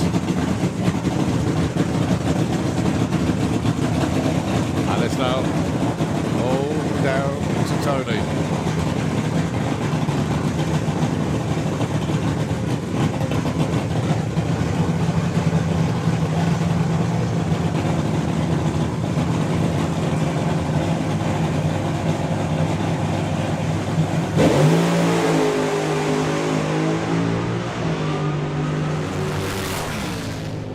How about a 596 at 233 miles an hour? It looks like the pipes were going wet, but Tony stuck with it.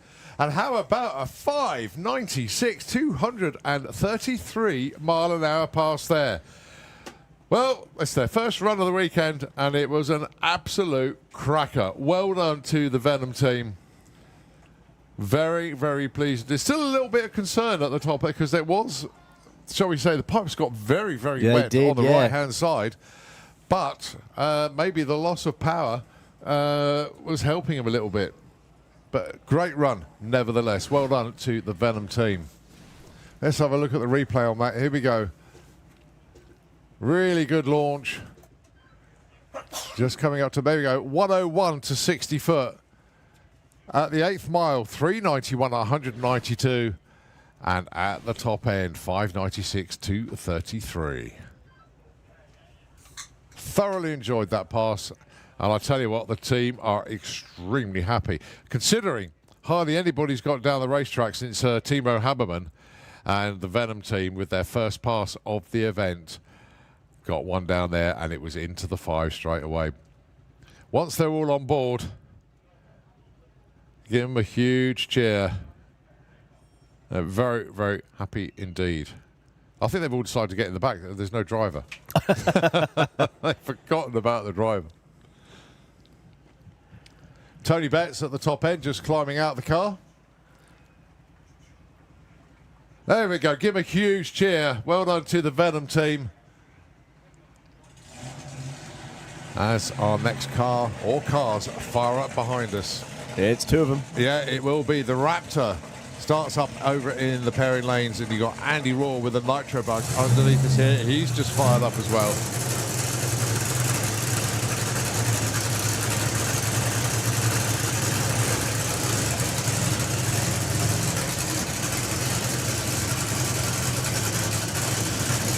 So Tony Betts becomes #1 qualifier. What of Andy Raw and Lee Bates got in reply?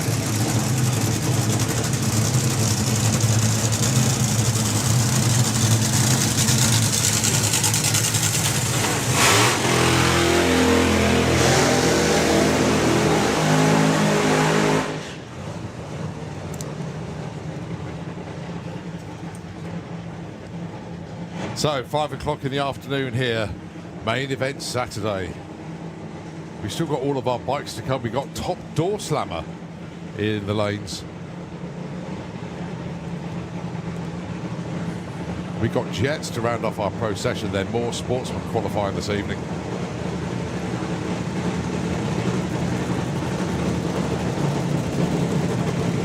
And that won't be the end of our day. Oh, definitely not. Fuel Dragsters going to be open till late. We've got the live music and, of course, the drone show at 10:15.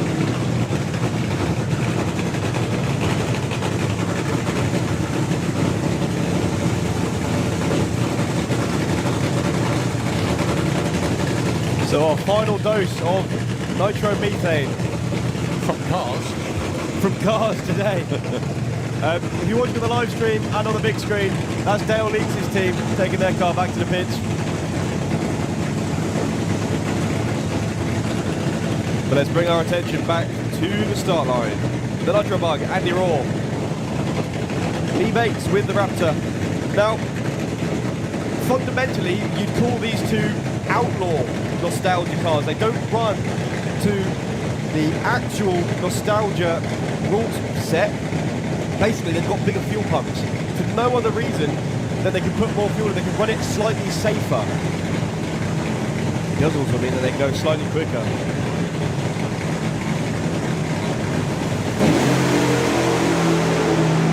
Oh, what a pairing this is. Andy Raw trying everything to stay with Lee. But Lee goes 6:38, 192 to a 6:99, 140. They both wanted to win that. I know they were needed numbers, but they both wanted to win it. And I think we heard Darryl that time as well. Well, both cars coasting into the shutdown area. Chutes blossomed. I can only imagine there was money on the line there because Lee Bates was driving that like an absolute hero.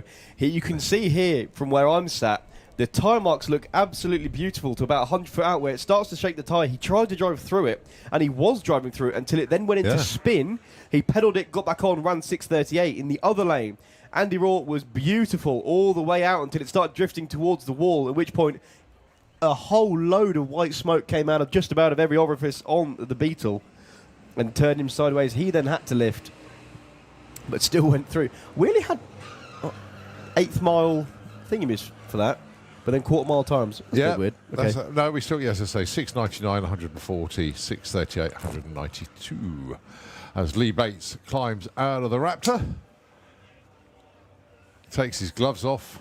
He's pumped. You could just see it in the body language. Look at the big screen, folks. Those of you tuned in at home, look at obviously your screens there. But he's the adrenaline rush that he's just had is off the scale. This is why drag racers do what they do. You know, you could be sitting in the pits for days upon days, and then when you get that 6 or 7 seconds when your pedal is down to the floor and you're hanging on and driving the wheels off these things, it's immense payback. It really, really is. Well, I can only imagine that thing on that match like that and that run. It must have been like cage wrestling a bull and coming out the winner. That thing was throwing everything they had, both machines, at both of their drivers. Have you seen how well Lee is built? You know, he'd take on a bull. I was going to say, he probably could take on a bull, yeah. But no, just a little bit of track prep as we continue. We got the top door slammers in the lanes.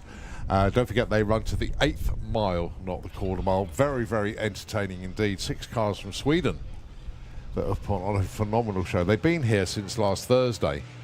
They were here for door slammers. They got themselves set up. The door slammers event started last Friday with the practice day, and then qualifying good and proper started Friday night, and then sessions on Saturday, and then it was into eliminations on Sunday. They were running to the 8th mile then.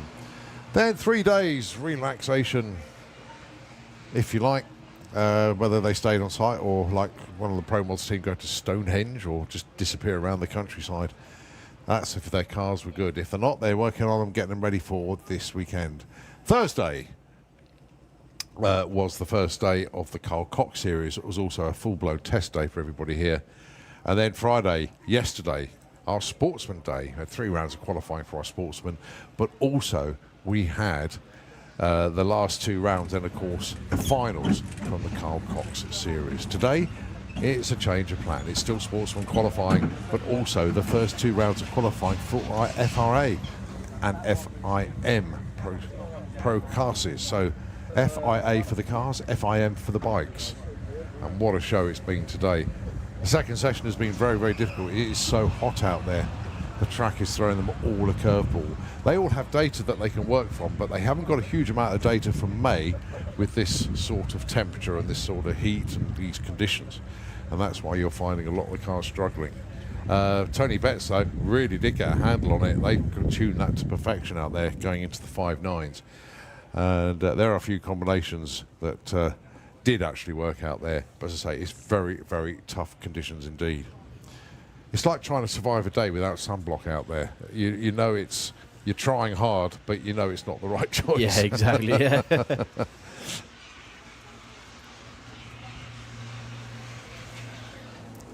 So the tractor just doing a little bit of sledding out there.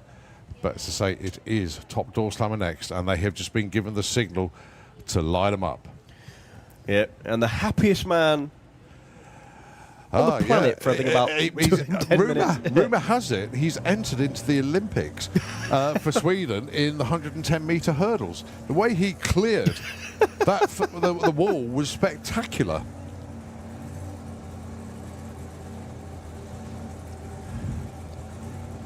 Mind you, I think the arms flailing in the air might not have been conducive for a fast time down the 110 metres hurdles, but it was certainly a fantastic leap over the wall. Of course, that's the car owner. So, I think, yes it is. We got 2 cars coming around, or is it just the one? No, I can't. It's yes, 2. It is. I was so hoping that the 57 Chevy would roll forward as well. So Frederick Lund, Stefan Janssen, screw blower versus roots blower, both old school Chevys.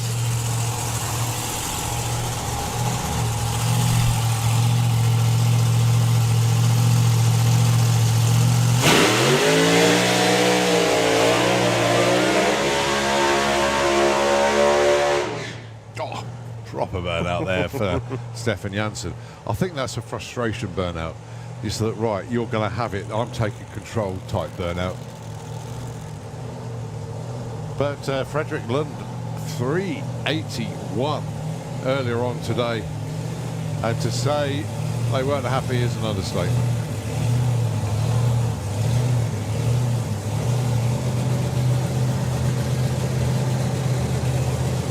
A new personal best, of course, it was 388 before this weekend.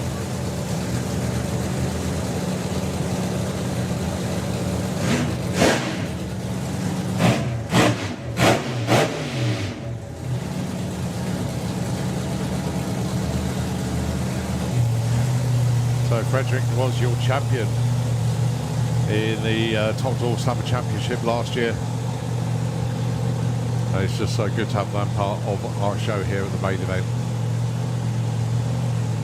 So both cars from Sweden. What have they got for us here? Don't forget, 8th mile, not quarter mile. Look at the orange markers. That's where they are.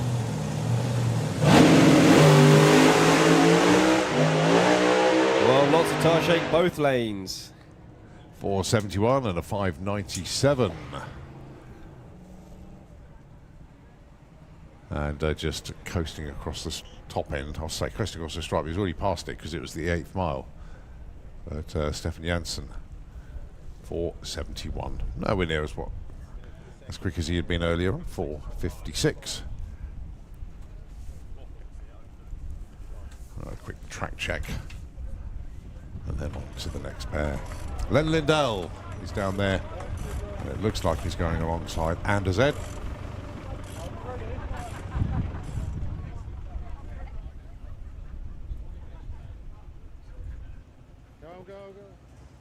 Okay, looks like pretty much ready to go. Indeed they are. Engines fired.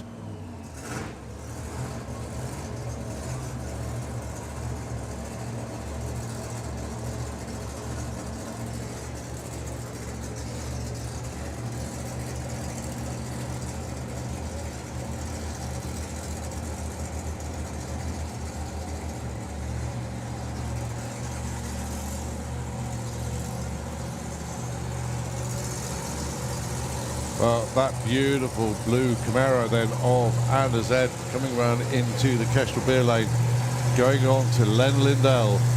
And what a journey he's had here. What an experience, what a great time he's had. Thoroughly enjoyed it.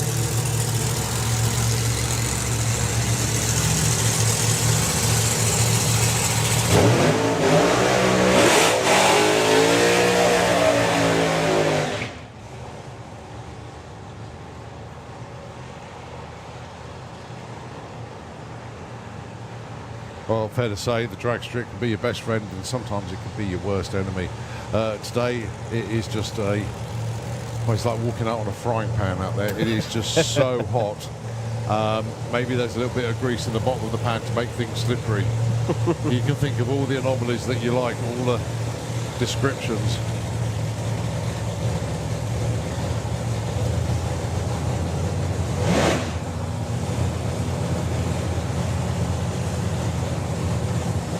So once again, squirting the de-icer into the hat stops those blades freezing shut. Because obviously the fuel burns cold. And you think, really? Do you really need to put de-icer in on a hot day like this? But you can see those injector hats freeze up. Hence the de-icer going in.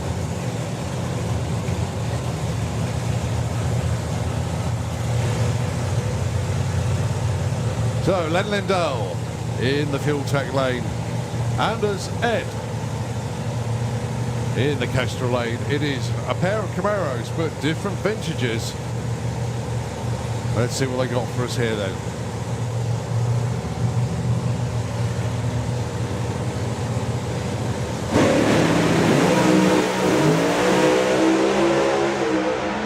Watch the scoreboards for Len Lindell. Whoa, that looked way quicker than that. 4 flat to the 8th mile. That looked insane. It drove him towards the centre line. He pulled it back expertly. Lots and lots of tyre shake for Anders Ed in the other lane. But a 4 flat, I'm actually quite disappointed with that. I thought that was going to be a good 3-second pass then. I think they did roll the beams very, very slightly there. 1.16 to 60 foot. 4 flat, 197 at the stripe. But Anders Ed was 0.95 to 60. But at the 8th there, he was coasting 495 at 121. Well, at the top end, they got views for... Oh, there we go. Anders Ed just rolls around the corner at the top end. And listen up in the pits for our sportsman classes. Can we have Pro ET into the pairing lanes, please? Can we please have Pro ET into the pairing lanes? We've still got another top door slammer round the corner. The street car. I want to keep saying it because it's still awesome. Roger Nilsson around there with a Ford Thunderbird. We'll be competing in Street Weekend in a couple of weeks' time, where he's got to drive from here up to Elvington in Yorkshire, then across to Melbourne, and then back down here in a 6-second Ford Thunderbird.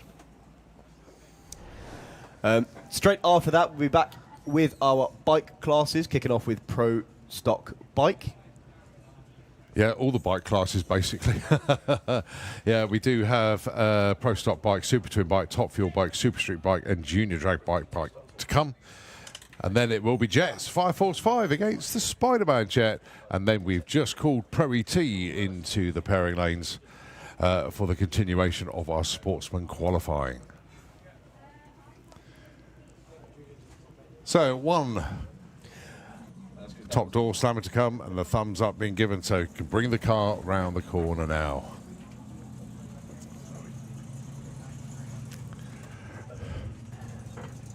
So, Roger, can do with another low 4.4 second run. Went 4:46 earlier on today. He's got your number 3 qualifier by virtue of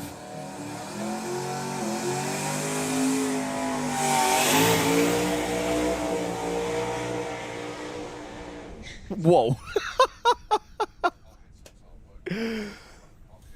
Well, I was going to say by virtue of running down the track every single time as he decides to go.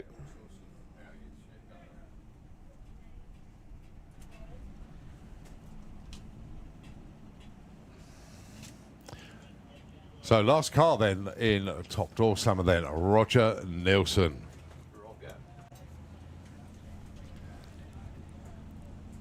Yeah, I can't believe he's doing Street Weekend in a couple of weeks, in 3 weeks' time. It's just absolutely crazy. 2 weeks actually, isn't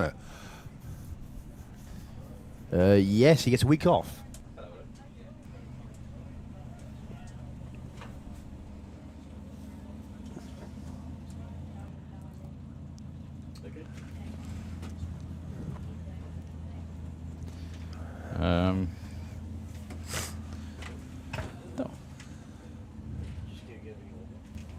So, Roger Nilsson with the Thunderbird. Yes, I haven't gone home.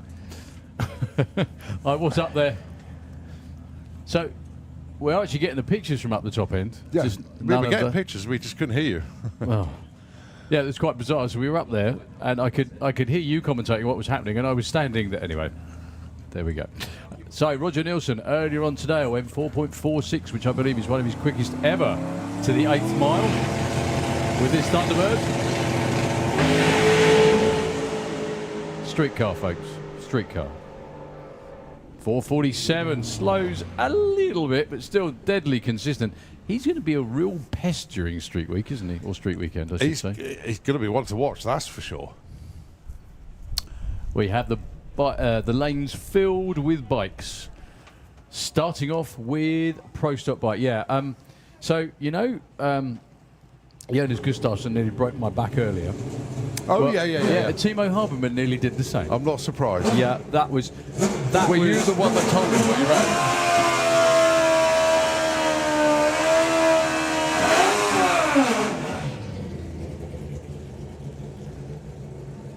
With the way that was all going, I was just gutted that either Indy or Suzanne didn't run really quickly, but... You know.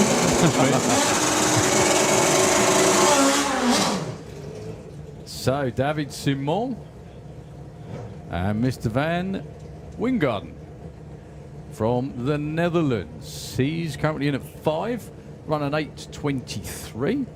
I do know you need to run at least a 7 something to be eligible to qualify and run. I don't know whether he has yet. Any ideas? He's not run a 7 yet, I don't think. He's been very, very close. He's definitely been in the low 8s. Well, David actually didn't get a run in earlier. So no time on the board for him. Yet. That's about to change. I've just noticed that he's probably the only Pro Stock bike with a number plate. That's a cool thing to have. So, current number 1, 7.19, Martin Newbury.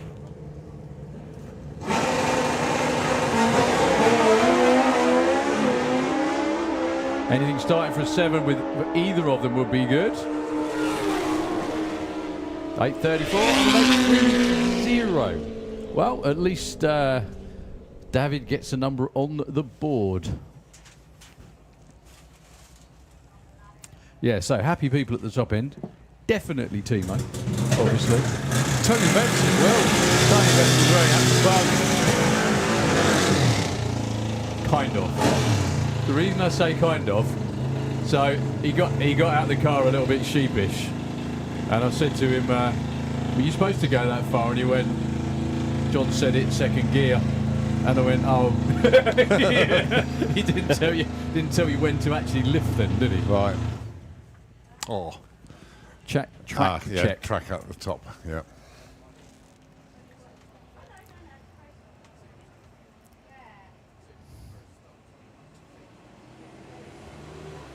And a quick bit of sledding up the top end as well, by the looks of that. So obviously you've been at the top end for a little while. How hot was it up there? It's not. No? I'm not really not joking. It's pleasantly warm. There's a lovely breeze. So everybody out there in the grandstands or on the banking, yeah, okay, it's a hot day, but it's not as roasting as you'd imagine. Really? It's really pleasant, actually. It's very, very nice. It's just nice to be out here in the warm. We don't have to keep one eye on the sky all the time we're running everything. It's a real good thing. One thing that we picked up from the live feed from the top end, and I think you've spotted it as well, is just how far the camping is down there as well. Yeah, it's full all the way down the bottom. Unbelievable. But then you should be on a weekend like this. Yeah. You either pay the same amount of money to go to a campsite for the weekend, or pay the same amount of money to come here and camp here and to get all this to watch. Entertainment, yeah. Exactly. Get entertainment. Go to the New Forest, you get squirrels. Come here, not really. Well, coming here is actually what ruined camping for me. Really? Yeah, because you go out camping, you're like, okay, now what? It's pretty dull. Yeah, I'm just sat in the field. Exactly that. Do you know something? That's a very similar story to a lot of people that went from hot rodding into racing. There's a number of racers I've spoken to over the years who got cars that they built and taken to shows, and we went, yeah, we just didn't really want to sat in a field, you know, want to go out and do something, you know, do something else as well. So they get to come and sit in the field too. That's David Simon up at the top end, looking very relaxed. So yeah, just a quick sweep through the top end. We've got Super Twins coming up as well.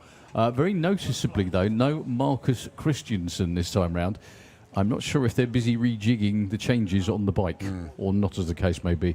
I don't think I've ever seen flaming bits of anything come out of a bike before. Yeah, and to be, you know, airborne on fire, that's very unusual. That's special. Yeah. I can only imagine that he set fire to the wrap. Yeah. Yeah, but it was, along with other it stuff. must have been inside the big tube at the back. I mean, that's a huge tube. There must have been something in there that really didn't like the heat. Yeah. Obviously. So Martin Buehler is lining up his Super Twin. He will be just after. We've got the last stockers to go. Or stockers? Have we got just one? Can I see one on the live stream? Yeah, we haven't had Martin Bishop yet either, actually. Yeah, it will be just the one. Just the one. Jorg Lemont.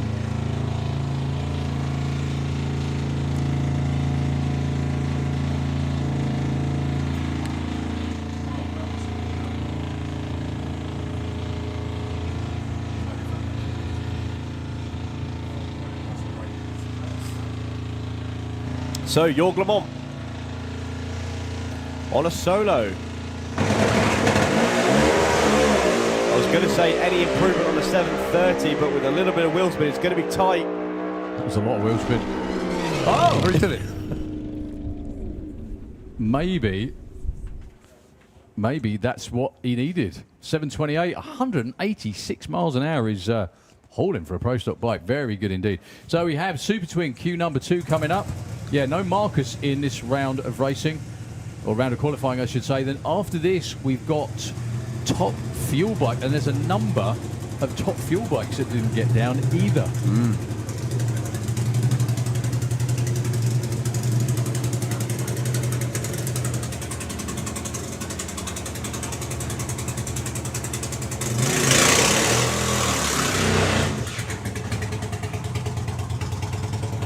So yeah, Martin Buehler, currently your number 1 qualifier in FIM Super Twin.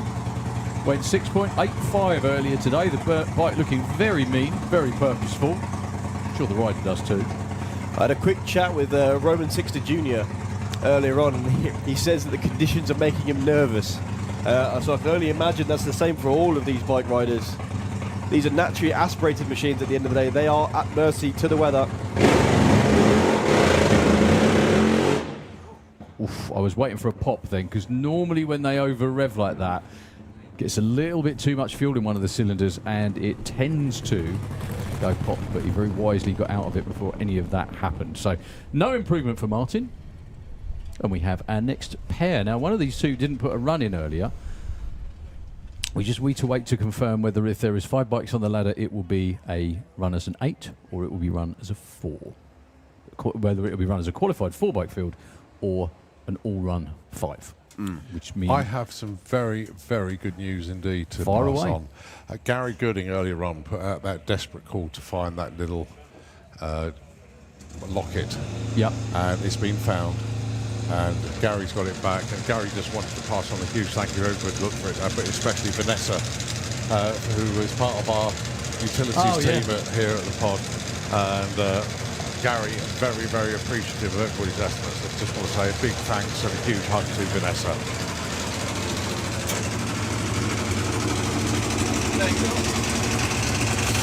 So Chris Van Nimmen and Anders Jensen.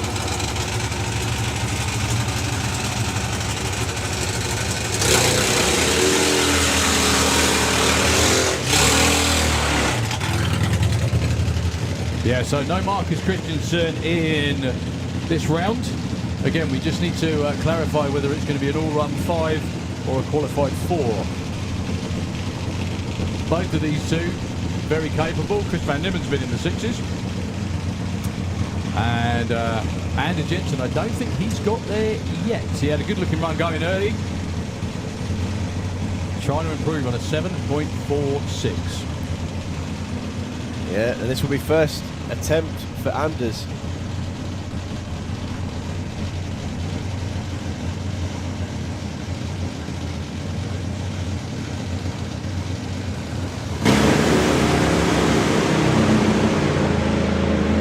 What an attempt it's turning out to be, making it as far as anyone has before.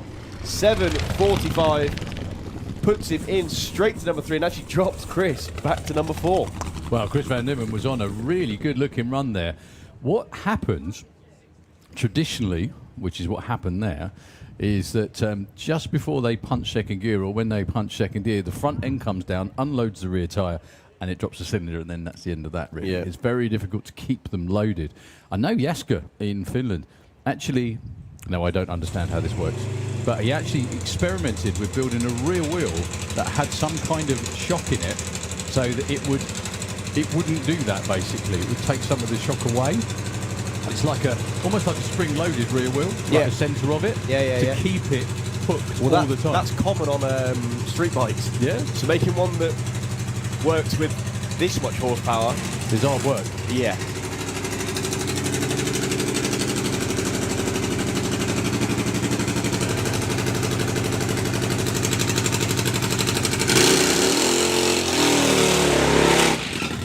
Yeah, most drag racers are mad scientists just waiting to get out. And a lot of them have got out, unfortunately. Or fortunately. So currently, again, if it's runners of 4,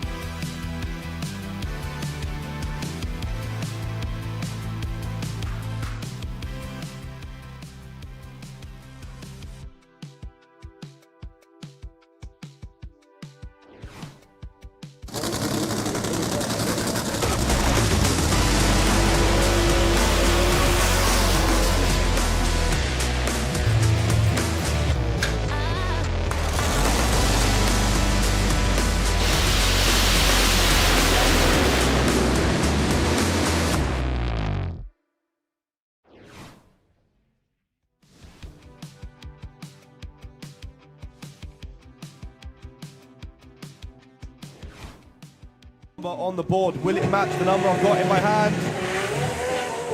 Blazes the tyres. They told me they were going to turn it up, and they did exactly that. I tell you what, spinning the tyres in a car like that is not easily done. But well done to the team. Bring it back. Andrew, just a little bit less than that. Whatever that was, just a little bit less. And it's like he's never left. Check the wheel stand from Timo Habermann. What's the scoreboard saying? 519! 280 miles an hour. They should... Interesting. Well, a 95 to 60 foot. And at the stripe, 543, 270 miles.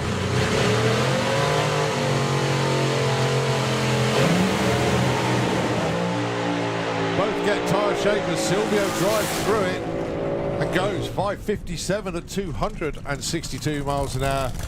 Johnny Ladd clicks it early there, goes 1055. Handle whatever it was that happened on the start line.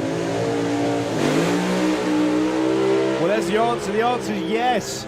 368 to the 8th, but shuts off early. Still coasts to 584 at 167 miles an hour. The giveaway there was he was doing 208. Well, it was extremely lazy off the line. For both, what happened? For both, yeah. 112 60 foot for Peter Wacker and a 108 for Lars Schohem. About a tenth slower than I think they were both expecting. John Webster and Andy Robinson. Andy Robinson's got to go in. There he is. Well, this is all Andy Robinson from start to finish. He's going to go 591 and a good 602 for John Webster. Andy Robinson puts himself in at number 3. John Webster's on the They're certainly going to get numbers on the board now. Are we going to see a 5? We might see one of them. We do. 594, only 212 for Dave Vector. 6 on the tree. But if he makes it to 1,000 foot under power and no shoots, nothing. Watch the scoreboard. Little bit of tyre shake. Takes it to the 8th. He goes 385. That's tame for him. Go through 592. Good A to B pass and a 594. Exactly what the doctor ordered for both cars.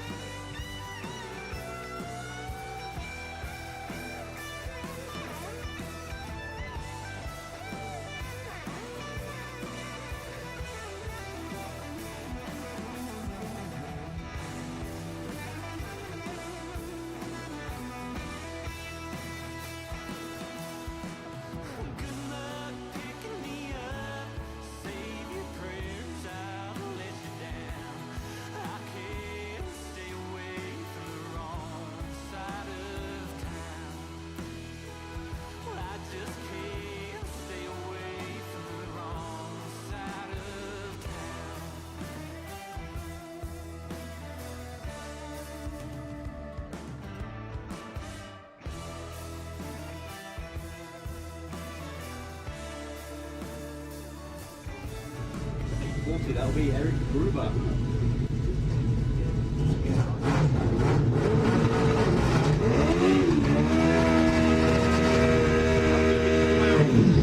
Of Nicholas Chrysantopoulos.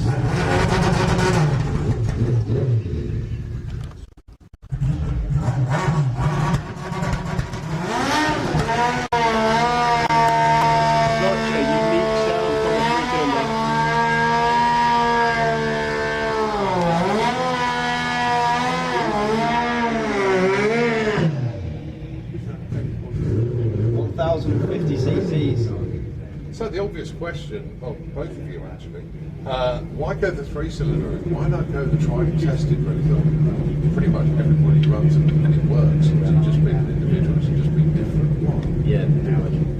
Yeah, so there's no real reason to choose it, except for you see something in it that no one else does. Yeah. But then it makes life difficult, because if you're the only one running that combination, you can break something. But it makes it so much more rewarding when you go quick. He's got a number in his head. 65, oh, just driven over 150. It still went 7, 11 at 192. Moves up from number 11 to number 6. Very tiny move indeed. What did you see then, Costas? I saw you pointing. Just look quick. Yeah.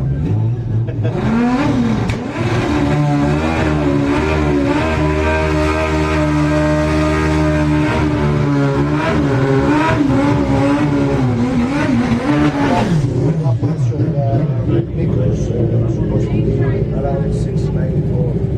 Yeah. So obviously you know the short numbers a lot better than we do. So you reckon a 463 to the 8, that's a 6? Is the 693. Yeah. Cool. Well, we know what to look out for. So another rider from Greece.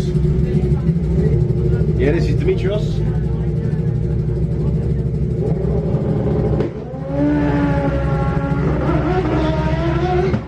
Guess where the boost came in? Pushing him well over towards the centre line, still goes 779. Gets in the show though, drops the bump to 836.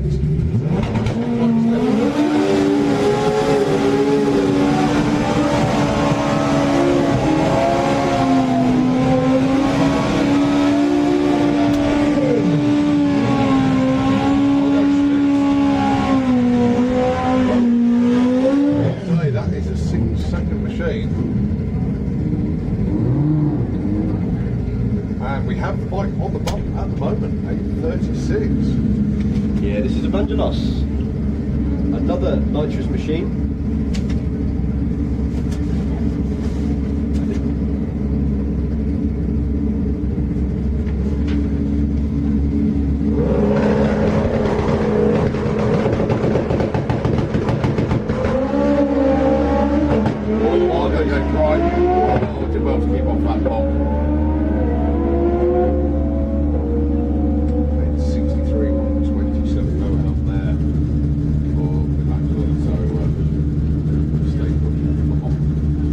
Is at the minute you've got 3 super good riders.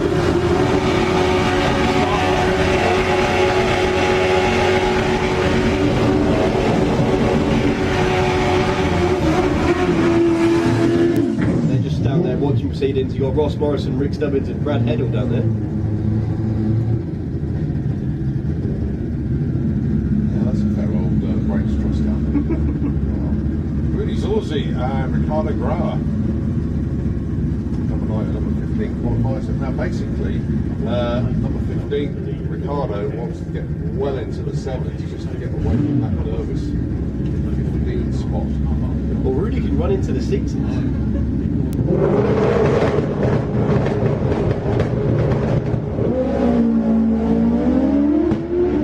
You can see Rudy's elbow fluttering.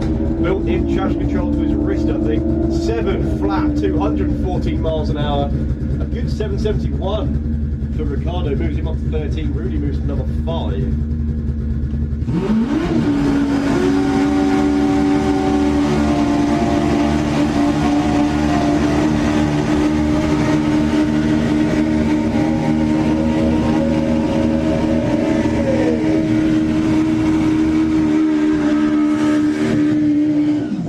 don't forget, this is another 6-second bike in the Kestrel beer lane. Yanis Martzalis,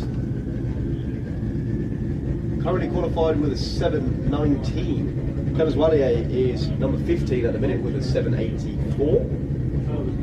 What do you reckon is the terminal you can go in these conditions, Costas?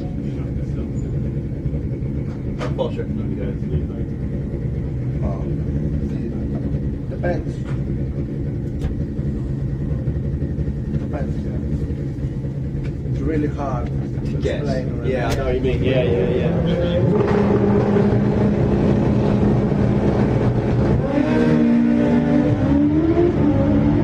118.64. That's 620 annual 118. Look at that, 693 and a 744. Well, very nice indeed. Yannick goes up to number 4. Can I just point out, earlier on we said, Costas said, was a 463 going to be in the quarter mile? He said 693. Look at that. He lets his numbers do the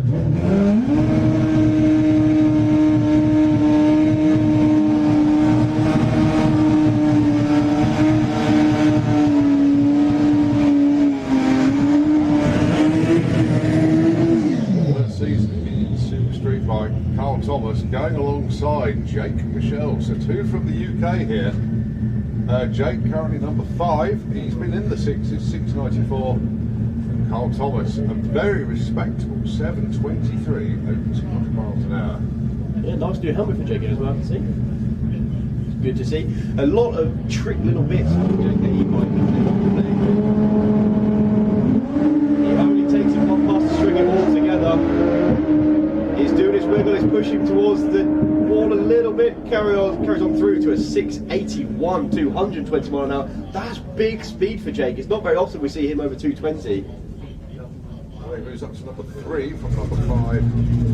Carl Thomas unfortunately drifted towards the centre line. Just had to cover the throttle, 799, 120. Yeah, Jake's bike is still not quite as settled as I'm sure.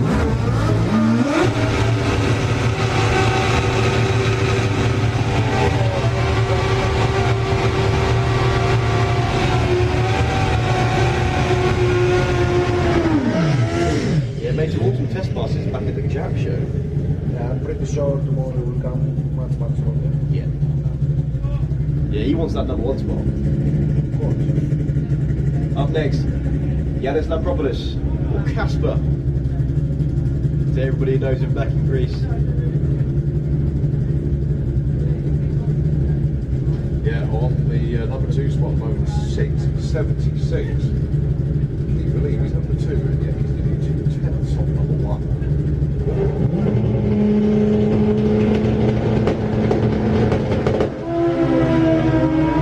Bellini with the front wheel and yet for 60-foot. They're both drifting over towards the right-hand side. Casper goes 675, does improve. Just Look at a the little bit. speed, 224.75 at the top end. In fact, look at both of their 60 foots. We're talking about a 122 60 foot being good for these conditions. That was a 114 and a 115. Outstanding. Unbelievable. Absolutely unbelievable. Right, Danny Lenz, Vogelsland. The conditions are better now than they were earlier on today. They raced in the heat of the day earlier, and he was able to go 6:57. New European record. In fact, it's a new world record.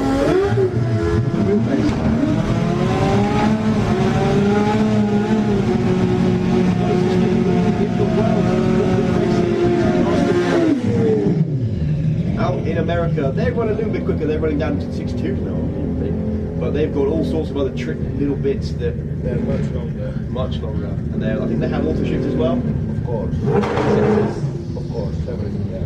Yeah. All stuff we're not allowed. Well, I think we're allowed wheel sensors at this week. Yes. So, Vogelsland and Daniel, Denmark.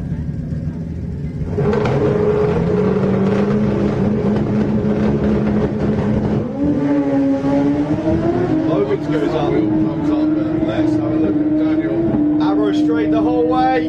6:56. Wow, even quicker than earlier. 224.76 miles an hour. Quicker, faster, And the 6:57 from his previous pass backs up at 6:56 with an 8. Wow. New European record, new world record for a 68-inch wheelbase street tyre bike. Absolutely staggering. Oh.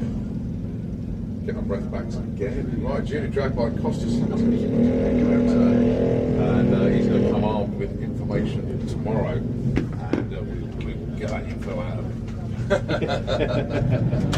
Enjoy your evening, mate, and we will see you tomorrow. Hey there, look at this, Jackson, look at the grandstand, they're all waving to you. Oh, issues on the bike, everything? All good? No, we're all good. Jackson, look at the grandstand. Now. There we go. They're all waving, awesome stuff.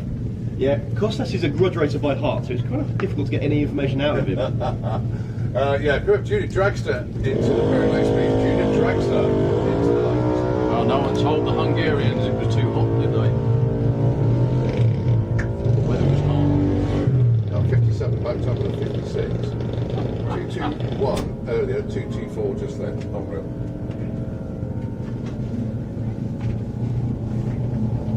Obviously, all of that having the right setting and set up. However, racing is a totally different thing.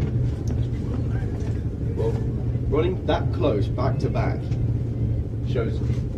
He's doing it once, yeah, fine, because he did it once a good few years ago now. He did, but only the once. Only the once. He's done it twice now. Well, unfortunately for Kai and Lester,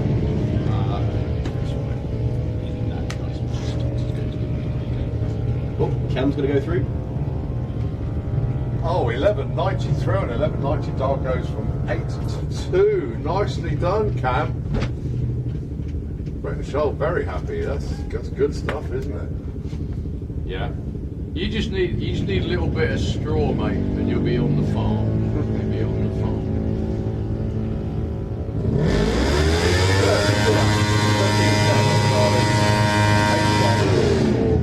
Our youngsters. 1362 moves up from 9 to 5.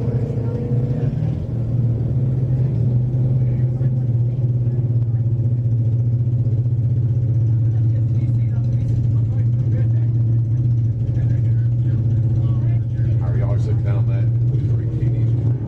He's Razor, but Starlight ready to go into stage very quickly indeed. He's currently number 9 qualifier. He looks for a 9.55 here. Ali Alesta, 9.16.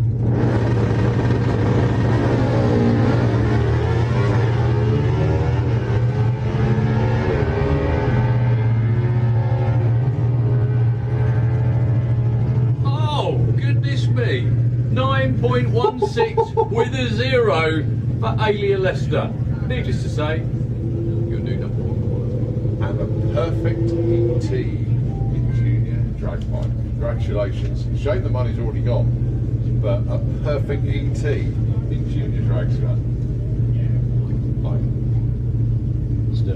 Sorry, junior dragster, junior bike. Yes, right. Dear, oh dear, oh dear. It's been a long weekend, and we're only Monday into it. No, it's not. Right, Brad Morrison, Anuka Burgering.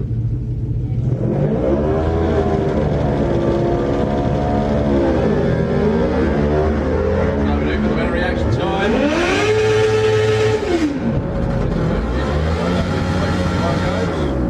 8:51, nice. 10:06, wait for a 10th second off. Move up one spot. 7.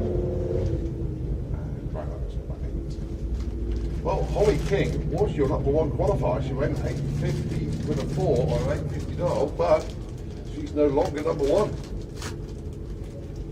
Leah Morrison, number 5 qualifier. Holly King, number 2 qualifier, as things stand at the moment. 8.50 the dial in for Holly. Leah dialing in 8 flat.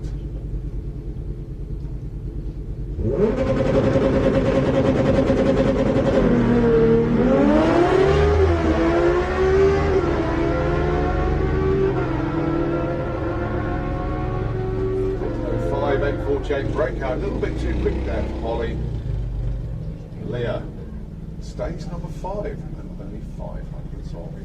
Okay, that's a wrap for our FIM classes. We have now got jet cars, and it's Fire Force 5 alongside the Spider-Man jet. After that, it will be 6 classes of sportsman qualifying, kicking things off with Pro ET, Junior Dragster, Super Pro ET, Super Gas, Drink Eliminator, and then Super Comp to wrap up over here.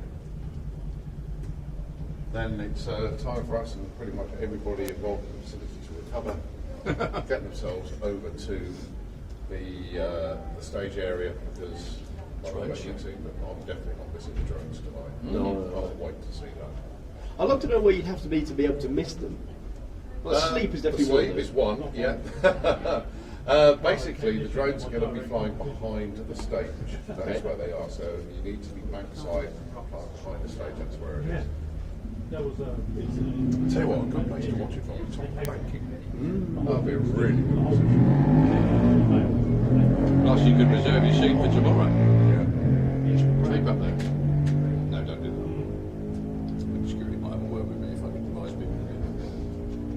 So I'll give you a time check now, just 7 minutes past, well no, make it 8 minutes past 6 here in the evening.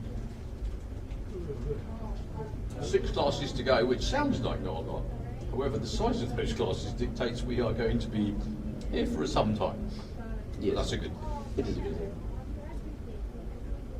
So, Martin Hill, Julian Webb. Have a guess where they're from, Darryl? Where they're from, Darryl? How did you know? I don't know, because all jet drivers seem to be from, and mad people with thrust vehicles seem to be from Yorkshire. I'm trying to think of one that isn't. Oh, Perry, what? Yeah. But Perry's got VW, it's a bit different. But then that is mad. It is a little bit. It is a little bit. Where is he from? Not Yorkshire. I mean, Lancashire, isn't it?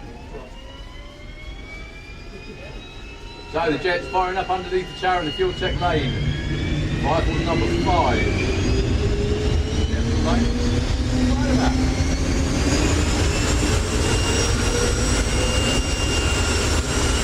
So earlier on in their exhibition run, Martin Hill were 07 on the grid.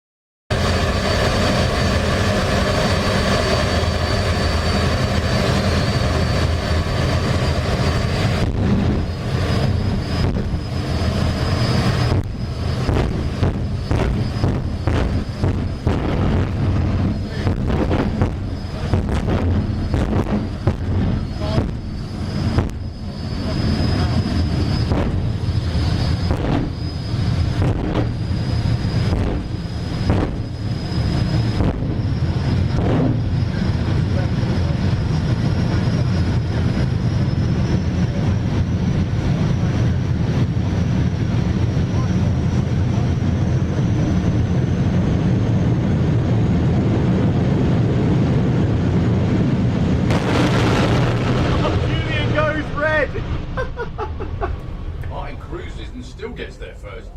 463, 218 miles an hour. Julian, check out the speed, 240 miles an hour. I'm not entirely sure Thomas Cam is something we need, though. Really not. Well, he saw his opportunity and he took it. Exactly that. Well, I so did I. That's why I was checking for messages, because I don't have any cameras. Thank you for filming it, Thomas. Most kind of you. Well, someone left a camera in front of me, so I stole it. Yeah, that's a very heavy looking piece of kit as well. It's pretty cool, isn't it? It's, yeah, way too much.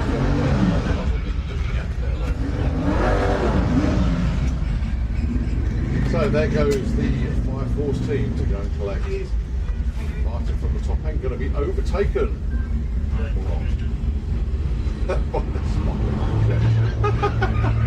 They're getting a draft.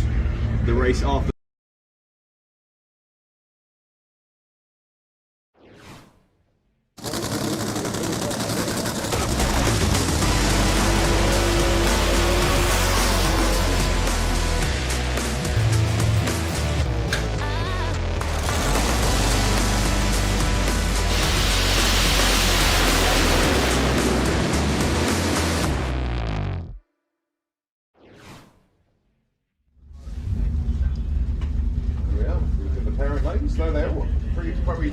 Don't forget, we've had 49 cars, I believe, now. But we need 50. Oh no, one's got to be taken out. 48. But we need 50 for a 64 car. Could be. I think there's 2 duplicates. Oh, I remember. And we'll wait. We've not seen either of the Garretts yet. No, they won't be. Okay. Basically, we did check with John Bean earlier. The Garretts, they had a choice this weekend: either race here and then struggle when they get back home, or have a chilled weekend, still prove up and then get both of their cars ready for street weekends.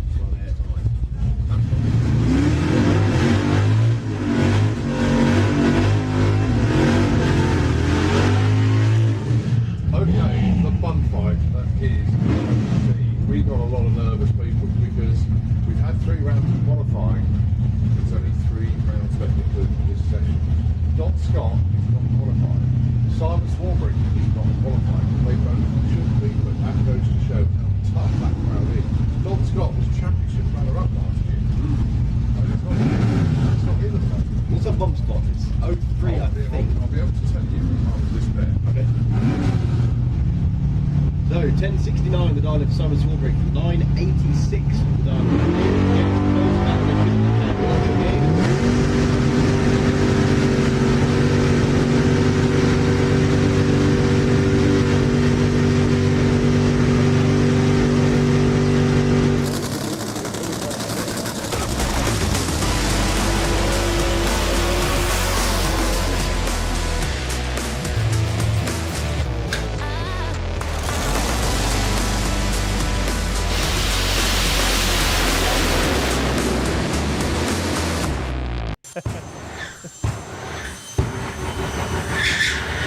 Yeah, I think the jaw has dropped completely.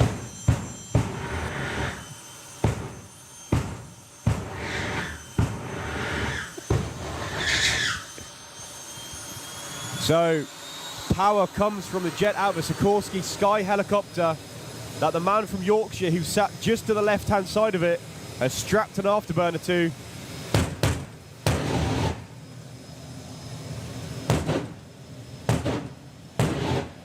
And he's doing his absolute best to blow all of the windows out of the tower.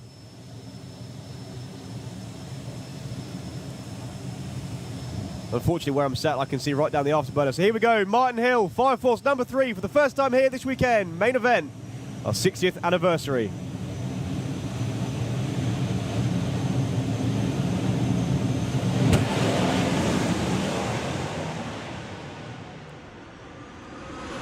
All the way through to a 568, 281 miles an hour. That's going down for one of his quickest runs ever.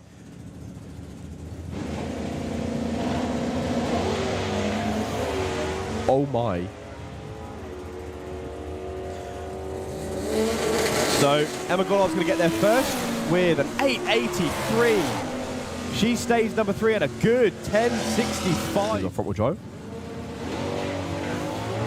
One of our, I think we've got 3 or 4 front wheel drive indexes now. Whoa, Darren getting very close to the centre line. To the top end goes 936. Very good pass from Manor. Cracking 1005 for Dan Williams. He is woefully outgunned, but here just to support the class and spend some time going down. It's one of the best tracks in Europe. if not the best. 7:57. Yeah, C20 LET, red top Vauxhall in the Fraudster. That's one of the best launches I've seen that thing make in a while. 112, 60 foot, and a 119 for Ruben Dawson.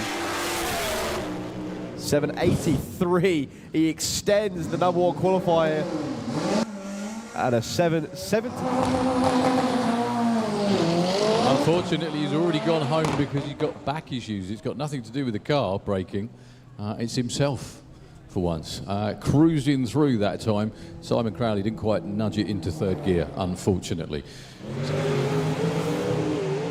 Well, a little bit of tyre shake for the Alted, but nothing he's never handled before. Rene all the way through, going to get there first with another 702 and a 706. Moves Robin up from 6 to 5. Rene Erzman's going to stay in number 11.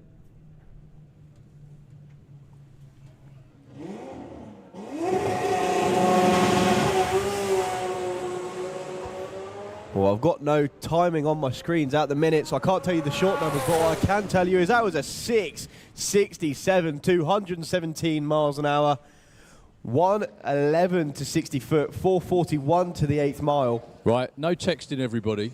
Come here. So, how much fun is it playing with the 2JZ in that car? It's different. Very different, yeah. So, like, how much different to a Pro Mod engine or something like that? I know there's obviously a big difference, but you explain. Well, it doesn't make boost like a blown Pro Mod. 0.94 to 60 foot, 350 to the 8th, all the way through, 525, 270 miles an hour. So close to his personal best ever.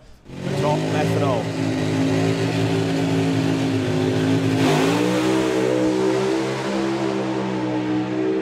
Well, he's going all the way through, clicks the chute slightly early, still goes 561 at only 210 miles an hour. There is no second. Yes. Well, Peter Wacker's going block hunting down the middle of the track, but Steven's locked on to a 593, 238 miles an hour. Your first pair, and it's already in the 5. Driving through a small amount of tyre shake, flicking all the gears. All the way through is going to be a low 625. Nice. Nice. Yeah, very, very. Look at this. Check the speed out as well. 231 miles an hour. That was still. FIA Pro Mod.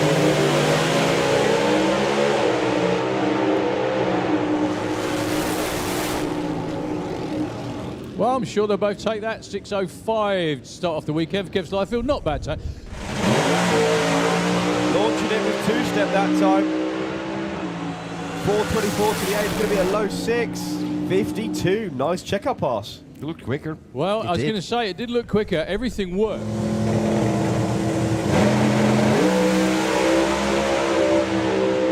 Well, big move for Andrews going block hunting. Oh, the rear axle is crooked. Well, 0.94 for Michel Torrin on that one, 770 at just 88 miles an hour at the stripe. Can he be number one? Qualify here. Well, they're going to be side by side at the finish line. Pick and choose and check the boards. 581 for Mark Hartwell. Even quicker for Mark Hartwell. 581 very quickly. Very. Well, they're going to be side by side the whole way, as Pro Stock always is. Check the board to see who's number one. It's going to go to Simon Eckengren. 65 only two. Right, Michael. If you want to know what the track can take,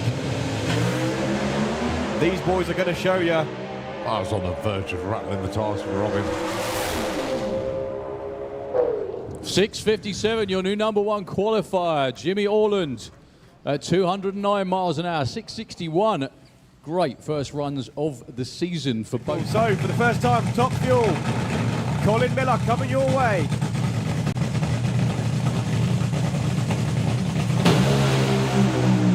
And he's lit the candles, but spins the tyres at 330 foot, 889 60 foot.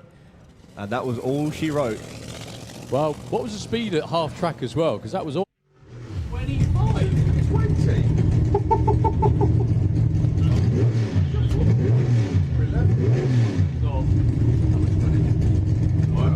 Alfred Ratton, good to see him back out after the issues he had earlier. Apparently he destroyed a power glide transmission. So he's obviously found another one, got it in the car, and is ready for this round.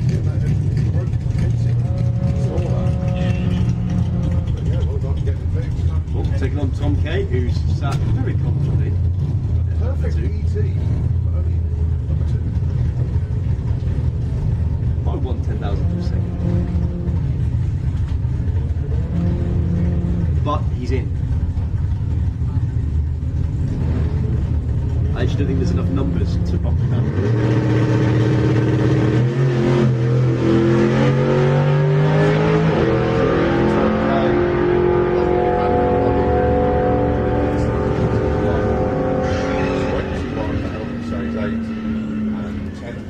Breakout, 200s too quick there for Tom K.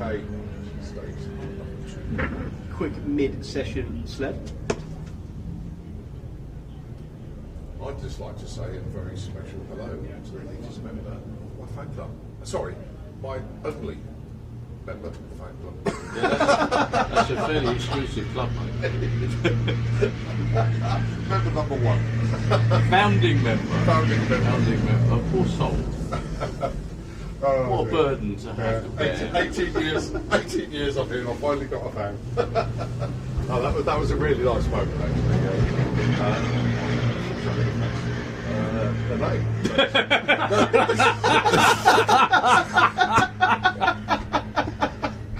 You Sorry. mean it. So that the membership card will have to be delayed until tomorrow, which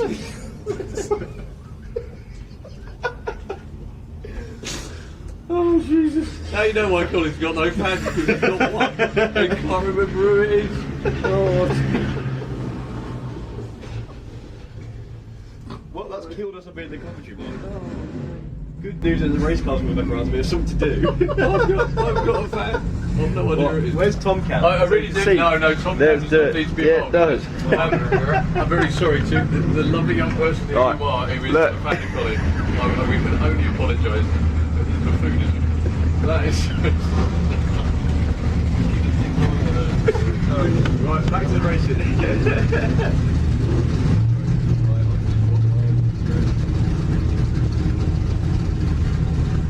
Harley Derby's going to go first. It's Francesca. Just notice the side pipes on the side of the Challenger, though. It's really, really cool.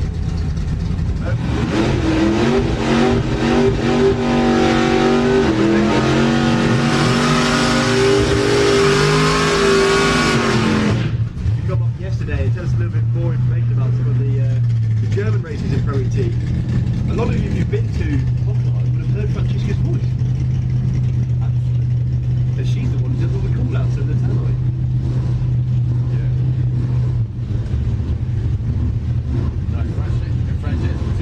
And Harley J. Derby. Harley, 46. Yeah, the truck's not been behaving. So this will be the one more session after this. That will be.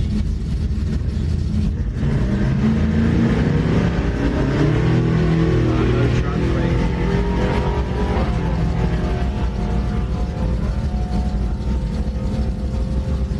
Well, there's either no traffic or no first gear for Harley Derby, because the minute you put your finger on the button to engage the transferring, what it does in the gearbox is it locks first and reverse together, so you've got neither or the other. It's going to do that.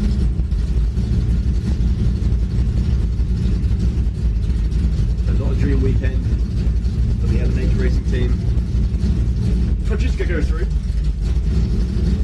At 11:09. See it break out.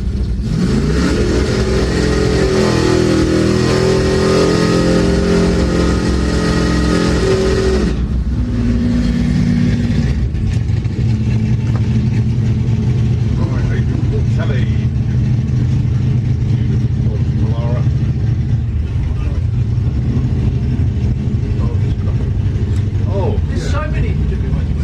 Yeah, I know.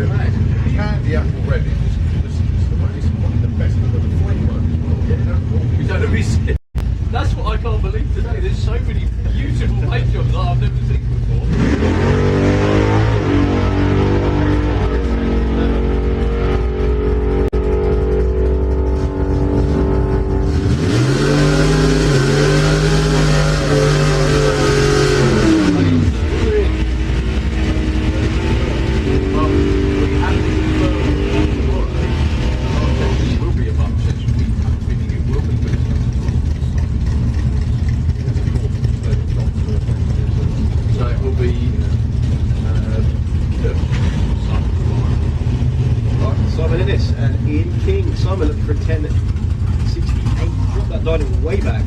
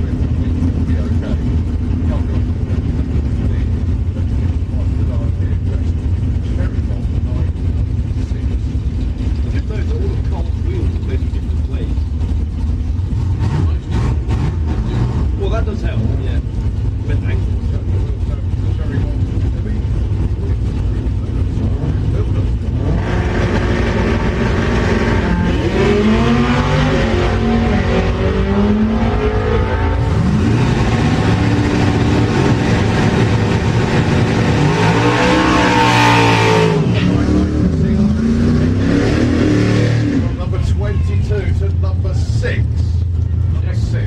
Yeah, get that for car comes with as well, isn't it?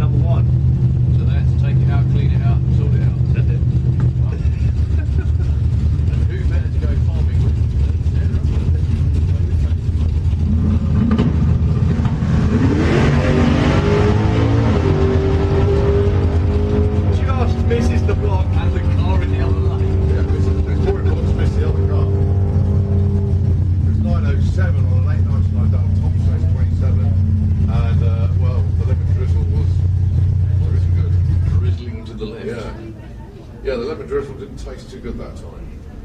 You got that picture again there, Tom? What, that one? No, the the mashed up head one. Yeah. That one. That looks and pretty. the reason for it? Oh, you can see from the photograph before. Check it out. Look, that bolt fell out. That one. Okay, right. So it's one of the injector screws. It's a tiny screw, really. Went through the engine and ended up. How on earth did they find out? They just noticed it was missing and thought, "Hang on, we better find that." We better find that, yeah. Still got more Pro ET cars around the corner. How weird they are picking up bits from down there. No, I think probably Sarah's. Ah, yeah. I'm not sure what it is they've found.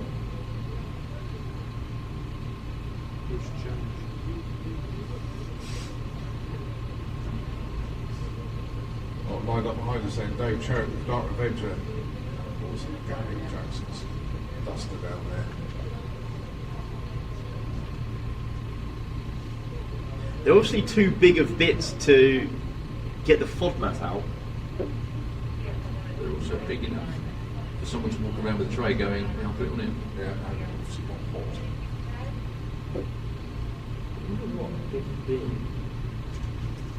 Hello Nick, how are you?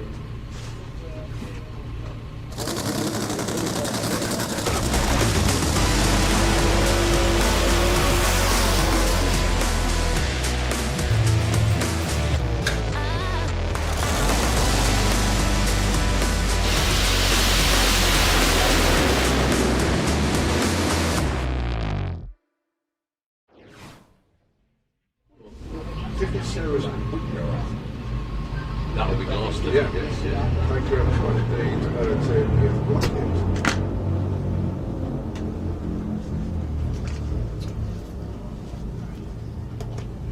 I'm saying I technically found out first, you just announced it first. Only because I asked next door, it was all on the radio. Yeah, wing mirror fell out. That's not very... It's not ideal. Very quickly, I don't know whether he's still here. Jamie Enverdodd and Mel, if you're still up there on the banking. Jamie, thank you very much indeed for the picture. I don't know whether you sent it there, you've got home, or you're watching it on the live stream, but one day, mate, we might bump into each other rather than we're recovered in a cloud of nitro or something like that, but, you know, it's all good. Hope you had a great day, fella. Thank you very much indeed for the message and tuning in.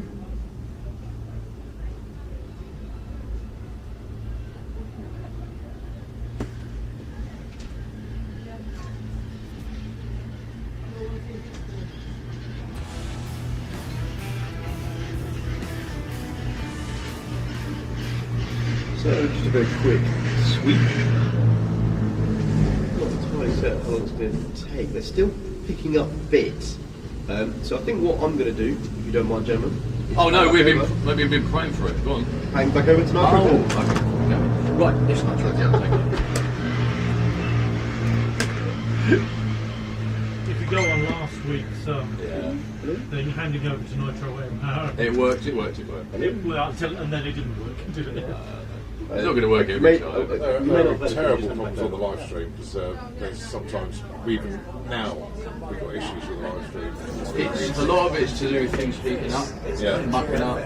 They're going to have to they have to try and stick all the stuff in front of the air conditioner. That's half the problem. That is, it's just overheating it when it's up there. Just really quickly, was it Deeps that got you to go out and do interviews as well? Yeah. Well done.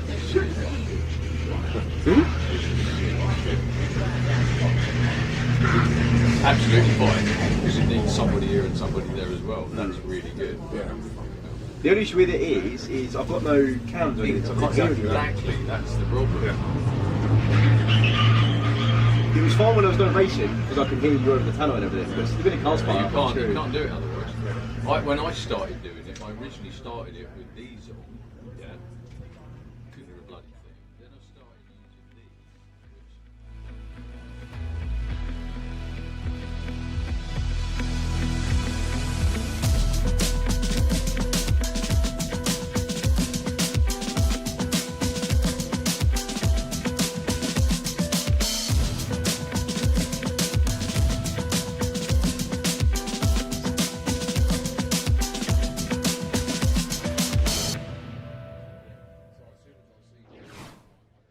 Jason Weirdo.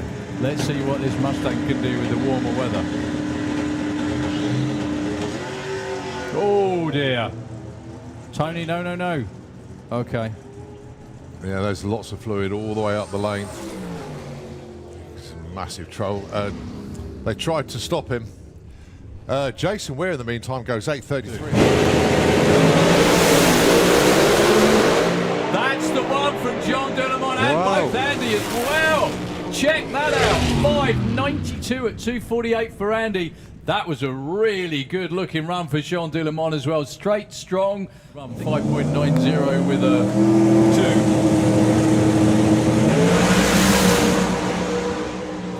2. Absolute missile, that thing. Where's he going to lift? About there? Oh, goodness me. Rob Brown. So neither of them, inverted commas, qualified at the moment. The parachutes come out. In fact, the pack's come off is what it's done. Yeah. Rob has noticed. Here goes Joe.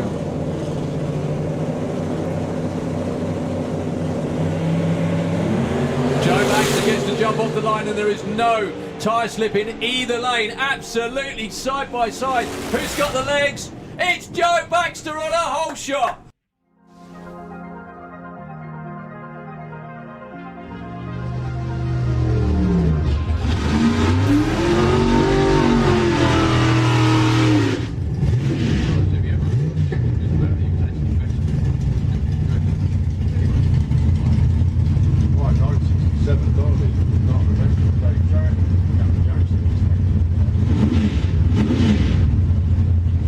This is probably the only time we'll get flooded with messages today.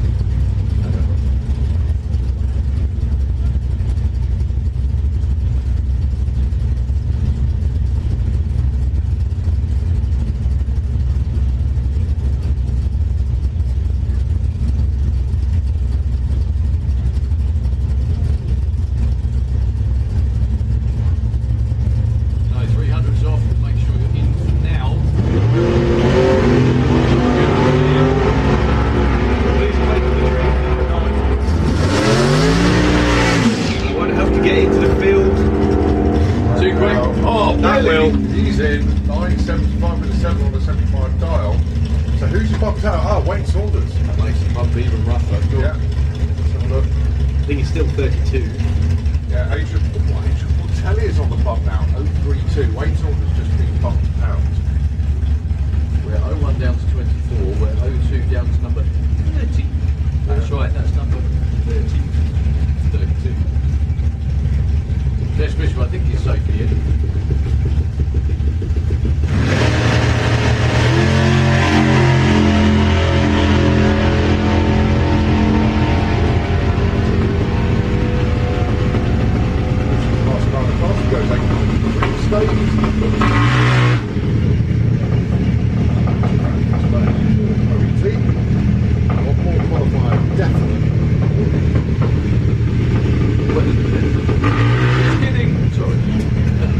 Do you know what? I bumped into Tim Reed this morning on the way down. I did a chat. And he said to me, I was drinking last night, and it rained. I went, do you know what? I thought that too. It did rain last night.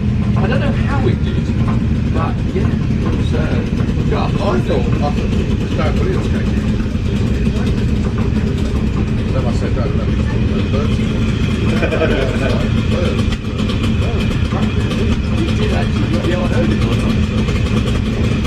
So top biggers and the flag is the first. Junior Dragster runs to the 8th mile. They qualify based on the actual times. Get on the front page, top 16 zeros. Matt Peters wanted to wish Rachel a happy birthday as well. I must admit, you're looking incredibly good for 93. What he said. Red on both sides, very close way for Tom, actually 008.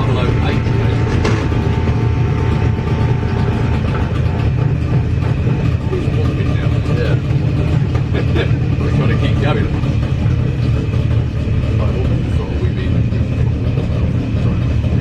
Elmo Smallworth and one and only Megan Simpson. With the beard himself, Steve.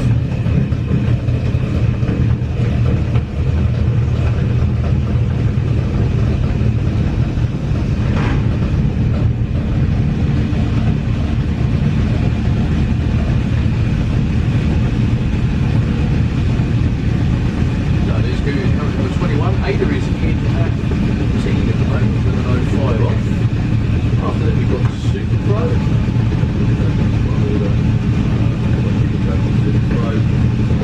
Super Gas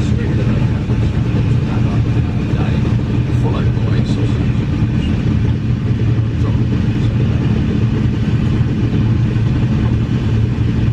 Emma's currently in number 21, Ada number 14. To get the top 16, you have to go 06 or better.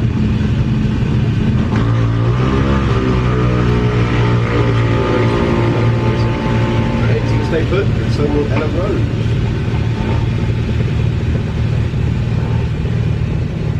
Junior Race will have one more qualifying session. Getting ready to go and see if Mark can break into the 7th. I know, I said that, I know. If he does that, I'm not staying in the tower. Teddy Howe and Amelia Innes. They both picked 0-0.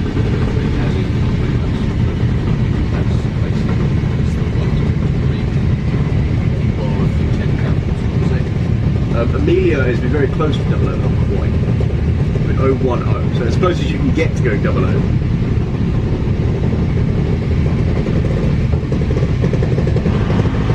That was good, that was 00! Oh, goodness me! That's 2 00 lights in a row for Teddy Howe. They don't improve. Goodness me. You rarely see a 00 light, you very rarely see 2 at the same time. Yeah. But Amelia does actually improve up to number 3. Looks one spot. Emmy Cromwell and Lola Bell here.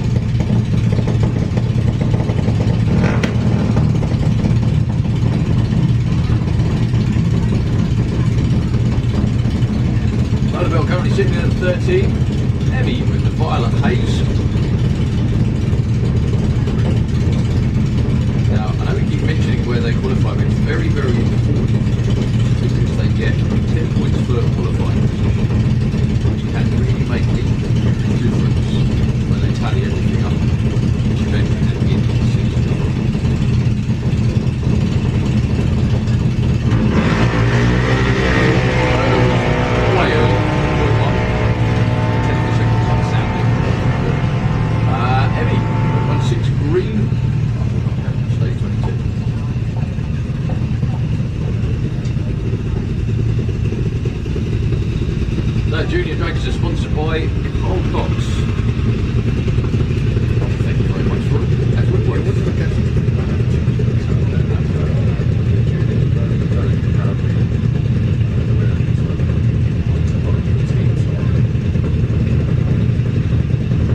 drivers probably are wearing them. The drivers have got that special one.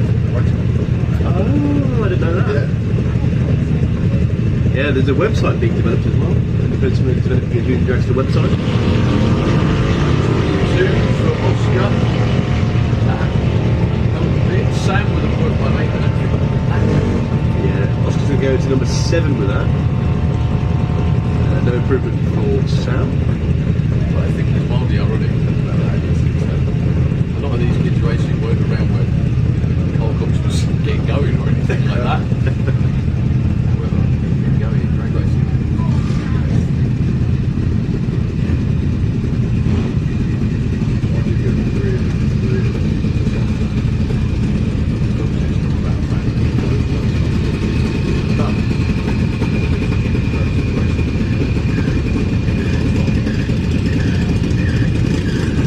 How about that? Well, that one was really Current racing.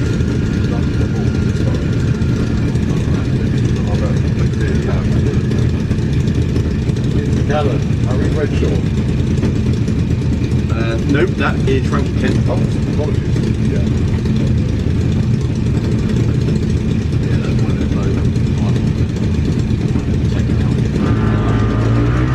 Well, it's 415. Frankie's only done better than that, so it's no improvement anyway.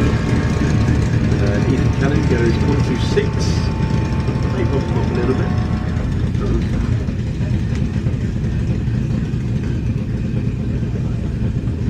Sydney English.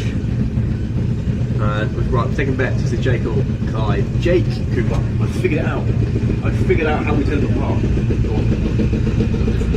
Zoe, on to Jake. Andy, what's Kai? Figured it out. Yeah, now they're going to swap to screw you up. Yeah, they are, yeah. Red line for Sydney. 07 for Jake.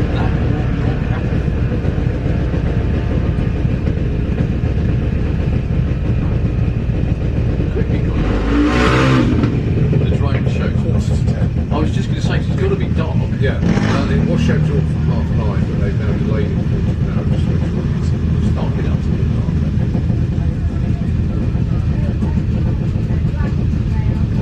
Essentially more than time to make things better. See 2 drag shows at once. Right, Emily Phelps.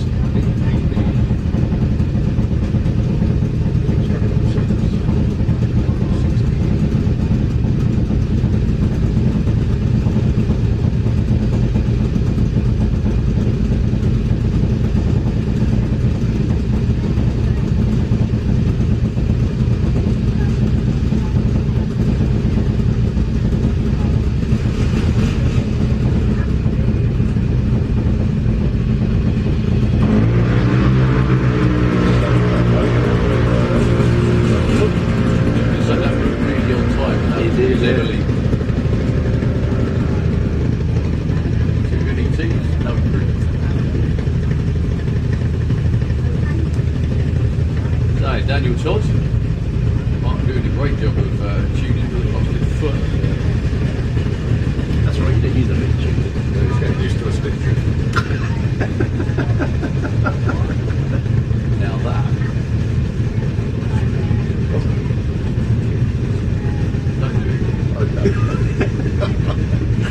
Okay, up against Jason Gibby. The Forest Thunder. Ah, that's why Mike's got a stick to wave him in. Here we go, look.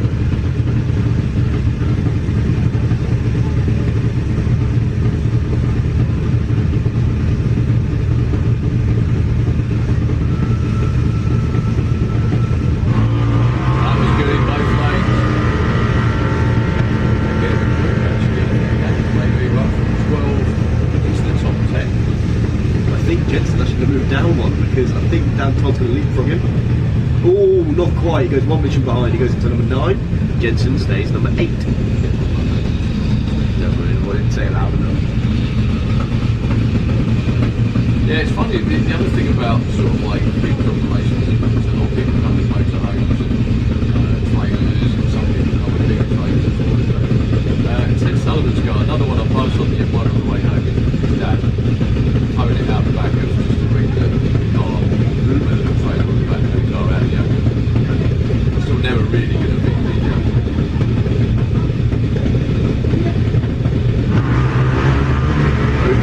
from Max Taylor.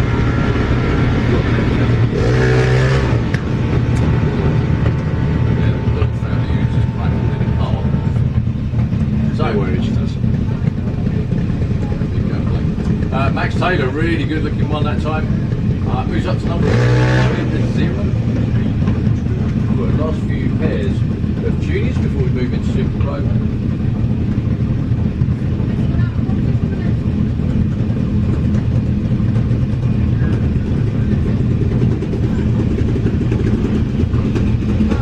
My open shot currently still your number 1 qualifier with 004 reaction time.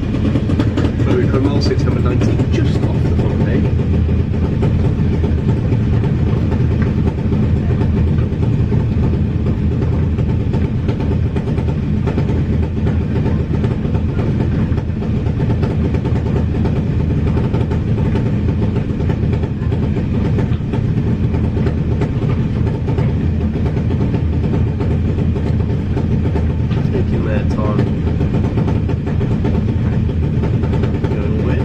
Deep stage again. Worked for her last time. Nice 0-1 from her. 0.2 red for Chloe Cromwell.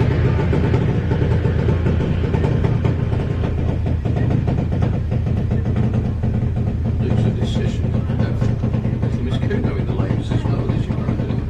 I think so, yeah. I see him looking short junior dragster appear back of the town.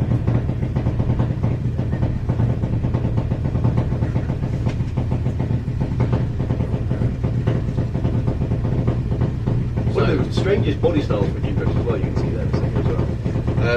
This is Sky Cooper. 03 on the tree. He's going to improve his reaction time, but not his position. Going to stay 13. But yeah, have a look at the body style on this car. So that's what they all look like underneath. They go to sort of a point to the front of the pedals, and there's just 3 bars underneath from there on forwards. And this body style shrink wraps it around all the tubing. So I don't know if this would be a qualifying one or a time trial. No, it's just time trial. I think it's just a couple of little licensing things with Emily. So she's on a time trial.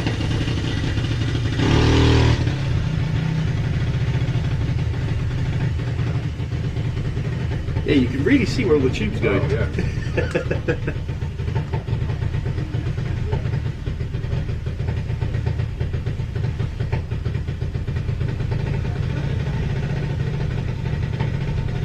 Back wingers were. It's really cool. Even though she's got very, very long skinny legs. That's a question I've had before. Do you want to switch all the way down? No. I'm standing next to you. Exactly. I'd love to do that once, just get out the other end with stoops.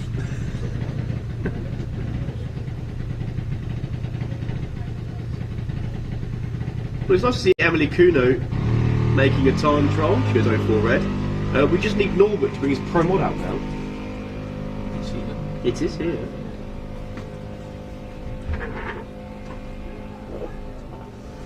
At 11:42 at 54 miles an hour, about 90 kilometres an hour if you're European. So, a quick bit of track prep. Nitro FM just for a couple of moments, please, if you don't mind. A quick bit of track prep and we're back on with Super Pro ET, our last couple of classes of the day. Yeah, it was.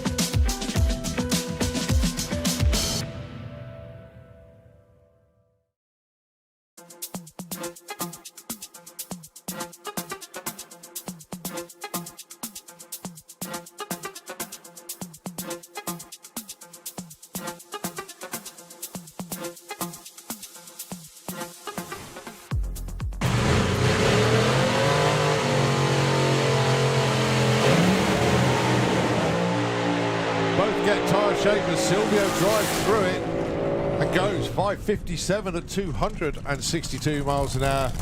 Johnny Ladd clicks it early there, goes 10.55. Handle whatever it was that happened on the start line. Well, there's the answer. The answer is yes. 368 to the 8th, but shuts off early. Still coasts to 584 at 167 miles an hour. The giveaway there was he was doing 208. Well, it was extremely lazy off the line. For both, what happened? For both, yeah. 112 60 foot for Peter Wacker and a 108 for Lars Schohem. About a tenth slower than I think they were both expecting. John Webster and Andy Robinson. Andy Robinson's got to go in. There he is. Well, this is all Andy Robinson from start to finish. He's going to go 5.91 and a good 6.02 for John Webster. Andy Robinson puts himself in at number 3. John Webster's on the They're certainly going to get numbers on the board now. Are we going to see a 5? We might see one of them. We do. 5.94, only 212 for Dave Vector. 6 on the tree. But if he makes it to 1,000 foot under power and no shoots, nothing. Watch the scoreboard. Little bit of tyre shape. Takes it to the 8th. He goes 3.85. That's tame for him. Go through 5.92. Good A to B pass and a 5.94. Exactly what the doctor ordered for both cars.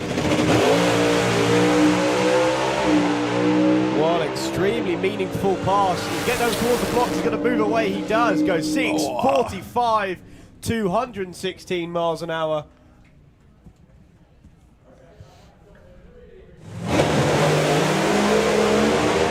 Deep stage and tyre shape for Kev. No issues at all for Marcus Hill. Could this be a PB? Close. That's nice. It's a good step. There were some transmission. We have a need for the park. If anybody out there, please got a battery cut-off switch. Leonardo Fisher from Fuel Tech Europe is looking for one. We're not sure the race will need, but I think it could be a Pro Mod. So if you can find, if you've got one, just let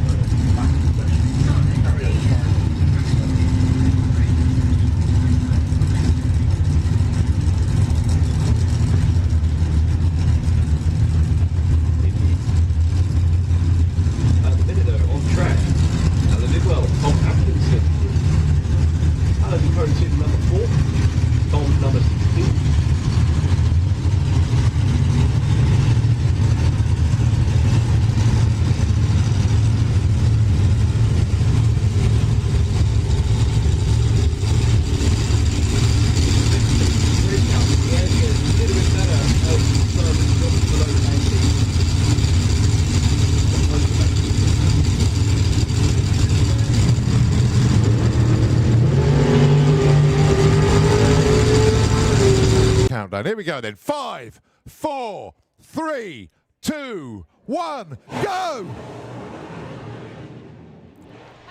He's out of steam. He's now coasting to a 5.40.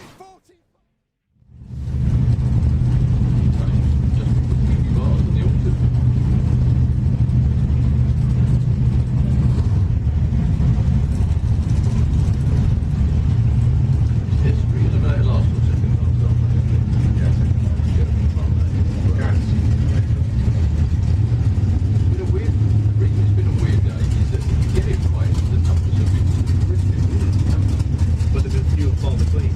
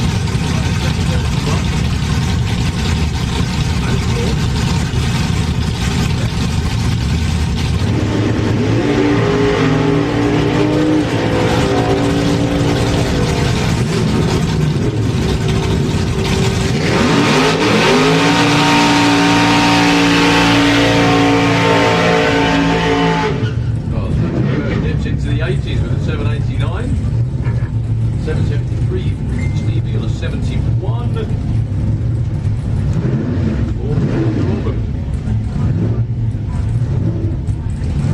Right, Eliminator from Switzerland with the Alfa Romeo in the fuel tank lane. And a proud member of the Tamworth Mafia in the Kestrel B lane.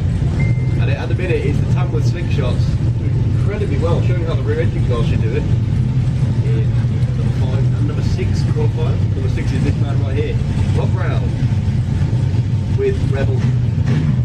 Around 8.39.5 on an 8.39 earlier on today. Alan is got his sack number 8.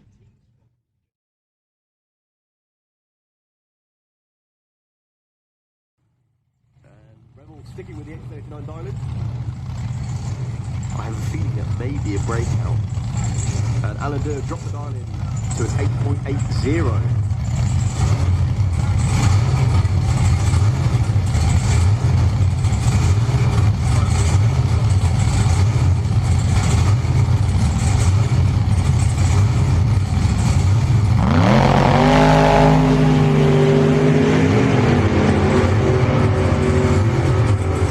Rebel's going to get there first.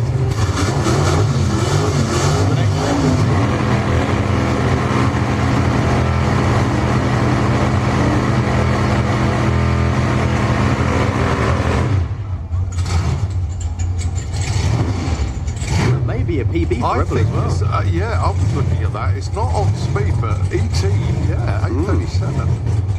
They have their own personal PBs as well, don't they? Yeah, they do, yeah. Yeah. Talking of PBs, Mark Bailey set a new PB today.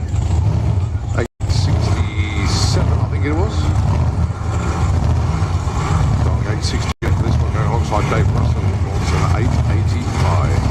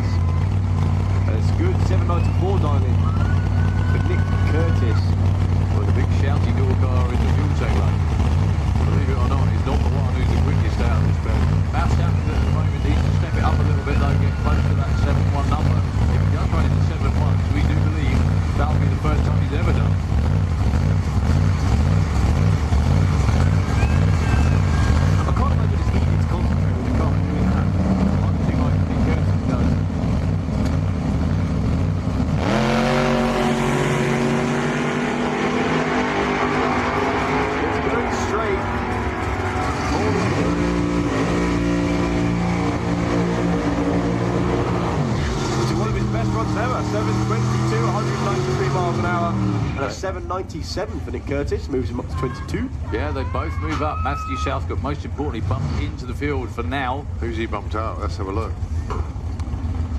Bumped out Jack Williams, yet to run. And it puts Harry Kempenaar on the bump.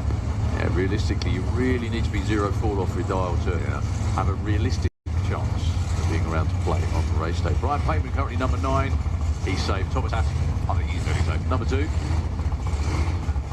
Unless we have the most incredible session of Super Pro ever tomorrow.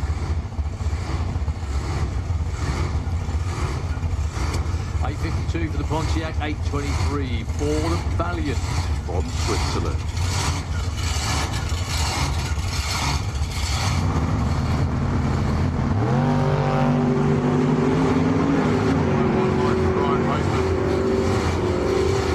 How old is Brian?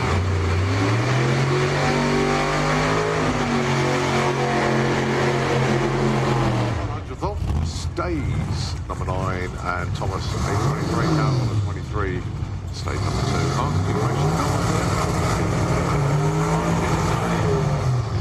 Old enough to know what he's doing. No, absolutely. He's been around donkey's years now. First came up here in the 80s on a date with lovely then girlfriend Julie, not wife. Yeah. And the rest is history. We drove up here, competed in the street event. I can't believe I'm going to say this, but I really, really want Jack to break out by more than 200s. The dial is 702. Going alongside Andy Thetford, 735. Well, Jack ran a 7:13 earlier, and unless they've made out some tuning changes, the weather alone, I don't think is going to make him pick up that much.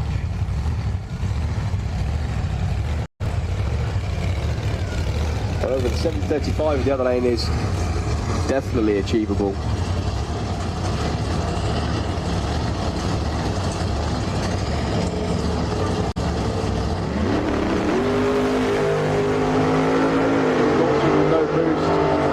Looking run for Jack all the way. Come on, come on, come on, come on, come on. 7:10. Ah, that's another one. That's a PB almost into the 7-0. And he's in the show. Yeah, goes in at number 31 in qualifying for the time being. Has bumped out another. Yeah, Harry Kavanaugh bumped out now. Andy Thetford, 8:31. Look at the speed for Andy though, 184. Look at the speed for Jack. Oh, nearly a 200-mile-an-hour pass there, 197. Nearly on both sides of the track. Well done. Okay, Sylvian Novak. We have Paul Master on the screen, but Paul Master's going backwards, not forwards. Oh, no. He wasn't qualified and got a problem. We'll be taking it out of the way. Really was getting to the grips with that car this weekend. Yeah. Okay, it's going to be a solo run for Sylvian Novak with the amazing show quality Corvette. That looks like it should be in, I don't know, like a 10-second car, not a 7-second, 180-odd mile an hour one.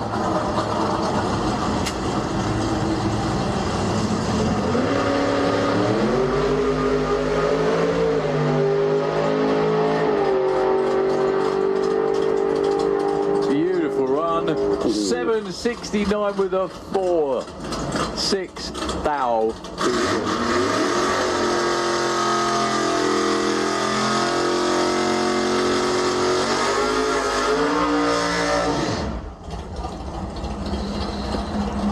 Right, Charlie Seawood. He's well and truly in, number 10. Dials 8.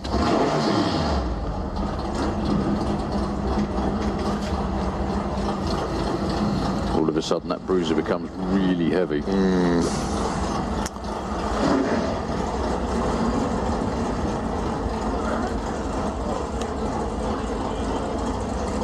So Charlie's currently very safe at number 10. 0.90 is the number. Well, that was more spin than it was up, like he usually has. Probably it's going to help him run the number. Pretty much. Not going to help his qualified time, but still another good run.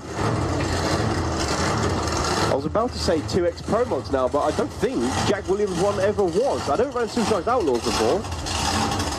Yeah, it was Outlaw Kerr's car prior to this.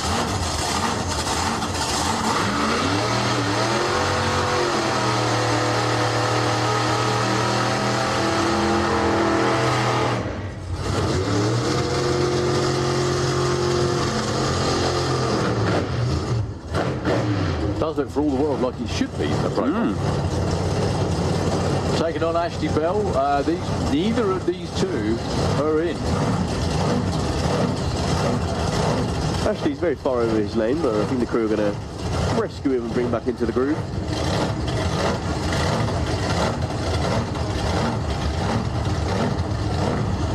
A40 for Ash. 720 for the big bad blown 53 Corvette in the Fuel Tech lane for Jack Williams.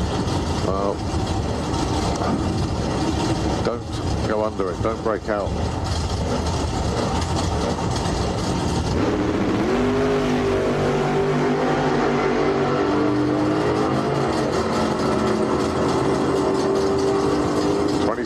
He's the right side. I don't think.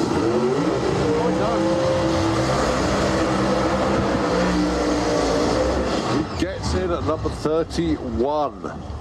Ashley Bell still not in the show. 9:17 now on the 8:40. But well on to Jack. He's in for the time being. So who's on the bump spot now? Jack Brewster. So Matt Southcote, he's not in. Harry Kempenaar is down there at the moment, and also Josh Duncan's down there at the moment. He's 42, I think, isn't he? Something like that. I think we missed looking at the burnout tracks for Josh. Yeah, a little bit wayward. So 7:55 for Harry with the that amazing Trans Am. That's another car that looks like it should be in the 9s or 10s, not the 7s. And Josh, look at the number. 776. That's a PB if he runs it. His PB is 777. I know they've been having awful issues this weekend. Maybe, just maybe it's going to come right here. Ian Blackett just sent me a photograph. How about that one? Dinger's Dodge getting very close to the wall. He could have cleaned it while it went past, really. Yeah, Ian, you should have had your chamois and polished it when it went by, mate. Hold the mop out, maybe. So, 2 big door cars, one from the UK, one from the Netherlands. Harry was the one that was here last week for door slammers as well in Pro Street. Tyre shake both sides of the street, Harry Kempenaar. 777, number 10 qualifier for Josh Duncan. Good job. He did get tyre shake and he's equalled his PB. Nicely done, Josh. He's in the show.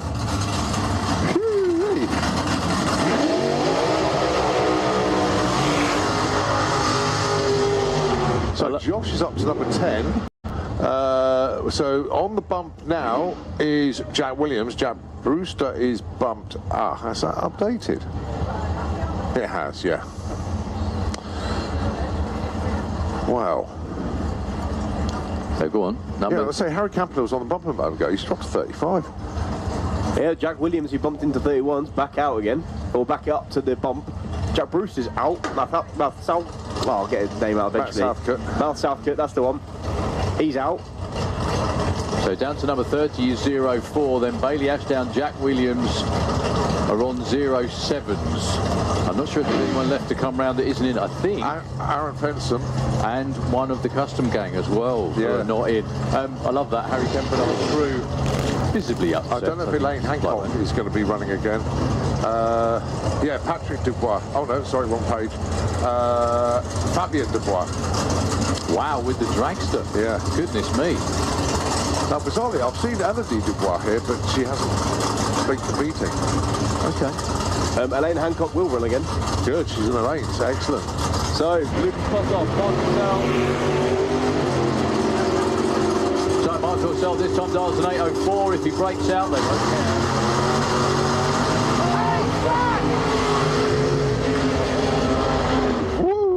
Right, Thomas is now retired. 8 flat with a 5. Mark Purcell, 164 miles an hour, knocking on the door of the 7s, and his quickest run ever, as you probably gathered. You knew it was Thomas, hang on a minute. No, it's not. 164. Sorry, Thomas and Harley are on their own celebratory moment here. I think Harley is on the floor in Nitro FM. Thomas, he's actually calmed down pretty quick, actually. I'm doing all right. You're doing all right. It wasn't the number I wanted.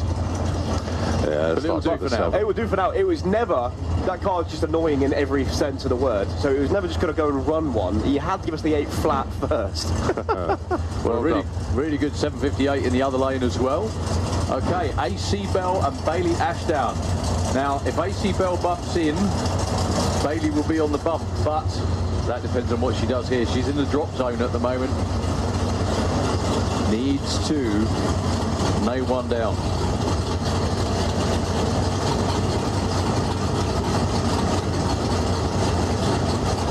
So OT dials 790. Yes, that's 7.90. It won't run 790 this time though. Bailey might do though. 796 stays 31.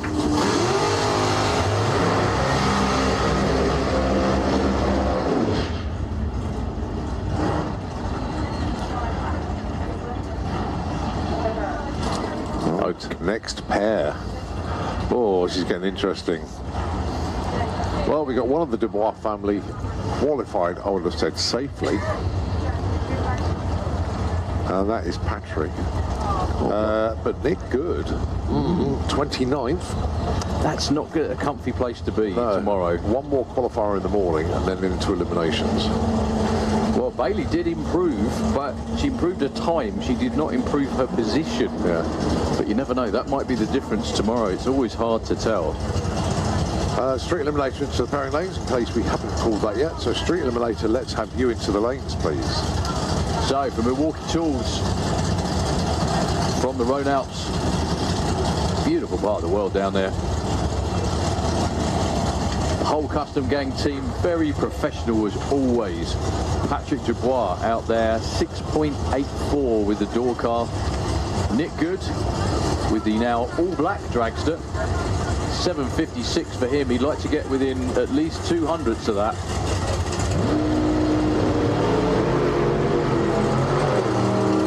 Just launches so hard. Great runs in both lanes.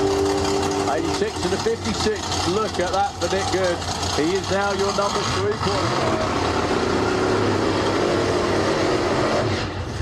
Nick Good is now up to number 3. Patrick actually gets back from that one spot. So that makes the bump spot even tougher. It's creeping down. It could creep down further with this one with Elaine Hancock. Yeah, what does she got to do? It needs to be 07 off dial. Ideally 04, but dial's 8 flat, so anything between 8 and 80, well, 804, 805, but even 806 would do. Off dial, 860 on the dial in 28.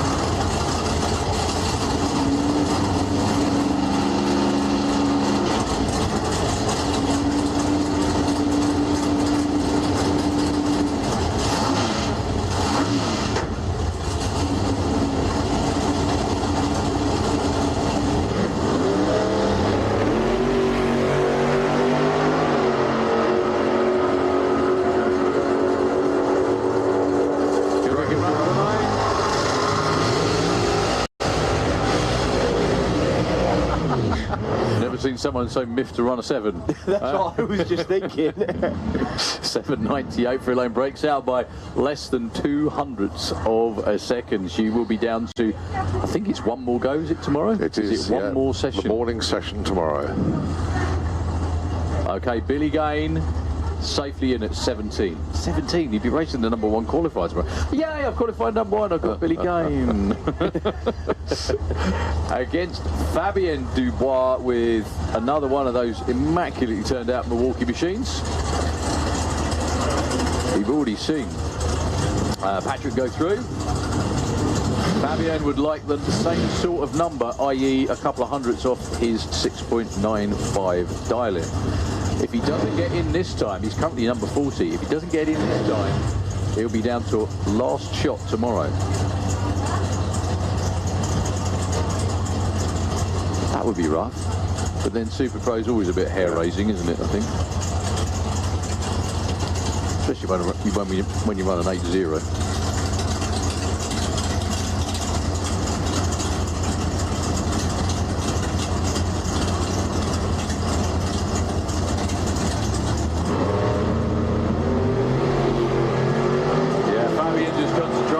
The number down, not worried about reaction time. 6.95 go, 6.96 with an 8, that's more like it.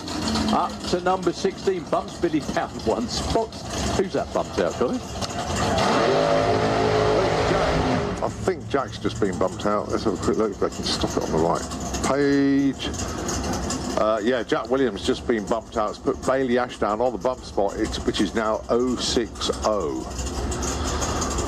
Precarious, I think is the phrase. Yeah.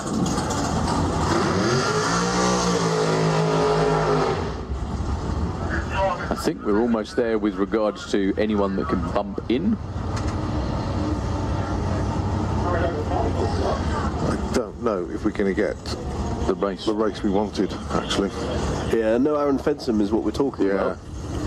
That's a shame, because Sean Law held right back to the end because we were going to try and run the carryover final from Easter as the last pair of this session. Unless he suddenly... But no, he's not. He's not going to come round.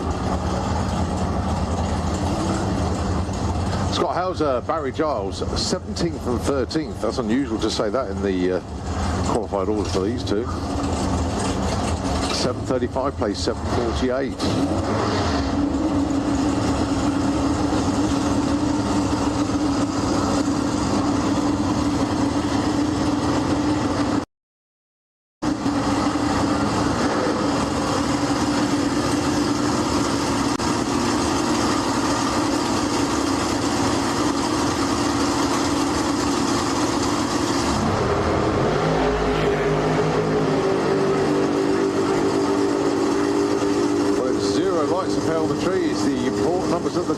Breakout for Scott Hauser, breakout for Barry Giles.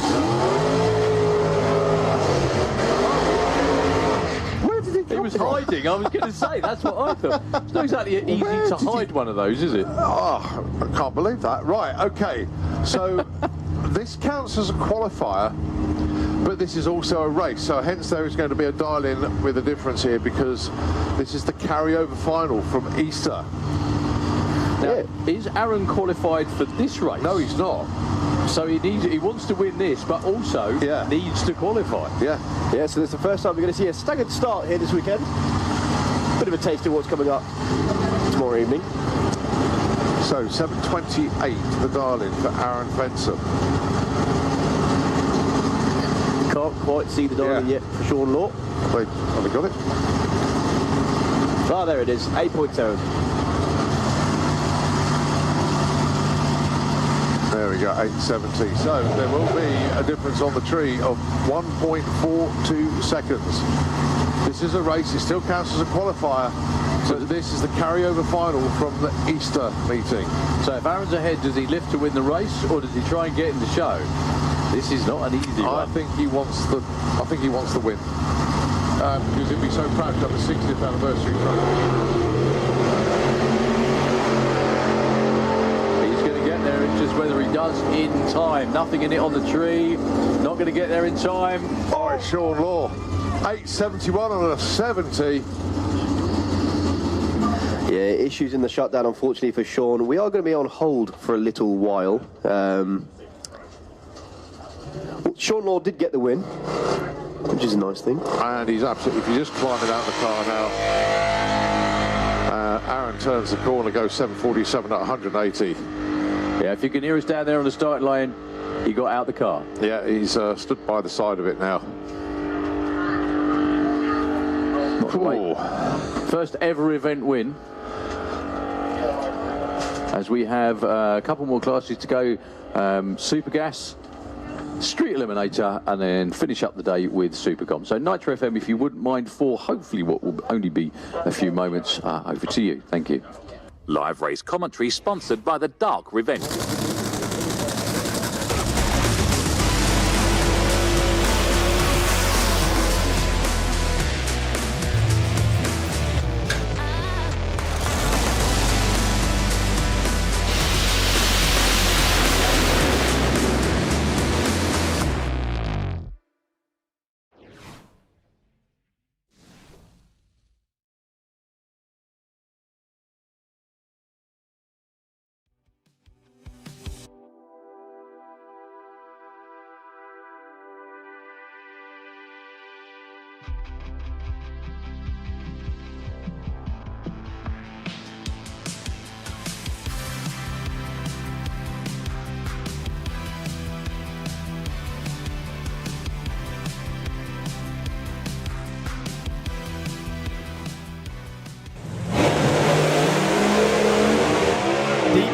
tyre shake for Kev. No issues at all for Marcus Hill. Could it be a PB? Close. That's nice. It's a good step. There were some transmission. Jean de Lamont driving 2 tyre shakes. Steve Rosales couldn't that time. What's the scoreboard for John? 14. 6:14. 6:14. It looked quicker than that. It was really hauling through the top end. It gained money on the. Also appreciate the investment in the new parachutes as well. No tyre shake at all. Arrow straight from the finish missile. What's he got on the scoreboard? Same absolute numbers again. Difference 1/1000th of a second to what he did this morning. He went 585. Both shake like mad. Well, Henry tried to get back after it. You can see where he pedalled it, and the black track he left where it was haze in the tyres. He lifts just before 3:30, it rolls through with a 10.67 and a 10.85 for Stefan. Unfortunately, Darren, I think you're going to be all alone. We'll see. Monster tyre shake for Michael Malmgren, but he's driven through it. Simon Eckengren decided better of what he had in the other lane. To be fair, they're pretty comparable in severity, as I can see now that Simon's shake was just getting worse and worse. Michael's got... Hold on tight, folks, because here we... This one is all... Oh, it was all Suzanne, but 0.85 to 60 foot. She was 350, but only 165 at the 8th. 503, 140. Well, he's going as far as he could. That was 330 foot before he had to lift. That was nothing to do with the track. It was just driving him towards the centre line. He lifted at the latest possible moment that he could. You could see it was still drifting towards the 8th mile.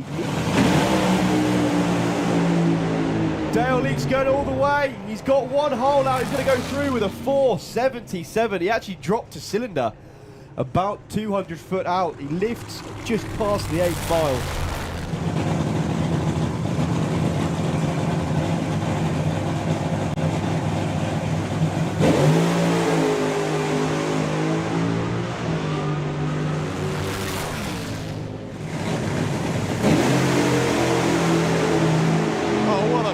This is only all trying everything to stay with Lee, but Lee goes 638, 192 to a 699, 140. They both wanted to win that. I know they were needed numbers, but they both wanted to win it, and I think we heard Darryl that time as well. For a while, look at the orange markers. That's where they are.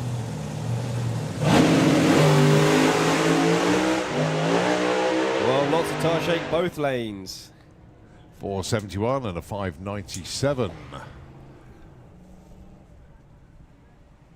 And just coasting across the top end. I'll say coasting across the stripe. He's already passed it because it was the 8th mile. But Stefan Janssen, 471. Nowhere near as quick as he had been earlier on, 456.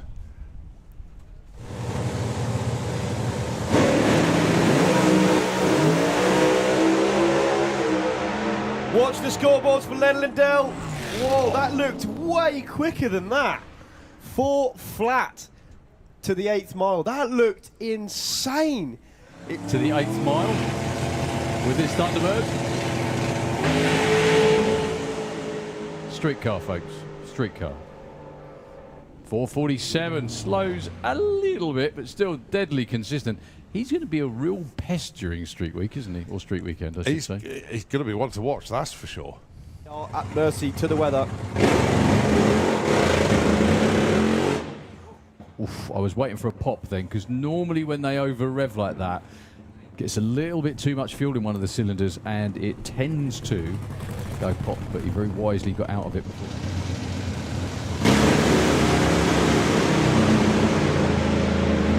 What an attempt it's turning out to be, making it as far as anyone has before. 7:45 puts him in straight to number 3 and actually drops.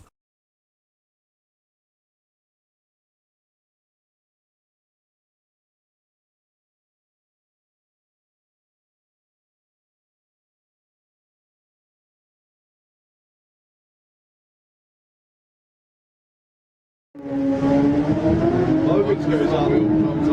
Let's have a look at Daniel. Arrow straight the whole way. 656. Wow, even quicker than earlier. 224.76 miles an hour. Quicker, faster.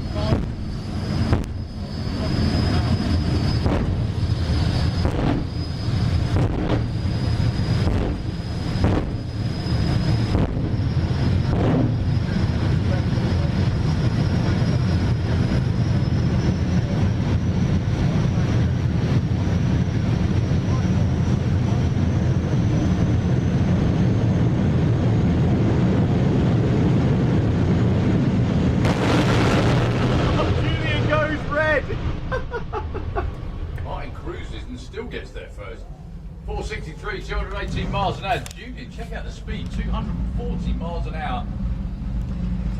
I'm not entirely sure Thomas cam is something we need though. Really not. Check out the speed, 240 miles an hour. I'm not entirely sure Thomas cam is something we need though.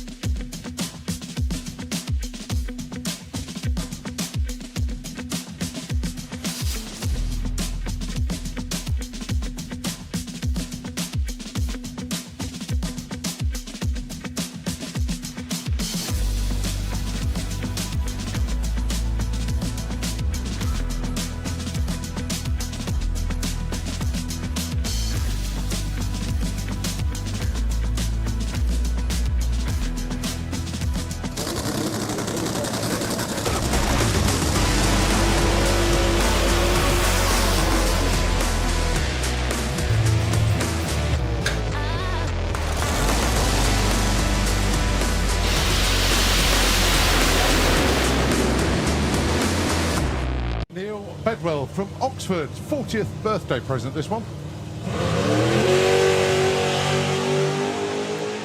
Seeing breakfast twice in one day is always a great present. Bargain. Absolute bargain. Oh, nice 802, 166 miles an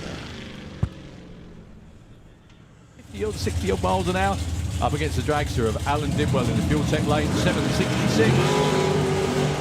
Thing is though, that 14 will run 8.3s.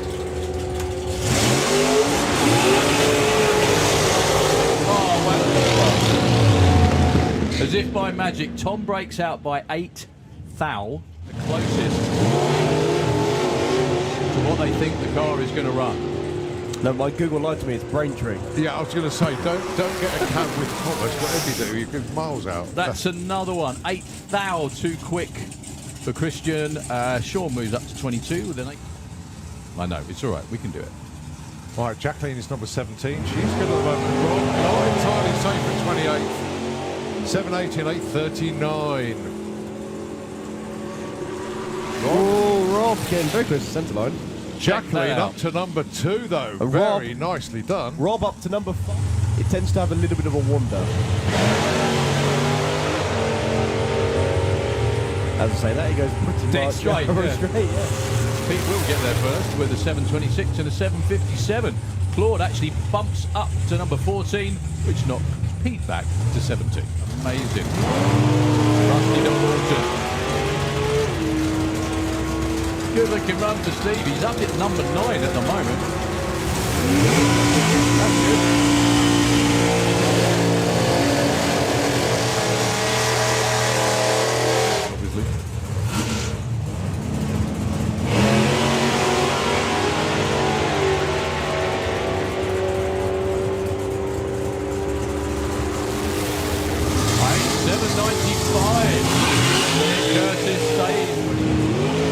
Great to see him back.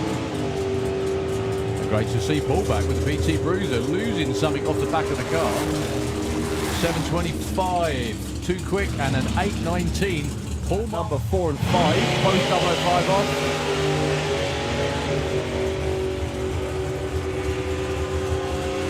Yeah, 4 and 15 need to see their say. 8:04! That's a new personal best for Marcus now. Right out. I didn't think it could look any better, but he's managed to find a way. Check those lights out. 009 and no 13. Billy got left on and went over. Break out both lanes. One stinking foul for Nick. Seconds. The track matters way more to you. Yeah. As much as air. Mark Bailey on a bye. 8:67. Now number 3. They really are killing it this morning. He's to be completely safe. Well, that's much more like it for AC. That might be quicker than 870. It's Whoa! way quicker than an 870. 790. A really quick street car will run, 12 seconds. These are way quicker than that, and faster, of course.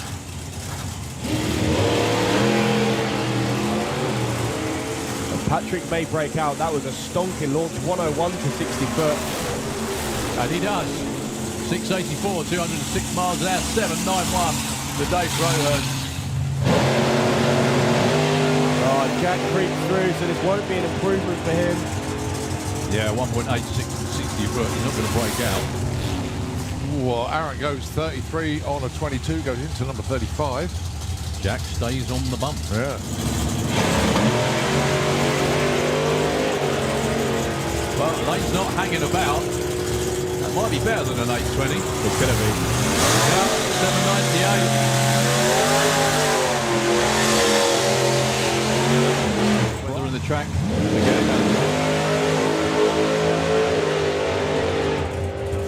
Just a little bit too much of a wiggle to drag it off the wall, unfortunately. 734 for Scott. Stays, guess what? 14. Probably about right for Bob. It was a very nicely timed launch as well. He wasn't on the two-step till almost the last light came on. 757, way too quick, and 856 for Bob.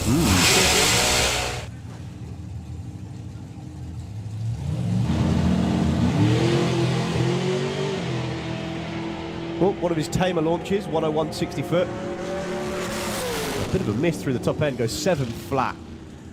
189 mile an hour. Breaks out, stays 39.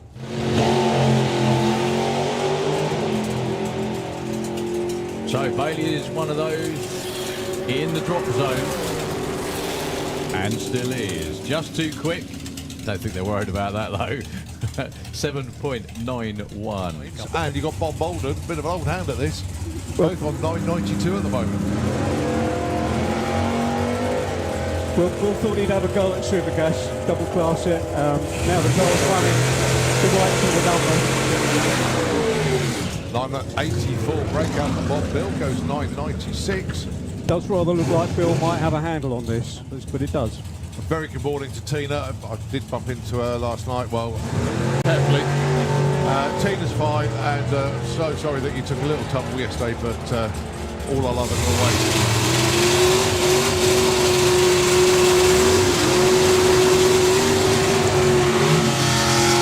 Jasmine Tunstall breaks out and went 651. Yeah. Off the trailer. Brilliant. Quite swift. Today.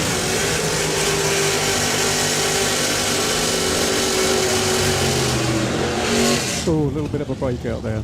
And a bigger one for Dave. 75 on a 90. 8. It's not quite into the 9s yet. Well, Dave Fall's load car is in the house of Colin Morris. And it's breakout too quick. What was that about consistency? Go on. Well, say that again. It's Laura's first weekend with trans brakes. You know. One of our drift and coast racers, Wayne Hiscott.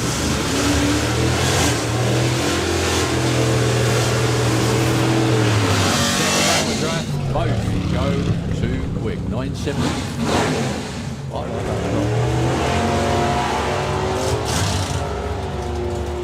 So that's Comrade Stanley. Been doing this a long while.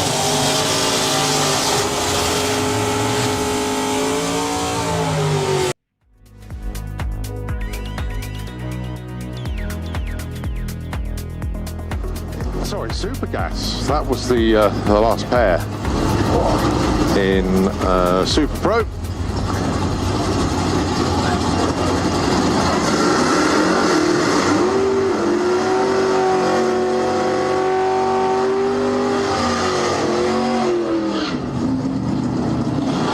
Right, Don Scott taking on the white noise version. Both of them on 9.92 at the moment. This is Super Gas qualifying. 9.90 is the class index for the class sponsored and supported by Tony Morris Carburettors. 15 cars qualified so far. 3 of them are under 9.90. But these 2 are the right side, and they're doing all right.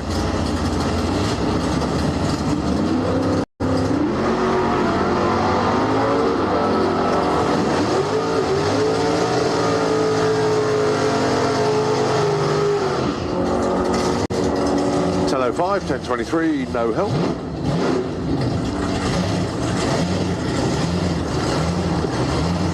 Stefan Reffeltraub with the blown Nova down there, going alongside Conrad Stanley with the Ventura. Well, Stefan is one of those that went into the 9.8s, would like to be in the 9.9s. He'll still qualify, just wrong side of the...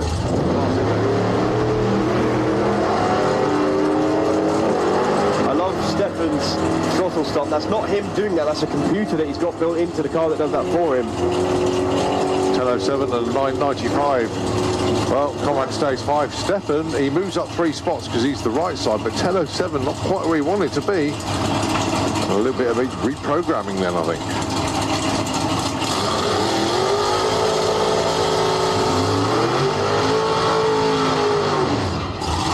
think. Tim Moore with Tim's toy down there. So he rolls forward into the fuel tank lane. Going to go alongside the jammy Dodger Roadster of Jasmine Tunstall. Yeah, lots of biscuit-related puns on that team, aren't there? So Jasmine currently number 15.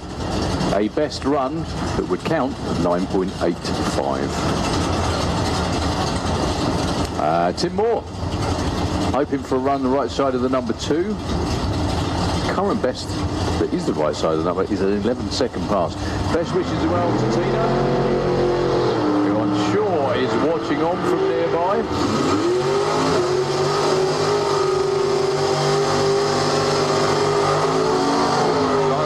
Breakout for Jazz. Tim posting at the stripe there, 13.22 and just 62. Just got a bit of a wiggle on when the stop came back on. Mark Huxley and Wayne Hiscott, 2 of the lift and coast racers, as opposed to setting a throttle stop. They get to a certain point and lift and coast and hopefully run 9.90. This is just awesome weather for drag racing. Oh, amazing. Isn't it lovely? You guys out there rock. All you lot sitting on the bank in the grandstands, sticking it out to the end.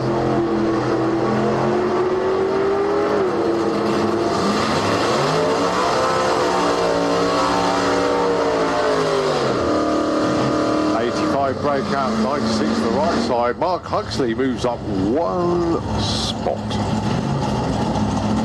Right, Chalk, what's he got then? He's number 12 at the moment on a 10.68. But Bill Wilson, loving life with the nitrous now. 9.92, he is your number 2 qualifier.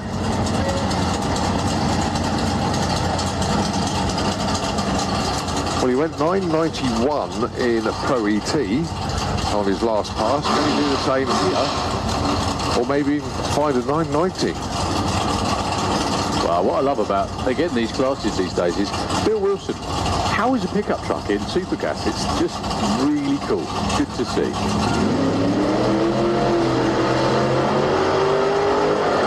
Suddenly Chalk's found the throttle again.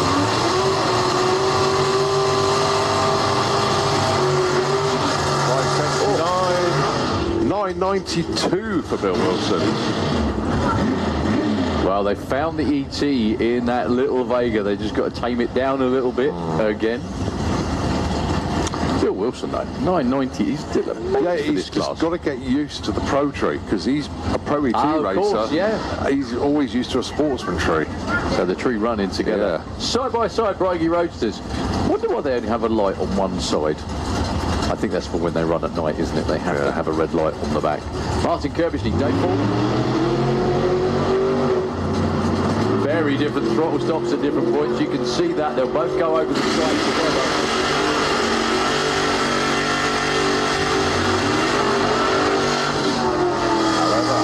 Only Dave Fulton runs the right side of the number. Too quick for Martin Kirbishley. No help for either. Not a lot of juggling going on in this, session. I have a feeling the Street Eliminator session in a minute might do. Ooh, yeah. This is like prime time for them to be running. I think this is the last. Yeah, earlier today was possibly a bit warm for them. This might be really good. We'll see.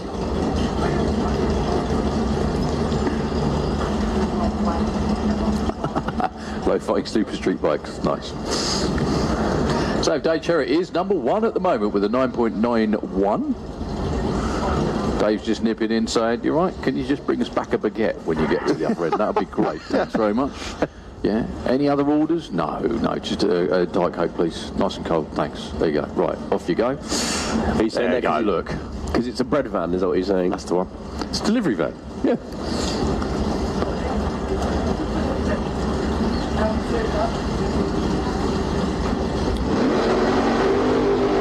Interested to see Colin Morris's take on how much fun it is to drive this car. Very different to what he's used to. 82 breakout, 85 breakout, both too quick. Check out the speed for Dave Sherritt as well. Only 109 miles an hour. 2 classes left. Street Eliminator, top speed automotive Street Eliminator. The first pair round. I'm sure this will be for who gets the beer in tonight. Possibly. Joe Baxter going up against Rob Carter. Well, 8 o'clock in the evening. My stomach tells me what time it is. I don't need to know these days. It's just like, it's like, why are we having dinner? It's like 3 hours late. Okay, that's fine. That's fine. So Joe Baxter number 1 at the moment from Almac, number 2. Bill is number 3 with the Bentley. Just a quick one. Any idea why Andy Bond's ET from yesterday is not on there? Because that was in a qualifying run, and he went 7-1. He wouldn't be number 1, but he should be number 2. Just a thought, that's all. It'll all come out in the wash, as they say. Damien Halliwell was 16th on a 10.35. There are some other cars as well, but as I say, they haven't put in a legal qualifying. Oh, there we go. Yeah, Luke Stevenson is the one that really wants to get under the 1350 so he can be part of the fun. But James Murray, Ash Cooper, Nick Hale, Jill, Hazel, and then Luke.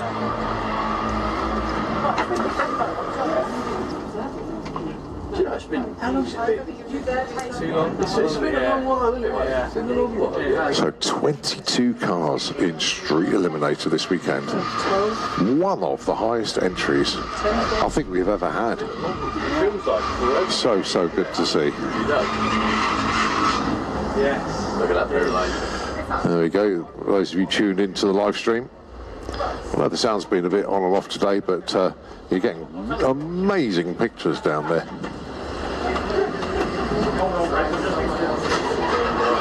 Sneak peek at Andy Bond's car. You can look on the big screen as well.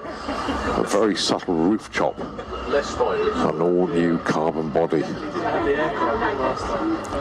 That's Hazel Carter's Passat. And you got the Hell's Mercedes. then the lovely sort of burnt orange colour of Michael de Souza's Zephyr. And then the car right behind it, not exactly burnt at all. No. Maybe sunburnt.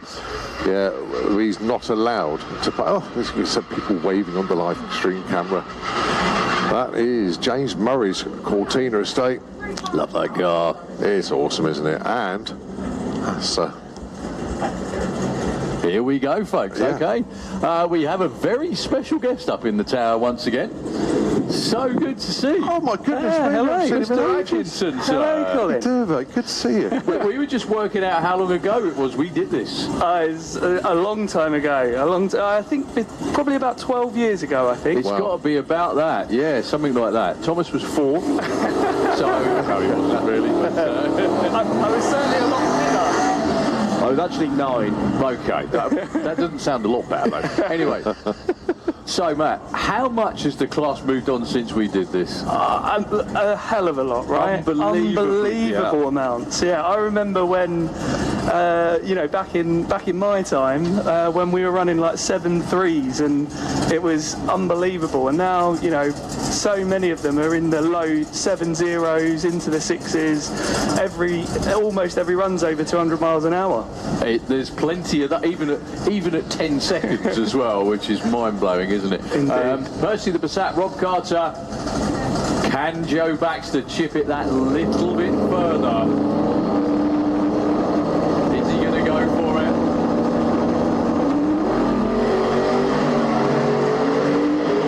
Whoa, Joe gets sideways just after 3:30, but pedals it. 7:59 for Rob. He still goes 7:64 at only 150. Well, Rob Carter, biggest run of the weekend. I think Joe was probably going for it on that one. So Joe Stevens and Steve Venables as well. Yeah, things have moved on a bit strangely. We've got bike riders in cars these days. How does that work, eh? The one thing that hasn't moved on is just the diversity of cars, though, right? You know, from like, just look at us here, right? We've got Joe and the Sunbeam Stiletto up against Steve Venables in the Mustang. Like, that is the one thing that hasn't changed, is the variety of cars in the class. Or how unpredictable it is as well. So Steve Venables, that Mustang has been over 200. Joe Stevens is off in the distance, but here comes the Mustang. 2 and 8:27, getting quicker all the time. 186, yeah. Wow.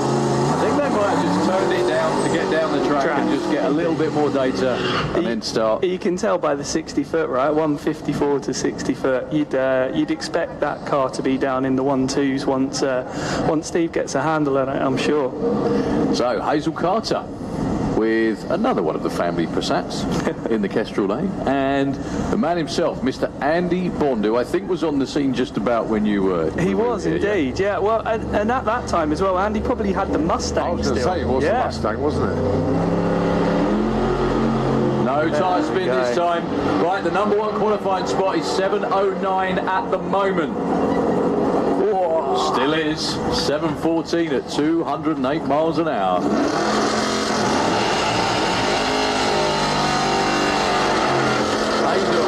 Goes a very respectable 12:89 at 122. That's a really fast. That's a great comparison, because that's a really fast street car. Exactly, completely. Okay, Nick Hale and Michael de Souza. Nick Hale's got another one of these monstrous turbo cars waiting in the wings. Dad's just finished wiring it as well, actually. Is that right? Yeah. Okay. Yeah. So is it nearly done? Yeah. It's certainly getting there. It's like all these things. It's just time, money, and you know, it happens when it happens, right? So it's great to see them out having some fun in the meantime.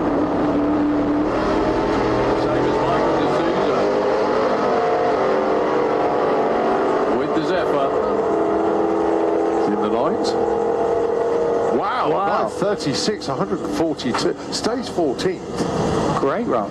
But yeah. But does indeed improve. He's the only one in the 9s. Oh, yeah. Unbelievable. He should start his own class. So your next pair, Rob Slater and James Murray. Two awesome cars for different reasons, yeah? Again, just shows the variety as well. You've got the LS motor out there with James up against the twin turbo from Rob. I've been super impressed by Rob as well. The momentum that Rob's been on has been incredible to watch and follow as well. Getting that big red Chevy down into the 7s is no mean feat.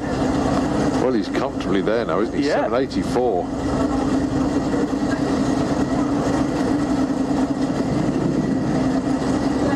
So, take on Stoke-on-Trent, faces Solihull.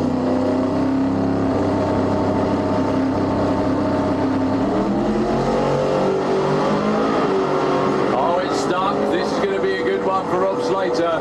Very good.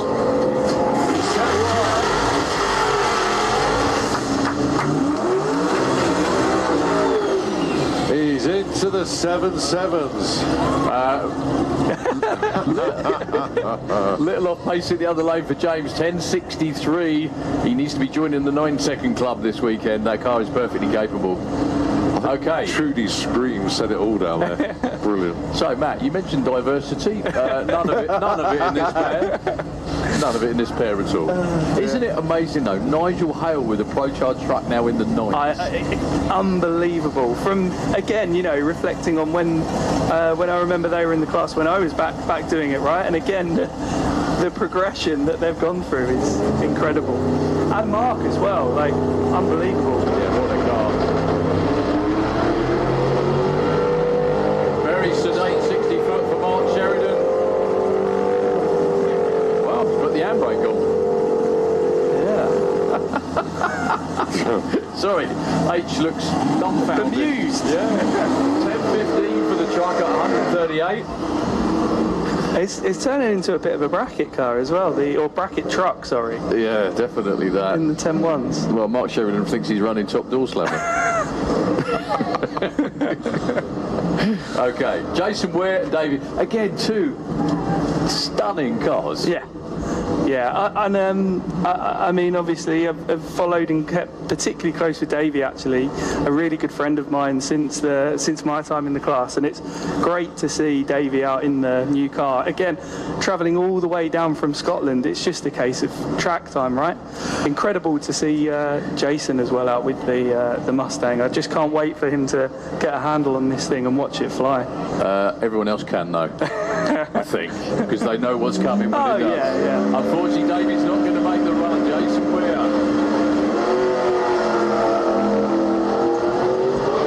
Oh, you can hear the power coming in and the tyres just not liking it, yeah.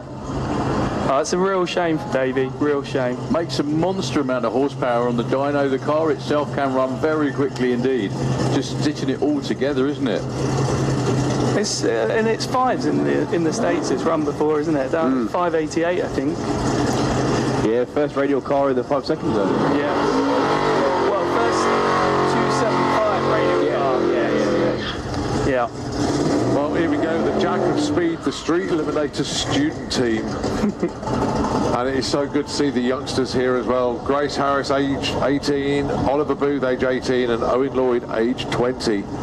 All level 2 automotive engineering students. The Street Eliminator car they have built. How cool is that story? Taking on the Bentley, Bill McDermott. Again, we were around, it was our time when this car was debuted. What I love about it now as well, you look round the corner and there's another one. There's another killer car and another one and another one. Just never stops. It's brilliant. It's so good. And what Gemma and Jack Hale have done with the class as well has been brilliant. Nicely off the line for Damien. Welcome, Bill. Have a good shot at the #1 spot. That Bentley can run 200 miles an hour. Oh, so close. 197 with a 7.90. He's on the brakes. He's on the brakes. He is.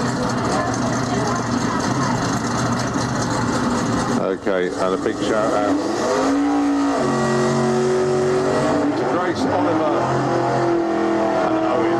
I think I think he may have gone long. Yeah. Actually, because we saw the car in the fuel tech lane make the turn. I have a feeling he's just put it in reverse, backed it up a little bit.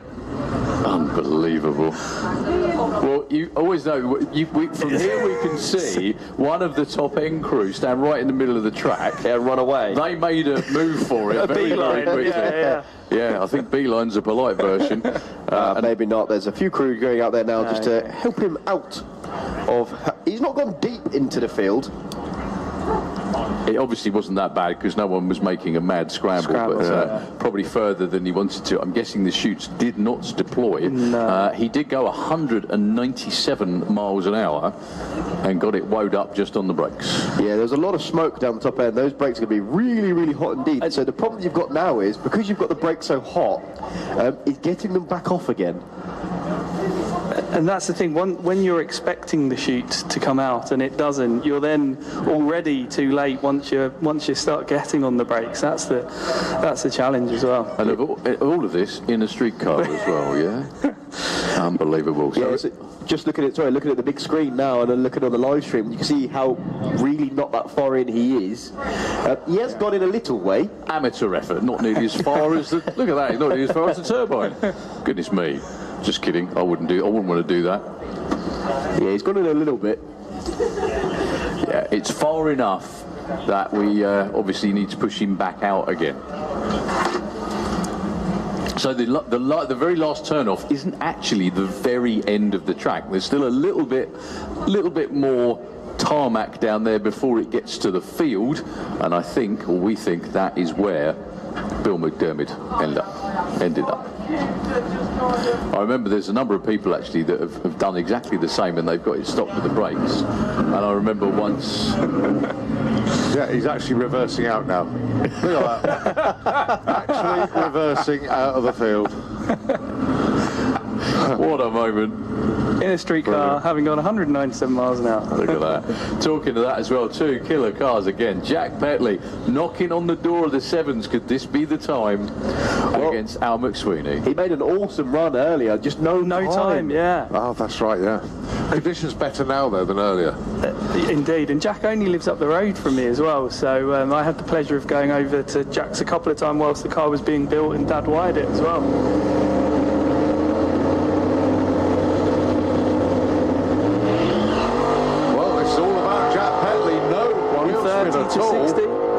Come on, Jack. All the way.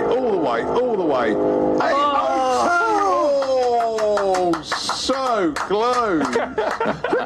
Gary is very close. Yeah. 176 mile an hour. Usain Bolt, a.k.a. Gary Petley.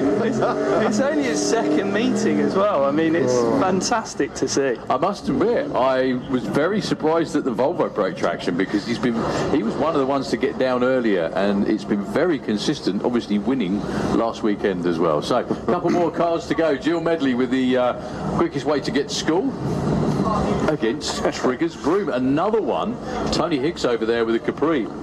Very capable of taking the #1 spot. This is another car in the 7.0s over 200 miles an hour. And has been in the 6s as well, hasn't he? Not quite. Not quite. I think it was 7 flat, 0-0, yeah. Annoyingly close.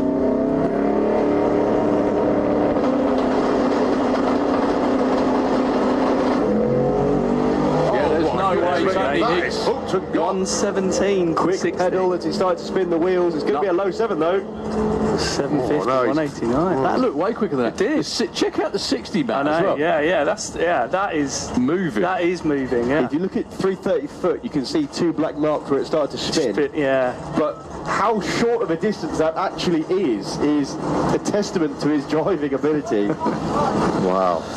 Well, one more car, Luke Stevenson with your mum looking to get in the show. He's just going to tickle the stage beam. He wants every inch of real estate he can.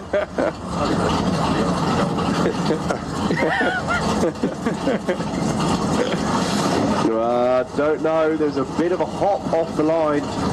So he's been 12.65. He needs to go 12.50. 13. 13. Yeah. Sorry. Or better. Even I remembered that. No, 13.87. Thank you for...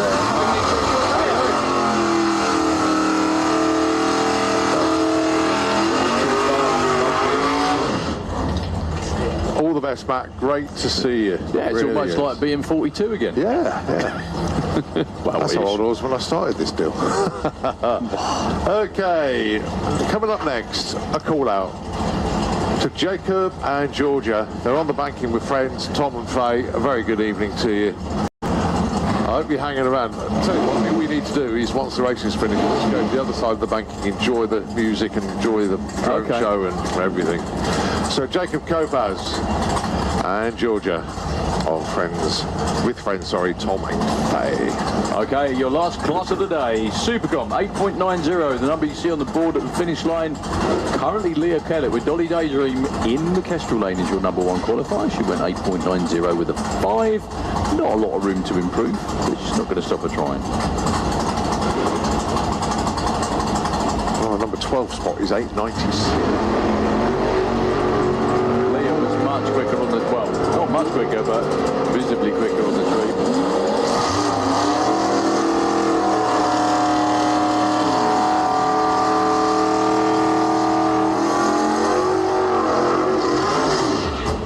Charlie Seaward moves up.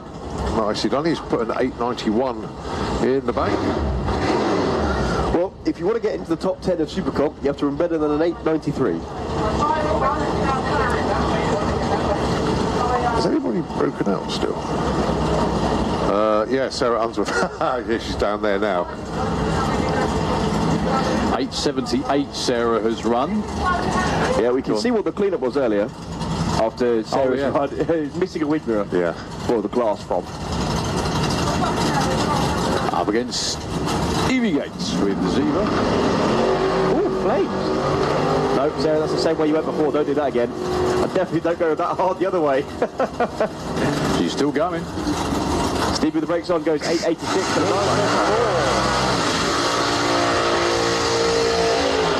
a run which they would have been delighted with 2 days ago, possibly. Now it's like, I don't know. Yeah, but I run 8s now, so yeah, there you go. It's not the ideal car for bracket racing, is it? Stick shift turbo, small block, I think, isn't it? Yeah, so everything that's on the list of things you shouldn't have is on that car. Other than the driver, who's awesome. Clement Dubois and Phil Bennett.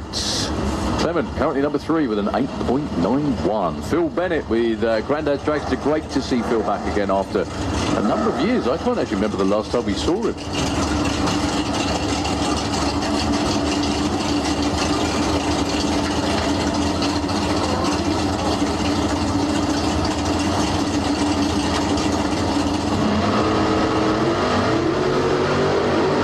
Clear advantage of the car in the Kestrel lane.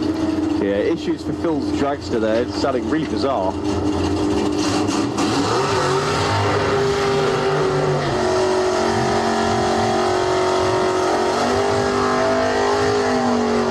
Well, the top 16 are mashed quite close together, only just over a 10th between them.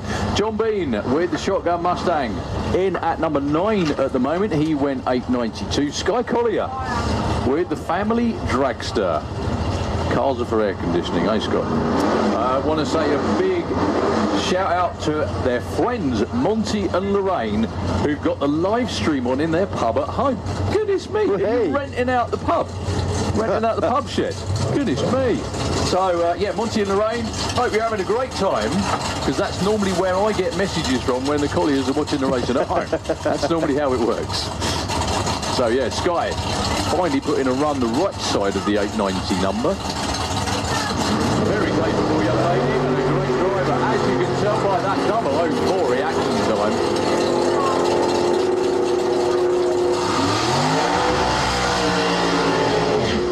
Falls off a bit to a 907 at 147 and a 902 for John B. No help in either lane, but the 004 light will certainly help.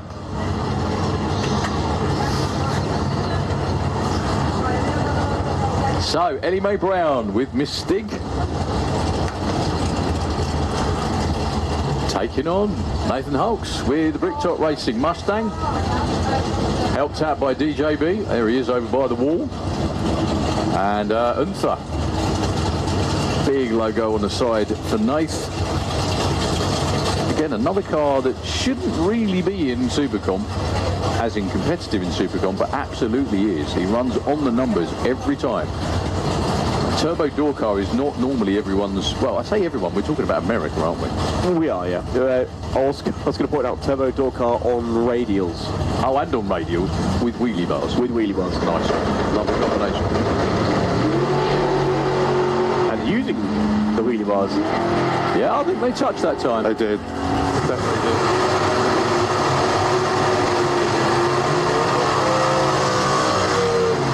Little bit too much spice on both lanes. 883 for Nathan. And an 8.88 for Ellie. Go on then, finish your yawn. I'm convinced I've just seen Dave already. You have? In 2 other classes. You have? I didn't think you were allowed to triple class in one car. Different cars. Different cars. No. Really? Yeah. Okay, well don't give the game away then. Don't drop a minute. Well, I was going to say I might peg you, but you know. He's already tashed me. Clothes peg. You'll tash you, yeah, that's the one. Ronnie Mercer and Mr. David Fulton. To give him his full style.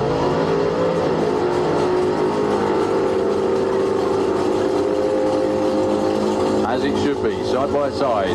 85 to pair. As it should be.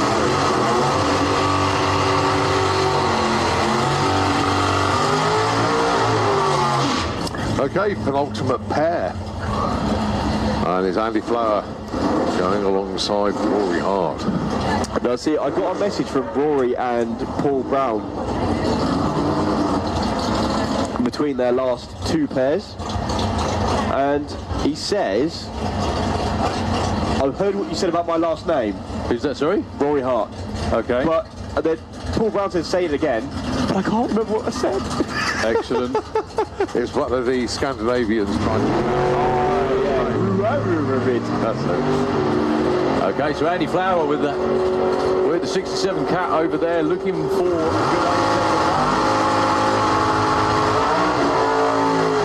good 9 flat actually, 149, good effort, 895 on the other side. That's it, a bit more. Right, oh no, there is another car there, it was hidden. So we've got Jeff Cowley with Cowley's Camaro down there, the Firebird, and then we have a pair to wrap the day up here for day 2 of the main event. Right, because the slingshots are doing very well this weekend, I think Andy needs to just not try and run 890 and just see how fast it's going to go.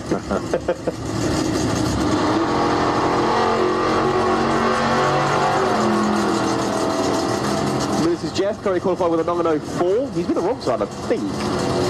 Or a couple of times. Goes 909. 904. Okay. So 2 totally different ways of trying to run 890. Both of them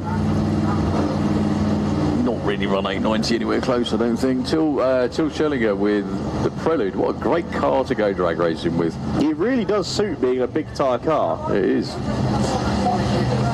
He's over in the Kestrel lane against Andy Clifford, who was a very happy lad when I had a quick chat with him up the top end. You never heard it, but I did.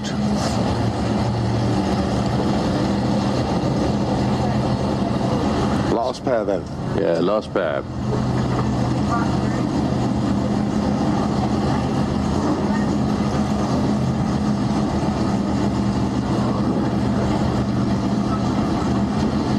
So will Andy keep his boot in it, or will he try it for one?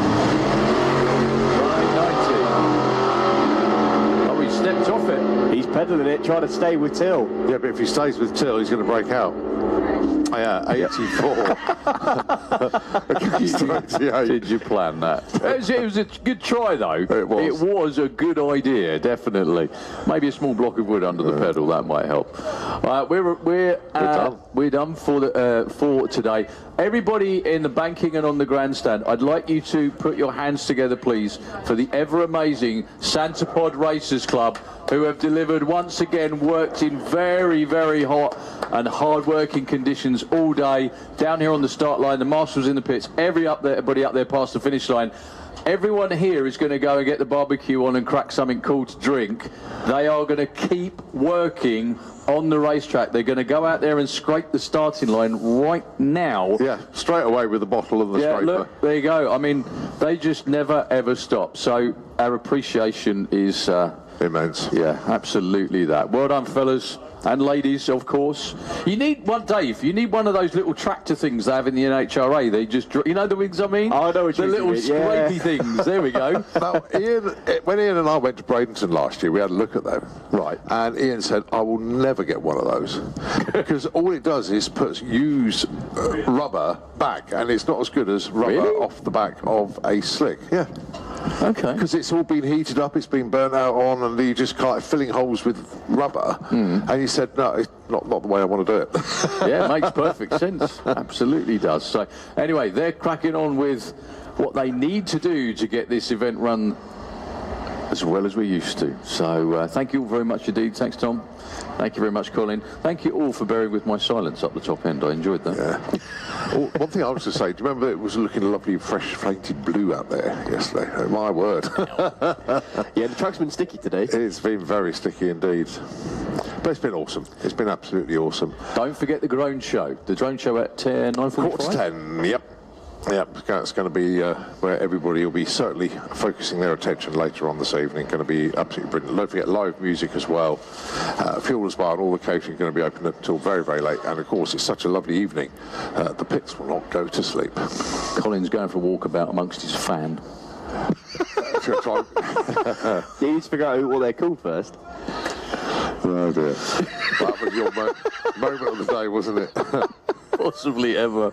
I don't think I've cried that much for a long time. That was superb. It has been a while. Yeah, it has. Anyway, thank you very much indeed, gentlemen. And on that bombshell, we're going to hand over to Nitro FM. Thanks ever so much indeed. Have a great evening, and we'll see you bright and early tomorrow morning when we continue with sportsman qualifying. And for a lot of them, it is their last session. Good night, folks. We'll see you tomorrow.